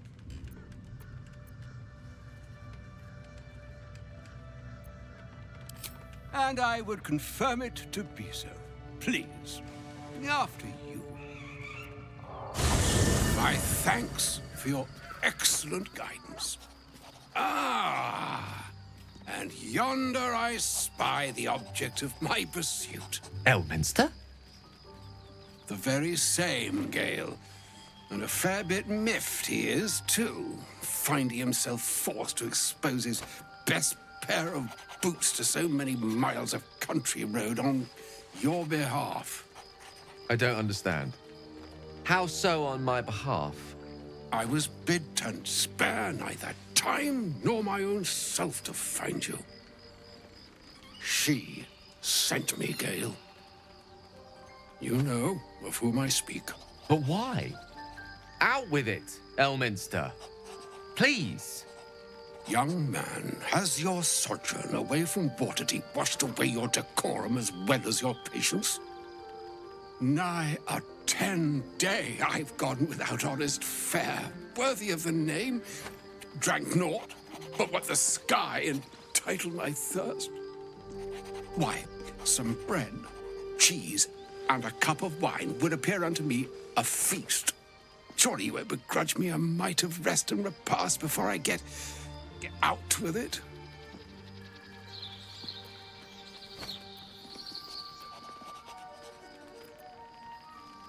Oh, for the love of... Fine, fine. I'll turn a deaf ear to the clarion calls with which my scorned stomach beseeches me. Graver matters are at hand. Plenty to digest, after all. A good deal to stew over, if you will. Words ladled with import should be savored so as to better absorb their meaning. Wouldn't you agree? Elminster. Right. You see,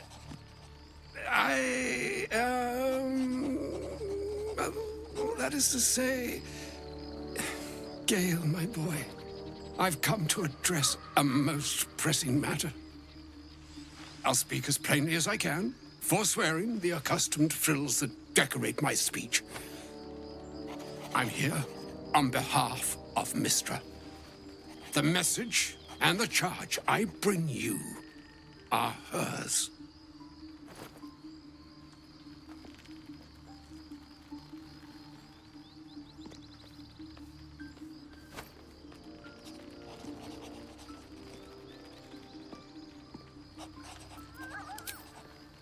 Thank you for that most considerate reminder. You know where you went wrong, Gale. No, we needn't dwell on that here and now. But even so, you're to be given a chance of redemption. Mystra would consider... forgiveness? She would consider what she considers to be forgiveness. Mystra is aware of the misadventures that have befallen you both. She knows of your strife with the Absolute, that most insidious of evils.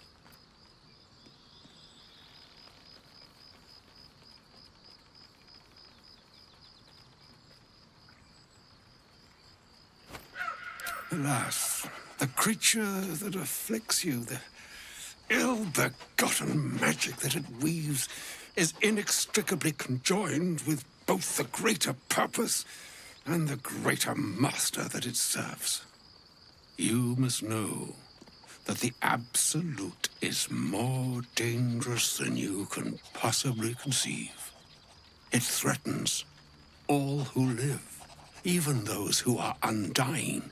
It threatens the gods, the weave, the very fabric of the universe itself. That is why I have come here to charge you, Gale, with its destruction. It is Mystra's belief that only you can.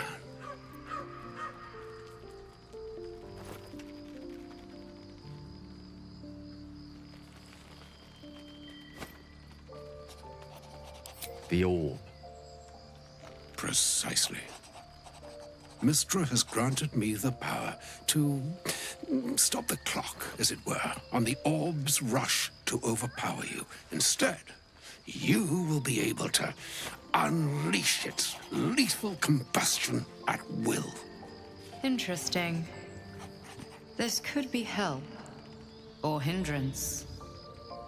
We shall have to see. You must find the heart of the Absolute, whatever that may be, and use yourself as the catalyst that will burn it from this world.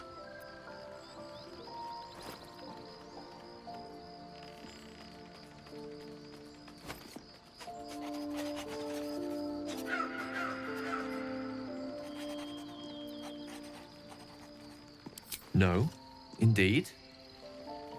But I think she trusts me too. It brings me no pleasure saying this, my friend, but such is Mystra's will.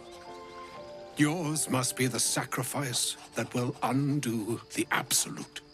And for your sacrifice, you will be redeemed. Such is Mystra's promise. With that, I've said my sorry piece, and need only bestow unto thee the charm I was bid. Meine Hastra Mistrariel Italior Thras Annas Dithra.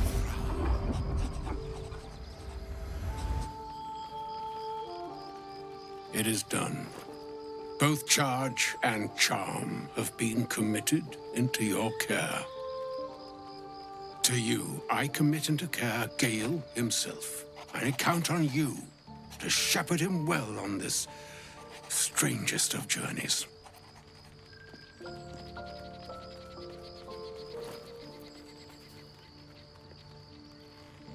Nor would I expect you to. It's too bleak a task to demand of anyone. Like moons make swell and wane the nescient seas, so too the sky-strewn gods ordain the tidal fates of mortal days. And yet, an ocean born in lonely hours, come ebb, come flow, come all that is beyond the breadth of our dominion.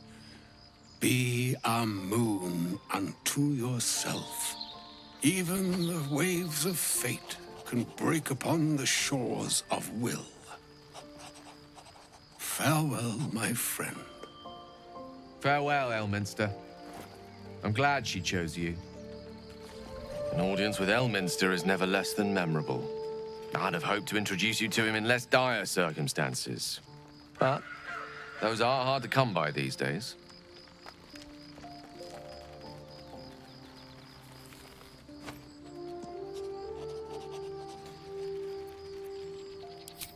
The Doddering Act is merely an illusion, one he's most adept at maintaining. Elminster is the most formidable wizard in the realms.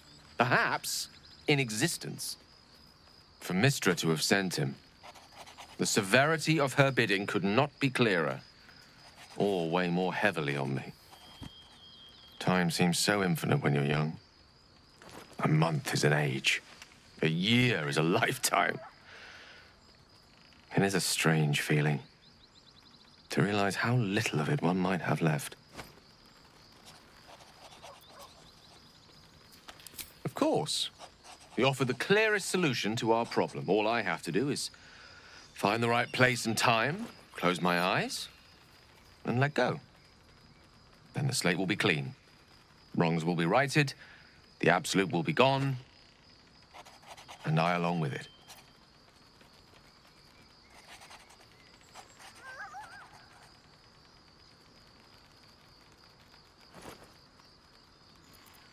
If there was, I'm sure the goddess of magic and the greatest wizard who ever lived would have identified it. But alas, only one solution is offered. That remains ahead of us for now. The heart of the Absolute must be discovered before I can stop its beating.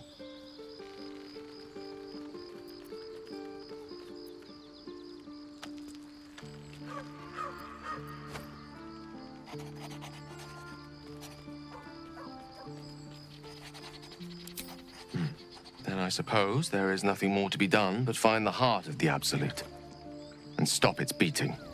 I can't believe Mistress demanding Gale sacrifice himself to destroy the Absolute. It's just a waste of a perfectly good cult that we could be controlling. And a waste of a perfectly good Gale, I suppose. I can't believe Mistra actually expects Gale to just sacrifice himself like that. Seems like a waste of a fine mind. Elminster. Even the Githyanki have heard tell of the Sage of Shadowdale. Some of his works have been translated to Tirsu. That doesn't mean his every word carries wisdom, however. Near as I can tell, Mistra demands Gale's faith, but holds no faith in him. Why else would she demand Gale sacrifice himself, and perhaps so many others? Does she not think he can destroy the Absolute with his own immense talents? Does she not know the mighty company that he keeps? Demanding Vlaakith may be, but she acts for the good of the Githyanki people. Mistra is concerned only for herself. Perhaps he'd find forgiveness in a fiery death. But I can't help but wonder why he'd want it at all.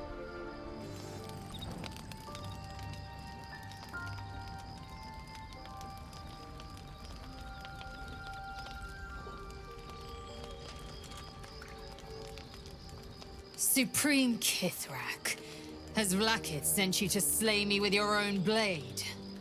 I've not come to kill you, Lae'zel. I've come to aid you. Don't trust him.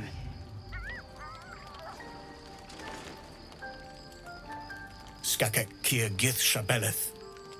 My blade rests. Mother Gith compels you to listen.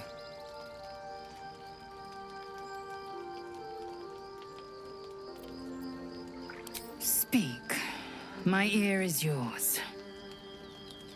I know you carry the astral prism, Lae'zel. Within it lies the seed of Vlaakith's demise, and I intend to help you bring it to fruition. Vlaakith's demise? Skaketh! I should run you through for suggesting it.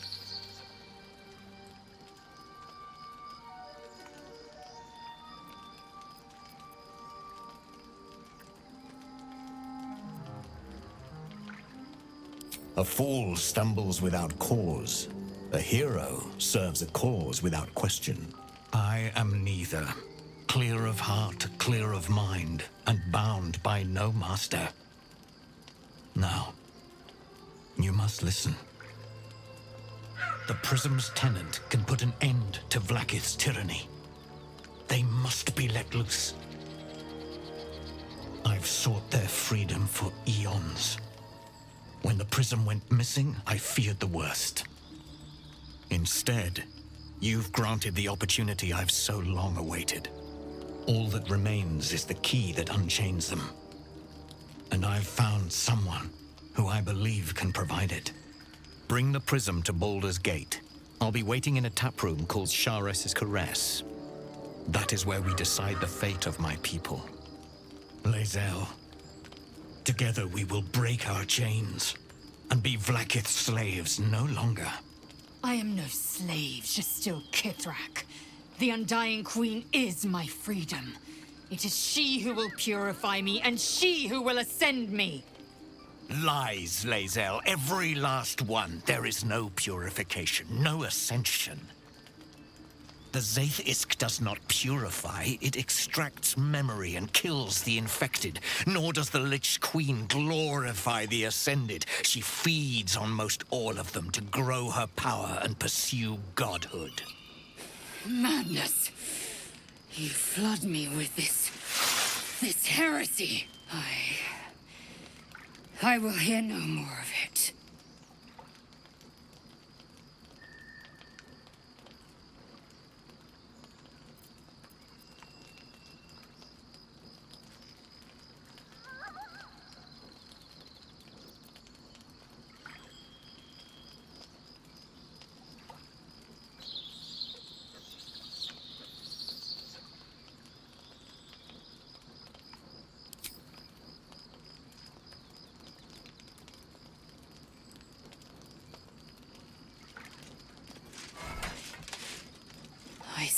Vlaakith the whole of my life. Learned her words, fought her battles, yet she names me her Sharlak. Your words carry truth. I will meet you in Baldur's Gate. Do not make me regret it.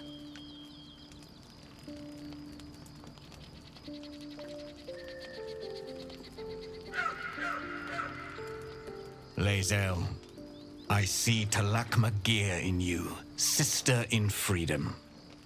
Together we will be our people's light. Take this. It is a Quanith, a psionic detector. The Queen's warriors hunt you. The Quanith will sound you out when you come near their portals. Hear its cry and prepare for battle, or slip away.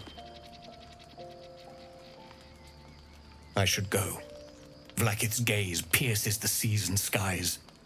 She believes me loyal, and I can't afford her mistrust. Keep the astral prism close. Let no one take it from you. Slay any who try. Now to Baldur's Gate. I'll be waiting, Lae'zel.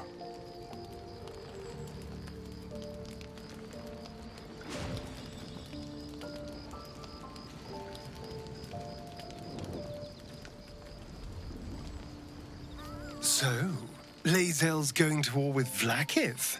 Going to break her chains in Baldur's Gate? Good for her. I didn't expect Lae'zel to turn on the Lich Queen so readily. Wonders never cease. Vlaakith Kosivim Chrath Crashet. Only in Vlaakith may we find light. These were the first words I ever read on Tirsu slate, but they are no mere aphorism. They are law. They are creed. The root from which the 10,000 protocols stem. Forsake one protocol, and forsake Vlaakith. Forsake Vlaakith, and be the blood and meat which sates her dragons. If Voss speaks true, if Ascension is a lie, if tadpole purification is a fairy tale, then I have not sinned against Vlaakith. She has sinned against me.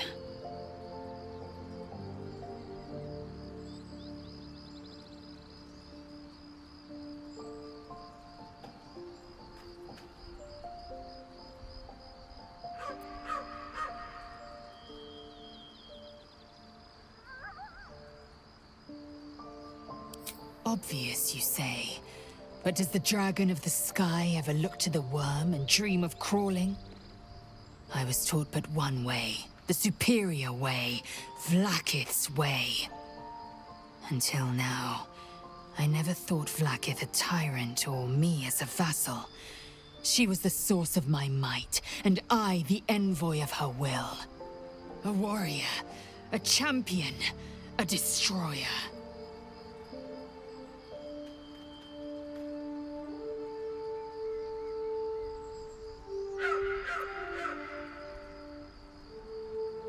Then, when the Githyanki come for me, and come they will, I will submit to their blades.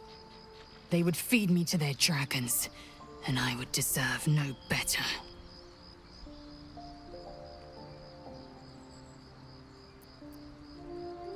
Ascension is a young Githyanki's greatest honor. Long ago, the Geich enslaved my people. They dominated our minds and bred us for war, until Great Mother Gith took a hammer to our bonds. From the day of our hatching, young Gith have one purpose: to train hard enough to slay a Geich and take its head. Then, we speak the rite of Ascension, and a red dragon comes to fly us to Vlaakith, in Tunarath, City of Death. We are honored with an eternal home in the Astral, celebrated for our victory. We are ascended. Or so I believed.